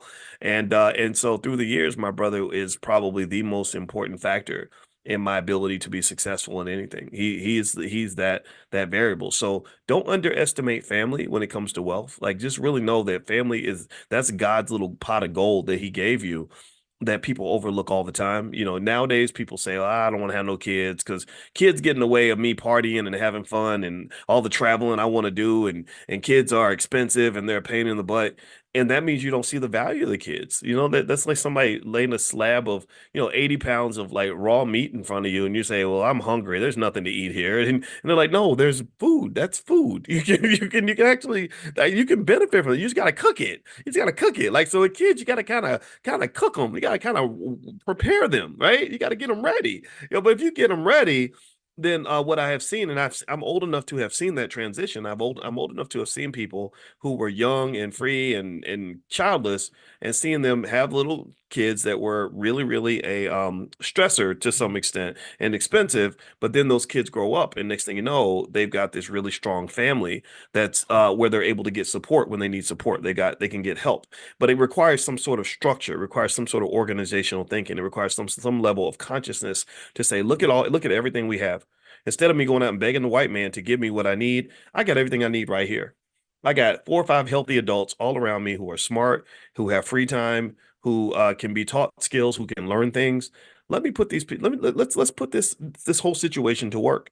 And I'm just telling you that that line of thinking is absolutely essential for anybody that I think wants to figure out how to survive as a black person in the society. What happens is that because we're convinced that we are weak and powerless and pathetic and can't do anything for ourselves, we have no choice but to turn to massa and say, "Save me." That's what happens. That's what they do. That's deliberate. And I'm sorry if that's too direct for some people. Some people think that that talk is radical. Oh, you're talking crazy talk. I'm like, why is this crazy talk? Because these folks are good to you. They treat you well. You feel empowered every time you go into these spaces full of melanin deficient people who treat you like shit. Like, excuse my French. I don't mean to cuss this morning, but seriously, you really feel empowered in that space. You got your little fancy corporate job and you working with Sarah from accounting and Mike from marketing, and they literally give you microaggressions all day. All they're doing is chipping away at your self-esteem, chipping away at your mental health, driving you crazy, got you going in your office punching at the air, hair falling out, stressed out, wrinkles under your eyes, dark circles, and you're losing sleep at night, and you really feel like you're winning. You really feel like that's the best you can do. That's what you really believe that's the best you can do. And you're mad at me because I'm saying to you that I don't think that that is. I think that there is a better plan for you, but I think that you got tricked. I really do. I think a lot of us got tricked. When I was on that faculty at Syracuse University and I would go into that office and I had people that didn't like me without even knowing me, who judged me before they met me, who just looked at me and said, "What is this 31-year-old black man doing up in here, listening to hip hop music and talking about stuff we don't understand." That was stressful. I didn't enjoy that. The only way I was able to overcome that stress and those microaggressions was when I took control. And I said, okay, you know what? I'm letting go of everything that you taught me about who I'm supposed to be. And I'm going to re-embrace a set of ideas that take me to the optimal solution. And I'm going to find this solution because I'm a mathematician. One thing I learned about in mathematics is that when you want to optimize a solution, you have to minimize the constraints. You have to take the chains off. If you don't take the chains off, then you won't find the optimal solution. So if I say, well, my goal is to have a fulfilled life as a black man, but I'm going to follow all these rules, these stupid rules that were given to me by other people, by other ignorant black people, by ignorant white people, and by the world, and then I'm going to optimize from that, well, you're not going to find the optimal solution. The optimal solution requires a level of consciousness where you elevate outside the building and you're able to engage the world as a free thinker. A free thinker is a person who's not scared to go in directions that are different from where other people go. Now, the downside is that people are going to think you're a weirdo sometimes. The downside is that I have people all the time that I had somebody, literally, I kid you not. So who told me? Somebody said this to me the other day. I forgot who it was. Oh, I know who it is. It was one of my friends. And she said, because I mentioned something to her. I said, yeah, there was a guy he's a really famous guy, and he got really mad at me because of something I said, and I don't understand why he was so mad at me. And she goes, Boyce, I wish the world could know you the way I know you. And I said, what are you talking about? She said, well, because of the way you talk, people think that you're mean and you're tough and rough and everything. I said, well, I'm not a wimp. I mean, I am tough, but I don't think I'm a mean person. And she's like, well, you're a nice person, but that doesn't come out in your rhetoric. And I'm like, what's wrong with my rhetoric? What did I say? What did I say? And it went into this whole like, well, it kind of went into stuff like the fact that I don't believe a black person should be forced to vote for any political party unless they choose to. Like I think to me that's a basic idea, right? I don't tell anybody what to do. Y'all know this. I just say do what you want to do. Do what's best for you. They're doing what's best for them. That's why they're winning and you're not. Because they're doing what's best for them and you're doing what's best for them, but nobody's doing what's best for you. My question is not about them. It's really about you. And why are you paying more attention to what they need than you're paying attention to what you need and what y'all need and what we need? And I think that that's an important issue. And then I think it went into like the stuff, the stuff that you post on the things that you post on social media. I just don't understand it. And it can seem kind of harsh. And I'm like, I'm scrolling through my posts. I'm like, okay, so I posted something about little black girls being shot in Chicago. Was that too mean? Was that what or posting something about how if we don't get our economics together, we're gonna end up in last place? Or is that bad? Well, did that hurt somebody's feelings? And then it's like other, and I'm like, well, what did I do? What did I mean, because I'm a thinker, I think about everything that I say. I do, I really do. I process it before I say it. And it may seem a little bit strange at first, but if you ask me, if you say, well, what made you say that? I can give you a whole dissertation on why I said it and explain it. I don't talk without thinking. I don't that's not a good way to live your life. So my point is to say that I really believe that when you are committed to being a free thinker, the downside of that is that people who are not free thinkers are going to think you're a weirdo. There literally are some people who will object to you doing what you want to do because they are so committed to following the crowd. And then when you ask them, like, why are you following the crowd? They can't tell you why they're following the crowd. They can only say, well, I'm following the crowd because that's where the crowd is going. And I would say, but that's not good enough for me. You need to tell me, I need to know your reason for doing what you're doing, not somebody else's reason, because somebody else's reason will have you out here in a ditch. You will be stuck. And let's talk specifically about the economics of it all. If you look at Black economics, for example, and where we are financially, and the fact that we are not, that we just literally are like the last team in the league. Like every year, like every season, we lose every game 145 to nothing. And there are people who really either think that we're winning when we're not, or they don't really believe we can actually win a game. They don't. They're like, no, let's keep playing the same play we ran the last 50,000 times. That's causing us to lose every game, and that's the best play that we can run. And I'm not a fan of that. I'm just not a fan of that, and I will say that, when as I was building my business and building whatever I was doing, whether you call it building a brand or whatever people do, my brother was awesome because I could have independent thoughts with my brother and say, no, let's do it this way, even though nobody else has done it. I think that's the best solution. And my brother would just run with me. And sometimes it would be the wrong solution. Sometimes it would blow up in my face, but even then he would stick by me.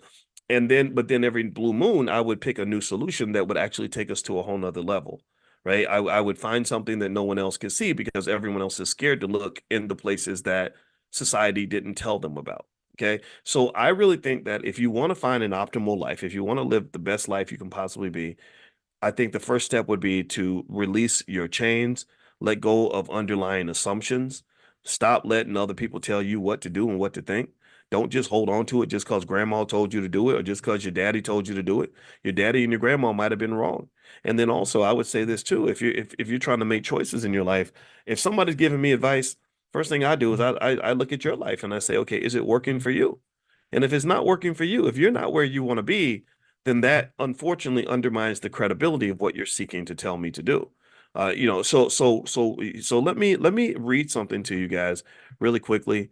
In terms of what Black people do with our money. Here's a few things I dug up a few stats, and this is something that worth thinking about in terms of the financial STDs that many of us are given at birth and things that we really want to get rid of. First off, we have about 1.6 trillion in spending power. Most of that money doesn't circulate in the Black community. At least 80 to 90% of our retail spending goes to non-Black owned businesses. So Black owned businesses can't grow because we starve them of the resources they need to grow. Black consumers are significant contributors to the luxury market. We spend disproportionately more on high-end brands compared to other demographics, which is very strange considering we complain about money all the time, yet we're the first ones to spend the most money. So maybe the reason we complain about money is because we have no money, and the reason we have no money is because we spend it. Beauty products. Did y'all know? How many of y'all knew this? Did you know that we spend 9 times more on beauty products than non-Black people? Did y'all know that?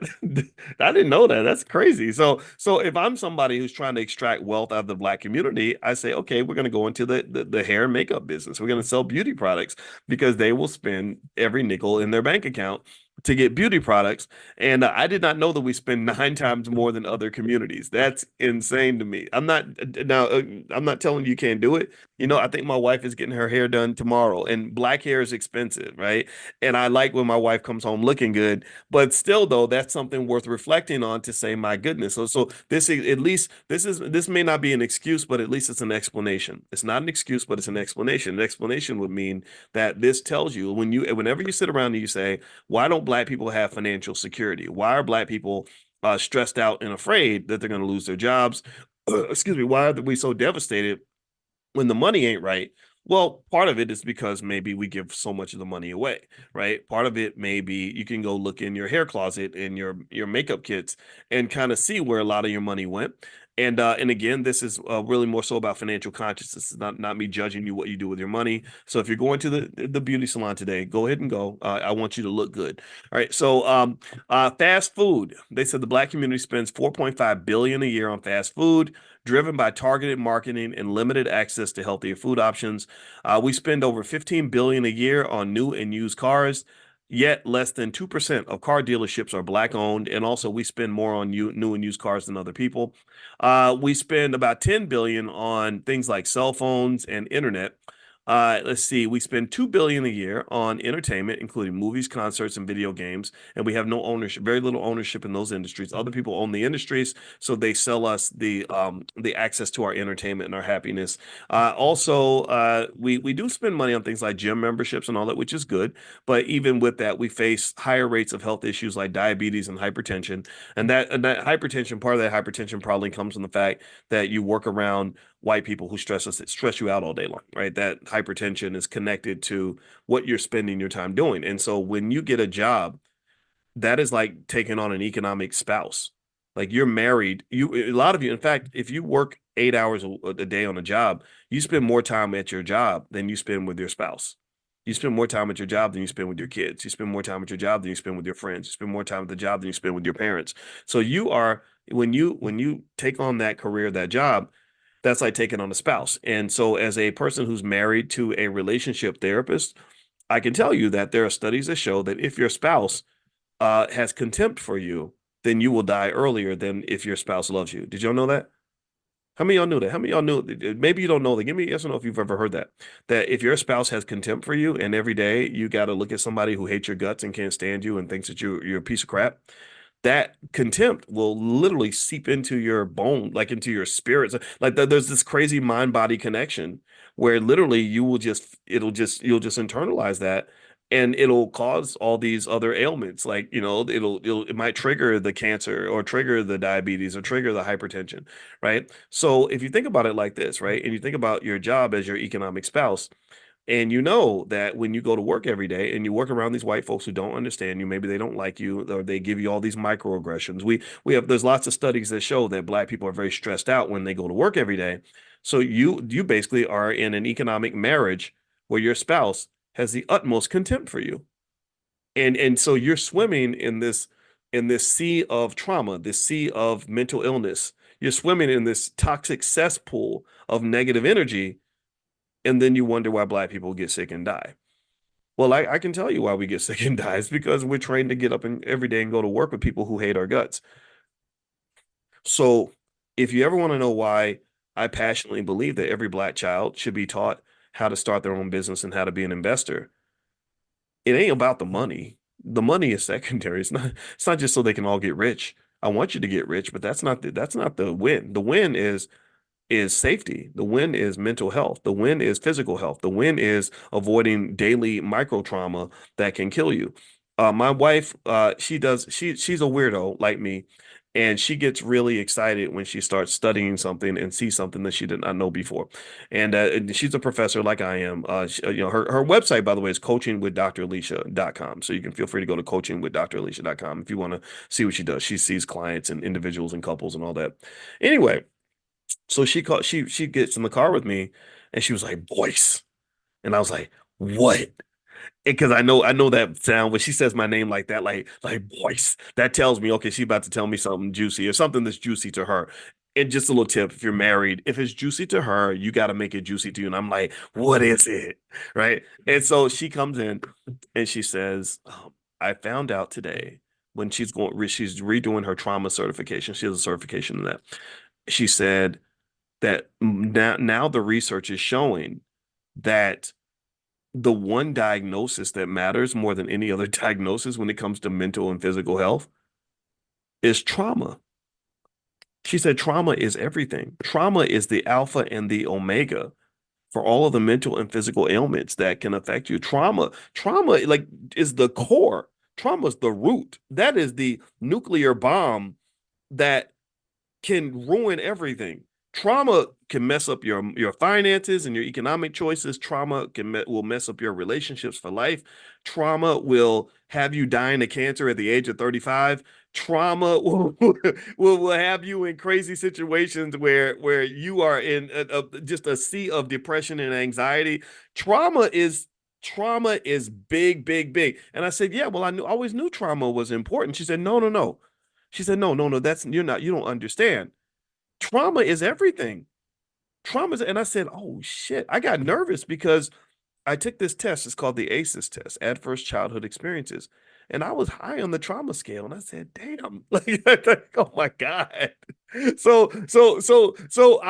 I'm still working through it. Sometimes I'll have trauma responses to things and I have to mitigate that because trauma's tough. In fact, what's crazy about trauma is that not only do most people not know that they have experienced it because they're just like, oh, that's just part of being black, but we don't treat it. We think that, things like getting therapy is for suckers and for white people and all that.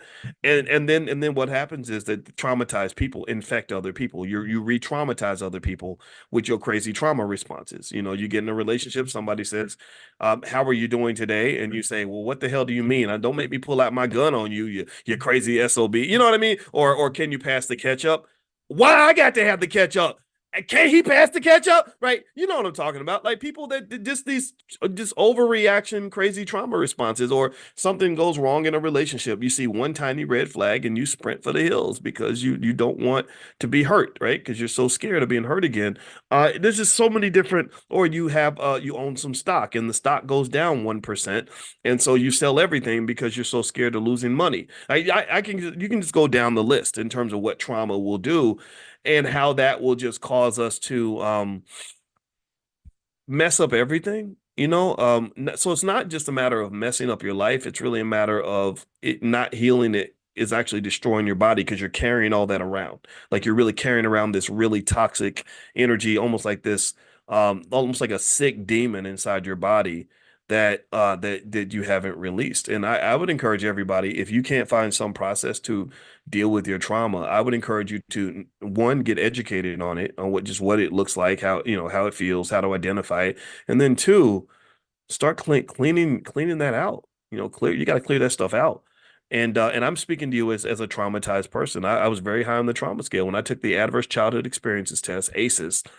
I got a score that was so high, my wife said, "Ooh, if I'd known your score was that high, I don't know if I would have married you." And that made me more conscious of how I react to things. And and just learning little things like, okay, boys, you don't have to go off. You don't have to, or you don't have to cut the person off because this happened. Maybe you got to talk to them about it and work through it. And I'm like, well, I don't want to do that. I want to go nuclear. I want to end everything. Right. And it's like, no, but that's not the appropriate response. Let's talk through the conflict. Let's figure it out because this person's important to you and you don't want to lose them. And so, long story short, I would encourage you to look into that.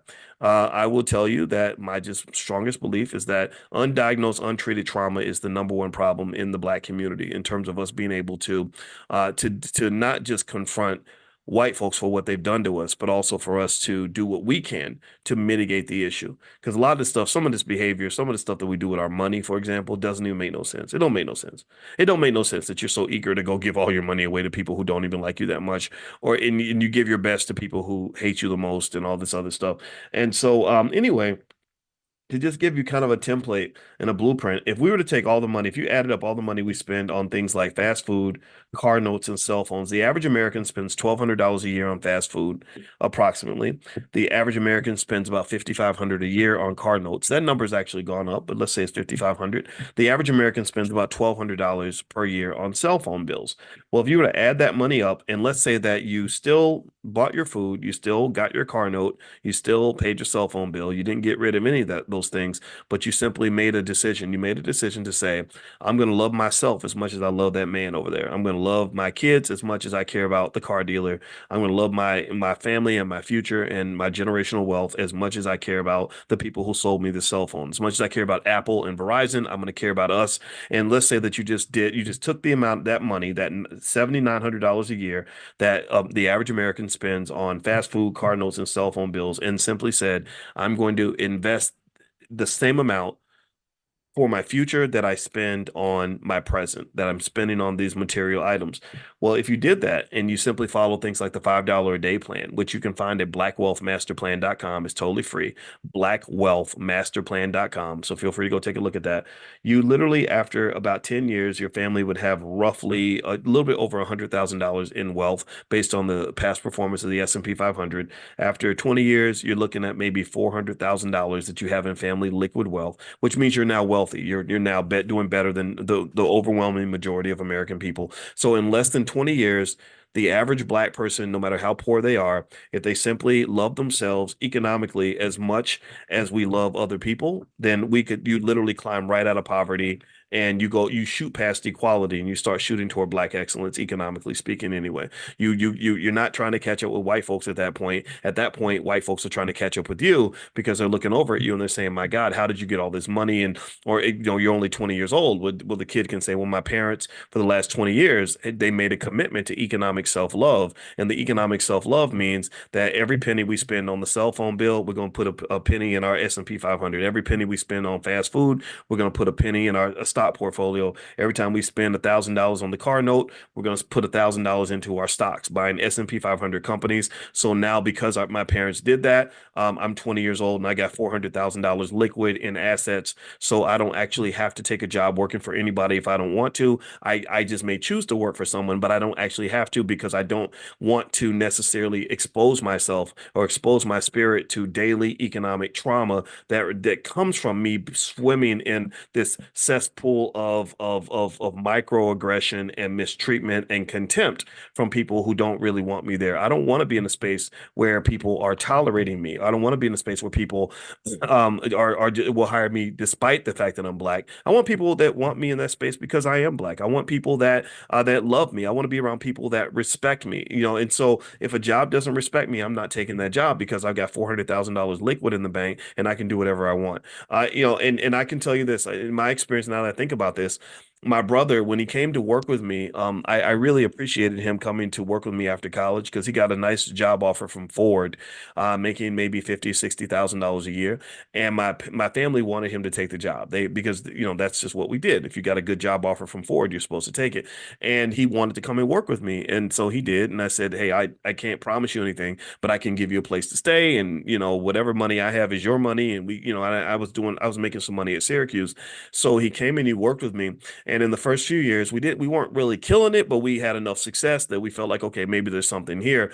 And so we built, by that time, maybe in the first 3 or 4 years, we built a strong enough business that when he went to get his MBA, he only did it because my mother wanted all of her kids to have a master's degree. That was the only reason why he went to get his MBA. He went to Cornell, and also he appreciated, by that time as a businessman, he wasn't thinking about getting jobs. He was thinking more so about networking and sort of meeting people that have access to things. And so when he went to Cornell, he was meeting like the children of billionaires and all this other stuff. And when he came out of Cornell, they had a whole big market, a big job market where all these companies were coming in, hiring these Ivy League graduates and offering them $200,000 a year. And he did not go to one single interview. He didn't go to a single interview. And I said, so you're not interested in any of these good jobs? Like, well, what's going on? And he said, "You know what?" He said, "After I got the experience of having the freedom of owning my own business, I can't work for anybody anymore. I can't do it." And we were making enough money that he had plenty of money. He didn't have to go to work every day. He was actually happy with that life. And I was very proud that I was able to, I was happy and I was appreciative of what he gave me. But I was also very proud as a older brother slash daddish kind of figure because I'm 12 years older than him. So I was almost a little bit like a dad because I told you I used to change his diapers. I was very, very proud to be able to give him a safe, comfortable space he could come to and be loved without him having to go out into spaces where he's hated just so he can pay his rent. Do you understand? Right? It was nice to be able to say, "Hey, you know what? Screw those people. Come work with me." Right. And we did, and it was great and it was amazing. So I will just say to you that this to me is a better model. This is the Black wealth blueprint, in my opinion. The Black blueprint of economics should be one that is centered not just on how much money you make and having your little black job. It should also focus on the other things that are black, like black owned, black wealth, black family, black mutual support, black love, Black connection, like all the Black community, right? All these things connect to wealth. They're all connected to wealth. So to me, when you're just talking about Black jobs and you're disconnecting it from all the other things that make that job even meaningful and relevant, then I think you're missing a big part of the puzzle. Like, I think that a holistic framework of thinking about our economics is extremely important. Capitalism is extremely limited. Take it from me. Again, remember, I'm not a guy just talking. I'm a finance professor. All we did was we studied capitalism, and going all the way back to Adam Smith, and then I studied Marxism and everything else. And I respect all these ideas. I don't have any problem with any of these ideas, because I think that if you integrate them properly, you can create the right mix that actually works. American capitalism doesn't work very well. I'm not saying capitalism is always bad, but it doesn't work very well. In this country, you have a society that is failing because our obsession with making money causes us to destroy everything else. Money is a big, powerful beast. If you don't control it, it will eat everything in the house. And basically, your politics is jacked up because of the money. We talked yesterday in our financial consciousness discussion. We talked a long time about how it costs what, 2 or 3 or at least $1 to $1.5 billion just to run for president, because these super PACs are raising 3-4 billion dollars, and it's just made your politics all about the money. So your politicians can't do what's right for the voters, because they have to do what's right for the people that control the money. Do you understand? So the money has leaked. It's almost in a toxic fashion, like almost like a toxic leak, where something has gotten some nasty chemical has leaked out and has gotten into the food supply and the water supply. Your money has leaked into areas where money really doesn't belong. Like, you should not have a healthcare system that's overwhelmed by money. You can't have a society where the politicians are thinking so much about the money they forget about things like the children, because the children that is your future. That's far more important than any amount of money you could ever put on the table. But we ignore our kids. We don't even educate them. Look at how many millions of our kids. These are your kids. These are my kids. These are our children that are coming out of school every year who can't even read, write, or do math at a basic level. But they all twerking. They all know how to recite lyrics from their favorite gangster rapper. They know all this slang that relates to anything toxic. They got that down. They've studied toxic behavior. They literally sat there like some of them like little scientists sat there and took notes from some of the rappers, getting paid by these damn record labels, on how to destroy your life. Really, I mean, think about this. They got 16-year-old kids that want to go and get high every day on drugs that will fry your brain so badly that you can't come back after you decide you want to just put down the Molly and put down the weed and put down the liquor and put down the pills. You come back, you have crazy, because your brain has been destroyed, because nobody ever taught you the value of your brain. Nobody helped you understand, like, you're a genius, you're smart, you can really do amazing things, but you got to protect your brain. No, you destroyed it. No different from some of the poor football players who gets all this brain damage in high school, and then their brain ain't working right. And then we all act surprised when some football player punches his girlfriend in the face and throws her out the window. What would make a man do that? Brain damage. That doesn't make any sense. Who would do something so crazy like Aaron Hernandez and win a Super Bowl and shoot somebody at the club? Brain damage. But we don't. If you never taught the value of what you have, then you're gonna waste it. You're gonna throw it away. No different from like a little girl who was never taught the value of her body, and then she just shares it with everybody, right? Because she doesn't see it as being important or valuable. When you don't value something, you'll waste it. You'll throw it away. You'll give it away to anybody. You'll give it away for free. So learning little things like self-worth, I think, is not just critical, but that's something we got to do. That's something we got to teach. We have to do this, and we have to think about this like a military invasion, in my opinion. I really do. I think, and I understand why. I really get it when people in the establishment see me as a dangerous person and as a threat. I don't like it. I get mad about it because I think I'm a nice guy, but I actually kind of get it. I understand, because I am a threat to you. I'm a complete threat to you because I see through every single freaking thing that you're doing. And I also understand exactly what the remedy is. I understand exactly what needs to be done. And I'm committed to that 100%. I'm 10 toes deep in this. So yeah, I kind of get, I don't, I feel, I don't like it. Like, I wish we could be friends, but I understand. If I'm in your shoes, I understand empathy so well that if I'm in your shoes and I'm profiting from the mass exploitation and destruction of the Black community the way you are, I would hate me too. I would have me killed. And believe me, I'm not scared to die. I let that go 10, 15 years ago. So just so you know, if this is ever my last conversation with you, just take everything I've said, the 20,000 videos I've done to this point, and that's what we'll just have to live off of for the next 50 years or whatever. Because like Biggie said, ready to die. Like I ain't none of that stuff scare me. It's because at the end of the day, what you got to understand is that some of this stuff does not make sense. Some of what they're doing to you and doing to your children, what they're taking from you, makes absolutely no sense. It is patently unfair. It is absolutely horrible. And the reality, true, too, at the end of the day, is we have to ask ourselves, why do we tolerate this? Why do I tolerate the idea that you can take my damn kids, my precious, beautiful children who represent my future, and you can destroy that little boy's brain to the point where he becomes a walking tornado and a destroyer in the community? You have made him into a ticking time bomb, into a nuclear warhead. He's going to go through life ruining people's lives, killing other black people, destroying other black people. Like you programmed him like a zombie. And this zombie virus is all throughout. It's all throughout what they call the culture. And part of that disease they're spreading is the disease of trauma. If you've ever seen like a really unhealthy, mentally unhealthy black person and how they behave, and let's say you juice him up with a lot of money and a lot of power, like some NFL player who's 6'5", lots of muscles, very handsome, has $10 million in the bank, and he's famous, and but he's not well trained on how to use that power in an appropriate way, in a beneficial way. What's he gonna do? Well, he's going to go around and do destructive things. He's going to go around and bully people, beat them up. He might go get a bunch of girls pregnant, give a bunch of girls STDs. He's going to have a bunch of kids and that he splatters all over the country that aren't being taken care of, that don't receive the love of a father. So those children end up becoming menaces to society, some of them, right? I knew a guy. There was a guy who was sucked into the culture. This was personal. I knew someone who knew someone. It's kind of like that. And so there's this guy who was in the culture, and he was every stereotype you can think of, weed, liquor, women, drugs, he was a dope dealer, whatever. And this guy, because the sex and the drugs and the irresponsible choices kind of come together in like this little, almost what you might want to call the Negro self-destruction package that's heavily marketed through hip hop. Um, he ends up doing a lot of interesting things in his life. So he becomes a drug dealer. He doesn't get a good education in the school system, so he feels like he has no other options anyway.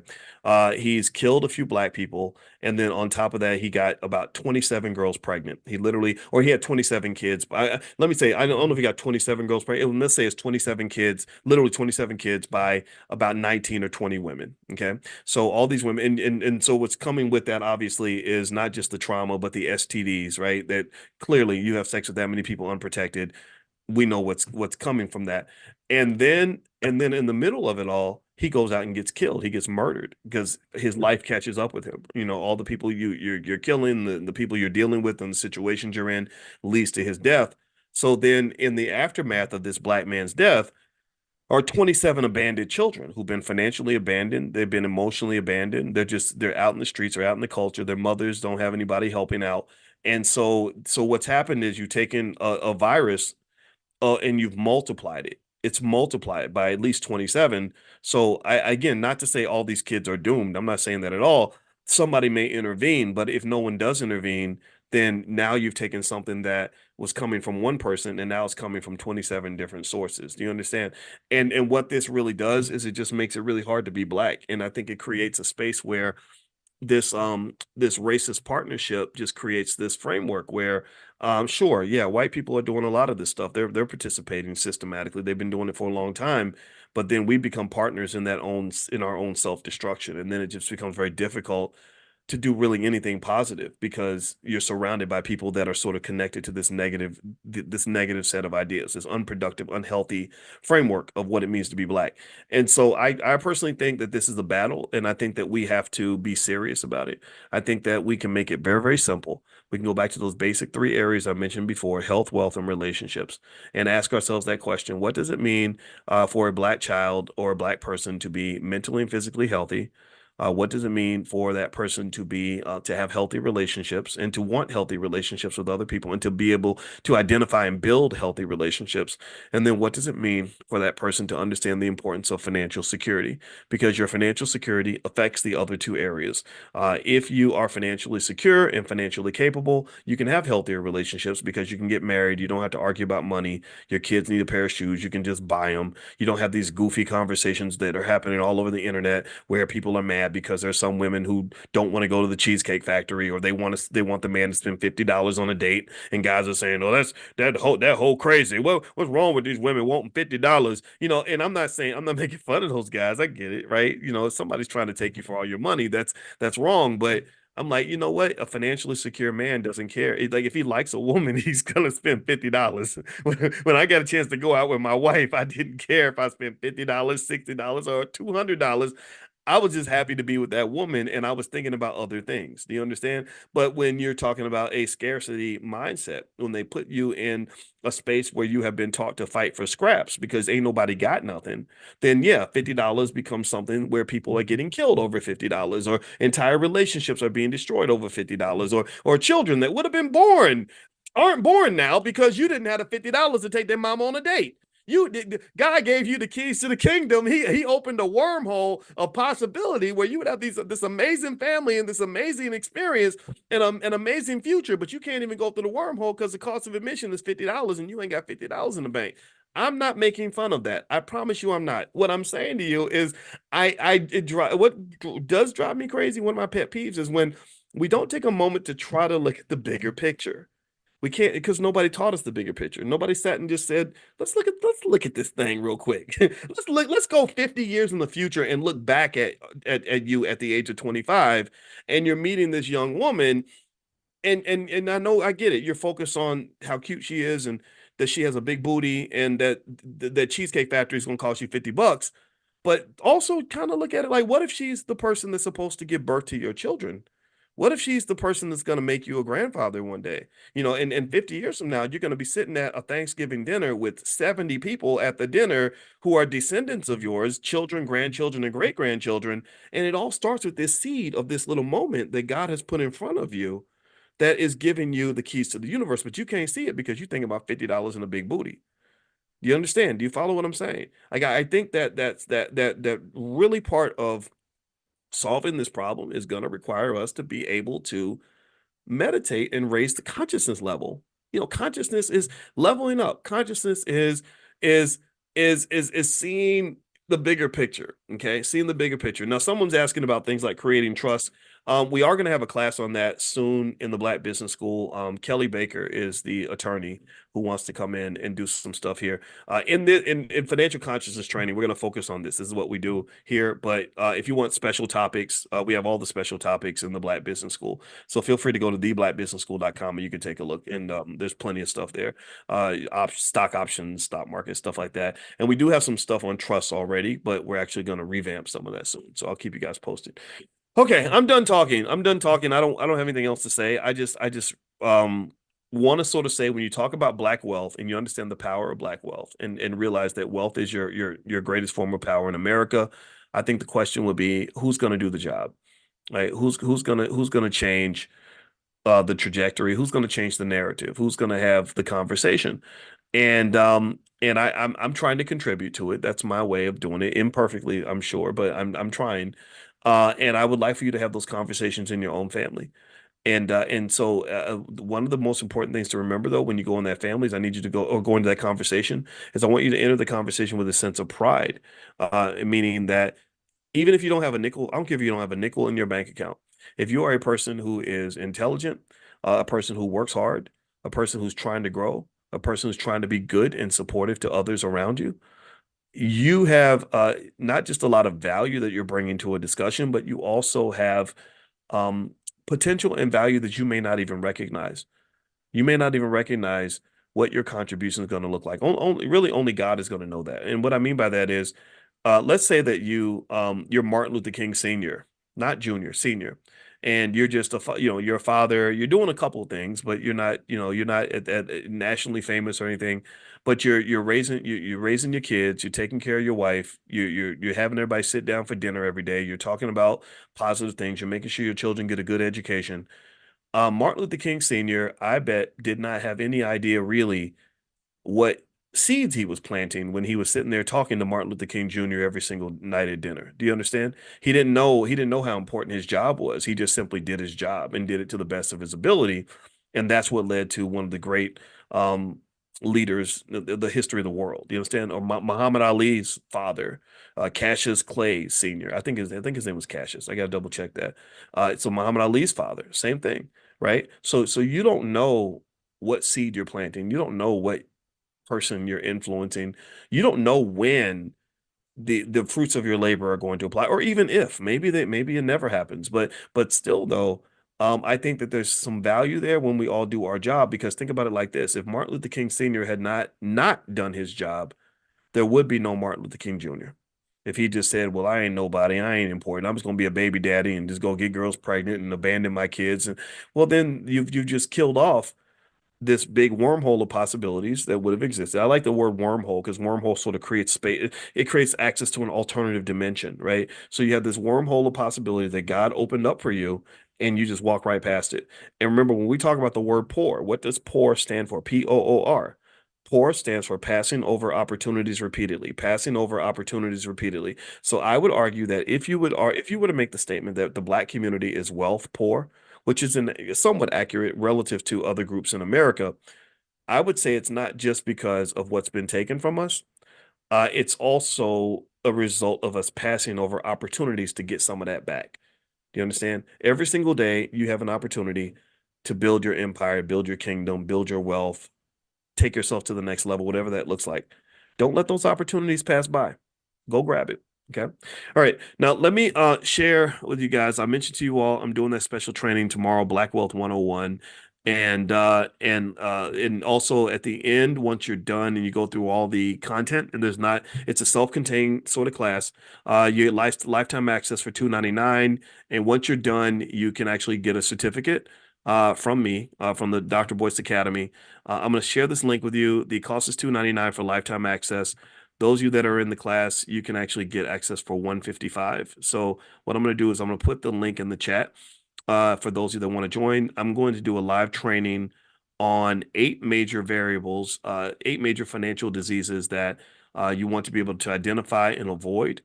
And that's going to be tomorrow, Sunday at 3 p.m. If you can't make Sunday at 3 p.m., that's okay. All the materials, all the slides, all the recordings are yours for life. So that'll be yours. And I'm putting this link in here. So if you hit that link, that'll take you directly to the checkout page.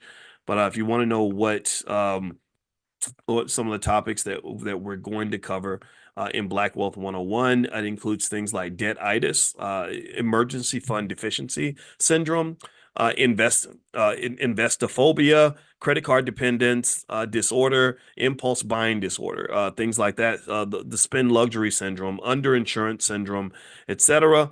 And I'm sure Aisha Verzi has a lot to say about that. And Aisha is actually in this class if you want to talk to her about insurance needs or anything else. Her phone number is actually on my site, drboyceoffers.com. So you can go to drboyceoffers.com and feel free to talk to Aisha. Tell her that I sent you. I think Aisha's in here. There she is. Hey, Aisha, how you doing?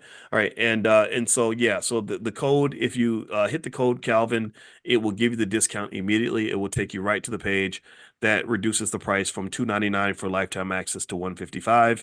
And so in addition to the training, you can also get access to all the material that's in there. And then once you're done, you are eligible to print out your certificate. And that is a certification to say that you went through Black Wealth 101, because I believe that we are our own educational system, and I believe that we should be educating ourselves and each other. And so that's what I'm doing with that. So I hope that works for you guys. I hope that makes sense. I hope that you're interested. All right. So anyway, I'm going to get out of here, guys. Have a great day. God bless you. And I will see you all tomorrow. And let's go get it. Have a good day, everybody. Oh, the code? Do you see the code, Tracy? Okay. I put it in there. I put it in there again. Let me know if you see it. There's the link again. One more time. Does everybody see it? Let me know if you see it. If you don't see it, then I don't know what else I could do, but there it is. So, okay, great. All right. go to blackwealthmasterplan.com, and there's kind of a beginner on how you can get started with the $5 a day investing plan, which will make your family wealthy in less than a generation. And so that's the first thing. The second thing I wanted to say was I actually put together some stocks that I can share with you today that are expected to do well in the event that you are in support of a Kamala Harris presidency. If Kamala Harris is elected, these are some stocks that are expected to do well. So give me 1 second, and I'll share that list with you. And also, if you log in at theblackstockmarketprogram.com, theblackstockmarketprogram.com, you can find the list of what Dr. Boyce is buying for this particular week, and also other curriculum material that you can take a look at. All right. So anyway, I hope everyone's doing well. And so what I'll say to you right now is, in terms of the stock market, the big conversation is around interest rate cuts, when the Fed is going to make their move, what the cuts are going to look like for the rest of the year. That's very, very big. And also, the economy seems to be humming along pretty strongly. There are some indicators that it could be slowing down just a little bit.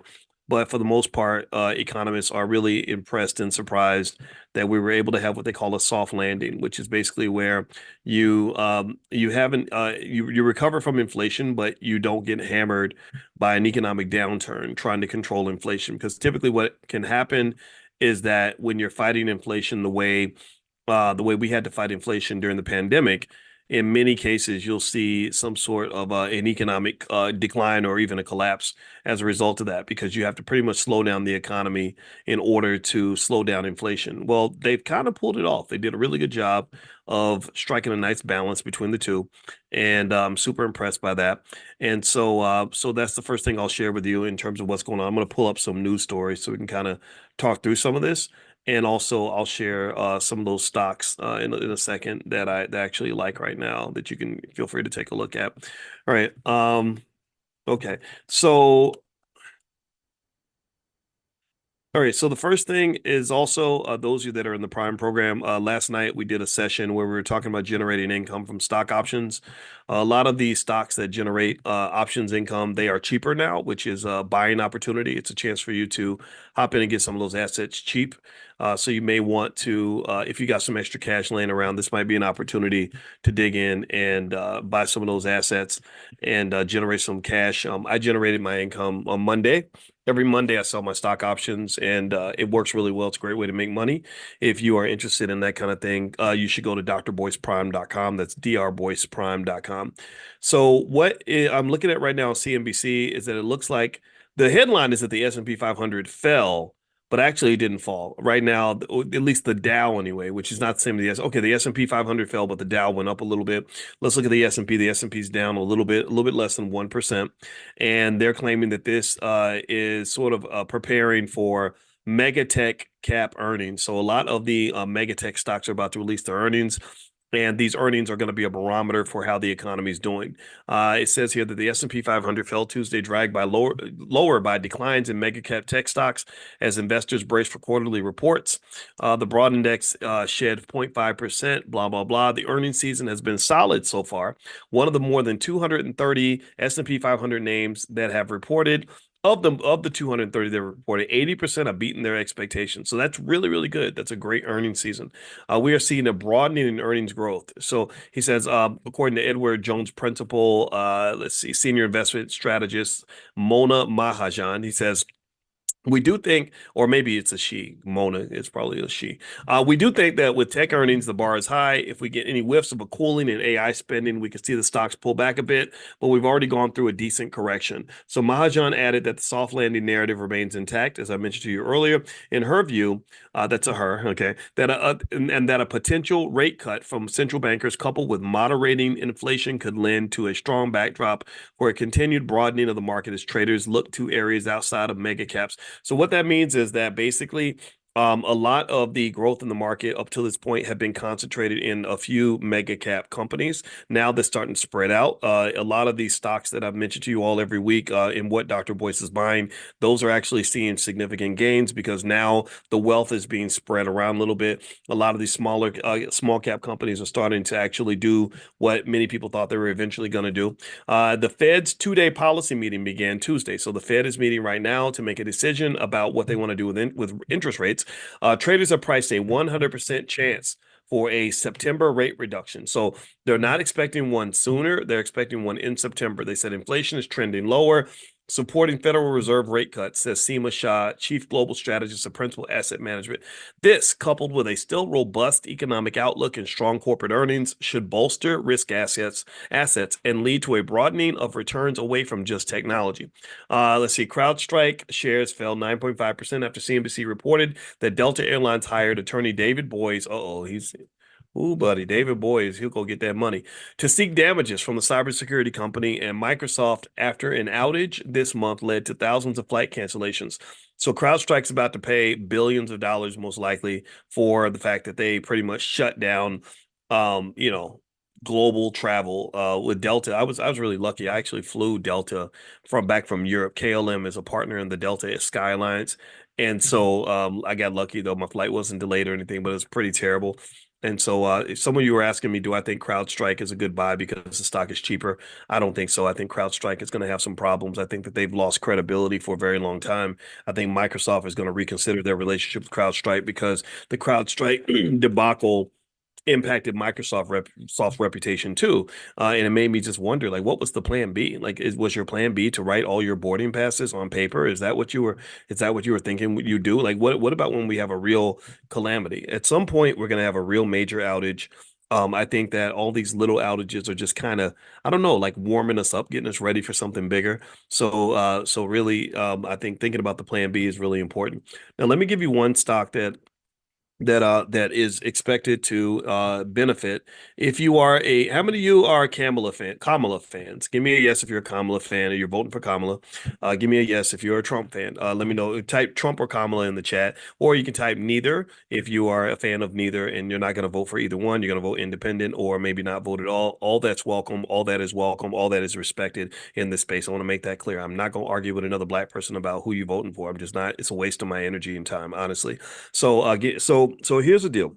Some of you like Trump, and that's fine. And some of you like Kamala. All right. So what I'd like to do is share a couple of stocks that are expected to do well if Kamala gets elected. One of them is a company called Green Energy. Scratch that. It's the category of green energy. The company's called Next Era Energy. The ticker symbol is NEE. And basically, Kamala is known for having support for green energy initiatives.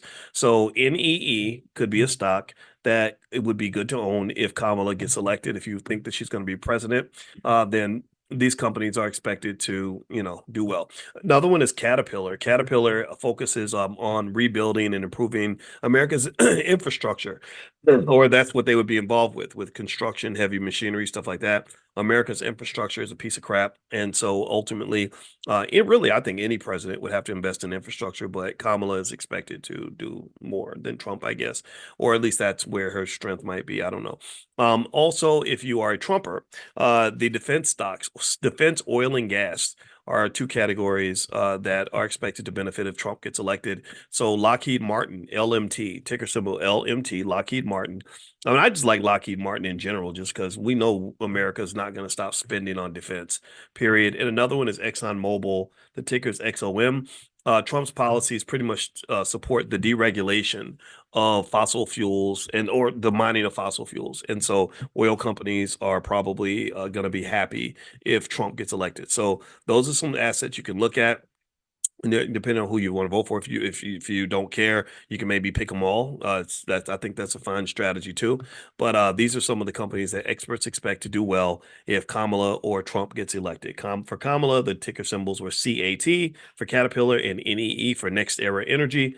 For Trump, it was a LMT for Lockheed Martin and XOM for ExxonMobil. Okay, and also, if in case you're not getting notifications when I share these profit alerts, just text the word stock to the number 87948. If you text stock to 87948, I will also send you a list of AI stocks that I like long term. I think AI is a good investment. The big question with AI right now is that people don't know if AI is going to manifest at the level that it's expected to manifest. They know that AI is going to be big. They know it's going to be relevant, but AI has not shown itself to generate the kind of revenue to justify the unbelievable amount of capex spend that's being dropped into AI. So artificial intelligence is it's big. It's not going away. It's going to make a big difference. But what a lot of people are confused by is they're like, okay, well, show us the money. Where's the money? There's no money. It's not generating the kind of money we would expect it to generate. Now, one thing I want to mention to you all also is that in the Black Business School, because we just have the coolest, most innovative team on the planet, we actually decided I wanted to create a competition around investing. So we created something called the Black Investors Cup or the Black Investors Championships. And the Black Investors Cup is a competition for stock market investing where we give you $50,000 in fake money and you can go in there for 6 weeks, invest like crazy with your family, your friends, and whoever has the most money at the end is the winner. The winner will receive the first ever Black Investors Cup, which is a big, beautiful cup that will be delivered to your house. Also, I'll bring you on my platform and you can, introduce yourself to the world, talk about your strategy. You can talk about your business. That's a good way to promote your business. Tell them about what you're doing with your family. And also you get lifetime access to the Black Business School. So that's something that we're doing right now. The URL that's going to be set up is going to be blackinvestorscup.com. I don't know if the URL is connected though to that platform yet, so don't use it just yet. But if you want to receive notification on how to sign up, just make sure you join the Money in the Morning Economic Consciousness Training class that we do in the morning. So you can do that by texting the word morning to 87948. If you join that class, you can join for free. You can join every morning. We do this 7 days a week, and we talk about Black economics. So text the word morning, MORNING, to 87948.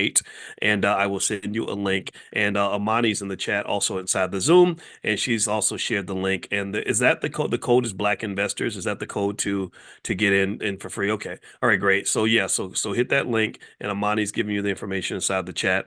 But also, if you're not inside the Zoom, you can actually just get on the text list, and I'll text this out. So text the word morning to the number 87948. And not only will I invite you to join us for the Black Investors Championship, we will also invite you to the special real estate event that we're having with Constance Carter this week, who is our Dean of Real Estate right now. So we have a lot of cool stuff going on. And Princess Gigi said she's looking forward to it. Yeah, I'm looking forward to it. I'm going to compete too. So we'll see how we can go. We're going to have a leaderboard. So we're all going to be competing with each other to see who the top Black investor in the world is. That's what we're going to do. This is our world championship. We don't care what everybody else is doing. We got what we going on. We got the important stuff happening right here in our community. All right. So let me just tell you a little bit more about what's going on in the economy. This is not going to be a long session today. If you have a question, you can put it in the Q&A section if you're inside the Zoom. If you're not in the Zoom, then you should definitely join the blackstockmarketprogram.com, and then you can come into the Zoom and you can send me questions. I'll answer your questions directly. What's happening here, I'm going to read a little bit to you. It says that consumer confidence has beat expectations. The Conference Board's Consumer Confidence Index rose to 100.3 this month from 97.8 in June, even as consumers felt less optimistic about current business and labor market conditions. So what they're saying is that consumers are more confident than they expected them to be, but that does not mean consumers are more confident than they typically are. Do you understand? It's like they have an expectation of the level of confidence that consumers have. We exceeded the expectation, but that does not mean consumers are generally confident. And so it says here that even though consumers remain relatively positive about the labor market, they still appear to be concerned about elevated prices and interest rates, uncertainty about the future, things that may not improve until next year. Conference Board Chief Economist Dana Peterson wrote, expectations for future income improved slightly, but consumers remain generally negative about business and employment conditions ahead. So consumers are negative. They're just not as negative as they expected. Why do they measure consumer confidence? They do that because confident consumers support the economy. Confident consumers buy things. Confident consumers make investments. Confident consumers are out in these streets doing things financially that keep the economy moving. The number one driver of America's economic strength right now is consumer spending. Consumers in America spend unlike anywhere on earth. So this is a double-edged sword. I don't believe you want to be a constant consumer. I think you should also be an investor and a saver and prepare for a rainy day. But because most Americans don't do that, that's what keeps the economy strong. So when they tell you how great the economy is doing, they're basically saying that rich people are getting rich because you're giving them all your money. And that's kind of what you want to be cautious about. Also, job openings edged lower in June while hiring slumped. So job openings were a little bit lower in June while the hiring rate hit its highest level, excluding COVID impacted data in nearly 11 years. Okay, so they're hiring more people than they have in 11 years, but there are slightly less jobs available. Available total jobs is 8.18 million, a decrease from 8.23 million in May, according to the Labor Department's Job Openings and Labor Turnover Survey released Tuesday. Economists surveyed by Dow Jones have been looking for 8.1 million. The ratio of openings to unemployed workers is around 1.2 to 1. So there's 1.2 jobs available for every one person seeking work. While the openings number was little changed, the hiring level dropped. It tumbled by 314,000, taking the rate as a share of the workforce down to 3.4%. The last time it was lower was excluding April 2020, or April 2020. Did I say 2020? April 2020, sorry. And the mass COVID-related layoffs was October 2013. So this number is lower than it's been in a while. That's very concerning. So the hiring level is dropping. Companies, so we talked about consumer confidence, how confident consumers are to spend money, but we're not talking about corporate confidence. How confident are the CEOs for hiring? So what they're basically saying, which is interesting, very concerning to me, is that they're not feeling confident about the future. They don't feel safe enough to hire. Economics is like love. If people don't feel safe, then they don't trust. And when they don't trust, they don't make their move. If a man does not trust that a woman is interested in him, he may not make a move. He may not ask her out. If a woman does not trust that a man is a good person and that the relationship is going somewhere good, then she's not going to make a further investment in that relationship. Do you see? So economics is a relationship. When corporations don't have trust and they feel unsafe about the future, they don't make investments. They don't hire people. They don't spend on capex. They don't do the things that that an investor might do. They kind of pull back a little bit, just like in a relationship. When you're not sure, you kind of pull back some. So what's happening is that we could be on the verge of a recession eventually because people are starting to pull back. So what the Fed is going to do is when they see that we're pulling back and the recession is happening, they're going to start pumping little injections of economic energy into the economy. They're going to pump liquidity in by reducing interest rates and increasing the money supply. And that's their way of kind of pumping up the economy a little bit, like a flat tire. You pump it up with air. That's what they're going to do with the economy. That's what the interest rate cuts are going to represent. Let's see here. Let me answer a couple of your questions if you have any questions in the Q&A. Let's see. Would you look at SoundHound AI? SoundHound AI. Let me look that one up for you. Let's see here. SoundHound AI. SoundHound. I think I've seen that stock before, and I don't think I liked it, to be honest with you, but let me double check. Let's see here. SoundHound. SoundHound. That's fun to say. SoundHound. SoundHound, the ticker symbol's SOUN. The price is $4.85. So far this year, the stock's gone up 127%. That's why it's probably gotten so much attention. It's a young company. The analysts like it. 83% of the analysts think it's a buy. That's a good sign. Let's see, earnings. They're losing money, which means they're probably struggling for liquidity a little bit. I mean, I don't hate it. I wouldn't necessarily buy it, but if you want to add it to your portfolio, there's not. I can't tell you that would be a mistake because thousands of other people would agree with you. So I would say that if you were to, let's see if there's more information about this company. There's no reports here. Looking here. I would be really careful about buying stocks just because everybody else is talking about them, though. A lot of times when a stock makes a major move, it gets a lot of media attention. When it gets media attention, people rush to invest in the stock. I would just be really careful about doing that. But I don't see any reason why. I mean, why not? Why not? If you got a few, 500 extra bucks, why not buy 100 shares? Maybe the stock will make a move. There are analysts who do like it, so something to think about. The Black Investors Cup. Thank you for asking that question, Joni. It starts on August 19th. I think that the last date to register is August 10th, so you'll have about a 10-day window to sign up. I'm going to get that link sent out to you guys today or tomorrow to the text list. Make sure you're on the Money in the Morning text list. So text the word morning to 87948 and I'll send that to you. Michael says, where should we start as beginners and how much should we invest? Well, one way to start as a beginner is if you go to theblackstockmarketprogram.com. There's 30 days for free that you can evaluate going to the program. It's been around about 7 or 8 years. It's very, very popular. It will take you from beginner to advanced investing. We have so much stuff that we cover in there. So you can feel free to take a look at that. Also, if you go to the drboycemethod.com, I did a Black Stock Market weekend that was very popular. A lot of people like that. So I broke down the Dr. Boyce Method, 11 steps to sort of picking the right stock for your portfolio. So feel free to go to the drboycemethod.com, the drboycemethod.com. That's a good place to start. The amount that you start with, there's no minimum in my view. Maybe $5 or something. That's the minimum, if you, I guess, but even less than that can be invested. I don't think you should think of investing as something that only rich people do or only educated people do. It's something that everybody should do because you're already doing it. You're already investing. You're just not investing money. But and also remember, you're not. You don't say you can't make yourself rich. Because you've already made several people rich. If you pay your cell phone bill on time, then that's an annuity. If someone's taking that money, they're investing it somewhere, and someone's gotten rich off that annuity that you've created for them. If you pay your rent on time, that's called an annuity. You're paying an annuity to your landlord. They're investing that money and they're buying more property with your rent money. That's what they're doing with it because it's growing. They're investing it. If you are paying your car note on time, that's an annuity you've created for the car dealer. So what you've done basically is you've killed yourself. If you're broke and you pay your bills on time, what you've done is you've killed yourself financially and made everybody else the beneficiary except your own family. The car dealer is a beneficiary of your financial death. Your landlord's a beneficiary of your financial death. The Gucci store or the Apple store is a beneficiary of your financial death. I hope that doesn't sound overly grim, but that's what I visualize because you got these pipelines of money because you're making money, you're working hard, you're generating energy, right? You're generating energy. So the question is, where's that energy go?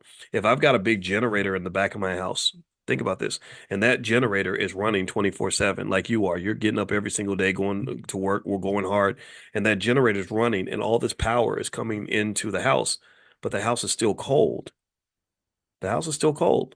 You got to ask yourself, like, what's going on here? Well, probably because you got windows and pipelines where the energy is going out, it's being spread out to other places. So your economic energy, money is energy, money is energy. Your economic energy is being sent out to other places, and some of it should be reserved for you. Some of that energy has to be kept in the house. And to keep it in the house, you got to shut the window. If you shut the window, then you'd be amazed at how quickly your wealth grows. And what do I mean by that? Well, it means that if I'm spending 500 a month with my car dealer, I should be putting 500 a month in my investment portfolio to match that. So that means that as the car dealer gets rich, I'm getting rich too. That's all I'm asking you to consider. So again, theblackstockmarketprogram.com. You can get started there. Amani put the link for the Dr. Boyce Method, thedrboycemethod.com. That's another place you can go. We got plenty of assets in the Black Business School. If you're not sure what to do, where to go next, you can email our support team. Their email address is support@theblackbusinessschool.com. That's support@theblackbusinessschool.com. So just follow the Panther. Panther's behind me and on my shirt. Follow the Panther, and the Panther will guide you to a family legacy that you can be proud of. All right, so let's see here. How many analysts do you need to consider when looking for researching stocks on Robinhood? There's no magic number. I think analyst reports are important though, because analysts know more about the company than you do. And analysts cannot predict what a stock is going to do. Don't ever believe analysts just know for sure what's going to happen. They don't. What analysts can do though is they can help you understand what you're getting into. Analysts can tell you, what the characteristics of that company are. They can tell you about the risk factors, the things that you got to kind of think about. So think of it like a football game where you got, two really good teams playing against each other. Let's say the Philadelphia Eagles are about to play the San Francisco 49ers or something, and you don't know who's going to win. Let's say that they're evenly matched, so you don't know who's going to win, but an analyst could tell you, you know, what makes each team great. They can say, "Oh, the Eagles, they got a great quarterback, and look at their wide receivers, and their defensive line is amazing." And they'll look at the 49ers, "Oh, they got the best defensive backs in the league, and their special teams are really good." They can tell you, but they got to watch out because their quarterback is a little bit weak. Do you see what I mean? So they can tell you, help you describe the texture of the situation. Okay, that's what an analyst can do. An analyst report can just tell you, like, okay, this is what's going on in the company. This is what you're in for. But generally, I almost look at it like, if you date somebody and have a relationship, Nobody is going to be perfect in a relationship. Um, Everybody's going to have good and bad. And maybe when you're picking, like, I pick my wife for better or for worse on her good days and her bad days. And on her bad days, she can be pretty bad. On her good days, she can be amazing. And so maybe what you're looking for are situations where the good outweighs the bad, or at least situations where you're okay with dealing with whatever comes, because it's not just the unknown that you're dealing with the known, the unknown, and then you're dealing with the unknown unknowns. So the known is the stuff that you know what the company, how much money the company's made, how much they have in assets, you know how they do business right now. All that's public information, that's publicly revealed. What you don't know is how this is going to play out in the future. Maybe they're in an industry that's going to go into decline. Maybe their CEO is going to die tomorrow. Maybe they're going to make a bunch of bad decisions and have a bad 5 years like Disney did. You don't know that. But then you got the unknown unknown, and the unknown unknown is just the fact that the world is constantly changing. So while we know Disney is a big company that makes a lot of money, and they made most of their money through telling stories through with these cartoons and developing these brands that they monetize in various ways. What we did not know was that Disney was going to have like a 5 or 6 year period where they just were terrible. They oversold the Marvel franchise and made a lot of mistakes. But what you don't know. So the unknown unknown is things like streaming. The world changed. Suddenly, streaming becomes this big thing. So now Disney is trying to reposition itself as a streaming giant in a world where 25 years ago, it was all about things like network television. 25 years before that, TV didn't even matter, right? So really, it's like this constant change of the economic operating environment. So this is where maybe things like having confidence in the quality of the management of the company can go a long way. So if you have confidence, like I have confidence in the management at McDonald's, that that no matter how the world changes, McDonald's is going to adapt. I believe they just have people that are smart, that know how to figure out how to sell hamburgers in a new in an ever-changing world. So things like that can go a long way in picking the kinds of companies that you want to be in bed with long term. I'm a believer in the stronger, more stable companies. These penny stocks, like that little stock your cousin recommended to you that cost 48 cents, chances are that's a company that's on the brink of bankruptcy. That's a company that's had some struggles. That's a company that doesn't always know what it's doing. That's a company that's going to have a tough time growing and surviving. So just be really careful about that kind of thing. But then again, though, sometimes you meet a diamond in the rough. Like, I'm super proud of our son who introduced me to the Nvidia stock. He convinced me to buy it years ago because when you're a bonus dad, it takes time to get to know the kids and stuff. So I saw him playing video games, so I decided to learn how to play video games. Some of y'all may have seen me play video games online for fun, and people are surprised by this, but I'm not. I love it. It's so much fun, and I got into it because I used to love it, and I saw that he played video games a lot, and I was like, oh, maybe if I learn how to play his favorite game, we'll have something to talk about. So I sat there and clumsily, I mean, I was so clumsy, I was terrible, and I learned how to play. And then it worked. We got time. We had something to talk about. We started playing together. And then one day he says, "Hey, you should buy Nvidia stock." I said, "Well, why do you think I should buy Nvidia?" He said, because I was interested in what he was doing, he became interested in what I was doing. And he knew that this guy his mom married is into stocks and investing. So he's like, "Yeah, why don't you look at Nvidia stock?" And I said, "Okay, tell me why." And he said, "Well, Nvidia makes the chips that we use in our video game." And I was like, "Oh, okay, sure." And so I bought a few shares and didn't even think about it.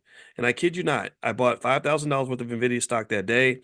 That stock years later was worth about $100,000. So he literally made me a bunch of money, and it was literally an investment that I didn't even think about. And that's really a lot of times where wealth can come from. It's like if you're just in the game, then you have a chance.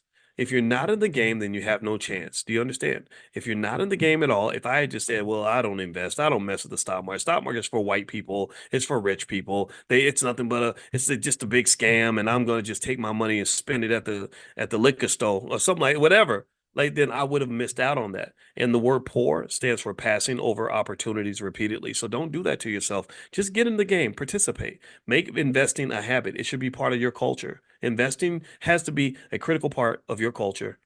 Some of the things that are in your culture don't even belong there. They shouldn't even be there. So, but wealth building, getting money, having money, taking care of family, taking care of your descendants, making sure your woman is good, your kids are good, your spouse is good, your family's good. that has to be a foundational aspect of family culture, in my opinion. And I write about that a lot in my book. If you want to take a look at my book, you can go to drboycebooks.com. My latest book is called The 10 Commandments of Black Economic Power. I haven't mentioned it in a while. For those that are new, you may not know about it, but it's a great book. And it's all about building an economic culture that's going to make your family strong. And so feel free to go to drboycebooks.com if you'd like to take a look. And it's a bookstore. It's got a lot of stuff for your kids. We've got love and money, all kinds of stuff there. So anyway, guys, I'm gonna go. I'm gonna let you guys go. I wanted to come in and just have this quick chat today. And so I mentioned the stocks earlier. I'll mention the stocks again in case you came in late. If you like Kamala, like, if I say Kamala, just don't think I had a friend who got real sensitive and she said, it's not Kamala, it's Kamala. And I was like, I'm not trying to insult her, I promise. I just thought it was Kamala. But Kamala, if you like Kamala, the stocks that are expected to do well in a Kamala Harris presidency are Caterpillar, CAT, and Next Era Energy, NEE. CAT and NEE. Type that in the chat, please, so others can see it. And then also for Trump, if you are a Trumper, which is fine, you could be a Trump supporter and be in this space. I told y'all I'm not gonna fight with nobody about who you voting for. That's your right, and I don't think anybody should take that away from you, and nobody should bully you. I don't believe in voter intimidation or voter suppression, because that's what our ancestors fought against, is the right to be free. I want you to have freedom. Okay, so I hope that's okay. But if you are a Trump supporter and you like Trump, a couple stocks expected to do well if he gets elected are Lockheed Martin, LMT, because Republicans they like the defense and everything, and then ExxonMobil, because Trump has made it very clear that he wants to relax the restrictions on drilling rights. Other areas with Trump would be crypto. He's proven himself to kind of be a friend to crypto. He's trying to position himself that way. And then another area, he has a company, Donald Trump Media, DJT could do well if he gets elected. In fact, after his assassination, the stock shot way up. But I actually shorted the stock because I felt like it was going to come back down. And the company is not a very good investment, in my opinion, long term. Like Lockheed Martin and Exxon, solid companies. They know how to make money. They've been doing it for a while. DJT doesn't know how to make a lot of money. It's a lot of fluff and stuff. But if he becomes president, guess what? That fluff gets replaced by substance, because you've got the power of the presidency behind your company. That's going to make you some money. So if you want to go take a look at it, feel free to do that. I'm just here to deliver the information. All right. So anyway, I'm going to go. Two things. Number one, Constance Carter's real estate training is going to happen Thursday night at 8:30. I will send you guys a text link to join. Make sure you're on the text list. Text the word morning, MORNING, to 87948. Text morning to 87948. And then also number two, the Black Investors Championship is going to start on August 19th, not September, August 19th. The last date of entry is going to be August 10th. And everybody in the Money in the Morning class, the fee is $69 to join the competition, but the fee will be waived if you take a free, use the free access for Money in the Morning. So if you are a member of the Money in the Morning class, where we do economic elevation every morning, 7 days a week, it's completely free to join. You can get in for free. We will have the fee waived for you. So text the word morning to 87948, and I will put you on the Money in the Morning list. If you can't do it that way, you live in another country, just go to drboyceelevate.com. That's drboyceelevate.com. Okay, guys, I gotta go. I'm gonna be busy next week. I'm going to Egypt on our group trip. We're all doing a group trip in the Black Business School to Egypt. I'll invite you guys on the next one if you want to join us. It'll probably be South Africa. So have a good day, everybody. God bless you. Hey, good morning, everybody. Good morning. Good morning. Good morning. So great to see everybody. I hope you're doing well.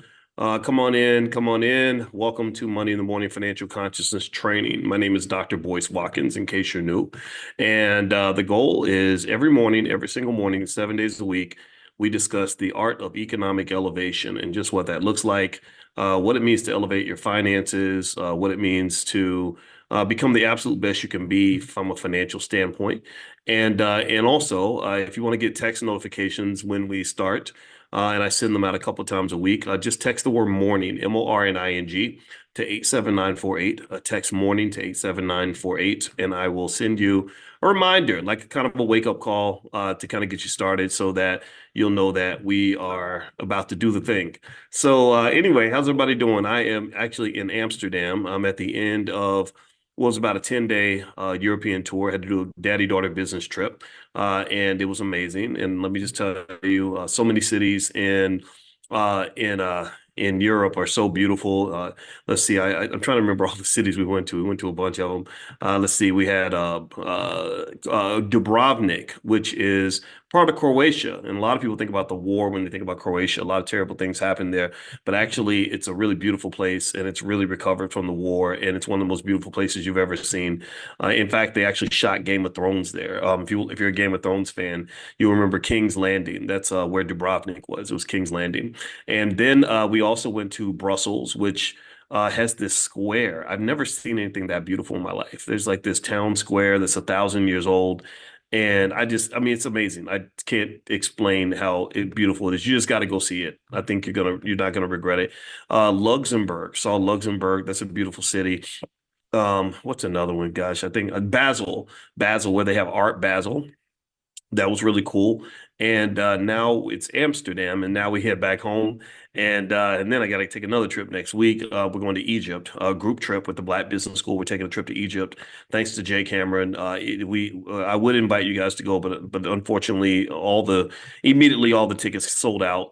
And so if you want to join us on the next trip, though, it's going to be South Africa. And I'll announce that first here because I'd rather travel with people that know me well and that I know you well and we're connected. So you guys will get first dibs if you want to join us in South Africa. We're probably going to make that available at the All Black National Convention, which is going to happen October 25th through the 27th in Chicago, Illinois, which is actually Lombard, Illinois, which is a suburb of Chicago. So give me a quick yes if you guys can hear me okay. I am traveling, so I want to make sure that my Wi-Fi is okay. Give me a quick yes in the chat if you can hear me. How you doing, James Keller? I see you. Jamila Cook, Travis, Stephen, Pilar, Mia, Claudia, John Peacock. Good to see you. Jackie Myers, Sharon, Josephine Rainwater, Juanita, Rochelle. I see you in here. Sheila. Good to see you. Della Montez, Clarence, Rebecca Lee. So great. It's always great to see all of you. And I want to apologize for the other day. I think there was a day where I could not actually formally cancel class. I didn't get to send out the text. And I just want to say I'm sorry if you came in and I wasn't here. That's not the way I should be doing things. And it is completely my fault, my responsibility. And I apologize for that. But if you want to keep joining us, just so you know, we do this every single day, 7 days a week, because I believe that for us to be a serious community, we got to be serious people, right? And I think that's a great place to begin.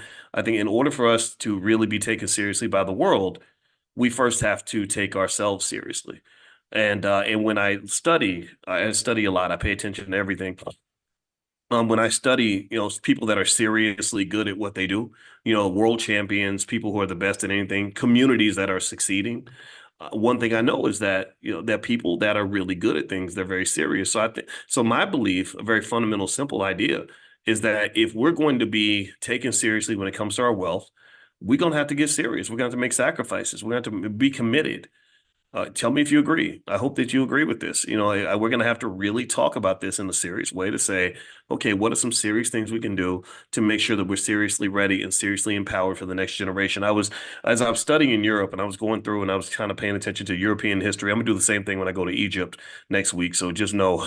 And sometimes people, when I go to European countries, people say, oh, you only want to hang around white people. I'm like, no, I'm going to Africa next. And so Egypt is a part of Africa. And then there's Ghana and there's other places. But I went to China and I would go to South America. I'm going to go everywhere. I went to Antarctica. Well, not Antarctica. It was actually Reykjavik, Iceland, which, by the way, is a beautiful place too. Oh my gosh. Anyway, so I want to go everywhere. I want to learn from everybody. I like to learn the history of things. I like to learn why did this happen? What happened? How did this come to be? And so here's one of the things that I was noticing, and I'll start here, and then I'm going to go into the point that I wanted to make today for our financial consciousness training. Is I was curious about the Irish potato famine. And it's interesting. I haven't thought about Ireland for a long time. If you want to know what I think about it, what comes to mind, number one, I found out in my DNA test that I'm like 20% Irish or something, which is weird. But you know why that is, right? Some slave master snuck in the barn and took something that didn't belong to him. I'm gonna suspect that was the case. My great grandfather's name was Boyce, and his slave master gave him that name. So that's the history there.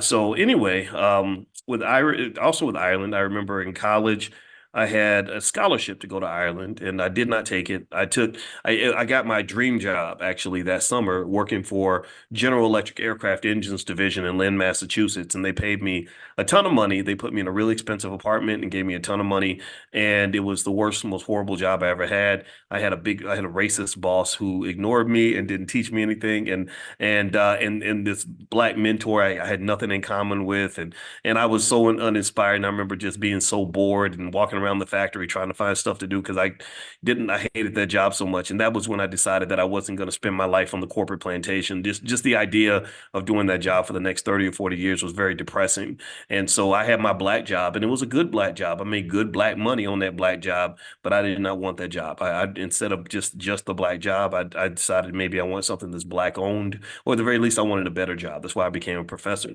So anyway, with going back to Ireland here, another thought that came to Ireland, which was really just a random thought. In case you don't know, that's what we do. We talk about money and we do streams of consciousness, but I promise you, everything comes back to money.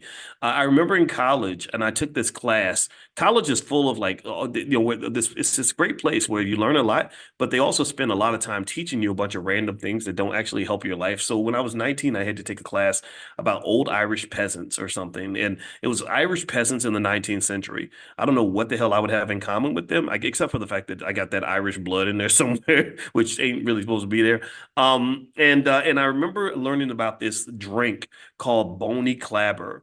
And Boney Clabber is, check this out. This is crazy. It's going to freak you out. It's where you take milk and you put it on the front porch until it spoils, and it curdles when it spoils, and then you mix it with cow's blood, and people drink that. Like people would drink that stuff. Spoiled milk and cow's blood. That's the nastiest thing in the world. That's the only thing I remember from that class. That's the nastiest thing I remember from that class. And I remember sitting in this class, and it was a big old gigantic room, like auditorium style, 300 people. And the teacher is some old man who bored me to death. And he was talking about all this Irish stuff. I've been hardly paying attention to it, but I had learned enough to get a good grade in the class. And then I raised my hand and asked a question. He says something. He says, well, here's what happened and blah, blah, blah, blah. And he says, but the caveat is, and I raised my hand and he said, yes. I said, what is a caveat? And he goes, it's a disclaimer. And then he starts talking. He goes, so blah, blah, blah, blah, blah. And I raised my hand again and he goes, yes. And I said, what's a disclaimer? Because I didn't know what a caveat was. I did not know what a disclaimer was. I was just being honest. But those are the assholish things that I've done in my life that have gotten me into a lot of trouble. So if you ever want to know why I get in trouble sometimes, it's because I ask those annoying questions. So anyway, so speaking of Ireland, let's circle back to that. So here's what happened with Ireland, right? So they had this potato famine. And if you want to know what happened in the potato famine, and I want to link this back to Black families and the lesson we can learn about economics here. So what happened in the potato famine was the Irish had a big part of their economy and a big part of their diet based on potato production. Potatoes apparently are nutritious. They have high nutritional value, and you can grow a lot of potatoes in a small plot of land. So the Irish love potatoes. Well, something happened where the potatoes got poisoned or something, or they caught it some sort of infection, and a bunch of potatoes got sick and died. And the British, who were kind of the colonizers of Ireland to some extent, they kind of were to the Irish what white people are to us. They would kind of come in and take what they want and do what they want. And so they came in and they took the good potatoes and left the Irish with the bad potatoes. And this led to the Irish potato famine. And 1 million people died from starvation because there were no potatoes. There's nothing, no food to feed anybody. And 1 million people left to go to other countries like the US, Canada, stuff like that. I think that's why you have so many big Irish communities in the United States. Like in Chicago every year, they literally have so many Irish people there that they literally pour something into the lake, into the river to make it green, right? St. Patrick's Day is a big deal in Chicago and other cities around the country. So anyway, I thought about this, and I was just talking to my daughter about it, and I said, this is really an interesting, sad reality about life. And the reality that I'm picking up from this is that don't nobody really care about you that much in this world. I'm not saying nobody does, but how brutal do you have to be? How brutal did the British have to be to say, we're going to take all the good potatoes and we're going to let you starve. We're going to come to your community and we're going to take all the good stuff. I'm going to leave you with the bad and just wish you the best. And so this led to the Irish actually getting really pissed off at the British, which they should have. I'd be mad too. Walked up in my house, took all the good food out, and let me and my family starve. Oh, we're never gonna be friends. I'm not voting for you in the next election. That's for damn sure. And so that this led to the Irish fight for independence, and they still have issues with the British to this day, as they should. So I started thinking about the Black community, and I started thinking about how many times they came into our space. Tell me if you get what I'm saying. Let me know if you're following this. How many times people have come into our space and cherry picked what they wanted and left us with the shit? How many times they come up in the projects and say, we don't want him, or her, but oh, Tyrone, he's 6'8", 240 pounds and can dunk a basketball. We'll take him. We'll take this one. And, or come in and saw us when we were inventing hip hop in the South Bronx in the 1970s and said, "Ooh, we can make money from this. We're going to come in. We're going to take your music and take your culture, but we're going to leave everything else behind. We're going to let you starve while we go and we feed ourselves off of something that we directly extracted from your community." Look at how many times they came into our community, took our wealth, took our talent, took our culture, took our children, took all of our resources, took even our land, right, and left us with nothing. Just left us there to just starve and whatever, fall apart. And so really, when I thought about this and I thought about the Irish potato famine, I said, man, that's cold. They came in and they didn't give a damn. They took their stuff and just left them with nothing.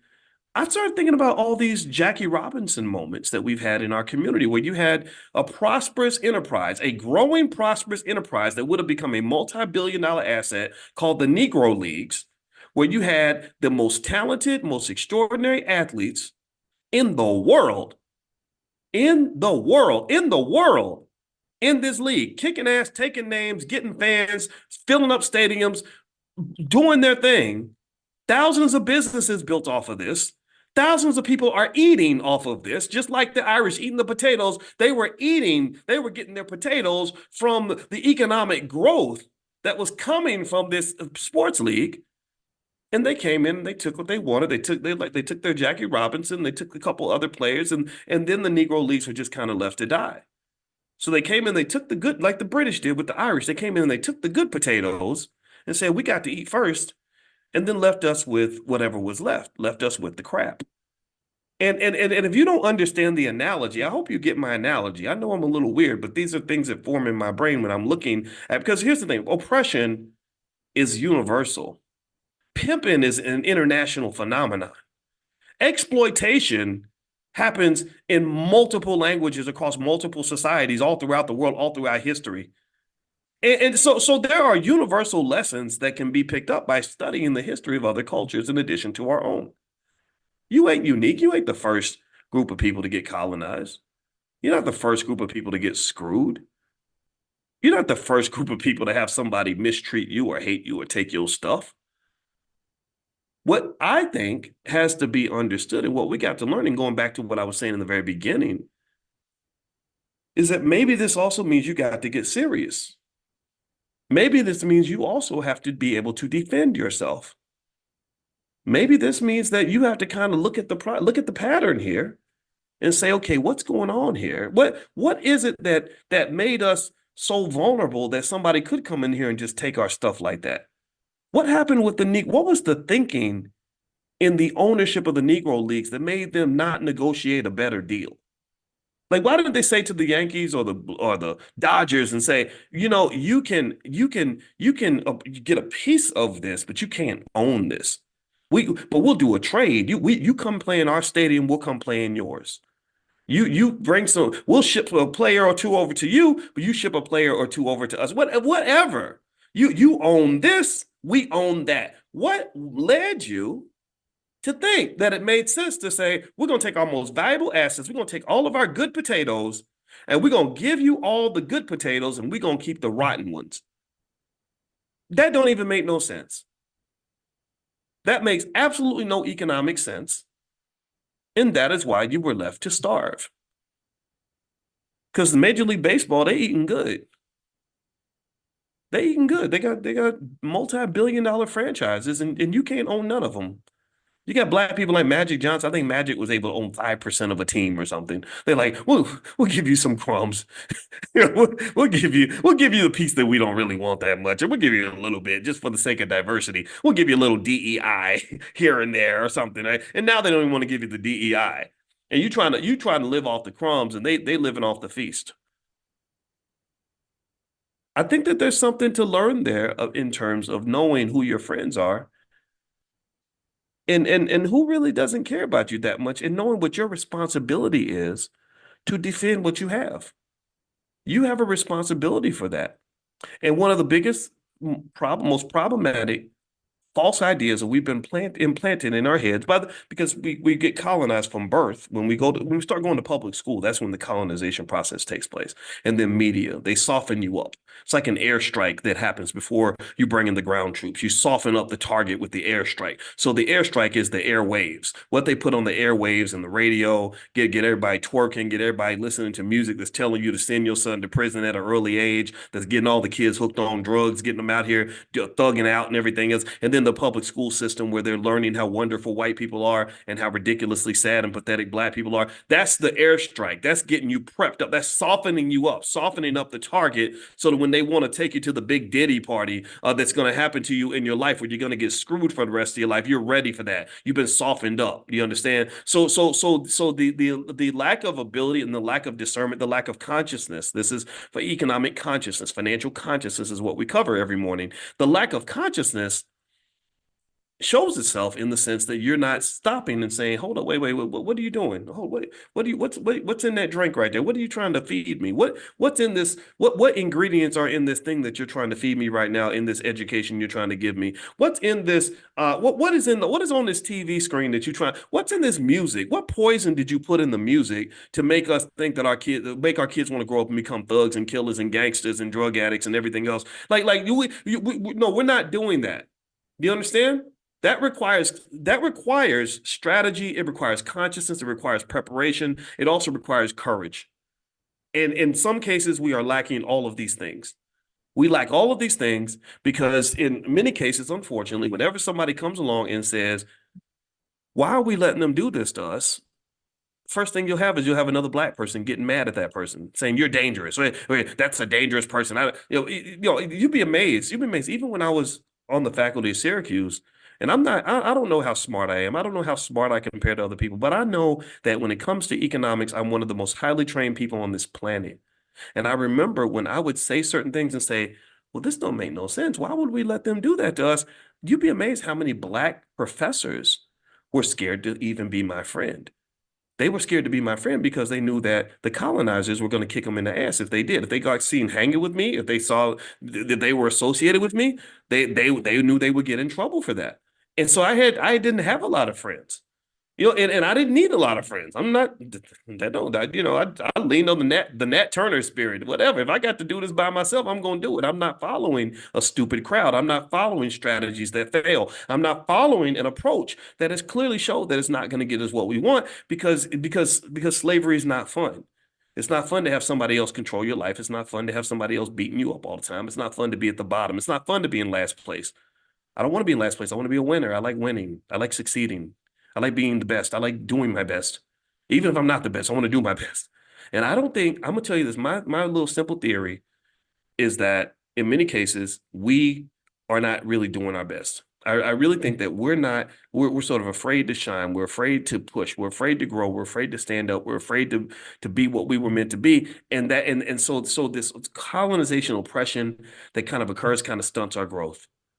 And just to tell you where my ideas have gotten on this, I literally remember whenever I would hear somebody complaining about how the public schools aren't going to teach Black history in the right way, my first reaction is, why do we need white people to teach us our history? Give me a yes or no. Give me a yes or no. I have this. How many of y'all got a cell phone? Anybody else got a phone, or am I the only one? It's this new technology. You probably haven't heard of it. Let me tell you about it. You haven't heard of this, so it's very cutting edge. It's called an iPhone. The iPhone. I don't know. So a few of y'all may have heard of it, but I've got this thing called an iPhone. And did you know that with my iPhone, I can look up anything that I want on this other amazing invention called the internet. Holy crap. Oh my God. And I know this is freaking y'all out. This is new stuff, man. This is the new stuff. And so if I use this thing called the internet on my iPhone, I can look up anything that a teacher could teach in a classroom. Did y'all know that? Did y'all know that? And I don't even need a white man's permission to do that. I don't get to ask massa to let me do nothing. So go tells your friends, tells your family, tells your children that we can teach ourselves now. We don't need to go to this building with some crusty lady from the suburbs who don't even know who the hell I am, who don't understand me, my struggle, my family, my children, or nothing, teaching them a bunch of very biased, false facts about who I am. I don't need to abuse my children by exposing them to that nonsense. I'm not saying your kids shouldn't go to school. I'm not telling you to go take your kids out of school. I'm not that extreme. But at the end of the day, we can educate ourselves. And not only can we do that, we should be doing that. We should do that. Do you understand? We should do that. Not because I'm not saying take a kid out of school. Don't think some of y'all are doing homeschooling, and I applaud you. I think that that's a great solution. But don't think I'm telling you like, oh, you're a sellout for sending your kid to school. I'm not here to judge any of that. So let's just do we understand each other, please? Because I don't want people to take what I'm saying and make it into an extremist argument. This is not extremism. This is not extremism. This is called common sense. Common sense says that when they are giving you Kool-Aid that's filled with pee and rat poison, you should probably think a little more carefully about what you allow your children to drink. And that's what they're giving them the Kool-Aid and it's got some pee in it. It does. It's got this thing called white supremacy, this idea that somehow everything wonderful that's ever happened in the world was done by a white man, and black people, the only thing you've ever done is you were freed from slavery, which you didn't even do because there was this bearded white guy named Abraham Lincoln who did it for you. That's the best that ever happened to you. So you celebrate Juneteenth every year like it's the greatest thing you've ever accomplished because the best thing you ever accomplished was letting white people free you and get you out of jail. And so now to this day, we still carry the same mentality. We carry the same mindset that says, yeah, we can make progress, but we need their help. We need them to do this for us. We need them to open doors for us. And that bred the whole industry of these anti-racism speakers that pretty much go to big white universities and they don't really talk to a lot of black people. They talk mostly to white people and explain to white people how to treat black people better because you are defined as this relentlessly oppressed minority group who has no fate or no ability to control their own fate. And what I want you to understand is that is very, very dangerous.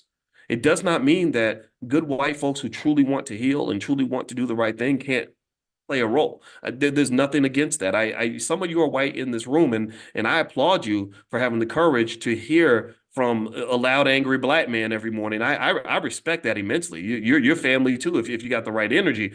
But what I am saying is that you have to also ask yourself, can we do this if they never help us? If no one ever comes in and saves us, if we're the Irish, if we are where the Irish were, where with British oppression under British rule, where the British were coming in, taking their resources, taking their women, taking their food, and kicking their asses, if we are the Irish and the British are just being the British, what if the British never help us at all? What if they never change their behavior? What if they never shift?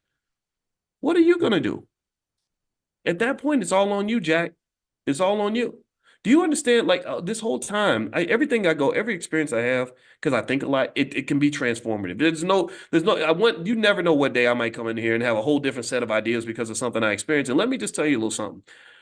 Every city I went to this week, when I went to Dubrovnik in Croatia, when I went to Luxembourg, Basel, Brussels, and Amsterdam, in every single city, every single country, every single province, all I would hear are stories about how they had to defend their freedom. Every single place. Every place there will be a history of they fought this war to stop these invaders. They built this wall to go and stop these other people from there. See, this is what you need to understand is that bullying and pimping are universal. The bullying is something that's happened internationally for thousands of years. If you don't have a plan for you and your family, if you don't play defense, then somebody else is going to play offense. Do you get what I'm saying? If you can't protect what you got, some asshole's gonna come along and try to take it. And this false idea where we're raised to be victims and we're raised to sit there defenseless and without a plan, without a strategy, without a sacrifice, and just hope that our oppressors decide to be nicer to us, that is by design. That is by design.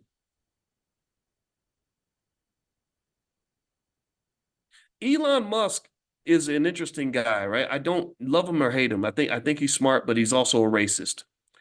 And the reason Elon is a racist is because he grew up in apartheid. That's why he says those stupid things on his Twitter. Again, I don't hate him because I don't take it personally because I don't care what white people think about me. That's not how I evaluate my self-worth.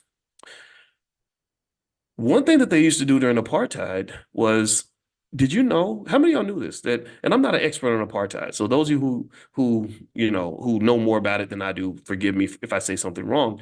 But I remember reading how during apartheid that if you had a son of military age, and I guess that's like between 18 and 40 or something, 35 or whatever, if you had a son of military age, they needed to know where your son was at all times. If they came to your house or somebody in the village told them that your son disappeared and just left town for a while, you could go to jail for that.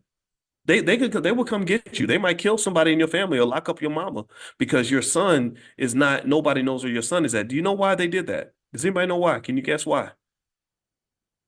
Because they did not want young, angry black men to go get military training that would allow them to fight back. Did y'all know that? They wanted passive men. They wanted feminine men. They wanted weak men. They wanted the wusses. Because you can control a wuss. You can control a weak little pathetic man who don't fight back or a man who doesn't have the skill to fight back. But you can't really, it's hard to oppress a warrior. Because warriors are different. Warriors have strategy. Warriors have tactics. Warriors ain't scared to die. They're ready to die. They're ready to go down for what they believe in. So it's hard to oppress a warrior. It's easy to oppress a punk. So do you think that it's a coincidence that we suddenly have this rise in the feminization of black men all throughout this society? Has anybody been to Atlanta and see how many, and no disrespect, this is not anti-nobody. I'm not trying to hurt nobody's feelings, but you go to Atlanta, you can't help but notice how many brothers want to walk around in mini skirts with high heels and wigs on. You think this is an accident? You think this kind of was part of the plan? What do y'all think? So here's the deal. It's one thing if the bully can beat you up. Sure, but beating you up is hard to do if you fight back. It's easier for the bully to soften you up so that you are scared to fight in the first place. And the reality is that a lot of our people are scared to fight. And then if they're not scared to fight, they don't know how to fight. Because you never had conversations like this. You never sat down with your father or your mother and had them explain to you that preparation is the key to success. They never told you that the way to prevent a problem is to prevent a problem. They never told you that the way to overcome the attack is to get ready for the attack. They never taught you that in Sun Tzu's book, The Art of War, that battles are won before they even begin. They never taught you that. You just get spilled and flooded with a culture from the BETs of the world, who are white-owned companies that pretend to be in blackface. They spill a culture of instant gratification, very sloppy living, very irresponsible choices, so that you simply are just sloshing through life, being a victim of problems that sometimes you created yourself. Like, so when you're that guy that's 36 years old and you can't figure out how to pay your child support because you got 7 babies, mamas, well, You made those babies, and nobody ever talked to you about sexual discipline and the importance of that as a form of economic preservation. Nobody talked to you about that. Or you sitting in a bad situation because you chose not to get an education because you out thugging and following the crowd and getting into street life and all this other stuff because that was marketed to you. They packaged that up and marketed that to you. And then now you 30 something years old trying to play catch up because you spent your 20s in the streets. That was all by design. They marketed that to you. So what I'm here to say on this is that when you're talking about the accumulation of Black wealth, that is something that requires discipline and planning. When you talk about the preservation of that wealth, that also requires discipline and planning. It requires a mindset where you understand that your economics is a form of self-defense. See, money is used to enslave people all throughout the world. Economic warfare is very, very real, not just in the United States, but it happens all over the globe. And so my question that I would ask you is, have I at least convinced you to consider that your choices in terms of how economically intelligent and economically prepared you and your children are is a really important part of your self-defense strategy? Have I convinced you that this is connected, that a lot of the victimization occurs because we're not thinking in terms of preparation and strategy?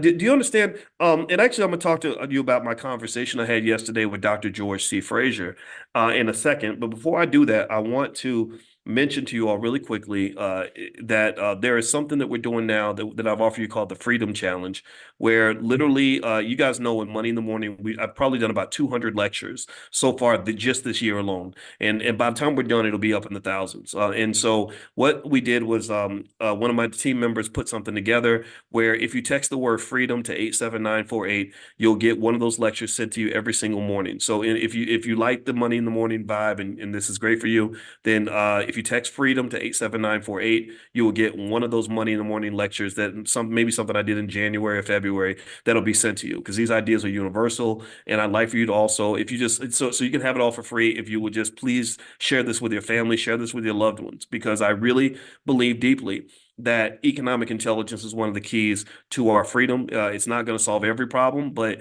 having resources, having money makes a big difference in your life. It makes a big difference in the options that you have. So just text freedom to 87948 and we can send that to you. And also just a reminder, later on today, and I'm not going to keep talking for too long, but later on today, I am going to do a Q&A for those of you that are interested in stock options and learning how to buy and sell stock options to make money. It's really more so for beginners.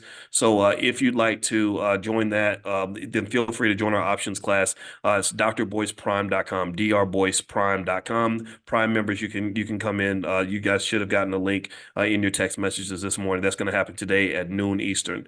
All right. So let me finish up on a conversation I had yesterday with Dr. George C. Frazier. So Dr. Frazier, in case you don't know, he runs the Power Networking Conference every year. He is by far, in my view, the greatest networking guru in the United States. And the reason that what Dr. Frazier does is so important is because not only is Dr. Frazier the OG, I think he's approaching 80, but he looks like he's 50 or 40, and he is one of the sharpest men I know, one of the greatest men I know, and I counsel with him on a regular basis, just like I do with Dr. Claude Anderson. And the reason that his job is so important is because he does one of the most important things that Black people should consider as it pertains to wealth accumulation. He talks about bringing us together. He talks about collaboration over competition. He talks about connecting, networking, working as a group economics as a team sport, which is the Powernomics principle. And the reason I have so much appreciation for what Dr. Frazier does is because when I was in grad school working on my doctorate in finance, I remember all of these economic models that pretty much showed that when you bring people together, you are actually creating wealth. There are legitimate, real economic models that basically show when you bring people together, you're creating wealth, because when you bring people together, what you're doing is you're creating trade. Do you understand? So when you talk about places like right now I'm in Amsterdam, and Amsterdam had a company, I think it was called the Dutch East Indies Company or Dutch East India something company, and this was the first corporation ever created. It was worth today in today's dollars, it would be worth about $10 trillion. Apple's worth about 2 trillion. This company would be worth about $10 trillion. And one of the things I noticed when I studied, see, when you see something that's winning, you see something that's successful, you study it. So I studied this company, and I believe it's the Dutch East India Company. Forgive me if I got the name wrong. I got to go look that up again. But anyway, one of the things I noticed that was really interesting is the way this company came into fruition, came to existence, is basically you had a bunch of scattered companies all trading spices. Again, trade. Trade was a form of wealth. Trade brought people together. There's a big river where people would gather on the river. That's why rivers were an important part of any country's economy. So they were all doing all this trade individually, and they said something that's very logical, very natural, that even an animal can understand.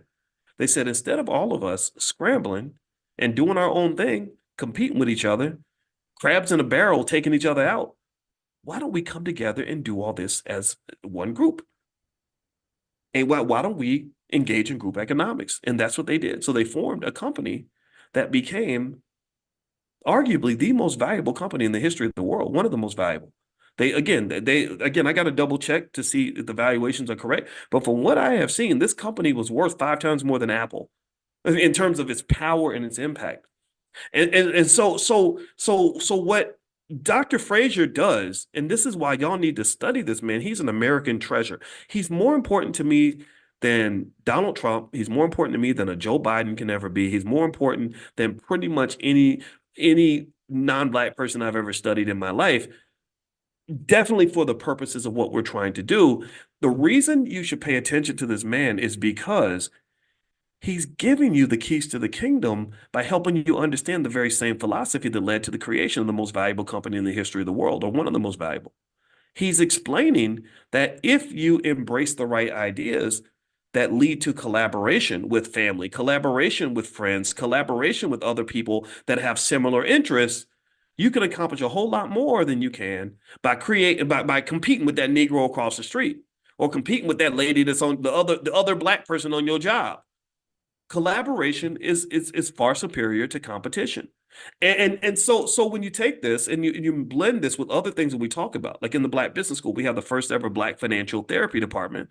The reason we created the Black Financial Therapy Department is, I said, we have so much undiagnosed, untreated trauma in our community, so many generational curses, so much fear, so much anger, so much hostility, that it keeps us from being able to collaborate. Because in order to collaborate, you need trust. In order to collaborate, you need to calm your ass down and resolve disputes in a peaceful way. In order to collaborate, you can't get into this whole gangster mentality that's being promoted to us, where we're constantly trying to beat each other out. I mentioned to you all the difficulty that I had trying to partner with Kanye West, because everything he did was about trying to dominate me, and I just don't respond well to that. That was a very difficult conversation. So collaboration, that's one of the keys. That's one of the things. So here's the thing. I told Dr. Frazier, and we didn't just talk about that. We talked about one other thing, and I'm gonna bring this up in a minute. As I said, so to me, the point of education is not just so you can go to school, get a bunch of degrees, and get a good job. To me, the point of education, in the middle of the type of oppression that we are faced with, in the middle of the type of economic bullying that we experience, in the middle of the challenges that we experience, I said the goal of education is to prepare you to have the skill set that you need to accomplish a specific goal. If you can't figure out what is at the end of that tunnel, if you're going into education blindly just saying, I'm going to go study a bunch of books because somebody told me to, then you're missing the point. What you're supposed to do is actually do what they call in mathematics. They call this dynamic optimization. You start at the end. You say, why? Why am I doing this? What is this going to help me do? And then you work your way backward to figure out what you need to do. So to me, here's what I'm thinking. I said, okay, so we started talking about family. And one thing Dr. Frazier brought up, and this is the conversation we had last night while I was in Amsterdam. He was on the phone with me. He said, and then we both agreed, he said that when you look at wealth across different communities, he said East Indians have the highest wealth in America. And I could have sworn he said that their marriage rate is like 95% or higher. And then when you go down to Asian communities, which are right up there too, they have a very high marriage rate. And then he talks about white people, other communities. He said, then when you get to the very bottom of the economic list, pay attention now. Let me know if you're following me now. I hope you're following me. He said, when you get to the bottom of the wealth race, you got Black people. Well, the marriage rate has been declining for 40, 50 years. The ability to keep a family together has cost you $10 trillion in economic value. And I said, yeah, I get what you're saying. I just sat there and listened. I didn't say a single word when he was talking because I said, you know what? I'm smart enough to know that when the teacher's teaching, you shut up and listen. And I listened. I listened to every word. I hung on every word. And I think I was so quiet. I think he thought I wasn't paying attention, or maybe I was getting bored. And I said, no, I'm not bored. I'm meditating on every word that's coming out of your mouth because I got 1,000 things that I'm thinking about. But I wanna let you finish all this because I really want to hear all this. Then I'm going to tell you how you were correct on every single point. I mean, I want you to process this. Did y'all know the lowest median net worth in America is that of a single Black mother with children? Did y'all know that?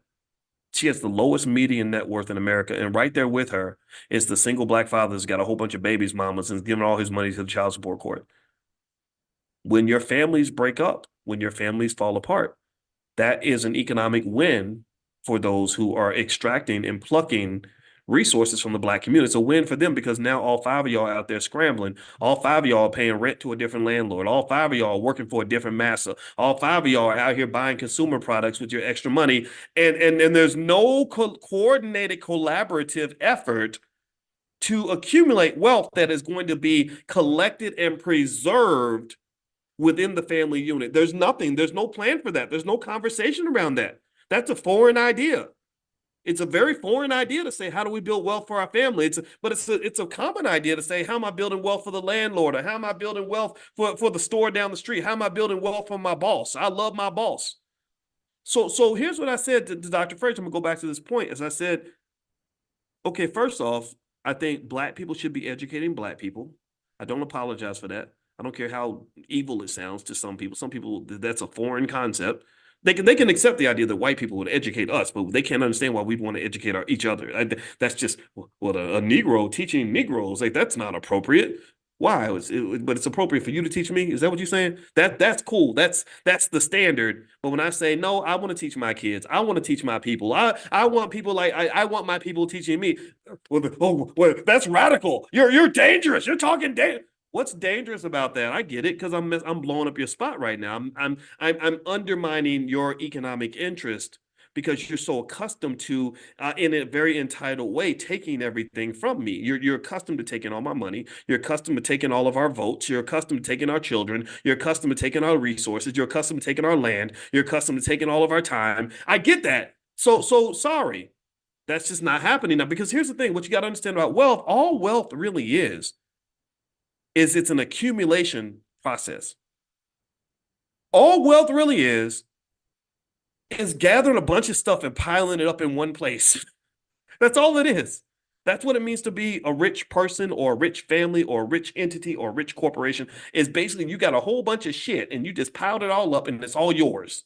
You went and you found it and you pulled it all together and then you protected it. That's what you did. That's how you got wealthy. That's when someone's rich, that's what they did. They figured out, where's the money at? Oh, it's over here and it's over here and it's over here. And they went, just like you go pick cherries or strawberries in the field. They picked up the wealth, except they're picking up dollar bills or whatever. And then they got them all together. And then when people tried to come and take it, they defended it. They said, no, you can't have this. This is mine. So what I'm asking you is,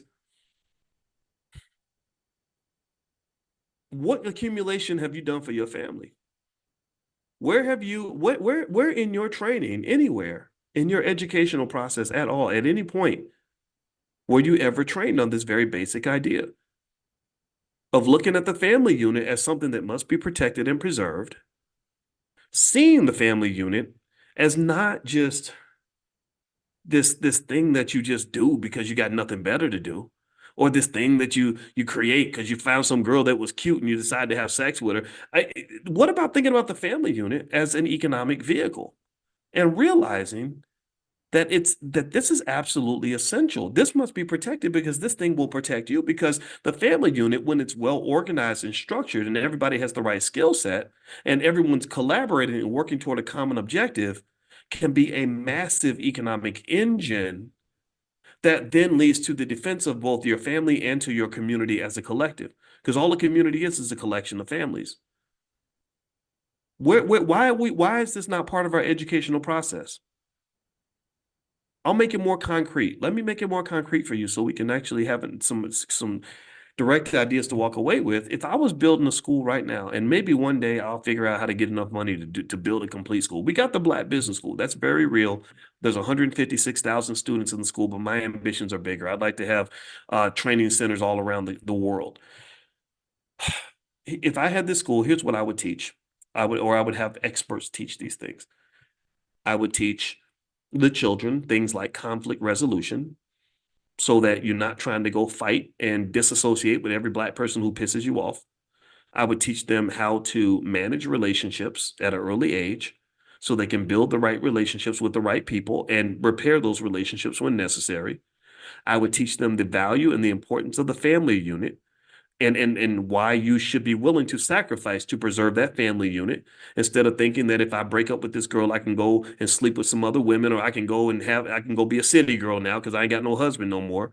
I would teach kids how to be a husband. Your boys don't know how to be husbands. That's why women who are ready to get married have a hard time on the dating scene, because y'all know what it is. These guys, 29 years old, looking for ass on the third date, and that's all they want because they don't see the value of what lies on the other side of the orgasm.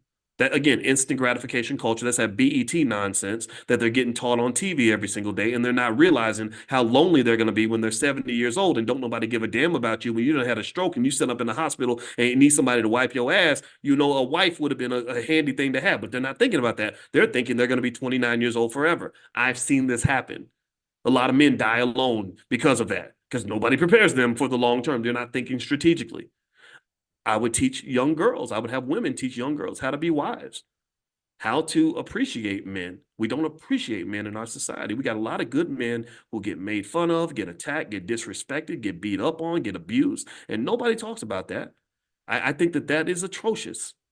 You know, I tell you, I work really hard. I do my absolute best to be the best man that I can be, because I was raised by a man who taught me that these things were important. And one of the things I can appreciate about my wife is that her and my mother-in-law go out of their way to let me know how much they appreciate me. And that's a wonderful thing. That's a great feeling. That makes me want to be a better man. I would have young girls learn these things. Let's just be honest with you.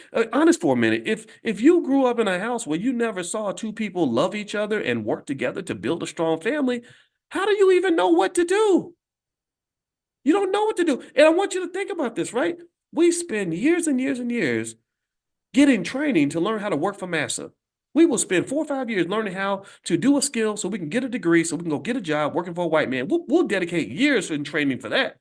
But we give no time to train on how to do the thing that's most important, the most important task of your life, which is the nurture and reproduction of children, the protection of a family. That's far more important than your job at Ford.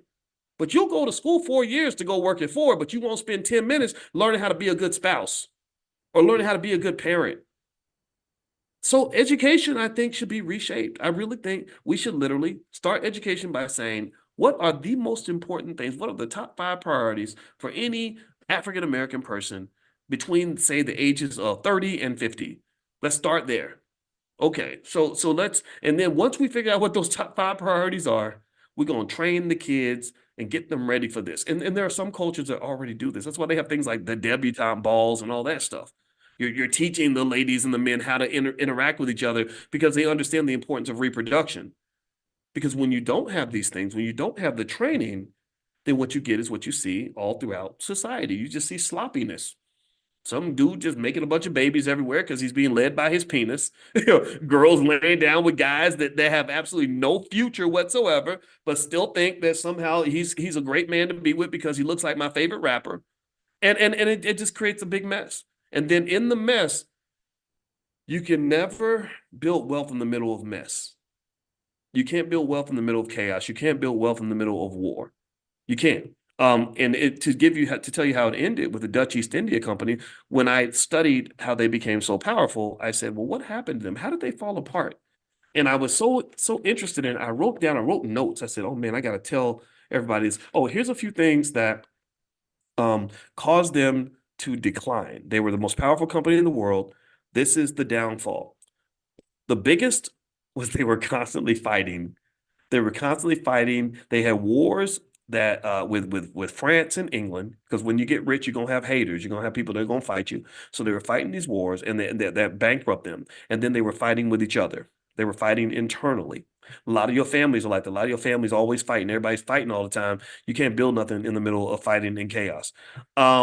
And so this is why, as a family, I think that when you're building your family wealth or you're doing whatever you want to do, I think that having a process for mediation is very important. Having family meetings is very important. Getting a therapist to help you work through your conflicts is very important. Even if you're talking about three friends that you started a great business with, I think having somebody that can help you mediate disputes will go a very long way. Also, there was a mismanagement issue, mismanagement of the resources.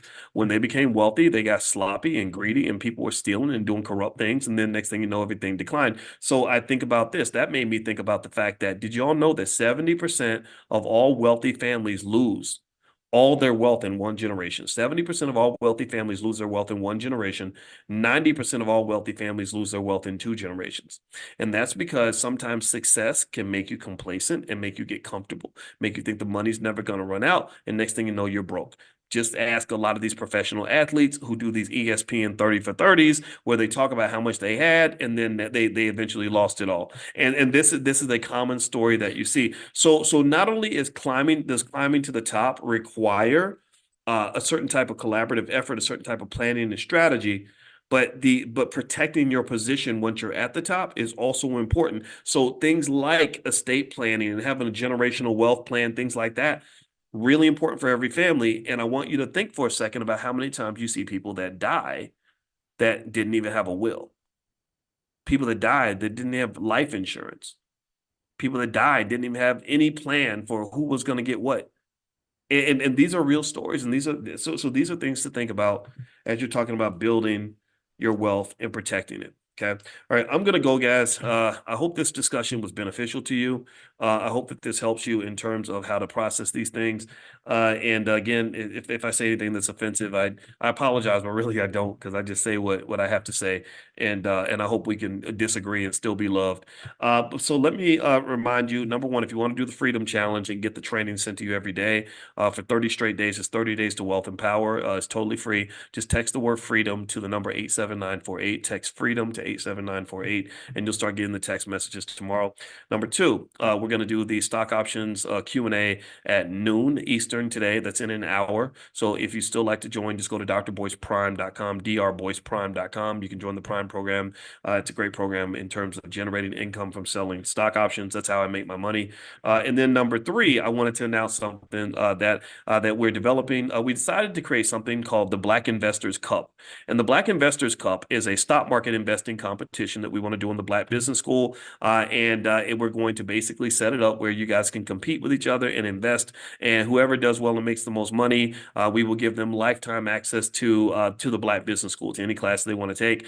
So the Black Investors Cup, we're going to announce that soon. And that's going to be kind of a cool big thing that we want to do, because I kind of like competition and stuff that makes investing fun. So that's something we came up with. So anyway, I'll let you guys know how that goes, and I'll brief you on all of that. And also, don't forget, the All Black National Convention happens October 25th through the 27th in Chicago, which actually is in Lombard, Illinois, which is right outside of Chicago. So if you'd like to come to the convention and join us and hang out with us, it's usually about 600 or 700 people. So enough people to have a big, a decent crowd, but not so big that it becomes impersonal. We're not interested in something that has thousands of people. I'd rather have 500 or 600 of the right people with the right mindset, and we bring together the best experts in the community for one purpose, and that is to solve problems in our community with our people first. And that's it. That's all that matters. That's the Black agenda. As far as I'm concerned, the Black agenda is the only only agenda because it requires that much effort, that much focus, that much concentration in order for us to do this.